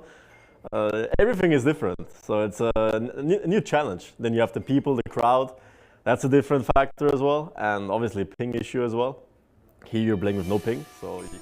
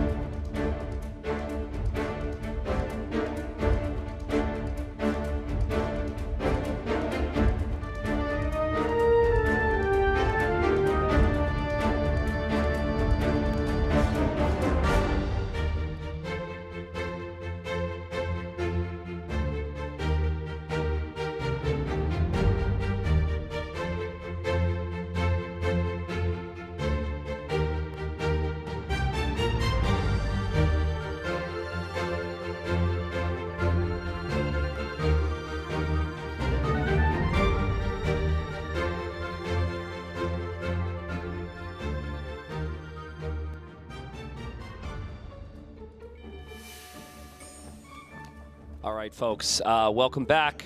It is 2-2 in our best of 9. Best of best 9. of 9. Best of 9. We're going at least 7 games here. Yeah, that's sick. I mean, everyone wanted this, and it's been interesting to see how the series has played out. Hera's first victory, he was like very aggressive, and then just boomed, got the job done. Yep. Next game was aggressive, wasn't enough, just got completely stomped by Leary. Leary then did the same kind of in the third game, just out-executed him, and then in the boomy game, Hera's won. So like the theme for me, Hera the better boomer. Because the aggression in game 1 was a little bit of aggression with max value. Yeah. It wasn't like continuous. Also, the 2 games that Hera lost, some questions around the Civ choice. Yeah, right? So maybe that comes back to the draft. Yeah. The strategy going in, or maybe, you know, he's thinking that strats are actually good when he's actually just outplaying the people he's practicing against. Yeah. It's so interesting. I'm sure a lot of that comes back to how they played games against each other. Maybe the Mayans' choice from Hera was with the logic of you can't play standard style against Leary, and LAN Madness is typically scout civs, so he didn't want it to go that route. I think he still has Chinese if we can get to the draft. I think Chinese is an option for him. I thought it was going to be Costa Mountain. I thought it could have been on Regicide Fortress. Those are the 2 best civs I could think of. Also LAN Madness. So Arabia feels very likely. Fractal is not an option for the Chinese in my opinion, but that's like the big one right there. Arabia, Fractal, you're not playing them on Golden Stream. You're not playing them on Golden Lakes. It's got to be Arabia then. Yeah. Has to be. Yeah, you could still, it's a very good civ. You can still have one of the best civilizations, but I think the main thing is the players are walking in. Yeah, the players are coming back from their break, and we are ready. We are locked. They're coming in the door right now. There they are. So did they sync up their potty breaks or what? How old are you, dude? Did they sync up their potty breaks? Okay, well now that sounds Brother, bad. we just had an epic gamer entrance. Okay. I was a little taken back by the fact that production was very loud in my ear and I got thrown off. Hera's smiling, Leary's smiling. They're like, this is ridiculous, but whatever. We're here, ready to go. Obviously, players need a break after 4 games. It's a best of 9, right? It's a marathon, especially Leary, who's already played a best of 7 today. By the way, crowdfunding. Love to see that. Above 4K now. Thank you to everyone who has donated towards helping this wonderful organization. You heard from Gideon earlier. He's put so much work into this, and they're just trying to recoup their costs at this point and then think about hosting maybe Garrison 2? Question mark? I would love that. Exclamation mark? I would love that so much. This has been amazing. So, dude, even just last night, that like capped it off. The trivia game and the hype around the beer pong was amazing. Rule number 1 for me is I can't talk too much smack about Dave on camera because it'll come back 10 times stronger another time. But it was really fun to watch the team of you and Nilly and Tato play pong last night. Beer pong more specifically. We had, I don't know, maybe 100 people in here, and they were all chanting. They were chanting for us. The pressure of that. I guess it was the pressure. It's crazy. Okay. They had the Viking clap going. Oh, Dave, true. Dave. It's like, True. oh, God. Yeah, it was a good time. It was also good, of course, just over the last few days to meet so many of you. So for those that are sitting in the crowd right now, cheering along, it's been great to hear some kind words from you all over the last few days. And so thank you, everyone. Many people here at their first LAN. Yeah, I heard that a lot. And sometimes, especially if LANs are back-to-back-to-back, maybe in similar countries, I sometimes see repeat people, and that's what I've come to expect. No, man, we've had so many new people here. And so thank you, everyone who's been here and for everything you've done. If you're interested in coming to one of these, just take the leap. Yeah. Everyone's friendly, right? Like people, you'll make friends in the audience over 4 days or 2 days or whatever it is. And so many people, you know, they meet someone at one LAN and then they're at the next one. They're renting an Airbnb together, right? Yeah. Maybe they're starting a family. I don't know. But like people get to know each other and there's like groups of friends that have formed from previous events. So if you're at home and you're interested in live AoE events, I don't know where the next one is. I don't have that information, but buy tickets. There's getting to know each other, and there's getting to know each other. And some of them are getting to know each other. I figured out where Chinese is going to be played, by the way. That's enclosed. Completely forgot about that enclosed. Yeah. Yeah. Perfect So enclosed civilization. that feels pretty clear from here. Okay. Leary has gone Hindustanis there before. So I would maybe lean more towards that. Now, Persians is great on hybrid. There's Golden Stream and Golden Lakes that could be considered that. But at least, like on both of those maps, it feels like what you can do with the imp timings is really important. And I feel like Persians not getting Bracer could be a bit of an issue for something like Golden Lakes. Now, I think you are going to be very happy here today because if Leary's thinking about this, he may go Persians on Golden Stream and a combo of like Haub, Hussar, and heavy demos. Yeah. There was a game Viper played. It was the perfect build up against Hart. Viper, for whatever freaking reason, went Galleon, and I was in the back. Tata was in the back. Like, make demos, right? It's really strong with the Persians there. Their docks never go down because they're so strong, and the rest of it's primarily land. So I think that's probably a better play for Persians than, say, Golden Lakes. Hart was in the green room the other day trying to. He was like trying to convince me that heavy demo is great. I'm like, bro. Yeah, you're talking to the wrong guy. But yeah, Hart loves heavy demo. He got it. I think he got the tech in that game, and almost every time he's on water, he gets the tech. And Leary trains. I think he still trains a lot with Hart. So maybe that was one of the things that he noticed. But it could be an option. I don't know what map we're going to go into next. At this point, they're all home maps for both of them, essentially. Right? They have a lot of civs that are good on all of them. As we load in here, game number 5, we are back, and it's Golden Lakes Bohemians for Leary, Lithuanians for Hera. So this answers our question on why Bohemians wasn't played previously. Leary had plans for game number 5 on Golden Lakes. Now, we've seen a couple games on this, and we have seen a tendency for some players to not even try and compete for the additional pawns. Yep. There, we also saw a game in Titans League recently with these two players on a map which is similar called Cross, where Hera sent a villager very far forward and built his starting dock on Leary's pond. Do you think that's a possibility here again? No. I think against Bohemians, it's probably not the smartest play, right? Because Leary's might go for something a little bit more unorthodox, and he might go for land pressure with Bohemians early, like Archer play or something. If he had gone for land pressure in that specific game you mentioned, Hera probably would have died. Okay, yeah. So here's what I think could be really funny. Nice little game. That game is going to live in Leary's head. The last time he played in a similar map, getting forward docked. I'm wondering if we see him search with his fishing ships more than he would at this point in Dark Age. I mean, maybe. Also, we look at the maps here. If Leary wants to go forward against Hera, the golds are forward. Hera is going to really, really struggle to get the resources he needs to defend that. And that brings us to an excellent point. So it's called Golden Lakes because the majority of the gold is in the middle here. It's a very big gold-focused map, and you only have, I think, 6 tiles to work with around your base. And sometimes, like in Hera's position, that 3-tile gold's not going to be great. That one can be locked down potentially. But Looks like there's a bunch of wolves here, too. So sending the villager forward through those is probably not great. There's one there. There's one off to the right as well. Really? Sorry, tigers. Yeah, there's one over there. So sending the vill forward is probably not the smartest. Yeah, how dare you call that? How dare you call that a wolf? Interesting. Is there one on the left as well? I'm wondering how standard Doesn't this look is. like it. I think there's one near a relic kind of towards the middle. Oh, there we go. All right, so that could be a small reason why we might not see as many villagers going to the shoreline too, right? Like that could also explain the tendency for some people to just stay at home. But Bohemians are all about late game. They don't have a lot of mobility, so I think Leary will need heavy walls here. Yeah. He'll want to turtle up. We could see Castle Age chemistry. Maybe he'll play crossbows. Maybe eventually he gets to bombard cannons. It's just, this map's top tier on Fortress or Arena. He's got to create his own Fortress or Arena now. So if he focuses on the middle, there might be an instance where it's kind of weird against Lithuanians. How are you going to mix this up, right? Because you want to kind of contest the relics, but you also want to contest the gold in the middle there.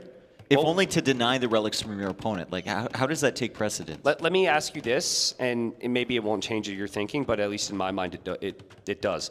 If Hare was playing Bohemians here, how do you think he'd play it? Like read up, right? Just super heavy walls. Don't go aggressive at all. And Hera may be thinking, with that in mind, it's like, I can't let my opponent have time to wall. Yep. And he's going to come forward right now. He's coming forward with 4 villagers. Leary is He's checking. Leary's He's checking.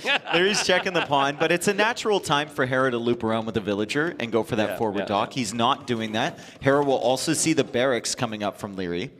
And Leary is going to scout the dock position from Hera. He can go around there with the scout because there's some shallows, I believe, along the edge of that water. As Hera goes for the forward barracks. There's a gold there from Leary. That is in an incredibly forward position. But Leary's barracks timing and his archer range timing, presumably, is going to be a little bit better than Hera's. Yeah, but the question is, will he recognize it's going to be skirmishers from Hera? Because you do not want to go archers here. He's looking. He won't see a barracks. At this level, I think after checking the front and not seeing anything, And not he will seeing bring anything his on scout your to the pond middle. as well. He will look. Yeah, you didn't see anything on your pond either. So there's no water contest from Hera. Yeah. It's going to be land pressure, and the spearman is going to come out here. So the spearman will give him some pretty good vision on these villagers. There it is. Villagers spotted. Archer range Strat has has to been complete. identified. You just need to finish that range. I'm surprised there's no quick wall there from Leary. Never mind. Waits till the last second, and the tower is just going up from Hera. And Leary's like, all right, brother, I've got more villagers in this area. I can build a tower too. Hera's going to abandon that. Leary's not going to spend the full price of stone. Leary's like, okay, I'll wait too. And now he starts to build it. Just finish that, I think, right?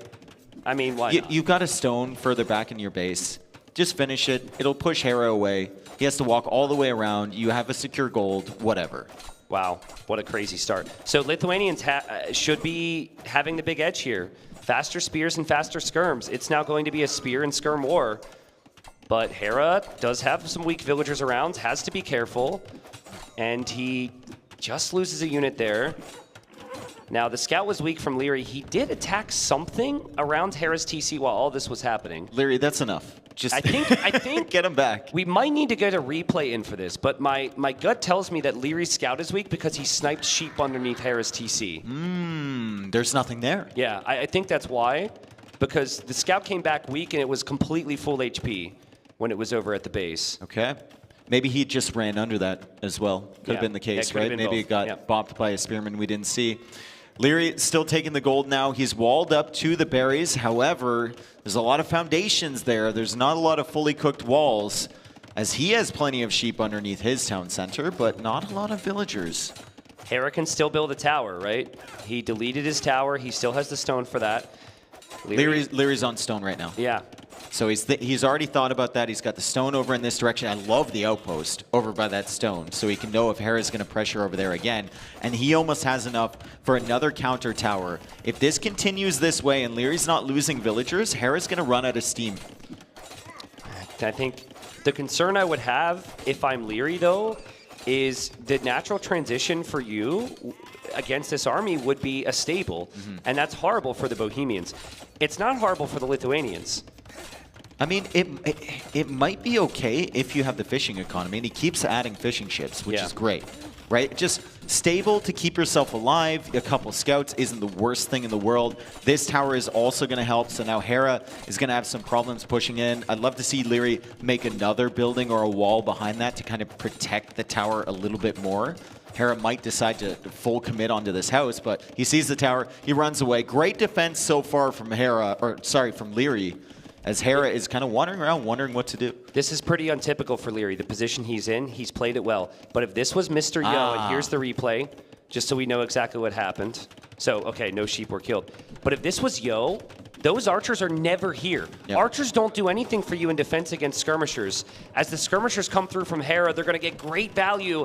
There's no potential for a real counterattack now for Leary, and it's panic. Actually, sorry, as I say that, there are archers on the other side. Behind the wood line there, yeah. Behind the wood line. I'm honestly surprised that Hera didn't just stay on that wood line with those skirmishers. I am too. Like, why would you bring them back? Maybe he felt like there was something coming from Leary. If Leary's going for the gate, maybe he expects like a sneaky stable in the back or something like that. Didn't want to get trapped in. He's still got map control, and he still should be able to counter the archers that will be moving forward from Leary.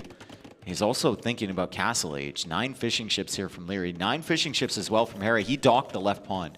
Dude, if he would have run through with those skirms and just looped over to the dock, he's taking out fist traps. Yeah. But in Hera's position, he really doesn't want to lose army control, and there's always a risk. Running into every tiger on the map, at least nice. on that side. Hera, not expecting the archers to come in here. He's got the skirmishers over on the left, and that gold is very exposed. Hera takes a drink of water. He's going to need it here in a second as Leary comes into the gold. That's an unpleasant surprise there for Hera against fletching archers in the hands of Leary. You can't quick wall this one. And it's surprising because Hera's known for being so good defensively. Your opponent's fully walled. Yep. Your opponent has an archer range. I feel like the only value you're ever going to get is leaving your skirmishers at home. Oh, great Hera with some bait from crazy Hera. damage control, but there's still going to be more villagers exposed. And I think Leary could even get back to kill that villager as well. That villager goes down. And nice save from Hera there. Honestly, it could have been worse, but that was an expensive loss. 3 villager kills, and you force all the skirms back. And now Leary is advancing outward with some more archers to the left of his base. He's going out on this side. He might find the stone, but Hera saw that with the blacksmith, and he runs away with the stone villagers. Where does Hera build this castle? He's clearly building up for one. Can you make it forward? I think maybe that was the idea with saving the skirms. It was like, let's go for a castle. Protect that area. I can protect this area, and I can go forward with one. He Because he knows where the gold is from Leary. Like, that's the only gold Leary has. He also spotted those archers because of his blacksmith vision. Yep. And Leary knows he's been spotted. No one's bringing spearmen over towards archers unless they're using them just to track. And this is so sick, right? He's trying to escape. He's trying to escape. No, there's no chance. These Hera archers sees are him. dead. Yep. Hera sees him, and I think there's some villagers moving forward here. Hera might be attempting a forward castle on Leary. Leary's getting the cavalry armor upgrade as he goes up to Castle Age himself. He's got a stable, full clear from Hera, and there's the castle within range of the gold. So Hera's definitely trying to lock... It's not even within range. That one should be within range, but he's trying to lock down the gold from Leary. Well, Hera will basically have full control of the middle as well with this. Unless Leary decides to make a run for it on the right side. Because actually, if you just delete, like, there's the left, okay, but that can be attacked easily with the latest or something. If you just leave your base, you could still make a run for the middle, potentially. Yeah, but Hera's going to be tracking that, surely. He should. Surely. Surely. Spearmen are checking. There's some scouts there. Threading the needle? Threading the needle? Skirmishers are coming over. Leary? Rewall it fast. Threading the needle. He's rewalled. Can he see Oh my god. There's a little bit of rubble. The walls aren't what they used to be. Oh my god. He knows now. That's a rewall. He knows now. He No, will look. he's checking, and he saw the vills. Yeah. Oh, that's so good from Leary, but also amazing from Hera to call that out. Yeah, you'll always, if the opponent is rewalling, it's because they snuck through. Hera recognizes that. And +2 armor for Leary on Light Cav right With now the seems to Bohemians. play. I mean, it's going to work against the skirms, but the latest is here. And that armor doesn't mean anything against that latest. Leary doesn't know what to do. Yep. Leary doesn't know what to do. Hera's castle has taken him completely off of gold. Hera now has one of the best unique units you can make in the game himself. And this is going to be a slaughter here. Well, it's a castle for Leary. He's got enough stone.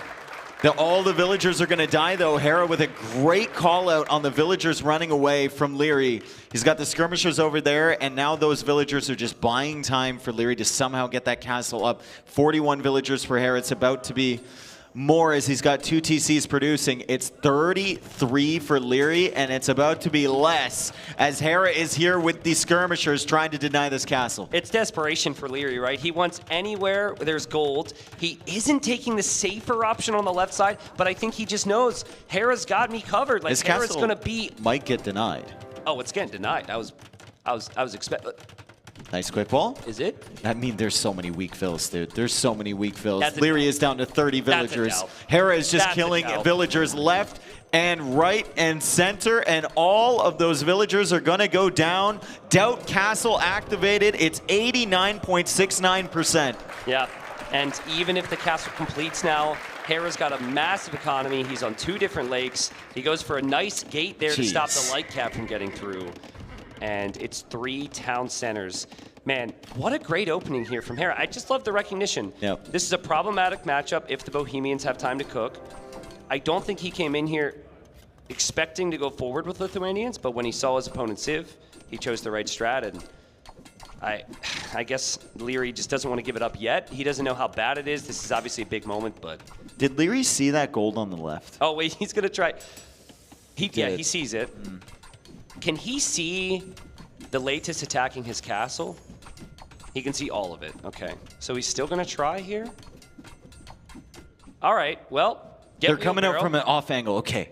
Sneaky attempt number 2. Oh, I got it. For Leary. You delete your walls to let Hera in. He'll think you're coming in that way. Yeah, and then you lose all your eco, but you still have these 6 villagers to rebuild. Worth it. Super worth Love it, dude. Yep, there you go. Hera's like, I'm going to go kill that. He can't resist. And now here come the Bills from the other side. And Leary gets to the castle, but no, the spearman spotted it. Will it be enough? Click. You gotta just build, man. 93, 94, 95, 96, 97, 98, 99, and it's up. Hey! It'd be so funny if he just resigned right after completing the castle, honestly, because this is still so horrible. 22 vills. 22 vills. Hera has more vills on wood than Leary has in his entire economy. This is, it kind of feels like castle into GG. The castle doesn't solve the main problem, right? The main problem is still that you don't have gold. Yes. This is good, though. I don't know where these came from. He's been massing them slowly, and he's got +2 armor, so he's going to kill a few villagers from Hera. And if Hera's not careful, those could whittle away the eco lead. Uh-oh. Oh, he deleted the walls here to sneak, and now his fish traps are exposed to make things even worse. It's fine. He's got 3 horses in a wagon on the coming way from behind as those fish traps will go down. The latest are still here. They're problematic. Lack of monks here for Leary. Lack of gold income this entire time from Leary because Hera cut that off at the castle. Did he forget he has that gold on the left? Because I thought that it would be tough to get the gold on the back left because Hera would notice I mean, he might just assume that Hera's out there, but to not even give it a try is crazy. Yeah, to me, I would have liked to see a second TC immediately on that gold on the left, and then you take your time trying to get to the middle. But this isn't a map, this isn't a style that I typically associate with Leary. GG! Hera responds, up 3-2 in our best of 9.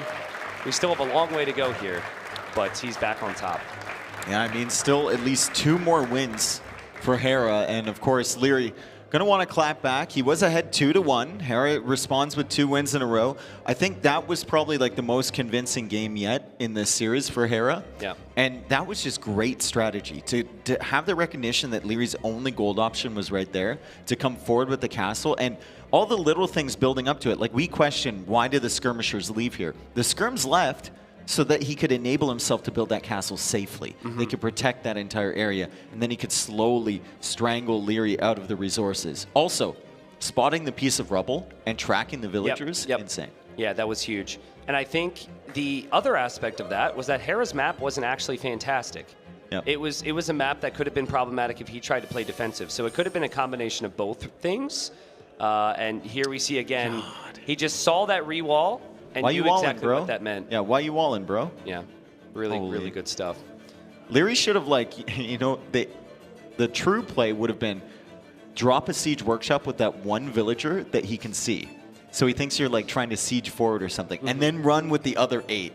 Yeah, that could work. Yeah. I mean, but imagine that early castle age. If he sees the castle from Hera, obviously recognizes, man, this doubt thing is just really tripping me out. And then you just drop a second TC on your gold. You have enough gold then to make some monks, to convert the latest. You have your light cav that can still roam around the map. I think he hasn't played that a lot. I think that was one of those strats that Leary wanted to try something out of the box with because he thinks he needs that against Hera. And we've said he needs to do that many times, but you can't have games like that today. What a great response to what he thought was coming, though. He thought the archers were coming. He was correct, Hera. And he just goes forward skirms and towers. He shuts down all of the early pressure. It was good. Then into a castle. Like, brilliant. The castle aspect is kind of uncommon, right? Typically, you're just going to play skirm and boom there. And the castle's going to be more for imp timing and trebuchets later on, but that was cool. And that's another aspect of it. I don't think Leary's faced that before. So, next game's coming up, folks. Look at these civs we've got. We've got Persians, Hindustanis, top 2 picks available for Leary. Then Byzantines, Burmese and Saracens all can be insane on their day. Still wondering when will Hera play with Chinese. It's probably on enclosed. He's got that. He's got Cumans. He's got Italians, and then the Tatars and the Ethiopians. Obviously, Lithuanians were just played. Chinese is either enclosed or Arabia. Probably enclosed. I think he goes Tatars on Arabia. That's such a comfort pick for him. Okay. He could go Ethiopians there. Ethiopians could actually be really good if you're maybe up against Saracens. I oddly enough love that matchup because you're not going to play knights at all. And so the Saracen camels aren't a huge factor. Saracens typically just play archers, and Ethiopians could maybe be ahead. What's your golden stream civ for Hera? Could be Cumans. That's the big question mark for me. Tatars doesn't feel that natural. He doesn't really have a natural golden stream civ from what we've seen here. Yeah, that's a good point. That might be his weakest map, but that might be where there's some sort of surprise. I think Cumans is way too risky. Yeah. But I imagine he would have tested it, and if he picks it, it could be insane. Second TC in the middle, is that too crazy? Second TC in the middle is a little wild, yeah. Like, there's only gold there as well, right? Well, and you don't even need that in Feudal Age. There are the little turtles that are next to the shoreline. So Okay. there's some food. Yeah, it also takes forever to build against Leary, who's probably coming forward He's with just land gonna go pressure. siege. Yeah. Yeah. And it's also next to the water, so there'd be Navy. That's not a good idea. But, like... You were cooking, though. I was cooking a little too much. Yeah. But Vikings we've seen a lot, and Hera lost with Vikings. I wonder if that was originally his plan, to go Vikings on Golden Stream. You could go Vikings there. I mean, he picked it early in Migration, right? Maybe he thought that the set wouldn't even get there. He's been playing really confident. Yeah. Maybe he'll just figure it out when it comes along. Anyway, here we are on Arabia, and you called it. Hera playing as the Ethiopians here, Leary playing as the Byzantines. Now, my first impression of this Civ matchup is that it should be a little bit favored towards the Byzantines, but maybe you have more experience? Well, I think the big thing to say is there were mind games here. I don't think Hera was expecting Byzantines here. Yeah. I think he was expecting Byzantines on Fractal. Mhm. And so he figured Byzantines on Fractal, here it would then be Saracens or something, or Hindustanis. It's not a common Civ matchup that we get on Arabia. Yeah, but Hera definitely wanted to out-archer a civilization he thought would transition into archers. Byzantines, spears, and skirms. So yeah, I think the Ethiopians have the timings, but they could fall under some real problems if they can't snowball past early Castle Age. But with the extra food and gold they get, with how fast their archers fire, with how good Hera is, I could easily see a full feudal here. Like archer opening into full heavy scout follow-up could be really strong. Leary's got a decent map here. My only concern is the wood. He's got one wood line in the back. Yeah. And then he has like that hill at the front, but the gold is relatively secure. He can kind of wall that off. The berries are kind of behind the wood line, even though they're forward-ish. The wood might be a problem, though, especially if Hera gets back there with some archers. Could do a lot of damage. I mean, it's been really competitive. It's been back and forth, but this is Hera we're talking about. If Hera wins this game, Leary's going to have to win 3 straight to win this final. He needs to rebound here. He needs this win. Byzantines against Ethiopians should have a good shot. I think so. Now, one of the best ways Byzantines can play is exactly how the Lithuanians played in the previous game. And you go forward with 3 or 4 vills and play heavy spear and skirm. That's just not a very typical Leary style. I think Leary's more the defensive player. I'm curious on what Leary opens with. Because if you open spears and skirms from home, it's really slow. It doesn't have offensive pressure to really be able to do considerable amounts of damage.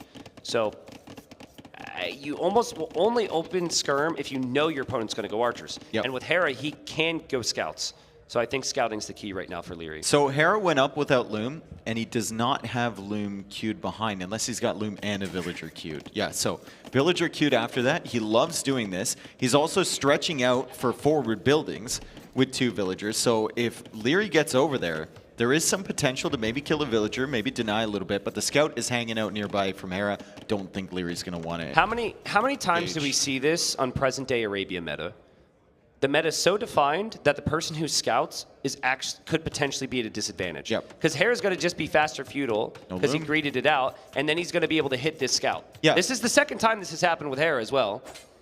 And Leary's going to see that feudal age come in and be like, oh my god, exactly. Bro. I just took a look at the vills. You have no loom. I went to investigate. Now your scout's here, which means you're going to be faster up. Leary, just not a great situation here with the scout, and Hera's just going to micro that guy down. I think Hera got 3 free hits there. Yeah, and that's really smart from Hera. I know that people aren't going to be excited about, scouting should be valuable, blah, blah, blah, blah, blah, but it's a bit of a map issue, right? And at least with these players, you kind of know how the matchup's probably going to play and what those builds are going to be. Now, did Leary see the range before his scout died?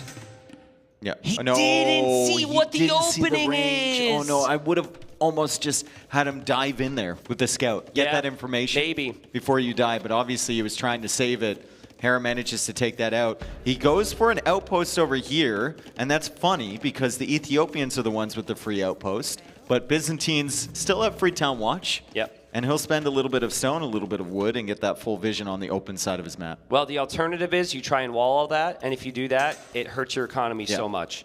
So it's really smart from Leary here. It's an uncomfortable position to fight out of, though. Hera doesn't loom have still to for be Hera, aggressive. right? No loom. No loom. Come on, Leary! No way, dude. With a spearman. He's blocking it. He's blocking it. There's an archer here. Will it be in time, though? Will it be in time? Nope. Oh, Hera saves the Vil. But he knows it's archers. And he queues up 3 more. Still no loom. Why would he need loom? His opponent's opening skirms. You just got to be as greedy as possible, bro. Be as greedy as possible. Cut every corner you can. And he'll also see the outpost and recognize that he probably can't sneak his army there. Leary's now in the uncomfortable position of waiting for an army that may never come. You just don't know. Hera, I think, from this position, should just fully wall and not even attack. Yeah. Just don't even One range production, slowly mass up your archers, and then go up to Castle Age. Okay, there's an army. Now would be a good time for loom, I'd say. I think so. Do you think Hera realized he didn't have loom? Yeah, he knows. Okay. I mean, you know when that villager almost goes down to a spearman in 4 hits. That's fair. I doubt he assumes he sent a weak Loom's Vil coming in right now, probably. Okay. After this Vil. Trust. There it is. Hey! Did they just give you a round of applause for predicting loom? Yeah, dude. Okay. I'm kind of a big deal around here. Well, loom's coming in. And Hera isn't completely walled yet. I think one of those Vils is pretty weak as well. Nope, I'm wrong. Some of those houses are pretty weak, but it's only skirms. That is quite the wall here. Leary's going to see that, and he's going to know, okay, this guy is just interested in going up to Castle Age. However, Leary has decent resources himself, and he's not really overproducing these skirms either. Like you've always said about walls, if you're going to commit to the walls, commit to the walls. Yeah. And the issue I have with this is this isn't enough to keep Hera safe with the greedy approach we wanted. He's got 4 villagers not working on resources. He now is going to get fletching. So I think Leary will see that and actually be pretty happy because the economy's just not efficient. Leary's tracking where the archers are, which is fine, and he's also walling up himself. Yeah. But he's walling up with like 1 villager. He's not having 3 villagers working at all times with his army defending behind this. Really great job. He also has a skirmisher randomly patrolling one of the gaps, right?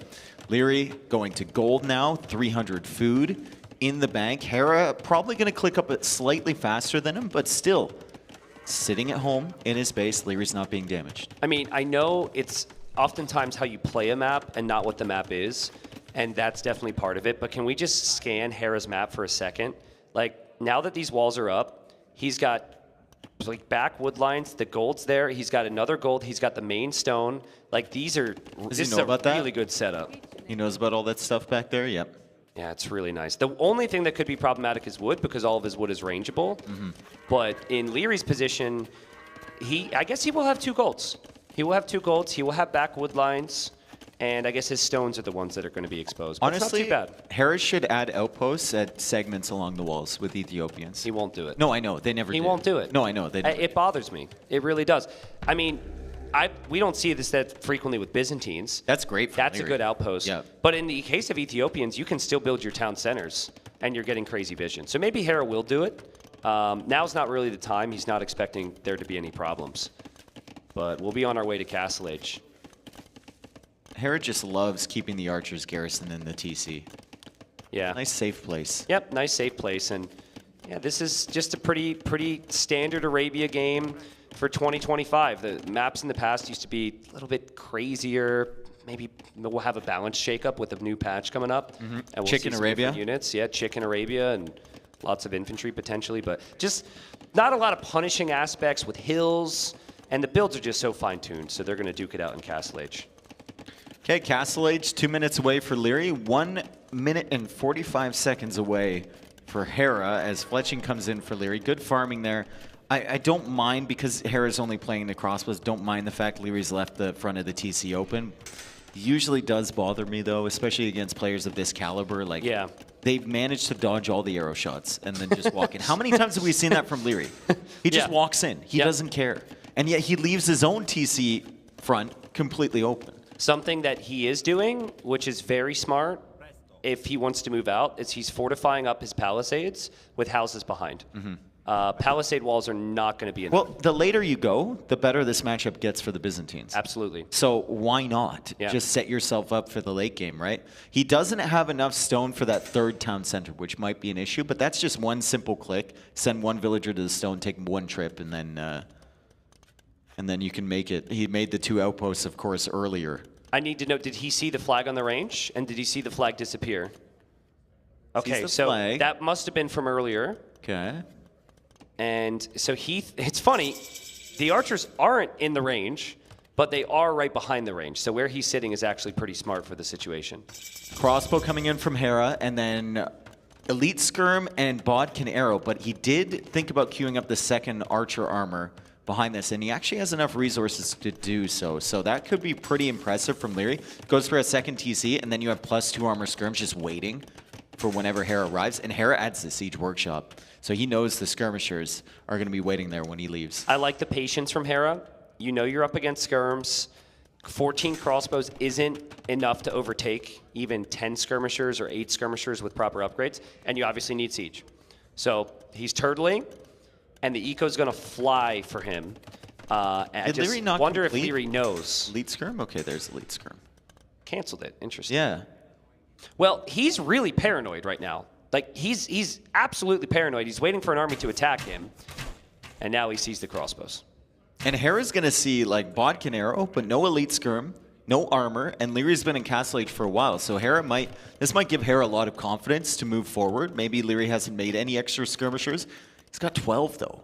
He's got 12 skirms, so 6 of them are somewhere else. This could catch Hera off guard if he's just expecting it to be like these 6. Yeah.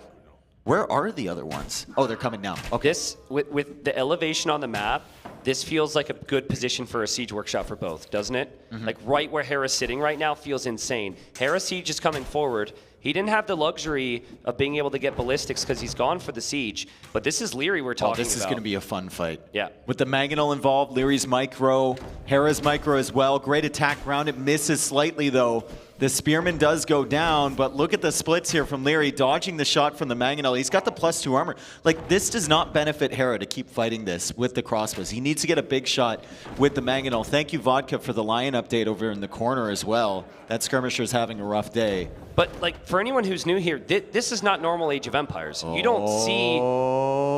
Hey! Sorry. It's okay. Both players are now like, what just happened to me and what did I miss? They're double checking their wood lines. They're freaking out because of the crowd. But like, Leary's confidence against Siege is ridiculous. He could lose the game because of it, but he's so good, Dave. He's so good. Look at this micro. Oh my God, he doesn't get hit and he micros down the Mangonel. He finally gets hit by a shot, but it's an uphill shot.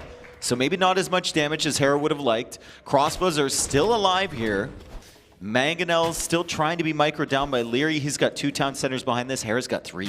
Now there will be siege as well for Leary. Neither player has ballistics. Leary's micro is still absolutely ridiculous. He did get burnt once for playing with fire. Now here he loses 2 more units, but he'll have his own siege. Also have some monks in the mix. Has Byzantine healing too.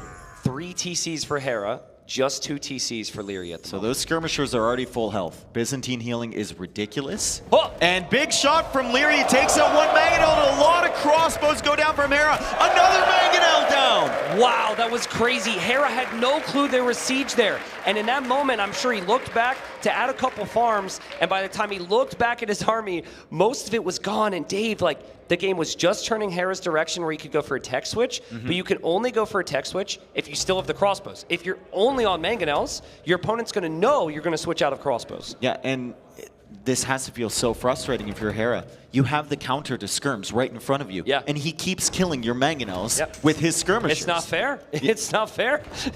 I mean, both of these players could do this, but the game is designed without ballistics. Yeah. The way the game is designed, Hera should have won that fight and won the game already. And Leary also bringing relics back, right? So that's one relic there. I think another one is coming in. We can see Leary just kind of waiting here, and then he goes for the attack round. And that is so rare to catch Hera sleeping like that. He was probably paying attention to something at home. He's going to be kicking himself for losing those Mangonels. Yeah, well, he'll have a chance to redeem himself. Here we go again, round 4. Like we said, there's always a chance that this can turn around either direction. I still think if you control that middle hill, bring a Vil and build another siege workshop there. Yeah, it could be good. Just even like a couple random houses to block the hills. I think the control with fortifications is actually going to be key. Resources are looking real good for Leary. How has he done this while microing those skirms? He's also got the relics, some of the relics in, right? The monks are still being produced. He's got 3 of them. He's going to go fast imp here, Dave. He's going to actually click up to imp. It is cheaper with Byzantines. He hasn't gone for the 3rd town center. Maybe has waited intentionally for this. He has clicked up to the Imperial Age. If Hera doesn't find a big fight, Bracer and Chemistry will be in on skirmishers, and Hera's nowhere near the Imperial Age. Yeah, Hera's been struggling against Bodkin skirmishers, let alone full Imperial upgrades on those things could be really good. It's actually stables from Hera, so maybe a switch that Leary isn't expecting. As Leary comes in to scout, Hera wants to take care of that. Leary just easily dodges around. He's like, mind your own business, bro. That's so funny. I would love to see ballistics now. I think there should be a university coming up, but Leary is super vulnerable against Cav, and so I think... Is he microing that one skirmisher? Yeah, he wants to know what you're doing in here, and so here he goes. Let's see if he can find the stable. That would be crazy. Oh, if he sees that stable, Hera wants to prevent this. He saw the stable! Yo, Leary! Again, I can't help but feel like, I know they've got some noise-canceling headphones, but there's no way they don't hear the crowd roar. You can feel the vibrations and everything of the crowd going. So I just find it so funny that both players probably panic and look at their wood lines or something every single time. That's part of the beauty of playing live, right? That's the beauty of this, yeah. Now, he's sending another skirmisher forward. He's like, I wonder if there's a second stable. Yeah. Well, he just needs to know what the upgrades are. This is so smart, guys. This is so smart. And he's going to see the light cav there with the armor upgrades. Yeah. And now he should know he needs to brace himself. Against only light cav, it could actually be okay. Oh, again, is Hera paying attention to that skirmisher at home? Leary takes out a Mangonel, but Hera takes one back. Great micro from Hera. There's just so much respect you have to have if you're Hera here. I don't think you're feeling like you can dive in to engage against this very second. And if you can't do it right now, it's really bad for you. The attack round lands, the light cav can't get through the monks. Against Bracer and Chemistry on these skirmishers, the light cav are going to do as well, right? And the Imperial Age comes in, Hera's probably like, what? Yeah, he needs a big Castle Age play, and he needs to make this messy. But the upgrades are coming in right now for Leary. He did end up getting ballistics on the way up. I know we mentioned he didn't have it at one point. I wonder if Hera regrets making light cav. I would have preferred knights. I think he made it because he saw some monks, and he didn't want to toss knights in. But Ethiopian light cav is Castle on the hill. Not great. Castle on the hill. You identified this middle area as a potential castle position, right? Maybe siege workshops controlling everything. The skirms are going to come forward. They have Bracer now. That Mangonel has a limited lifespan. And now Hera will show Leary the villagers here. The light cav are looping around. Can Leary deny this castle? Can he just dive in here and ignore the light cav and kill the villagers? We'll see. This could be a big clear up for Hera. He does have +2 armor. That's your max armor for the age he's in. He'll dive. But Dave, I think the light cav will get the Mangonels. I don't know if they'll take a ton else here. Leary's micro is actually not fantastic. He's allowing a lot more value from the enemy units here, but he will clear it up, and Hera still isn't clicked up. Yeah, if Hera's not up, he can just get bomber cannons to take care of that, and like, you just cleared the light cav army, so you can continue moving forward. I think there was a choice to be made there, though. Leary could have sacrificed his skirms to just kill all those villagers. Yeah. And just denied the castle completely, but he still has an army, right? Leary going forward with the skirmishers, and Hera actually looping around to the north side of Leary's base, where Leary has good vision. He's got an outpost over on that side. He should see those coming from a long way away. Hera's left his gold completely open. Yeah, and he's showing that he's staying in Castle Age as well by making these knights, which should make Leary be very patient here, I think. Not patient with this army, but patient with everything behind. You don't want another army to swoop in and kill those cannons. This is a disaster for Hera. It is. And Arbalest feels like the perfect switch for Leary if he can get it. Crossbowmen do so much more damage against the Cav already. And it's just, this isn't the situation that Hera wanted to be in. Leary's going to dive underneath the town center. He's killing the knights. Right it feels like he's killing the knights for free with skirms, right? So, like, why not? Hera's going to try and wall this off. It's not going to work, and this will distract Hera so much. And in the meantime, Leary's seen the army from Hera that's going for the counterattack. Leary's building up his bomber cannons so he can take out that castle. Already 3 on the field with 2 more in the queue. Yeah. And all the knights are just busy back here with this random skirmisher army. And look at those crossbowmen from Hera. That's the most important unit in the north of the map, getting completely cleared up. Boy. He won't survive with a single one. And now the army from Leary has to go save his castle. But when it arrives, I think Leary's going to have an army there protecting it. Arbalest on the way. How many times have we seen this? Leary in Imperial Age, bomber cannons, Arbalest, and his opponent still in castle because he caught him off guard with the timing. It's another town center there from Leary. The castle's going to go down from Hera, and Hera is just sitting in the Castle Age. The 122 villagers, 4 stable knights from the Ethiopians. Yeah, his initial plan just wasn't good enough against Leary, and he's had to switch, but it's against Arbalest in 3 seconds. He'll charge up the hill. I don't even think Leary needs to micro Monk's this converting? No, just sit. Just sit. You don't even need to do anything. He realizes he's just sitting on the hill. And there we go. I think the GG flies in from Hera. This series is tied. Let's go. Crazy series, and I think some crazy mind games there involved with the draft. I do not think Hera ever expected Byzantines there. He was definitely expecting Saracens or some other like straight archer civilization. It would have been in a better position if that was the case. And crowd here in Hamburg, Germany is hyped. I don't think Leary's been in this situation where he's in a live crowd and he's the favorite. Well, I can't really tell you because it's been yeah, I don't think so.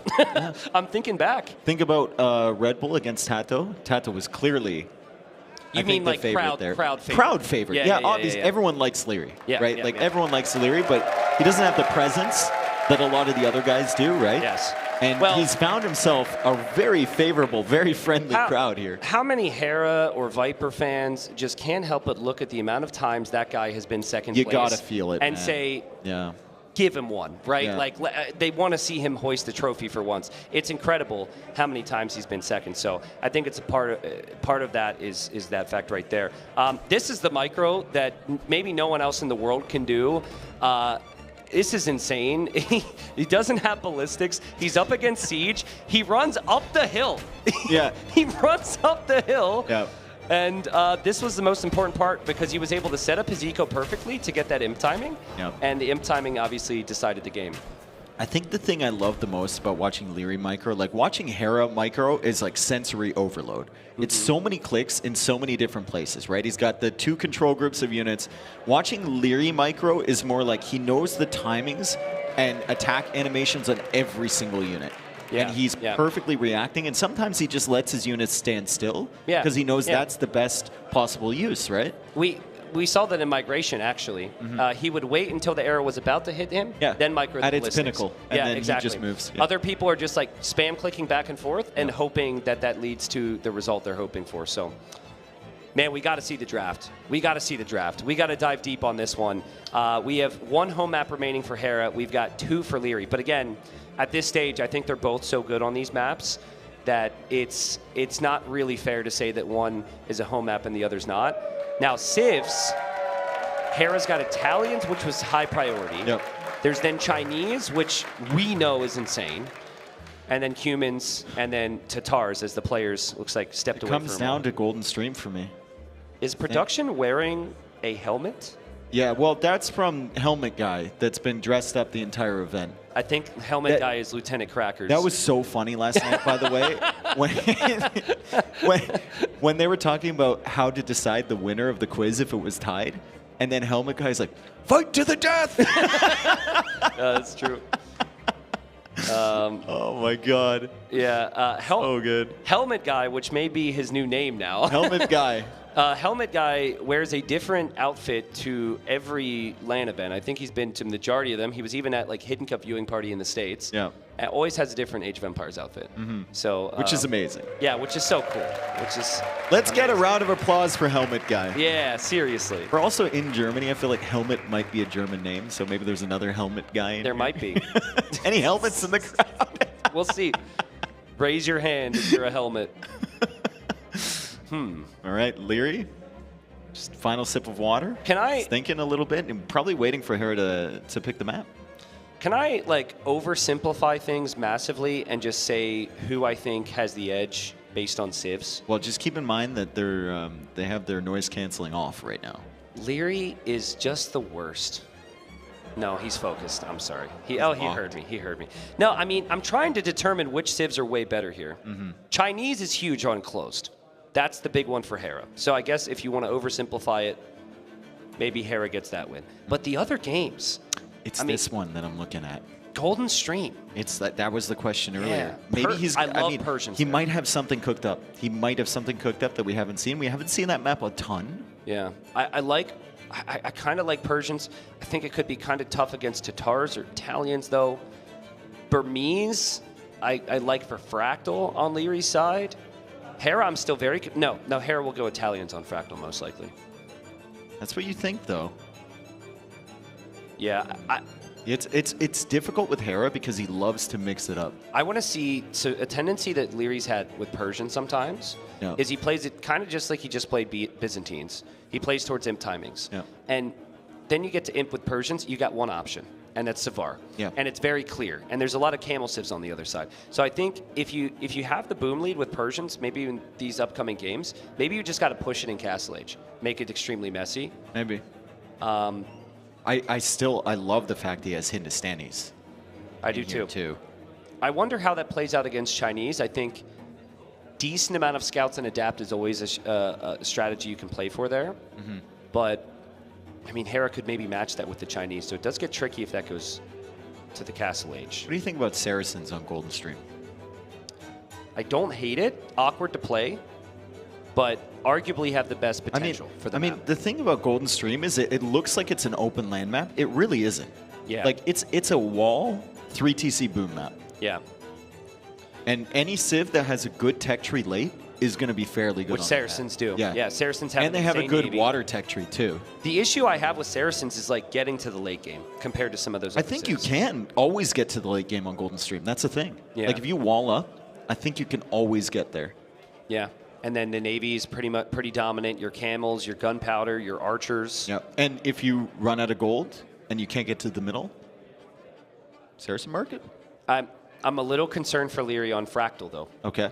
Like I think it's Burmese. He played it the other day. Which is reasonable. Yeah. I just wonder how Burmese fare against Italians if it's the fish boom, castle drop, fast imp style, which is what a lot of people do. I don't think you can do that. I kind of want to see Man-at-Arms. Yeah. No one's doing it.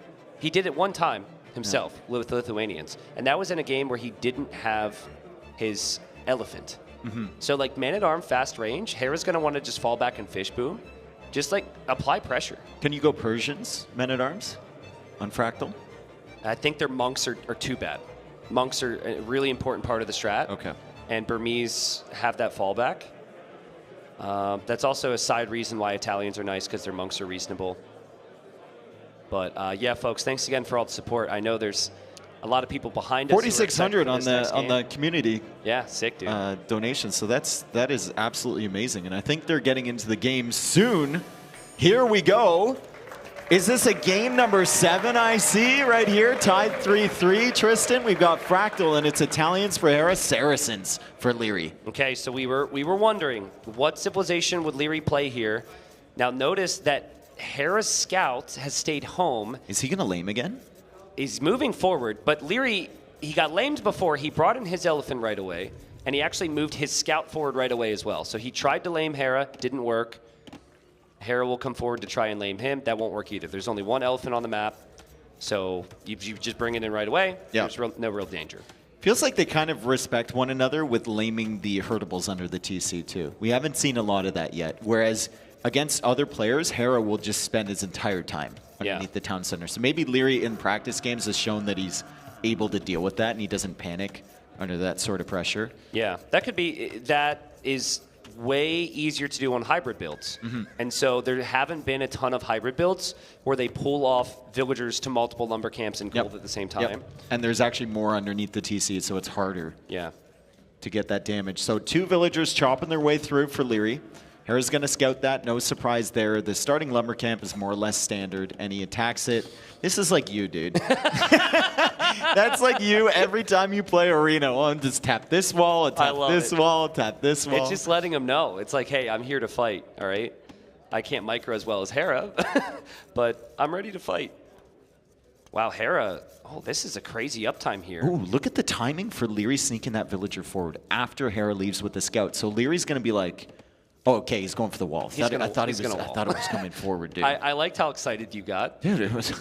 I mean, he saw the scout left. If there was ever a time to send it forward, now would be the time. It is crazy, though, how the meta on this has kind of unfolded. Because most of the games I would have seen on Fractal a year ago, you would have had players having 2 or 3 fishing ships before they click up. Just like a really slow uptime. But here, they're still chopping through as fast as they can for the most part. But man, this is fast here from Hera. So he's going to go double lumber camp. Now, this is kind of a hybrid build. It feels like he may go archers before anything else, honestly. Because I don't think he's through yet. We'll have to check the wood line. There's Leary. He's 10 wood away. He's almost through. Hera's done a good job macroing that, but it looks like he's got 10 as well. So about the same time. It's really important, though, that the dock block actually happens here for both. And that is placing your dock in the opening there. Because if you don't, and the other guy can just send like fires into your fish, you're dead. And I forget who it was, but someone actually won never doing that because the other person assumed they had it. Yeah. You still have to do it. Okay, villager comes out here. Optimal position to be right next to the short fish and near the deep fish as well, and I think both players are going to do that. The nice thing about Fractal is it like always spawns the same way. Which is nice variety. I've heard that argument for our other maps that all maps should spawn with equal resources, but I think it's better that we only have a couple maps like this one. Agreed. To mix it up a little bit. Yeah, and it's also so unique in you're chopping through to get access to other resources. Other maps don't usually have. You have to put in work. Yeah. To get access to the extra relics, for example, or the outside area or the water. You actually have to put in the time and incorporate that in your build. Now Hera goes forward quite far with that archery range. And this is where the laming underneath the TC can happen. There's very few vills underneath. There is actually the scout there. It's an HP advantage for Leary too. And Leary just doesn't want to fight because he's still not up yet. He did get a hit there. I don't think Hera actually did. But Leary can't move out to scout what Hera's doing here. I think you can assume it's archers, though, with this uptime. Because, yeah, it's most likely going to be archers. It's either that or, like, full stonewall from Hera and double dock fish boom, but... Dude, the respect they're both giving each other there. Like, Hera knows he's waiting for Feudal Age, and he's trying to angle his scout in a direction that he can actually escape here. Leary is guessing that this is not army. In my opinion. From the second dock edition, that tells me that he thinks this is just going to be a fishing ship game, and Hera's archers will be forward soon, but Hera's scout's going to go down.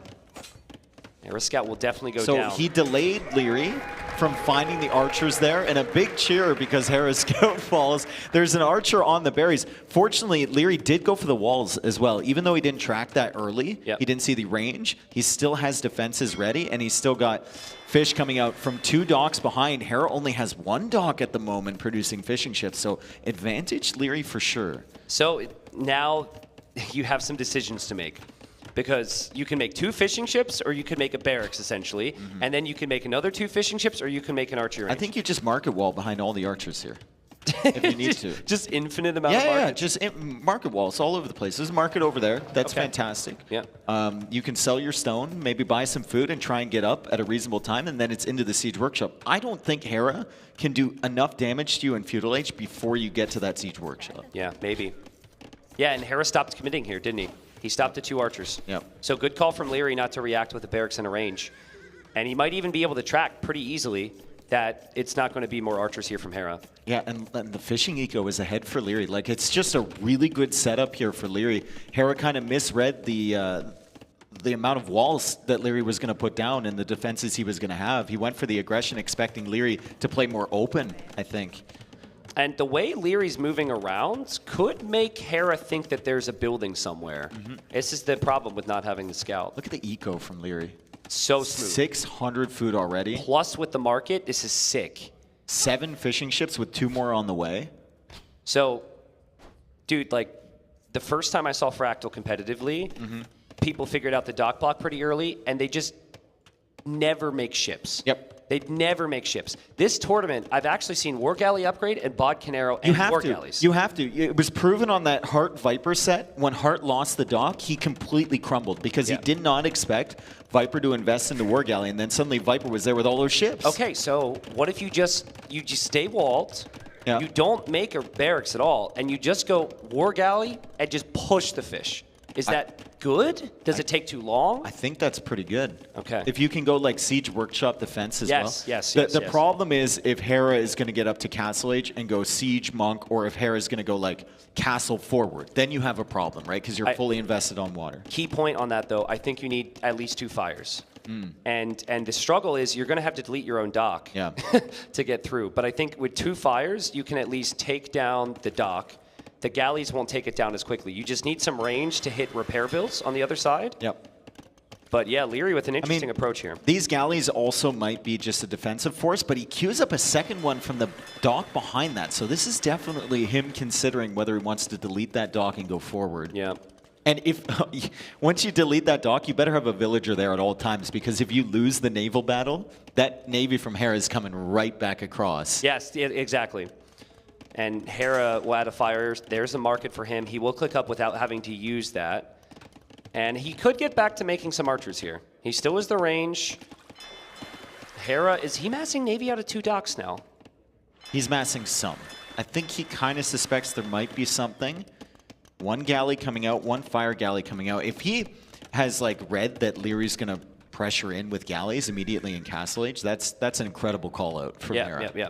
Well, he hasn't been at Leary's base in a while, but even still, Leary would probably try and build behind. Also, if I recognize that trend, you recognize the trend, they've got to recognize that potential as well, right? So I think it does feel pretty reasonable here when there's very little damage that can be done on land.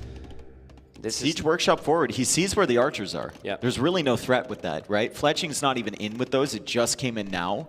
So there's probably not going to be any more follow-up archers, and that Siege Workshop forward is nice. So if Hera wants to come forward with a Siege Workshop of his own or a castle, probably not going to happen. Hera's resources looking pretty good as he's on the way up. Is this like this can't be like a fast imp play. It happens all the time on this map. You're just loaded with res? Because of the fish. Yeah. And if you lose the fish, because your opponent deletes their own dock and just opens the floodgates with crazy navy, the whole plan is dead. Here it comes. I mean, Hera's going to have 3 fire galleys there. Does he have a villager nearby to repair that? Probably not. Yeah. And they will die to the war galleys as well. So Leary's going to maybe catch him a little off guard. Hera still will have defensive forces. He sees the Siege Workshop. He has to go for one of his own. He also goes for a monastery. And the resources to go Imperial Age are there for Hera, but he needs to get War Galley, which is going to take a few of those res away. And the dock behind, That doesn't block it anymore, so ships can still pass through. Scout went down there from Leary, our second kill of the game. He also drops the second TC, but critically, no Bodkin arrow. He needs Bodkin for those war galleys. Without Bodkin arrow, the fire ships for Hera that will soon be upgraded will be a bit stronger. 30 seconds away. Bodkin arrow, and that dock isn't even going to last 30 seconds. Second town center as well from Leary. A little bit further forward, Hera's still thinking Imperial Age here. He's still thinking Imperial Age. That might catch Leary off guard, but he has to defend his fish. Now, Hera also, I believe, has some monks coming out, so might send the monks to the north to convert the fires. Like, fast imp into what, though? I don't know. Fast imp into what? You make it to imp, you might have nothing here if Leary continues to pressure. That's a nice demo, actually. That's a huge demo on the ship you're really going to be worried about. Honestly, I think Leary needs some patience in this. Yeah, just kill the dock. Yeah, don't dive in. Yep. Just slowly keep doing what you're doing because the reward is 20 tiles beyond this dock. Man, Imp on the way for one, Horsecaller on the way for the other. So the differing priorities here between Hera and Leary. As a demo comes out, that's a good one as well. And Leary's still trying to pressure this dock area. He's also got the Mangonel working away. The question is, what does Hera do in Imperial Age? You asked it before. I still don't have an answer. He's doing something Tato told me more players need to do and try and demo in these situations on galleys. No one seems to be adding the demos in these situations. We could have a really big demo on our hands. Leary needs to back away, and he sees it, and Hera, man. Oh, man. Okay. Okay. You really have to time the demo approach because the war galleys take so long to reload. Yeah. So if you time it perfectly on the ungarrison, you can actually hit them, I think, from that distance. I mean, this is crazy, dude. Props to Hera. He's imping, and he still hasn't lost everything. He's done a really nice job. Imperial Age could make a difference eventually, but the eco he has will not be anything compared to Leary. Leary, when it's 3-3, has a safe fishing eco behind. 2 TCs. And he's in the back here. Yeah, and he's on 2 town centers. Yep. And there goes the food eco from Hera. There goes all of the food eco from Hera. It's going to be a fast imp monk play from Hera. Unfortunately, there's a town center at the front of Leary's base, which kind of protects that area, right? So Hera's going to need to go chemistry. Takes a long time. Leary cannot allow the fires to pass through. I started to freak out. I think Hera, if he has an opportunity, will loop through that little choke and get to the fish, and then that just equalizes the game.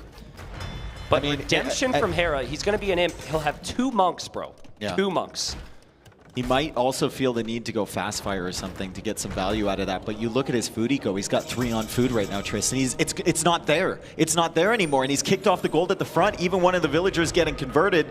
Leary should just delete that or something. He's going for a castle to defend himself. This is a really good position for Leary. Yeah, it's an amazing position. Honestly, imp for him. No, he switched from the villager to the Mangonel. Oh! No, he switched. Get it with the ram. Get it with the ram, Leary. Get it with the ram. He's running with the monk. Ram kind of saves the day because the castle should still go up. That could have been horrible, horrible, horrible. The Ram's coming in. The Ram's coming in, and the Navy is fully cleared. So now Leary controls that entire woodline area from Hera. Might want to even think about deleting some of those war galleys later on in the game, but right now it's not a big issue. And Leary, I think, is thinking about light cav at the moment. He knows it's going to be low eco, monk play from Hera, and light cav would be the best answer. Look at Hera's eco. It's so bad. As men what would say, eco? 0, 0, 0, 0. Completely balanced. I mean, he only needed stone for the castle. He gets that. He only needs gold for monks. He will need some wood for trebs. I actually think, and it feels very weird to justify in this position, but if Leary stays Castle Age, goes 3 stable light cav, he wins the game. Imperial Age for Leary. No, I meant... guys, calm down. Guys, why are you laughing? But what if? Jeez, you guys are the worst. I'm not saying that it wasn't going to go imp. I'm just saying that imp feels natural. Okay. But if you sink the other resources in Castle Age, you just straight up win. Wow. You're the worst. I know. You're the absolute worst. I suck, dude. What value for Hera converting houses over on the other side? Leary might get housed in 10 or 15 minutes from now.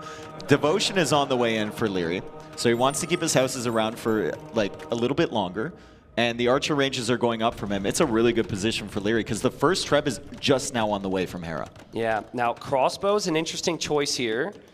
The monks there need to be careful. He doesn't have redemption, right? No, and I think, if anything, he's probably thinking about atonement to convert the enemy monks. Yeah. Hera's first treb's about to unpack. Like, it's only 4 monks for Hera. It's only 4 monks. Exactly. And he's still got 3 on food. But when you go imp, like, you sink basically 2k res into the upgrade. Yeah. And I'm just wondering, will there be a benefit to that? I guess it's going to be Bracer. This is a crazy position for Leary to be in. He's got, it feels like such an advantage in this game. But Hera is really going to have to take something out early from Leary, like this castle maybe. Pressure this area. Leary can keep buying stone. But the crossbows are being masked up behind his 4 ranged crossbows. Yeah, but remember, like, Hera only has that much army, but of the 19 military that Leary has, how much of that's on water? That's 11 and that's on water, right? But the 4 range crossbows. Yeah, and that's massing. And he's queuing up as many crossbows as Hera has monks right now. Yep. This is a really good situation, and if Hera keeps wasting conversions on villagers, like, Leary could just dive on those monks. Hera doesn't know that's what the play is going to be. No, has he not seen the archer rank? He saw 2 of them. Okay. Honestly, what can he do about it, though? He can't do anything. Yeah, you just have to keep going for monks. Leary needs benefit from imp. We have yet to see it. He doesn't have a Treb in queue. He needs the Bracer upgrade. He's under a lot of pressure here. Oh, Hera needs to be careful, though. Hera, do you really want to be there? Leary's about to hop out. Hello. Leary says hello. Hera says goodbye. Oh, God, Mangonel goes down. Mangonel goes down. The monks are out of position, and Leary, for whatever reason, goes back in the TC when he could have just charged out. I think so, yeah. And taken all those monks, but it's fine. The monks need to retreat without the siege. The castle did go down from Leary, so maybe he was distracted on this side as the Trebs move forward, but Hera still 3 on food right now. He's got 6 monks in the field and 4 Trebs, and that's it. Don't need food for monks.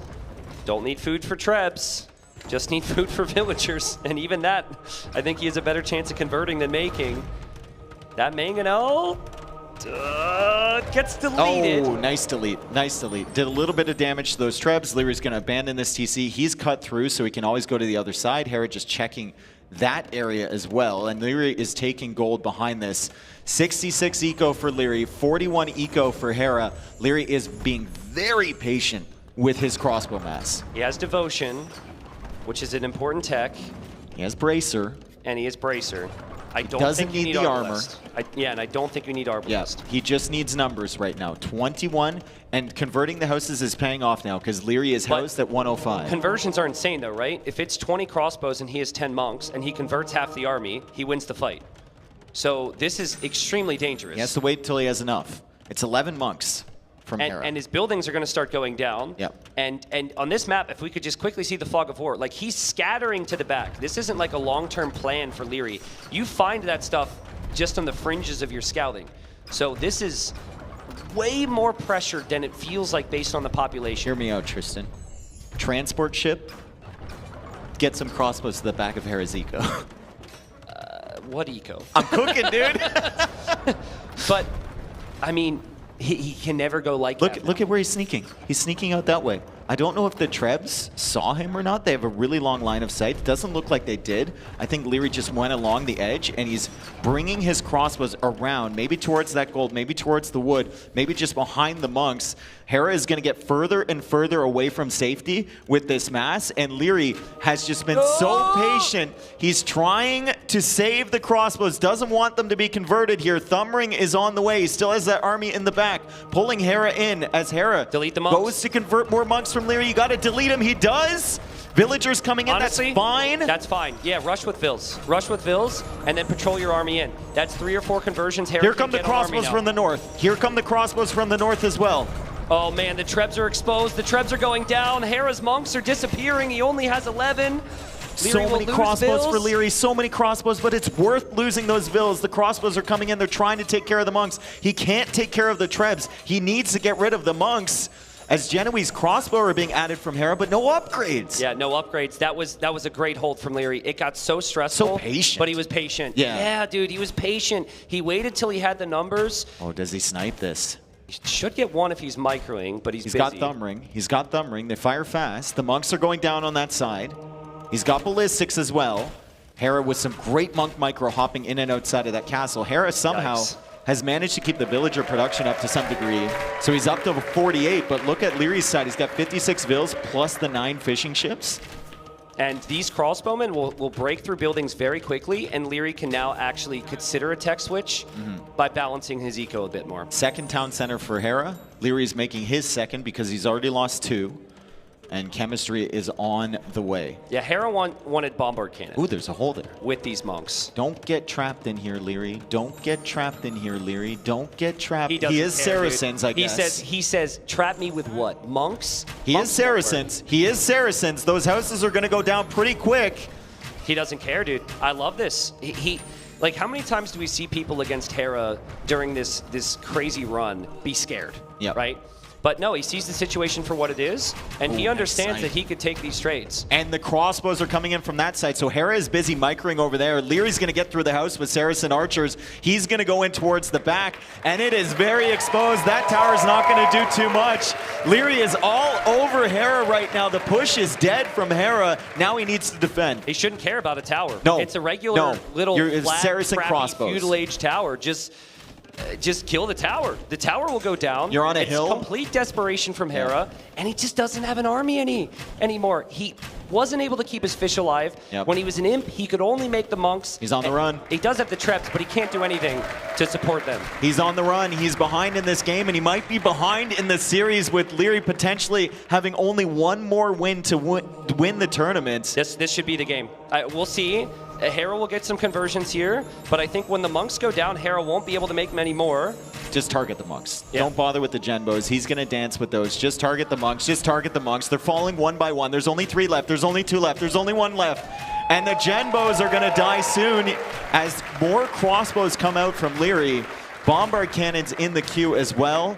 Full control over the middle of the map, and Hera needs to stretch out for the gold at the front Hera's of got his no base. eco. He's got no eco. Leary's got farms, and this, as I said before, is a good moment for Leary to just feel that control again. Feel that control. This would be the second win straight again, and he should have this game. I think the only way Hera could turn it around is with cannons, but like, you need a lot of bombard cannons. And then your opponent just has their own bombard cannons. 9 on food, 16 on gold, 13 on wood, and it's like 25, 25, 25 for Leary with his resources. What a game. What a game here What a from great Leary. strategy, dude. Yes, to prioritize the water, and then you take Hera completely out of the game, and that's another 4 dead monks. And also just think back, like keeping the feudal scout alive. Hera was not expecting this. We've not seen anyone open just with straight navy in this map before. It's always been a mix. Even the Trebs he's taking out. Goodbye, Treb. Bombard cannon from the south as well. Goodbye, Treb. There's 1 Treb remaining there. GG from Hera. Leary's up 4-3. Crazy. Can this be the moment that Hera's dominant reign ends for once? Leary needs 1 win of the next 2, and he is our champion here at the Garrison. What a final. Oh, the crowd's going nuts for Leary out there. And Hera, still some questions in the draft with just 2 maps remaining, right? Leary needs only 1 more win. We're still wondering about Golden Stream. It really feels like 9 games to me, based on the draft. Yeah.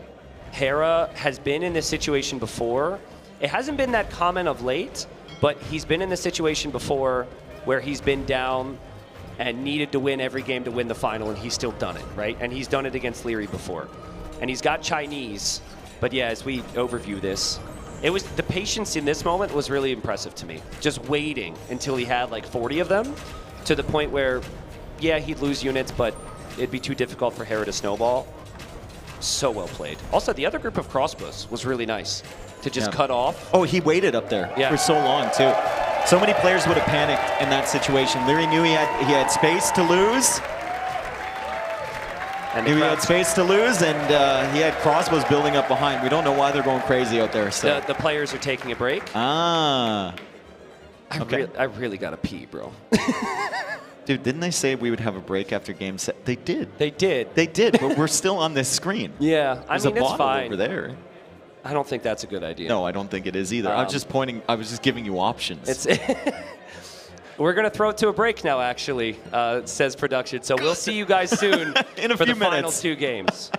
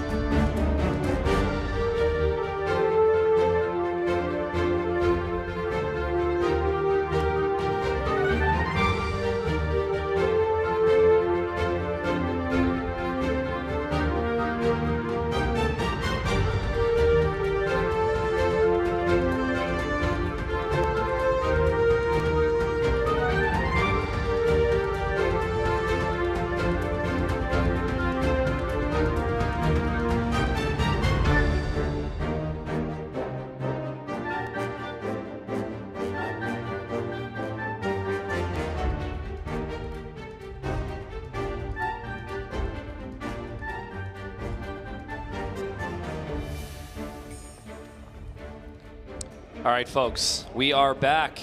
And man, we just walked around a little bit, took our little break as well. And the energy is high. The energy is really high. In some cases, a little bit too high. Yeah. But everyone's hyped, man. Everyone's hyped. How could you not be? It's been an amazing final. I got a cheer as I was walking back here. Yeah, I know. Seriously, that's nice. Felt good. So, Leary won the best of 7. He did win the best of 7. Which he hasn't been able to do against Hera in a very long time, right? So if you think about it like that, already an incredible achievement. We were talking about it in the build-up here, and we were saying, like, Leary should have a good chance, especially with Golden Stream, the question marks we had around that with the civilizations, but it's still kind of a 50-50 in our minds. Absolutely. You can't count out Hera for multiple reasons. First off, he's been in this situation before, and he has won the best of 9, pulling it out over the last 2 games. And then also, Chinese is just one of the best civs. Like, so I'm wondering how Hera views this right now. Do you get the confidence back and the feel of victory back by going for enclosed, which is actually Leary's home map, if Chinese is as dominant as I think? Or do you save that? Like, you've got an option. Obviously, you've got to win both. Maybe he won't think too much about the order, but man, think about this from Leary. He's been second place so many times. No one has been able to unthrone Hera or dethrone Hera over the last 10 S tiers. Okay? And also, think of the players he would have beaten in this run over the last 4 days. He would have basically beaten everyone. He had to go down to the loser's bracket. He's had more practice than Hera. He played 5 games before this series, and we are about to enter game number 8. Yeah. I don't think maybe someone could find out if we've had a double elim situation where there's been 2 big sets before. Definitely not at a LAN. No one's played this many games in one day. Yeah, I don't think so. And his level's been insane. Yeah. So, and certainly it's hit the point now in terms of nerves and exhaustion where it's that they're both probably exhausted. Of them were back there, and their expressions when I first saw them, like both of them were completely locked in. Completely locked in. Sick. Well, you love to see it, man. This is what competition's all about. Thank you again, Age of Empires community. I should point out, though, that Leary's top 2 Civ picks are remaining. That's amazing for Leary. Yeah. Really incredible, right? Mongol's gone, Italian's gone, Mayan's gone for Hera. Obviously, Chinese look really good on enclosed. And then the question that we've all been asking, or I've been asking, Golden Stream. I believe you have to pick Golden Stream here, so you have Chinese coming home on enclosed. Okay. I don't think well, unless you have real faith in your final, or in your strat for Golden Stream, I don't think it's necessarily... That's what I would do. Good thing to have in Game 9. That's what I would do. I don't know how much, like, regaining the winning feel is as important when you've already won 3 games. Right? Like, I say that a lot after the first game. Going into the second game, you got to get the wins. But at this point, the job is 2 victories for Hera, or he comes second place for once. So, or for once in a long time. But should be in shortly. We'll have info on what that next map is soon, folks. But it's been a day, dude. Yeah. It's been a good couple days. Let's just remind everyone before we get into this. Against Hera, Leary is he's lost 18, I believe, sets in a row. Yeah. 18 sets in a row. Or also on LAN, Leary I think has lost 7 times he's come second on LAN events.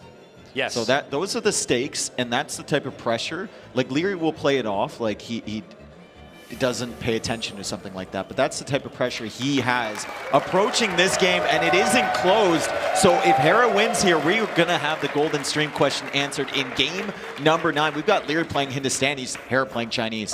Can we click that elephant near Leary's TC, please? He misclicked the elephant. That is extremely weak. I'm hoping he recognizes that. He shot it twice. Yep. I'm assuming it was intentional, but I just want to point that out. I mean, maybe it was within range, right? He's sending the villager out for it. Okay. He's bringing it in. All part of the plan. All part of the plan. That's actually kind of cool. I've never seen someone do that before, you know? So the reason we think Chinese are so dominant on this map is because of that food. It's so easy to get your TCs running, and that's the toughest part about the Chinese start, but it's just super easy Dark Age. Ooh. Hera should maintain his Vil lead. Hera getting Omega trolled by a deer right now. Is it stuck on the wood line? Yeah, it's stuck on the wood line for Hera. It'll stay stuck on the wood line until he shoots it. Yep. He's like, what do I do? He should build a diagonal palisade It'll come gate. back, and then he shoot it with a villager. Build a diagonal palisade gate on like 1 HP, and then it'll path underneath the TC. Leary not having problems. Harris just going out to the other deer. Let's see how he manages that deer. And he's just going to let it go. It's roaming back. He's still not done the elephant, so it's not the worst thing in the world, but that can be frustrating, especially when you're behind in a set and you want this game to be perfect. You've got Chinese. You feel like you've got the best Civ on this map. Mm-hmm. I can agree. I think this is a map similar to Arabia, though, where both players know their openings. Mm-hmm. So I really don't think that wasting a little bit more time here on the deer is a big deal.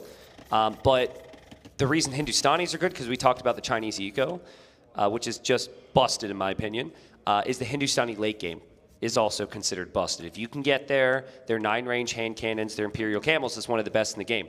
So that's the goal here for Leary. You have to apply considerable pressure to Chinese so they don't get a big lead on you, but at the same time, you're kind of happy if it goes late. Yeah, if you get there.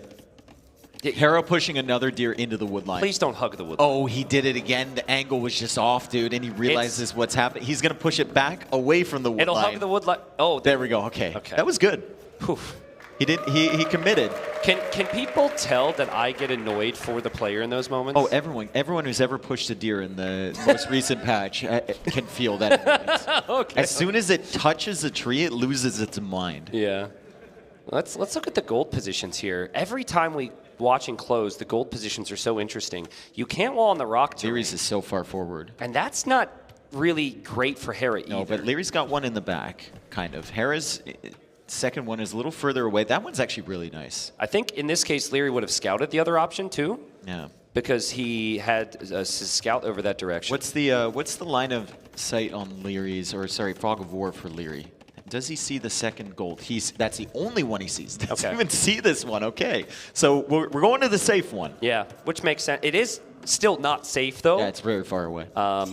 But look at the res collected, everybody. It's already ahead for the Chinese. That will continue to climb. Techs are cheaper, plus you have the extra vills, plus you have a very diverse tech tree. Hard to stop this Civ. Yeah, 300 res collected ahead already, as Leary will drop the stable. Hera's here perfectly on time.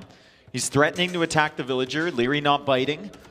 And Leary also here with the scouts. So he spots the stable opening from Hera. No surprises for either player. It's usually stable opening with these civs. Does Hera know about his gold? Does Leary know about it? Hera's seen 2 tiles of that gold, yeah. Okay. Well, I mean, he will know that that's probably the main gold. Leary will know, and while it is on the backside, depending on what side it's attacked, that is not an easy gold to lock down for Hera. And he hasn't found his other option, which is weird. It's like 1 tile away from Leary seeing his main gold. Yeah. Or main in quotation marks. Ooh, that's unusual. It's so fun. It is a bit unusual, but at the same time, those are our expectations. The crowd goes, oh, when one spearman hits. That's the level we're talking about right here. Yep. Hera coming back with a wounded scout, so he's running away from that. Leary does not have the HP to take this 2v2, but he does have a spearman there. And the wounded scout for Hera is actually nice, because that levels the playing field a little bit. Leary isn't going to get pushed off. And it's funny, we talk about like half HP on a scout. At this level, that means so much. Yep. Oh, spears. Advancing forward. And I really like this if you're Hera. It's not about killing vills as much as just keeping the opponent at home for a little bit longer. They'll match your spear number, but this just gives Hera more time to cook with a better eco. The range is already up from Leary. There is no range from Hera. He has the wood if he wants to go for one, but he's just adding farms. Can we see Hera's Fog of War again? Because he might assume that this is the gold that Leary will take. He does know about the other one. He does see the other one, yeah. But the positioning of the range is pretty crazy, right? You would think it'd be on the front. It's on the back. So if Leary can get some archers in the mix and Hera's not expecting it, could be huge. I mean, Hera still hasn't gone for an archer range. He's just adding farms. Yeah, farms, scouts, and more farms. I mean, that's what Hera loves to do. That's what the Chinese love to do. Hera is adding farms with that horse collar, which I think was doable here, but he is Chinese anyways. No real complaints. Build lasts a little bit longer. Archer, only one of them for Leary. He didn't have that much gold, right? He's trying to get the gold so he can mass up archers, and Hera sees the archer. He's got more scouts than Leary, but there's still spearmen there, and he doesn't want to give away his spearmen for free. 6 scouts for Hera. Does he just continue with scout production and not even bother with the range? I think you can do both. I think we'll see the range now in response. but look at his food. I mean, he can also produce, and misstep there. I think we might have seen Leary misclicking his control groups. Yeah, that's good. That's good value with that Spearman. Yeah. Really, really strong value. He takes a scout from Hera, he weakens another one. Also got bopped a little bit on the other side, but it's 2 scouts, 2 archers in the queue for Leary, and the range is just now going down. The archers got to move. They've got to move forward at this point for Leary because the spearmen are just right there, right? So Hera can't really be anywhere near here until he has skirmishers, and his range was delayed. So those archers and spears probably need to move forward together, and well played from Leary. He has enough scouts to chase down Hera's scouts, so he doesn't actually need the spearmen to go home anymore. They can all advance forward. Man, do you feel it? I feel the it's pressure. tense. No, I can't. You have a smile on your face. I don't even know how. This is tense, man. Like we've only had 1 kill for each, as Hera has a lot of food in the bank. Those early farms benefiting him now. He's going out to the gold. By the way, he thinks about some skirmishers, some archers, maybe going to Castle Age. I have never seen a full feudal energy start like this one. This is what I'm getting now with the moment, with the matchup. With the momentum that Leary needs right now, with the stakes, we have bloodlines on the way. We'll probably see a blacksmith for upgrades as well. He will have very strong scout numbers. A lot of Hera's scouts are weak right now. If Hera tries to go up to Castle Age right now, he could get severely punished. That is a lot of res to take away. Doesn't have the gold yet, doesn't have the food yet, and he needs to keep up production, but he's caught in the middle. Yep. He doesn't know whether he should. If Leary goes armor and more scouts, the tower on the gold might not be enough, but it's perfectly timed There's 5 for now. spearmen there. Yeah, so true. You got to be careful with the tower there to take care of the archers, then the spearmen underneath. Hera also going forward with the scouts. Leary's going to track that, and Leary's still open at the TC. He's tracking this, though. He's tracking this. Leary forgot about that. He loses the scout, and Hera all of a sudden towers up, chilling at home. The 3 skirms in the range are enough to scare Leary off, and Leary doesn't feel like he can do any damage.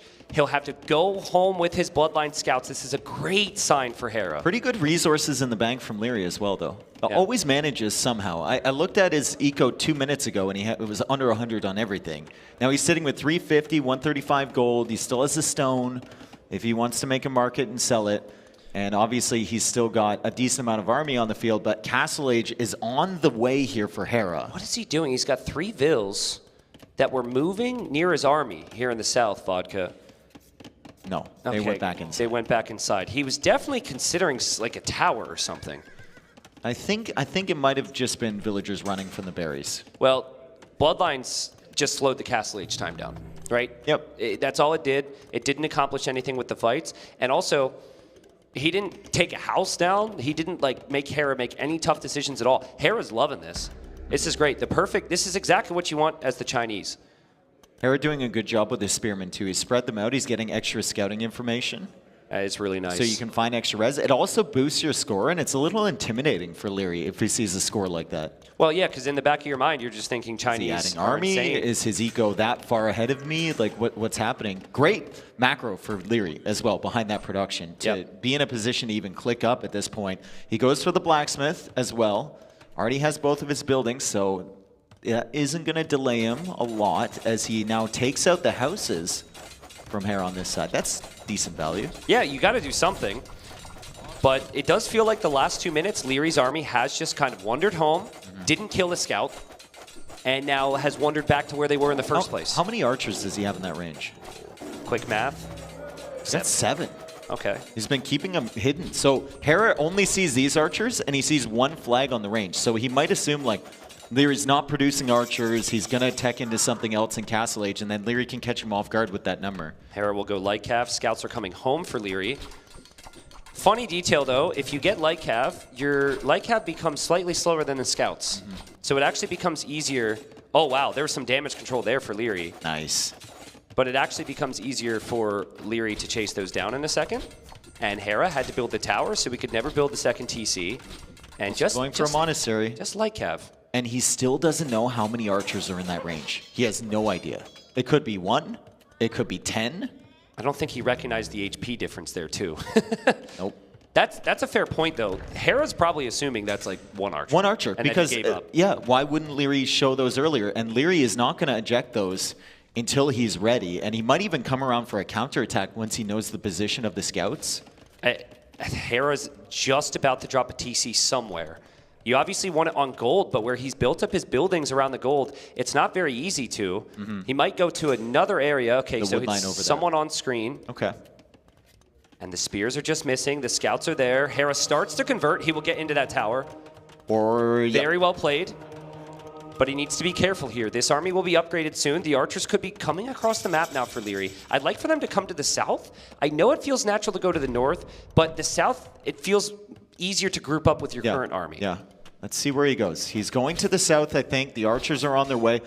This really might catch Hera by surprise, the sheer amount of crossbows that Leary is going to have, because he was tracking for so long and all he saw was one flag on that range. He didn't see any archers on the outside. 2 extra town centers for Leary. Hera had to buy the stone for that. Leary kept his stone from before. I think Leary might not feel super comfortable moving out at the moment. Army's a long way away. It's not really a good map for foot archers, is it? Right? Because it's such long distances. Hera still hasn't seen that Leary got the crossbow upgrade. He sees a camel now. Interesting. Look at those 2 knights stacked on top of each other. He's about to find out right now that crossbow is here. Leary with the crossbows cutting off these knights. The camel's going to chase it away, so no early damage here from Hera. Still has the res collected lead because of Chinese, but Leary's going to catch up on the villager count. Is this greedy from Hera, or is this just playing the Chinese to their potential? I think this is just playing the Chinese. Okay.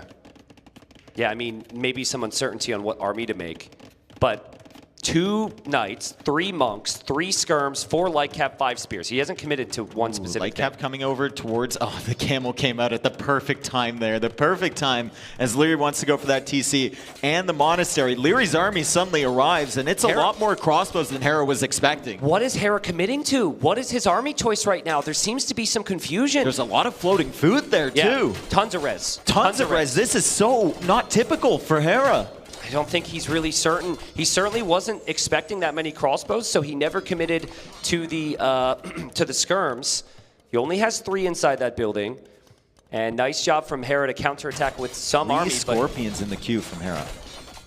I mean, Scorpion defense can work pretty well in combination with some knights and monks, maybe. I just love to see him use that food somehow. Yeah. He's been floating food. He got the farm set up early. Leary's taking out the farms, which is great value. I know Hera, I wanted him to shift off of food, but taking those out, really, really nice with the crossbows. You shouldn't move them. You should just hold that position, and the range also goes down. Hera's wood count is going to fly here because on this map, all those new vills, they can't go anywhere else. They go to wood. And they can't make farms there either because Leary's cutting it off. So Hera's got 650 wood. Maybe he just puts it into more TCs. Maybe he starts selling at the market. Leary's just sitting here at the front side of Hera's base as Hera is still counterattacking with these spears. But Leary's got the better army at the moment. Yeah, Leary has to back away, though. The Scorpions are a problem. He's going to shift it onto the scouts and get those conversions. He doesn't. Hera misclicking a little bit there and loses the monk because of it. I love this from Leary. He's backing away now, but at least the aggressiveness to go in there pays off. And those spearmen got some value. They'll probably go down. And what did we say, right? Like, the Chinese have the potential to get a really big lead, but if the game goes on very long, it does start to look a little bit better for the Hindustanis. Suddenly, all that food that Hera was floating, he's back down to 16 on food because Leary took off the farms at the front side. Leary's getting his eco set up behind this. Sick. Brilliant farming eco from him. Just 22 farms even in that area. And he can make a switch now. If Hera's going to go like Scorpion and Knight, he can make a switch back into Camels now. The problem is Camels don't do well against Scorpions. Camels aren't Knights. You can't make Knights. I think you might need a forward siege workshop here. Well, the mobility of the Camels can run circles around the Scorpions. Unless Hera's just going to keep them at home, I think. Yeah. Well, with the recent balance change, right? Ballistics makes Scorpions insane in these situations. So I'm kind of concerned here for Leary, at least with this push through here. Hera's done enough. Oh, Leary's eco is about to fly. Handcart coming in. Wow. Well, I haven't seen it enough, honestly. I think if you're going to take the engagement with the Camels alone, you need to have +2. I think you need way more Scorpions than that. If you're going to fight this army of Camels, you need way more Scorpions than that. Or you need the Knights in front distracting I'm with not the convinced. behind. I think the Camels will get completely shreked. Okay. And always the threat of a conversion or two. Wow, what an eco for Hera. Yeah, he's unsure if he can engage on that. This is where you need Siege, but Siege is slow. And it's kind of a problem of the map. So Hera going up to TC number 4. do or die for him. And Leary maybe trying to bait these Scorpions forward? Is that what he's doing? Yeah. He's trying to pull them out of position, but the problem is the Knights, right? If the Knights separate from this army and the Monks are behind protecting the Scorpions from being surrounded by the Camels, the Knights can go to your eco. Yeah. Yeah, Hera, interestingly enough, still moving forward. It almost feels like he wants that relic and then he'll back away. Because if you go too far, you can't flee.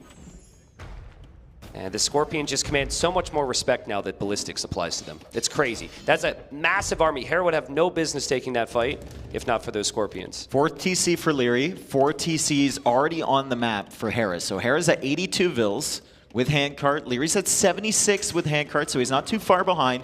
Mangonel now coming out, and Hera has to respect that Siege Workshop, I think, because he doesn't know when the Mangonel is going to appear or if there already is one. I mean, you would think. If Leary pops out and gets 3 of these Scorpions with a Mangonel, that's worth it. Yeah, it is. And at this point, Hera can't dodge that if he's just stacked up like that. I mean, Hera's eco is flying, dude. He's got 3 relics. I think there's more on the way back. This is next to the main gold that Leary's taking. The Mangonel will eject. It fires and it takes 2 Scorpions. That's big. Yeah, that's big. And now it's only 3 Scorps. It's...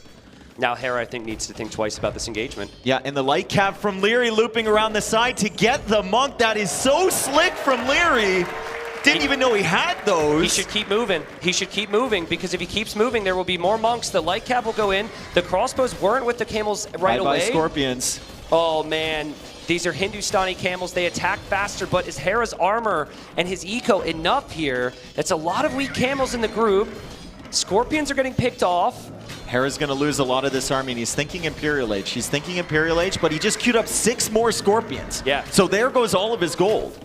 I think it's a good play, though. I think if the opponent doesn't get Knights, I think it's a really good play. It's also like it's mindless in that you just patrol them and you can look back at your eco. And what can Leary do? Well, he could do this. Hera doesn't have enough support for his Scorpions here. 4 relics, by the way, for Hera. So he's done a wonderful job on that front, grabbing the relics. He got all of them from the north. He's trying to get these ones as well. Oh, man. Scorpions going down. Scorpions going down. The crossbows are behind. Hera finally clicks up to Imp. Where's the support? Where's the support? They are just trickling in mindlessly, and it's expensive losses for Hera. He's now on the way to Imp, and he'll need to defend a pretty important area of his eco right beyond that starting TC. Score switch for Leary. Score switching back and forth between Hera and Leary here. Game number 8. Hera needs to win this. This was his home map. Chinese, one of the best civilizations. Leary's putting on the pressure, but Leary is just making more Vils, making more Camels. He's not thinking Imperial Age just yet. Dave, the second those crossbows go down, it looks like a pretty small army for Leary, doesn't it? Like, those crossbows are And they're a couple so Scorpion weak. shots away from being dead. +2 armor on the way for Leary. Is this the new meta? We had Cav Archers, now we just have Scorpions with every civ. I guess Rocketry applies to heavy Scorpions for really Chinese. strong. There's a reason a lot of people were surprised when the change was added. I would love to. I wonder if he's actually going to get Rocketry. Oh yeah, if he has this many Scorpions. I think Hera is under the opinion that the Scorpions from the Chinese are just going to do really well against Hindustanis. Yeah. You can't make Knights. Scorpions are on the front, though. Hera's not exactly getting a conversion either. The crossbows are still in the mix. Is this good enough? Bye-bye Scorpions again. I think there's enough. There's just enough meat to the fight there for Hera to win it. And also, Leary engaged just before +2. I'm not sure +2 armor necessarily makes a difference, but Hera defends. Hera's 40 seconds away from Imp. The crossbows from Leary still alive somehow. Like 1 Scorpion hit away from half that army going down, and Leary just keeps them consistently out of range. 50 on food right now for Leary, but he hasn't clicked up to Imperial Age. He's massing more Camels. Hera is almost there. The question is, what will Hera do in Imp? Is it going to be the heavy Scorpion approach? Is it going to be Rocketry? Is that what he's come up with to deal with the Hindustanis? I think heavy Scorpion resources are there. He'll probably opt for the Cav upgrades first, but you need wood and you need food to get heavy Scorp. Yep. So that's there. So why not? How on earth is he 6k res collected ahead? Leary's had an insane eco as well. Yeah, Chinese are just insane. Hera, obviously, in combination with that. But he's played towards eco this whole game. He's not been very aggressive. The second he got to Castle Age, he just boomed. Boomed and defended. And now Cavalier's going to be in. Cavalier with these upgrades could maybe even fight off the camels. So I think Leary's first castle is going to have to go north, like where Hera's castle is going right there, so maybe not. But there's some golds and some stones up there that he needs to protect. The ones to the south are further, so that's a good castle there from Leary. Hera might not expect this, but the knights are shifting over, and Leary's going to need some camels, maybe some quick walls here too. He sees the camels coming in. He might just wall this off. That's a house, that's a palisade. There's a lot of cavalry coming this way, though, and Hera moves his castle a little bit further back. That's so good, though. He will have a treb coming from the castle he already built. That will be targeted immediately on the castle. And yeah, the camels are on the way back. They're on the way, but still 2 minutes away from Imp. Yep. Here for Leary. He can't stop this. This is before we even see Scorpions come into play, if Hera wants to do that. Or Halb. Hera's just so far ahead. He breaks through. He'll deny the castle. And with trebuchets behind, I don't see an immediate answer for Leary. No, but he does have 128 vills. He does have a decent eco. And Hindustanis, we were talking about it, the late game tech tree is very good. Yeah. If he can hold on, he definitely has a shot here against Hera. Hera needs to focus on killing off Leary within the next probably 10, 15 minutes. That's wild to me. I feel like if I were coaching somebody, I would say you force them onto camels, just go pure Halb now. Yeah. And Hera says, meh, who cares about camels? Let's drop stables instead. If there's a way to throw the game, that's probably it. There's still 40 seconds from Imp. Yeah. Jeez. He did delay Imp quite a bit. He made a ton of camels. He had to because of the amount of Scorpions and Knights, right? Hera did such a good job. Is that the crossbow army from before? They're still out there, dude. They're still kicking. Yep. It is! That's them. What on earth? They've seen a lot, man. So Hera drops the stables. Feels like Hera's plan is Chukunu Cav. Because we're seeing mainly Chukunu in queue. And no rocketry. No plans for Scorpions long term. Just getting his upgrades. And clearly bracing himself. But Halb, dude. Halb is insane. It was really good once Heavy Camel and Imp Camel are in. If he does manage to get Imp Camel, he takes the fight actually before Heavy Camel is in. Maybe Hera didn't expect Leary to take this fight right now. He's trying to take out the Trebs. The castle falls for Leary. The TC survives. Maybe there's one shot coming in. The TC goes down. All right, well, Imp upgrades are on the way. Still waiting to see, will Hera finish Leary off to take us to that final game in this best of 9? Resources for Hera are insane. It's ridiculous. Yeah, 2K wood, 2K food, 600 gold, 20 on gold right now. It's just, he needs help. He does. I think. I mean, if he has Chukunu, they do okay against the Kings. Yeah. That's the concern from Hera's side, though, is like this position's so good, you should win this game. This is what you Camel want. in 3, 2. Oh, sorry. Well, 2 minutes. Well, I've seen a lot of players do this. That you just continue to fall back because you still have that next step. This was an important area for Leary. Yes, that was a very nice castle back there. If he can't get the castle up in the north or it goes down, he can't protect that gold. He needs the gold in the south. Just Hera's castle setup is so good to last even if he loses a fight. Yeah, He's got and castles everywhere. I'd honestly expect Hera to start building castles in his eco now. That's usually what he tries to do. He went for the tower in the center. I'm glad he didn't build a castle there. We have very strong opinions about castles in that center area. It's only 50 seconds away from Imp Camel, Elite Chukunu, and Rocketry coming in from Hera. All right. Well, 40 seconds. He needs more Imp Camels. 40 seconds from a this. fight. Also, ideally, you have Trebs. I Yeah. don't think he can wait for them, but what you want is you want a massive fight, and you want the siege to take the castle down. Because if you can't take the castle down, you can't get to where the new production's going to be, and I can see Hera is adding barracks behind that castle. Against Rocketry Elite Chukunu, you need more camels than that. He's got 9 camels in the queue from 2 stables. Maybe. Yeah, but you're 200 pop, you're squeezed into this corner. You're probably just going to take the fight immediately after the upgrades come in. Crossbows even making an appearance, but those crossbows are going to go down. The Chukunu are being microed by Hera. Halberdier upgrade is still 40 seconds away, and he's also pop capped. So 10 pikemen in the queue. If the camels can clear the Chukunu and the Cavalier on this side, this could be the beginning of a pushback for Leary. Hera's going to lose a lot of units here, but again, he's got the castle set up. So Cavalier will probably get chewed up, maybe some of the Chukunu do, but who can last longer in this game? The answer's Hera. He's also found some decent raids with the light cav, as the camels were all in the main engagement. Good castle from Leary, though, clearing that up. And now Halb is there. Yep. It was in the perfect time. And the cav is no longer wasting precious population space. Leary's down to 140 pop. It's rough. 4 relics to 1 for Hera. More gold and stone control for Hera. Has collected 10,000 more resources. This is why I felt this was going to 9. That just Chinese on enclosed with Hera, it's never going to go wrong. We'll see. He's got more Trebs in the queue and 2 Trebs rolling forward. There's not a lot of targets here at the moment because the castles are further back from Leary, but cutting off this farm eco has huge value, right? Yep. And Leary's down to 114 vills. He was up at 140 a minute ago. So Hera's doing well, killing the villagers. 64-4 eco KD. That was a massive raid while that was all going on. Leary just keeps hoping he can find a moment to overtake Leary, Hera.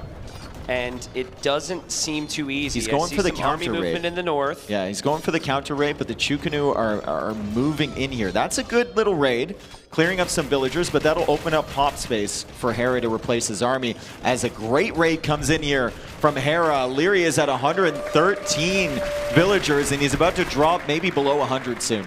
Yeah. Oh, man, Leary might be thinking, I've been here before. I've been up 4-3 before.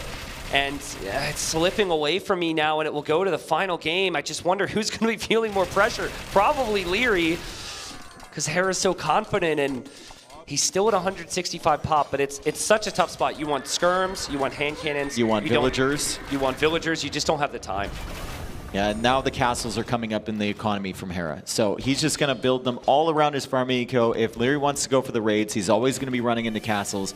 And if Leary's going to win this one, as I hear Town Bell quite a few times, if Leary's going to win this one, he's going to have to do it slowly and methodically. Yeah, it doesn't feel like there's going to be a lot of method to the madness here. I just don't know if he has enough left in the tank. 33 on food against 42. Hera's will be higher as well. I think he's got a couple units garrisoned. And the Trebs just keep coming, dude. They just keep coming. Couple raids there. Maybe that's why Leary fights on. Only 7 on golds. Are those golems elite? I feel like they probably are. No, they don't. They don't have any upgrades. They got +2 armor, and then they have the blast furnace, I guess. Yeah, he just never had the time for elite. And honestly, it still just feels like Hera can do whatever he wants from this position. 4K wood, 1,500 food, 1,500 gold with the 4 relics in the bank, and another TC going down for Leary. Yeah, the castle's gone on that top side, so it opens it up for the raids. More villagers are going to die here. Leary now below 90 villagers. He's at 86 right now. Hera's queuing up some more, so Hera's lost some bills to the raids, but he should be fine overall. As Leary goes for a big engagement here, if he can clear the Chukanu and the Trebs, maybe there's a chance, but he's losing so many Imp Camels, and he's still losing villagers. Yeah, and I think he just kind of had the look of a player who realizes this is going to be over, and he taps out. Game number 9 to decide the title. Dream finish. The streak for Hera, he wants to continue it. He wants to bring it to 11. The streak for Leary, he wants nothing more than to stop it. Yeah. Right here, right now, game 9, golden stream. He's shaking his head a little bit. Hopefully he can mentally reset for the next game. Listen, I hope Leary's not too bummed because it's Chinese yeah, unenclosed. Yeah, exactly. Like, if you're going to oversimplify any matchup, you say Chinese unenclosed, Civ win. Just say that, boom, get ready for game number 9 and make it sound easy. But I think if there was any matchup that we were going to be sure that Hera would get a win on this series, it would have been that one. Yep. Now, this raises a lot of questions on a map. That raises a lot of questions on how you play it. Yep. You've got some civs that may or may not work out. There's the Persians as the #1 pick still for Leary. Not a very good water civ. There's a very important stream through the middle, but they're good on hybrid. Is it considered hybrid? Who knows? I think he's got Burmese left.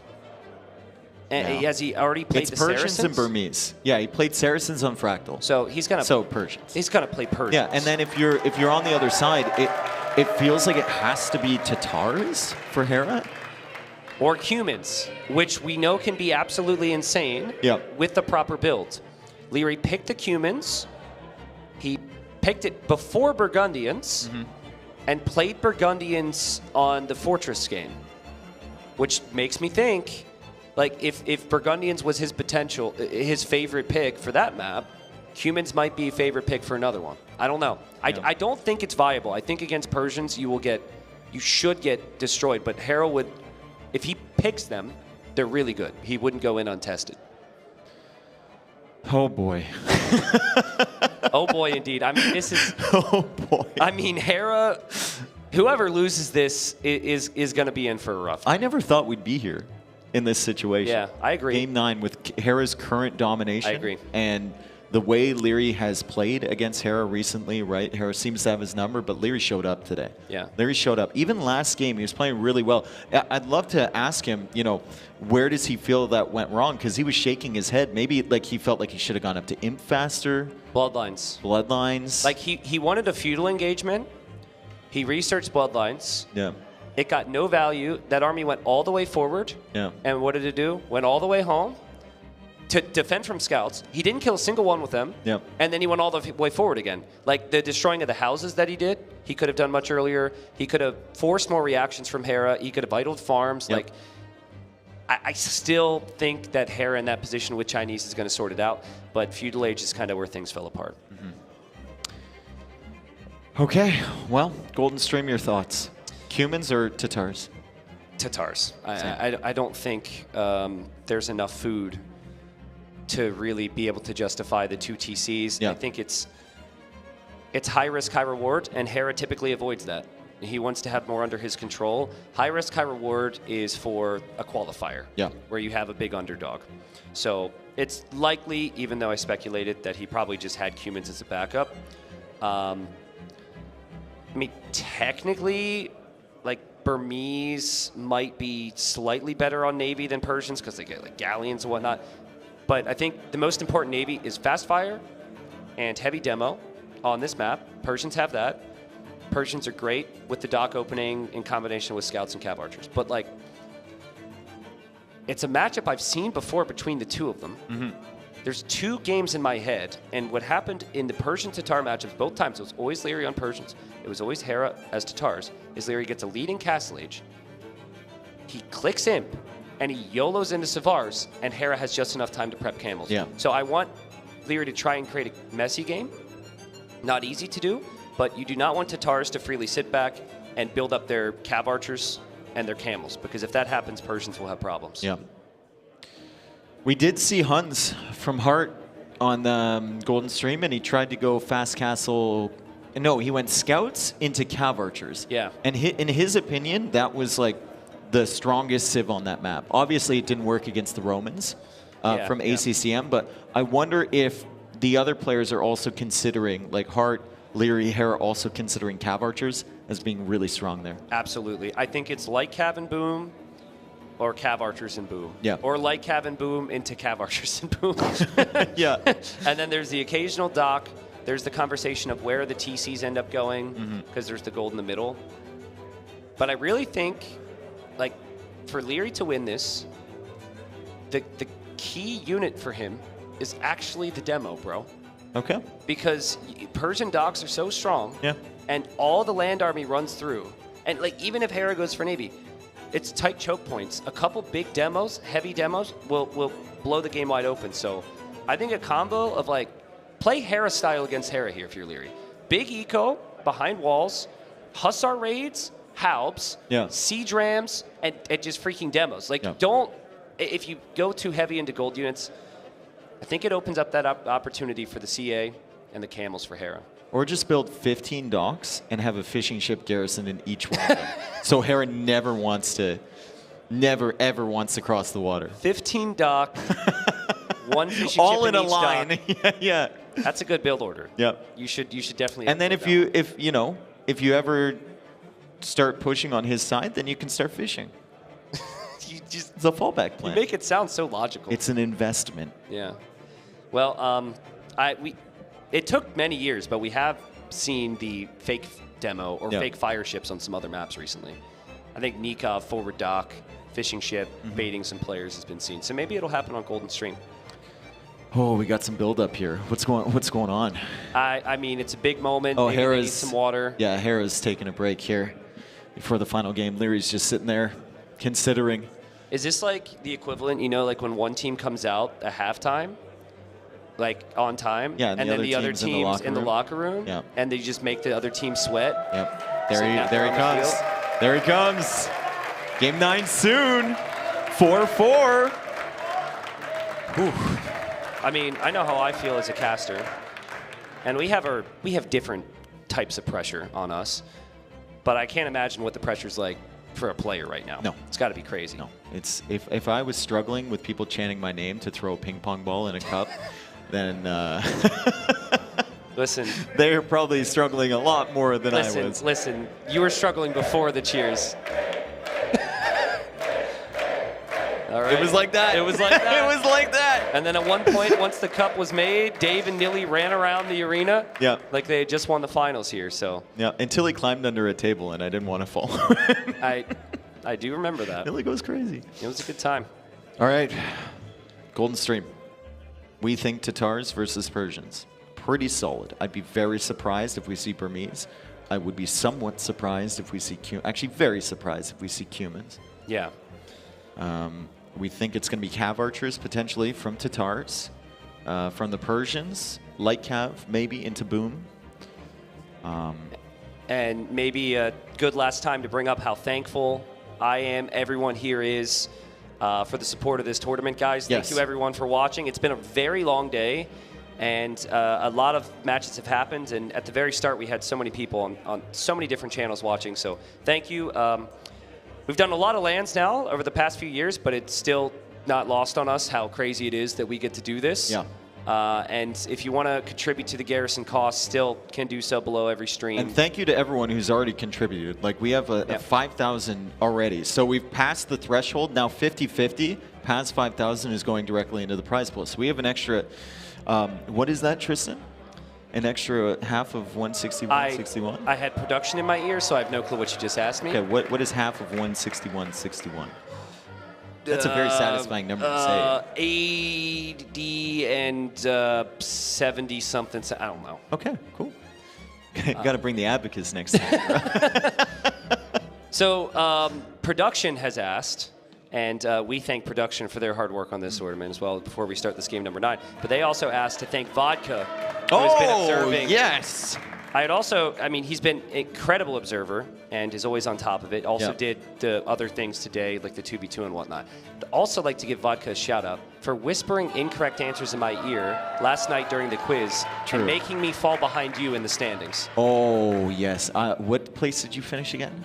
Behind you. That's all. I was not ahead of you, which is the main problem here. Also, while we're on the topic, our highlight guy, Sir Heliquin, does an amazing job as well. Heliquin's been great too, yeah. And he was on my other shoulder, giving me God, wrong yeah, you had information last night. See, I was feeding Nilly. Like, Nilly would always look to me with the questions he didn't know. Yeah.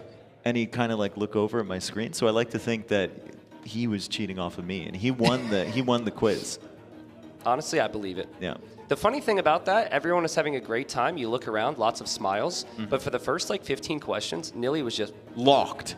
Absolutely locked. And then the scoreboard would go up, and he'd be like slightly ahead of someone in first, and he'd just be like, yep.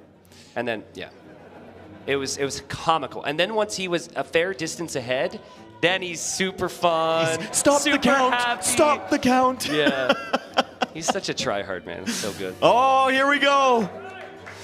All right, folks, here we are. We started off with Vision's Leary. Leary's Vision in game number 9. Who will be our champion? Leary moving out there to Doc. Bit of an awkward Doc position. Yeah, honestly. he's trying to look for a perfect one. He's trying to look for one he can maybe wall up the fish. Visions of victory dancing in Leary's head. We will get the main overview shortly. He's sending, 2 villagers out there? A little shaky, actually, sending the third one as well. Maybe some tense moments here for Leary. Hera also getting everything set up at home, and you can see how fast both of these players are. He's not going for that Doc forward. He's not playing as the Persians. It's way easier for the Persians to get that one going. Very good chances this is the longest game of the entire series. Maybe. Because how Hera will play this is feudal into walls, into maybe some scouts and adapt. He's never going to be broken, most likely, with this wall setup. And Leary will probably do something similar. This game normally goes late. Now, the focus long-term is the gold that they haven't scouted yet, that is in the middle of the stream, which we'll see. But it's a big build-up to get there because you have so much gold available at your base. You can just watch the way Hera micromanages his eco. Every villager has a next assigned tree. Every villager has a next assigned piece of hunt or sheep to go to, right? And he's clicking so fast. We got Leary's POV as well.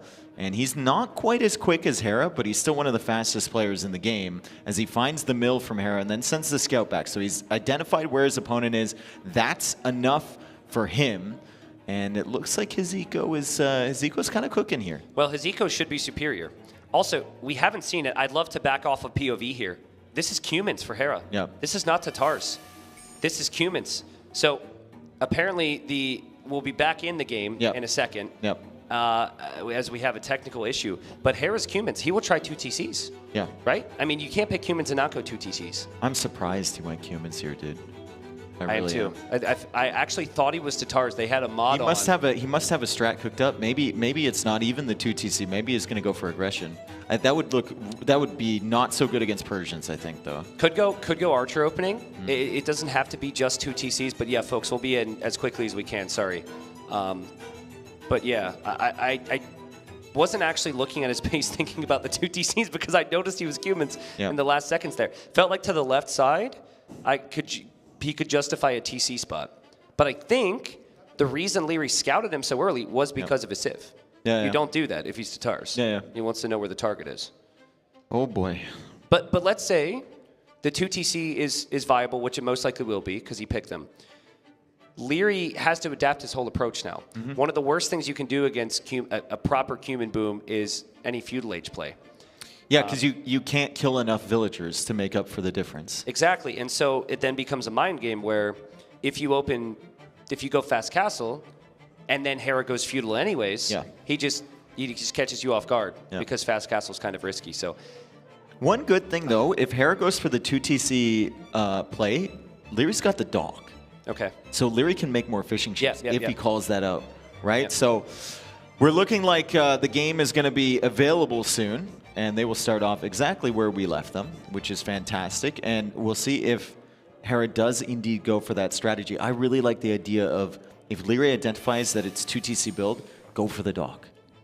Or go for extra fish, right? Take advantage of what you have as the game is paused, and they are going to unpause here pretty early. That's not going to really make a difference. Maybe give them a chance to relax after some tense moments. That third villager coming forward from Leary told me that he was a little shaky at the start of this one. Yeah, maybe.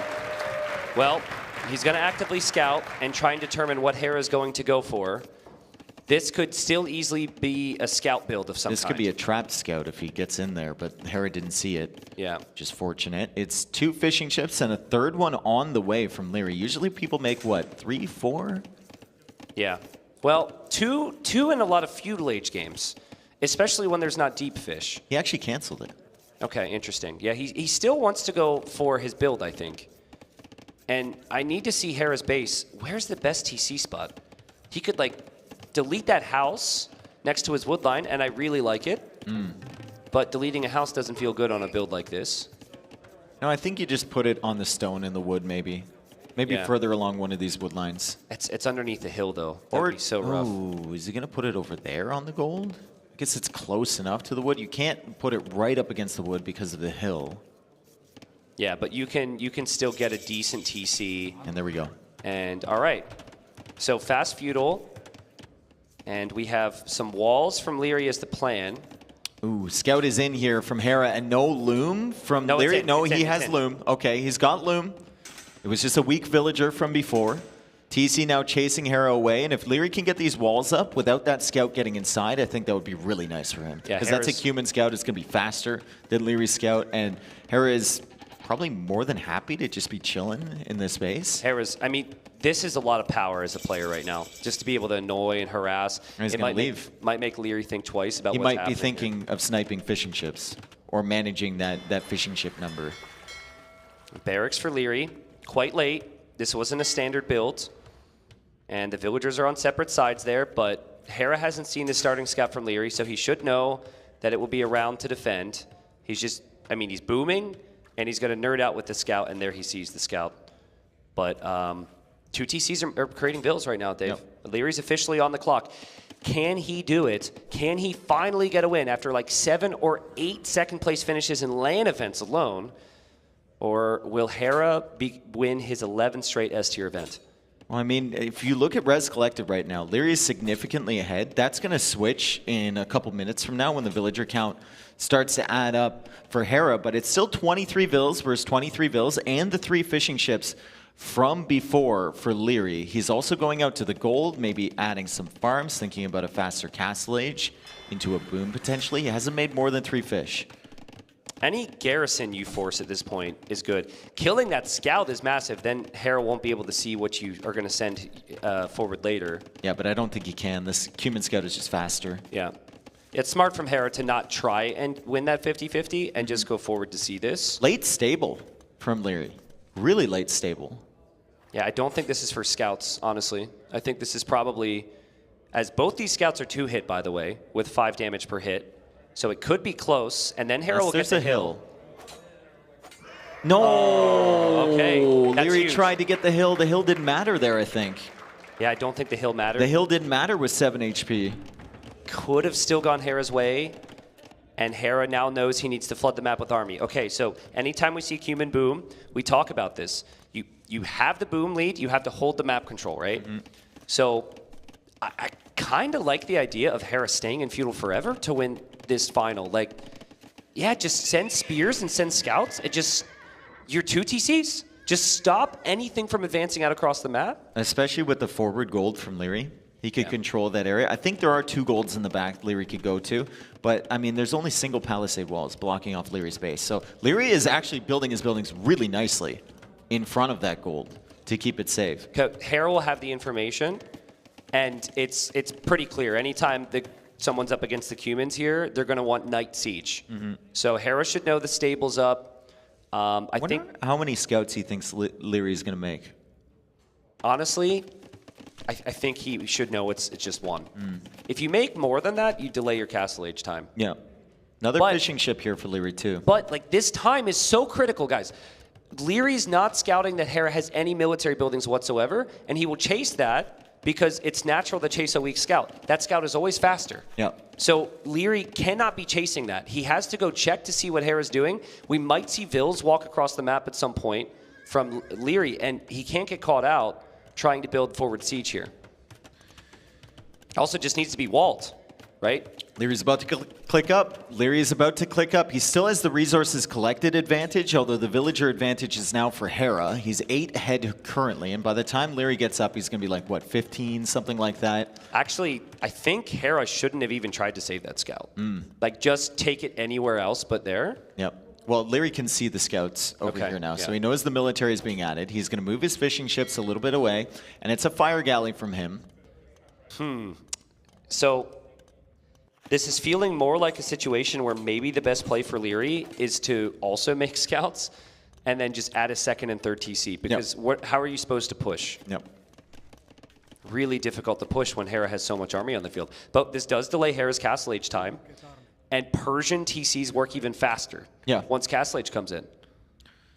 So Hera is currently 14 villagers ahead of Leary, and it's still a minute to go as the Lion chases after. That's going to give the Spearman the advantage for Leary. He's trying to go after these scouts. Hera doesn't know if it's a demo in there. He's going to be relieved to see it's a fire galley, but the fire galley will get more value over time for Leary, and it's going to chase these scouts away. So Hera not even able to kill a fishing ship yet. Hera's not able to do any of that stuff, and Leary, I think he's going even for the double walls behind his palisades. He is. This will be a long game. Which is sick. Dude, this is going to be a super long game. Leary's going to boom as well. He's fallen behind in Vils. Which tech tree do you like, long game? Which one's better? And I'm not allowed to say it depends. You're not allowed to say it. I think I actually weirdly like Cumins, solely because of their unique tech to produce Hussars faster. Okay. They both struggle with ranged units, but having Halb, they both have Halb, they both have Siege Ram. Yeah. I guess also, they're just going to be the same style Civ. Humans don't have Cannon Galleon, right? They don't. And they don't have a very good Navy, actually. I still think Persian Navy is better. Persian demos are sick. Yep. I take it back. I think I like the Persians. Okay, cool. I'm glad I convinced you. You had to remind me of the demos, dude. Yep. I'm with the Church of Persian. So remember now, one of Hera's TCs is producing. Yeah. And that will be versus 2, and they're faster producing TCs. So Leary will still be behind, but not crazy behind. Normally the difference now is Hera will have a lot more food banked to spend on. Hera's just now scaled ahead with res collected. Normal, like against another civilization, I think he'd be 1k ahead by now. Yeah. But against Persians, with the TC producing faster and with the fishing ships, huge deal there for Leary as the fishing ships keep working. Hera, just more farms, man, and Castle Age is only a minute away. Is it a heavy investment in the Castle Age army for Hera here, or does he just add in another TC and keep booming? Like having Adapt, Kuman booming. I just think he just keeps doing the same, and this game will go late. Remember, gold is in the middle, but middle's vulnerable. There's still 3 massive gold areas available in player bases, so you don't really have a ton of... I just don't think it's safe to move to the middle right now. And, dude, I mean... Villager lead is only 5. Yeah, it's crazy. It's only 5. Crazy recovery. Because he had to use 1 TC to click up to Castle Age. He also got Wheelbarrow, so there's that, right? And he has a lot of farms, so he's getting a lot of value from that. But it's still not an incredible difference. And Leary has the 3 TCs producing from the Persians. He takes out another scout, and he's got scouts and spears all the way around the walls from Hera, so there's going to be no surprises here for Leary. Yeah. Hera should drop another TC. Also, Leary slowly trying to look for relics. He's missing the relic in the south, just ever so slightly. That could have been a relic he could have snagged, but he did get the relic in the back. Priority, probably. Yeah. It can be really nice to have the potential for demos in these moments. He's got one. I mean, he's got one loaded up. Can he connect with it? I don't think Hera is going to run straight into a demo. He's going to be way too active with the cavalry, but you never know. Scouts are important. They're needed for monks. And so the scouts go down. I think Hera will actually be happy with that. He can just fall back towards monks. 3 monks from Leary already, with 3 in the queue. Yeah. Yeah, and remember, both civilizations get Haub. So there could be reasons to justify pikemen pretty early, and both civilizations like Bracer. So there's not a lot of great counters long-term to the units there. And unless, I mean, Persians get hand cannon, like you said. So humans have the worst range units here unless they get to kip checks. And 62 versus 62 villagers. Yeah, it's the perfect final Leary's game. adding a second stable behind too. He's got 31 on food right now. Res collected is actually close. The cumin boom has been caught up to already by the Persians. 20 minutes into the game. That is so unusual. 1 relic for Leary. He found it. And he can get that relic. The relic in the middle is still there. Another TC from Hera. Market being forced up from Hera as well. Now he's going on to the stone. You want to see something crazy? I bet you... Oh, okay. I think... Sorry. I was going to say, What's I bet going on? Leary's going to go to stone right now. Okay. And then I saw 3 on stone as I was saying it. Ah. And now there's nothing on stone. No, there is. Okay, well, I saw the 3 on Nice, stone as I was dude. saying it, though, so it doesn't sound as Proud good. of you. It just feels natural, Yeah. right? You're both 3 TCs now. You're both building up towards the middle control. Res collected. Even. Crazy. That is just unbelievable. We're so used to seeing the Cumin player be ahead in res collected for like another 10 minutes in a game like this. But with the fish, with the efficiency and the eco upgrades and the eco expansion from Leary, he's done a wonderful job. Now he's baiting all this stuff back into potentially a demo. Hey, he doesn't go for it. I actually don't know if you... Do you kill a camel with 1 demo hit? No, you don't. No. So it might not actually be worth it, And weirdly he's got enough. 5 monks. He's got 5 monks. He's got fervor on the You monks demo too. the light cav if you can. So he's trying to convert the monks. Hera really doesn't want these camels to be converted. As one of the light cav goes down, Hera's going to grab the relic in the center potentially. There's no light cav on the field here for Leary. Remember, Yeah, he those lost scouts. those earlier. Hera coming in with the camels. This might be so distracting that the demo will hit at some point. Yeah. It's so funny. Hera can't pass easily. Yeah. And devotion. That's a good tech to get here for both, honestly. Persian monks lack sanctity. I don't even know if Cumans get it or not. Yeah. I'm guessing they probably do, but the monk HP could be valuable. You know what'd be sick? Another dock on like the left, and you queue up like 3 demos, and it comes in from an unexpected angle. Dude, imagine doing that all imp with heavy demos. I think it'd be so good. Hera wants this position. He will not leave it. The villagers will come to the middle for a castle. And that's good play from Hera. He was just on stone a little bit faster. Ooh, light cav. He's lost track of the light cav. They're trying to come in for the monks. The camels are going forward. Leary sees the light cav though. The camels coming near the dock. There's a castle there from Hera. Remember, it's 2 demos in that dock from Leary. As the camels are taking care of the light cav, Hera loses track of those a little bit. There's a scout on the field now from Leary to try and deal with the monks. The light cav are trying to come in. Leary body blocks those with the camels. And the castle is still here from Hera, but he can easily wall that off. Leary trying to get conversions. Hera trying to get conversions. Monks are out of position. Gotta save your monks. Gotta save your monks. You're never gonna win the game right now. You have to save your monks after this engagement. That's the key. Honestly, I think that's a good fight for Leary. He kills a decent amount of camels. He was never gonna deny that castle, and now he has a target in the next stage. Camel fights happening. Monks are healing behind, even if they can't convert. The light cav trying to go for the monks, but Leary's been so good at pulling the camels and blocking those. However, we've got the castle. We've got the castle helping out here. Look, as they got Hera baited clears away. up a bunch of these camels. Conversions could come in. The light cap baited too many camels away. That was the difference in the fight. It wasn't upgrades. That was similar. And that is, I think, a very good fight for Hera.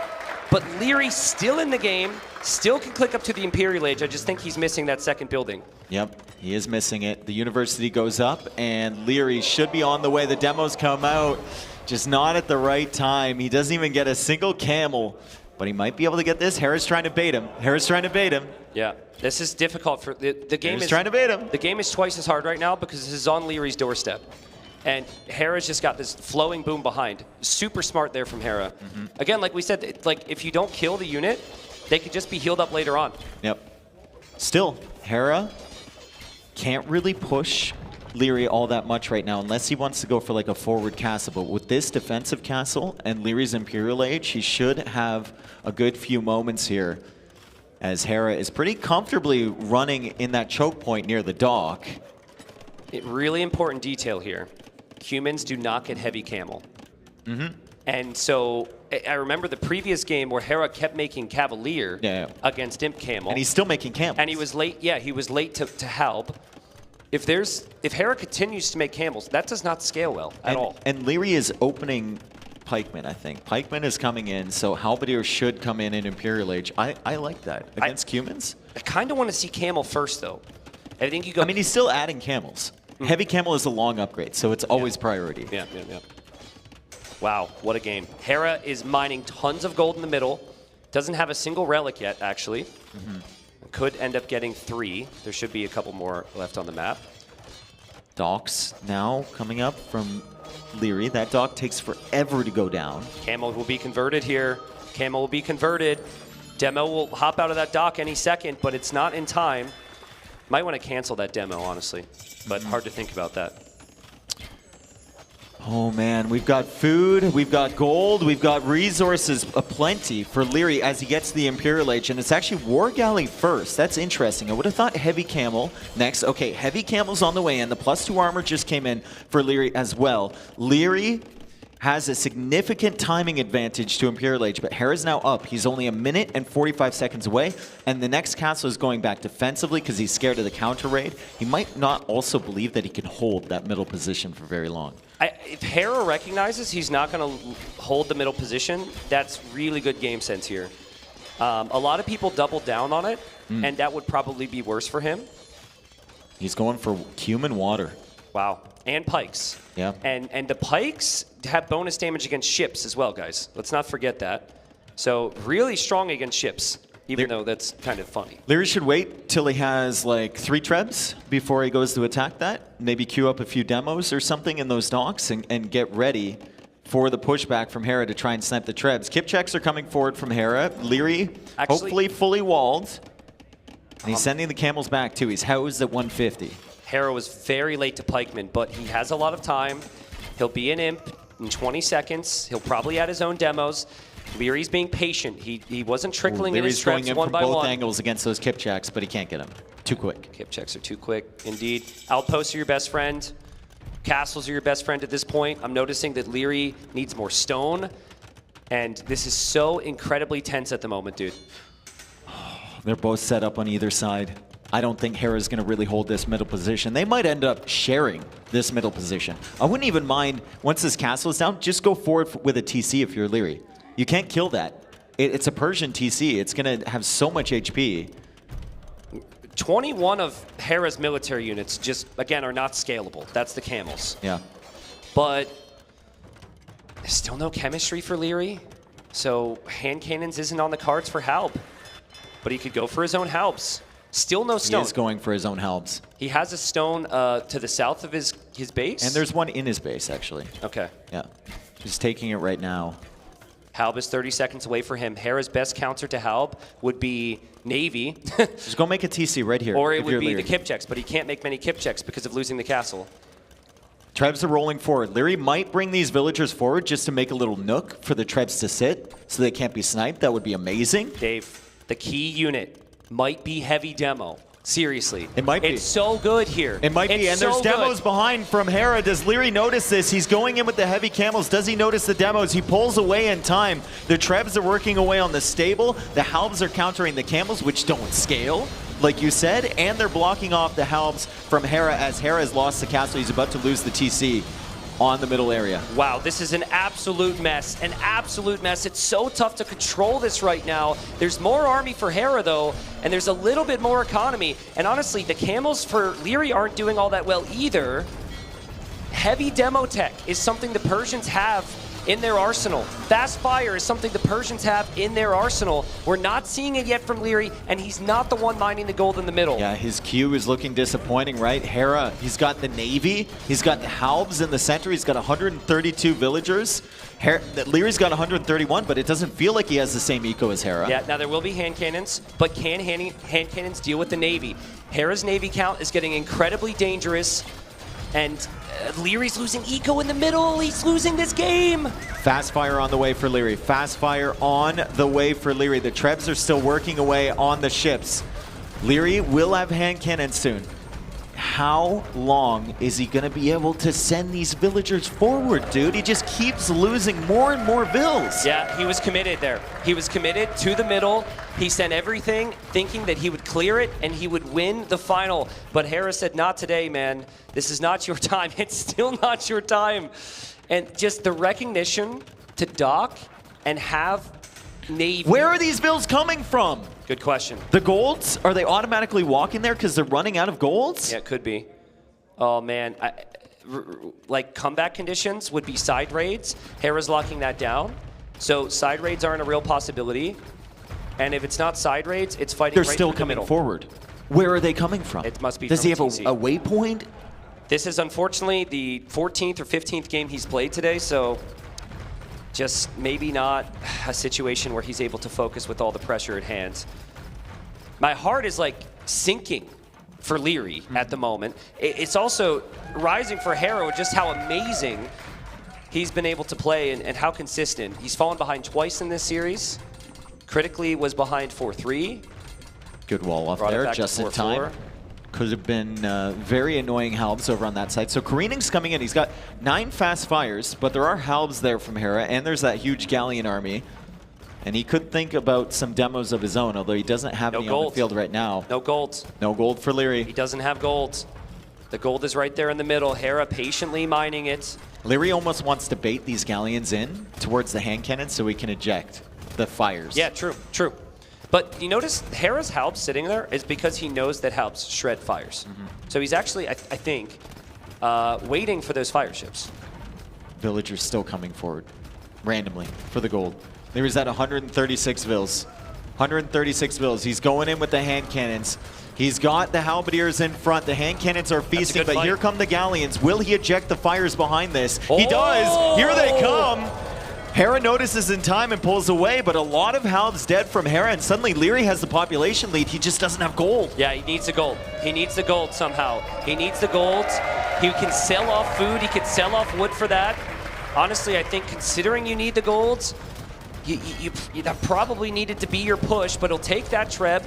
He'll take the next one. just not a big queue of gold units right now for Leary. And if you don't have gold, you can't make more Navy. But right? you can also just hope your own Halbs work against the enemy ships. It's just harder against the Galleons, I guess. Couple bomber cannons on the way, more Halbs on the way from Leary. Still does not have access to the gold in the middle. That's where all the remaining gold is on this map. Uh-oh, I think we have a raid. Hera's going for a counter raid. Yeah, let's see if Leary's fully walled. Okay, well. Well, the patented Kip check in 5 Halb raid. In box formation. In box formation, but it's something, dude. And it actually does lots of damage, and it's annoying. And Hera's still banking up the gold. And Hera doesn't need to change the game state, really. No, he's fine with this. Yeah. He's fine with this. Elite Skirmisher now on the way for Leary. He has to sell everything just to get these techs in, because he's run out of gold. Wow, what a great job from Hera. That initial castle to lock down the gold was perfectly timed.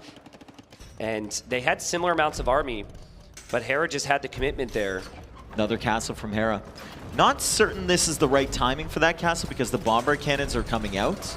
So he's going to have to be careful with that foundation. I'm sure he will be. There's also a trebuchet there from Leary, but the Galleons are trying to snipe the bomber cannons, and he gets both of them. Those are expensive unit losses for Leary. And Leary's only unit that I can get excited about right now would be Halb. Demo. All the fires go down. Hera needs to delete that castle. Hera needs to delete that castle. Hera's population has dropped off a cliff here. He also, it's not like he's fully boomed. He loses 20 villagers building a castle. That's not necessarily great. And castle gets deleted or destroyed. Castle, I think, got deleted. Another bomber cannon out here from Leary. More Halb spamming forward. Hera's at 160 population. Leary's still at 170. Will the castle stay up? He needs that castle, and he will... Kill the Treb, and it stays up. It was going after the trebuchet, so the castle is still up from Leary. Oh, man. More fires coming in here. 50 on food, 62 on wood for Leary. That's about his entire economy. Still can't get to that goal. It seems so tantalizingly close. Yeah, and he needs that moment plus a follow-up with his own siege every time. There's been 2 or 3 instances now. He could win one fight, but he can't also get the follow-up with his siege. God, he's just trying. He has to spend so much gold just attacking the trash units. Yeah, Dave, I think, if anything, Hera can start to switch focus away from the middle ever so slightly with Lycav raid, and if it's in the back of the eco, it's impossible for Leary to deal with. Where those the Kip check and the Halbs went would be the target. Oh man, I think Hera can tell now. I think Leary can tell that this is fully Hera's direction right now. There's nothing Leary can really do to change There's some the status fires quo. in that dock. He could maybe kill some of these Galleons. The Galleons are going after the bomber cannon once more, and they do get it. Hera back up to 190 pop. Leary at 168. Leary is still queuing up skirms and trebs. He's only got fletching for the skirms, though. No cannon Galleons for humans is kind of awkward here. He's running out of options. But there's trebs, and those trebs will be on a castle that's already barely being repaired enough. Hera protecting both sides with the Navy. Cavalier about to complete. I don't hate it if you have the golds. It's more effective at raiding. It's maybe a little wasteful in some situations, but why not? Just go for the strongest units. You can win the finals right here. If Leary wants to win this tournament, he's going to have to fight like there's no tomorrow. He's going to have to drag this game out. He is going to have to force Hera into some uncomfortable positions because right now, Hera's got full control. I don't think fight can do it. I really don't. Fight it only does so much. You can only fight so much without the gold. And when Hera has the position to just kind of push right into your base here, the raid did start a little bit in the south. Fires come out. Last push. Fires come out from Leary. And Hera putting the Galleons over on the right side. The Trebs are a little bit exposed from Leary. The Halbs are coming in for the ships. They do pretty good damage, and the Trebs are rolling forward to somewhere. And Hera actually needs to retreat. He didn't snipe the Trebs. Uh-oh. Demos. Nice demo down. against the Halbs. He can go for the Trebs, actually. He doesn't get him. Wow. I mean, 180 population for Leary. 180 population for Hera. I mean, he's trashing down the boats. It is kind of working. I still feel like I'm expecting Hera to just send raids right here. Yeah, Like, and he's killing the occasional villagers, but Leary is reproducing his vills. He's lost 46 vills this game. He's constantly up at like 130 population where he needs to be. Treb's now under threat by the Cavalier, but the Cavalier go down. Oh man, but Hera's Galleon count remains, demos everywhere, and he's got the gold for it. So yeah, you just can't flood enough trash against this. Hera's got 5 trebuchets. If he takes out this castle, it might be enough to get Leary to tap. Leary down to 160 pop now. The Galleons are key. Hera invested into Navy really early in Imperial Age. Leary, it took him some time, right? Maybe he should have gone for fast fire right away, who knows? And the Galleons can always be replaced. The Trebs are there. Hera with demos in front. Leary probably just cannot believe it. The curse that is his tournament history, unfortunately, of being second place so frequently. This would be the 8th straight LAN over years and years and years. It looks like it might remain here. Barracks on the front now from Hera as well. And Leary just cannot believe it. GG! Done it! The streak continues, and the curse remains for Leary as Hera is your Garrison champion. 11 straight S tiers. What a crazy, crazy series, man. I am exhausted. I cannot imagine how tired both of these two are. And the last 2 times these two faced each other in a final, we said we wanted a bit more fight from Leary. And he brought us more fight. He brought us amazing strategy. He's reviewing right now, probably thinking of what he could have done differently. It's gotta hurt so much. But what an amazing 2 players. These 2 are insane, man. And Hear the chants for Leary in the crowd. He was definitely the crowd favorite here. Everyone wanted him to go that one step further, right? He almost had it. Yeah. So 4-3. Close. So close. I mean, undisputed #1 in the world with his trophy right here. He wins it, wins the Garrison, and man, how rewarding that must feel after how tough this final was. Had some great moments in the earlier stages, showed a willingness to just simply fight, even when others would have resigned. Let's hear it for Hera, folks. Oh man, this level of dominance. It's crazy. It's crazy. And we both said when Leary was up 4-3, we were like, this is a 50-50. Yeah. A 50-50 because Hera is just that good. Anyway, we're going to hear from your champion, Hera.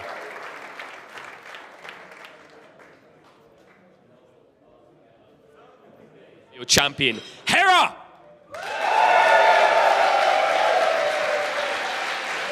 All right, this would be the time to announce it. You're going to retire, right? You've got to let someone else win. That would be the easy thing to do here. But you like it hard. Pause. Okay, because we've got to talk about this. It felt like it was a hard series. I think this, you could agree, was probably Leary's best performance in an incredibly long time. Yeah, Leary played amazing this tournament, and especially in the finals.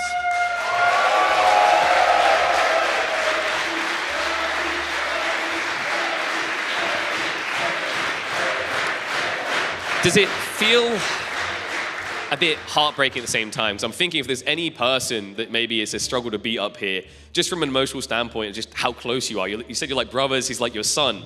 Leary has to be the one, right?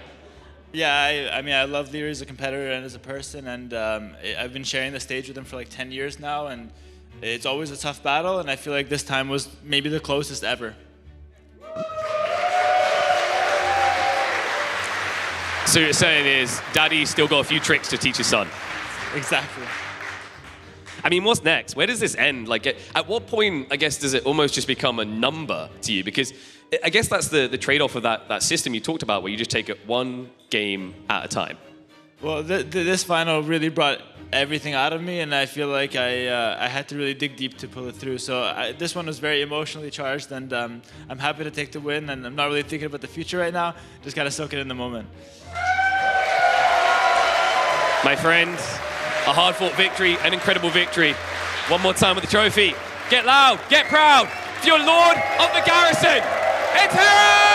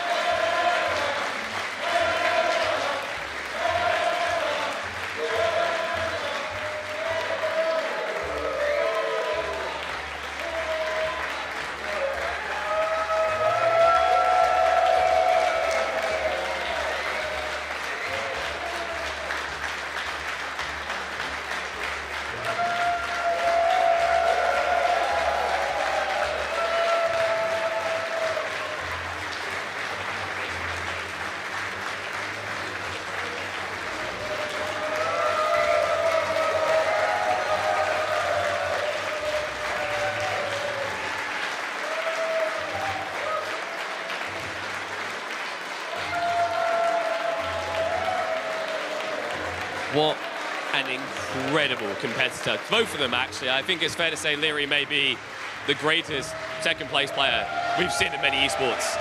But this man, this unstoppable force of nature, has done it again. 11 times in a row. Who can stop him? Where will they stop him? That is yet to be known. But folks, it's been a pleasure to have this legend here. You want to say something? I just want to say one thing, and I excuse the sick voice, but Being Esports did a great job with this event. Insane.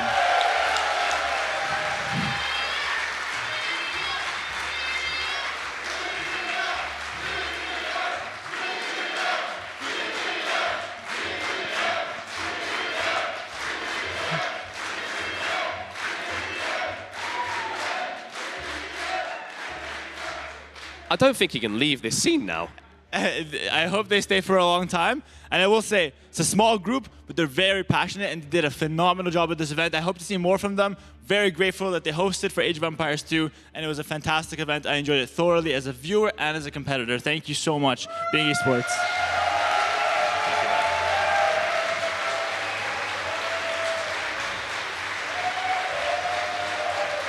I don't think I could have said it better. You heard it from the magical man himself. Hera, just always so humble in victory, defeat, but it's maybe a bit too easy in all the victories, but you're still going to love him. But big love to Being Esports. Big love to the entire crowd here. You've all been phenomenal. This is where you cheer.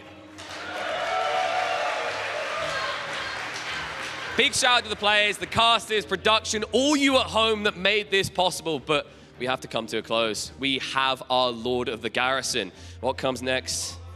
I'm not sure. You want a 2 already? Oh.